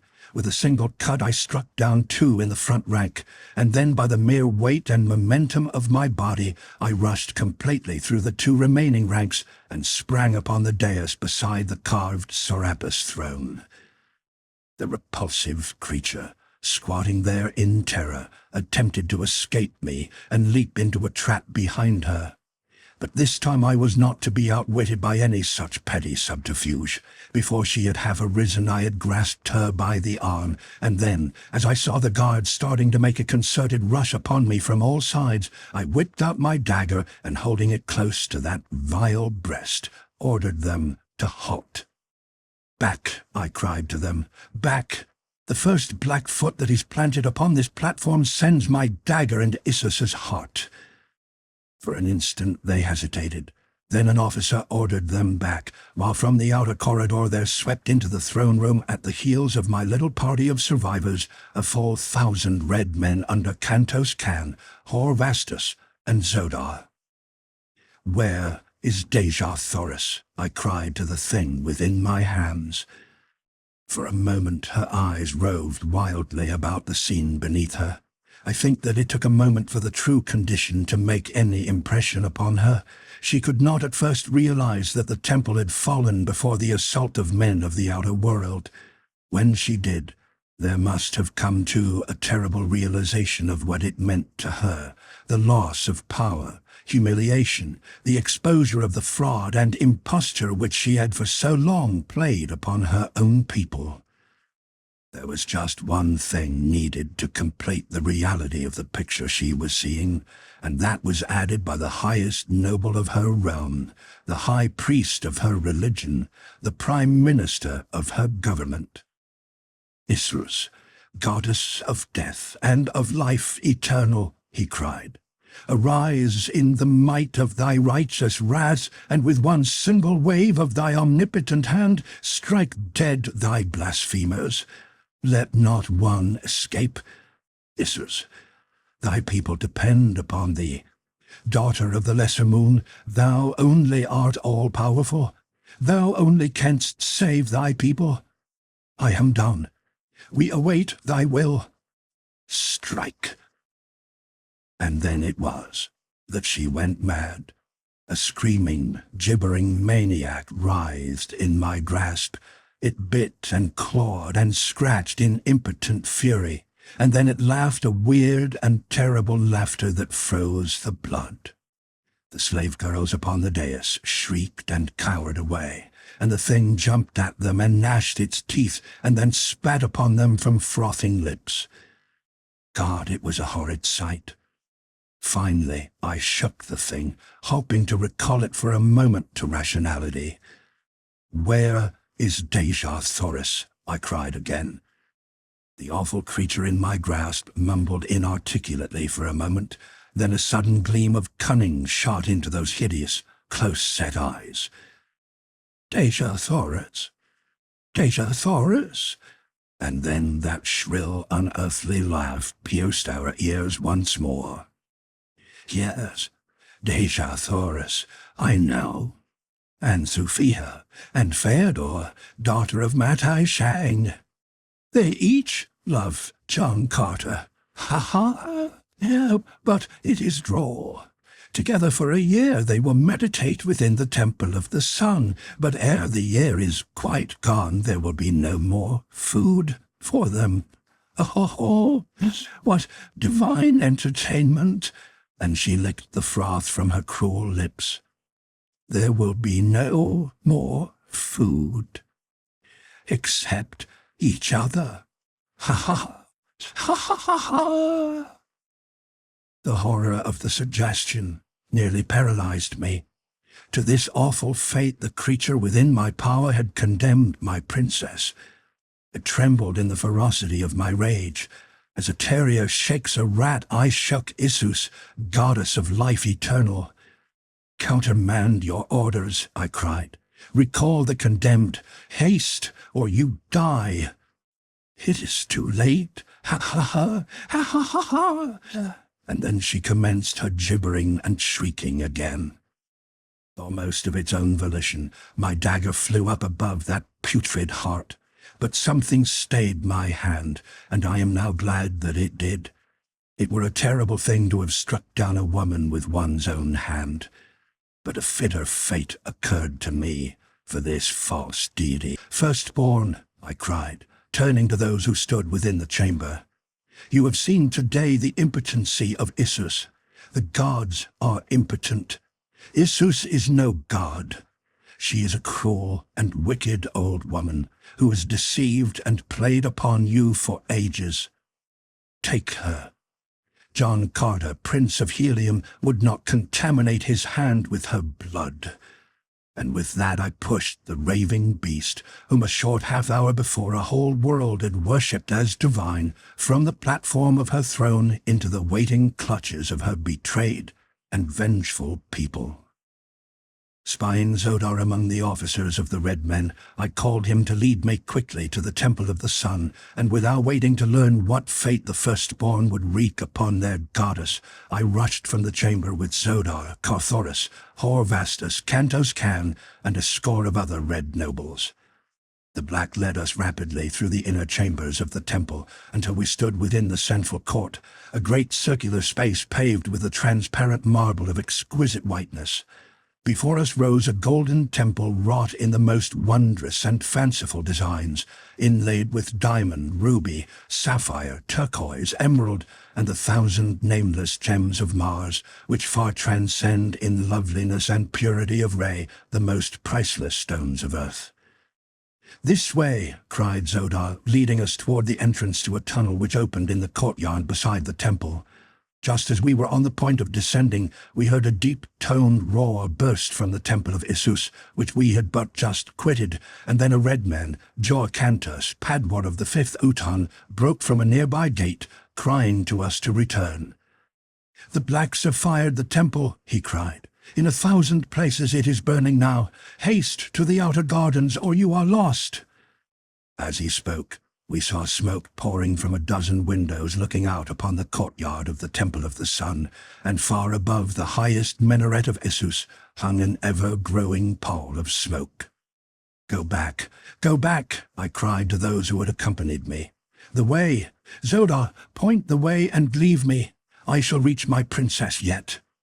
"Follow me, John Carter," replied Zodar, and without waiting for my reply, he dashed down into the tunnel at our feet. At his heels I ran down through a half-dozen tiers of galleries, until at last he led me along a level floor, at the end of which I discerned a lighted chamber. Massive bars blocked our further progress, but beyond I saw her, my incomparable princess, and with her were Thuvia and Feodor. When she saw me, she rushed toward the bars that separated us. Already the chamber had turned upon its slow way, so far that but a portion of the opening in the temple wall was opposite the barred end of the corridor. Slowly the interval was closing.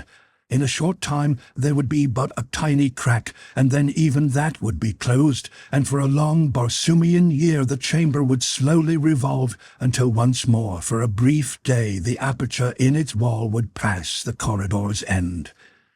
But in the meantime, what horrible things would go on within that chamber? "Zodar," I cried, "can no power stop this awful revolving thing? Is there none who holds the secret of these terrible bars?" "None, I fear, whom we could fetch in time, though I shall go and make the attempt. Wait for me here." After he had left, I stood and talked with Dejah Thoris, and she stretched her dear hand through those cruel bars that I might hold it until the last moment. Thuvia and Feodor came close also, but when Thuvia saw that we would be alone, she withdrew to the further side of the chamber. Not so the daughter of Matash Shang. "John Carter," she said, "this be the last time that you shall see any of us. Tell me that you love me, that I may die happy." "I love only the Princess of Helium," I replied quietly. "I am sorry, Feodor, but it is as I have told you from the beginning." She bit her lip and turned away, but not before I saw the black and ugly scowl she turned upon Dejah Thoris. Thereafter she stood a little way apart, but not so far as I should have desired, for I had many little confidences to impart to my long-lost love. For a few minutes we stood thus, talking in low tones. Ever smaller and smaller grew the opening. In a short time now it would be too small even to permit the slender form of my princess to pass. Oh, why did not Zodar haste? Above we could hear the faint echoes of a great tumult. It was the multitude of black and red and green men fighting their way through the fire from the burning temple of Issus. A draught from above brought the fumes of smoke to our nostrils. As we stood waiting for Zodar, the smoke became thicker and thicker. Presently we heard shouting at the far end of the corridor and hurrying feet. "Come back, John Carter, come back," cried a voice. "Even the pits are burning." In a moment a dozen men broke through the now blinding smoke to my side. There was Carthoris and Cantos Can and Horvastus and Zodar, with a few more who had followed me to the temple court.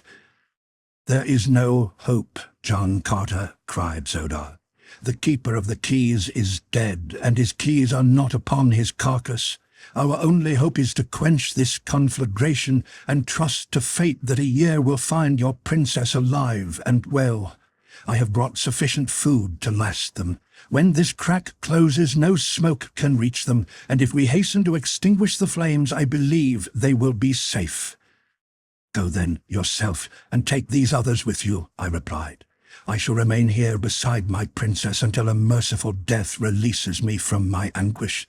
I care not to live." As I spoke, Zodar had been tossing a great number of tiny cairns within the prison cell. The remaining crack was not over an inch in width a moment later. Dejah Thoris stood as close to it as she could, whispering words of hope and courage to me, and urging me to save myself.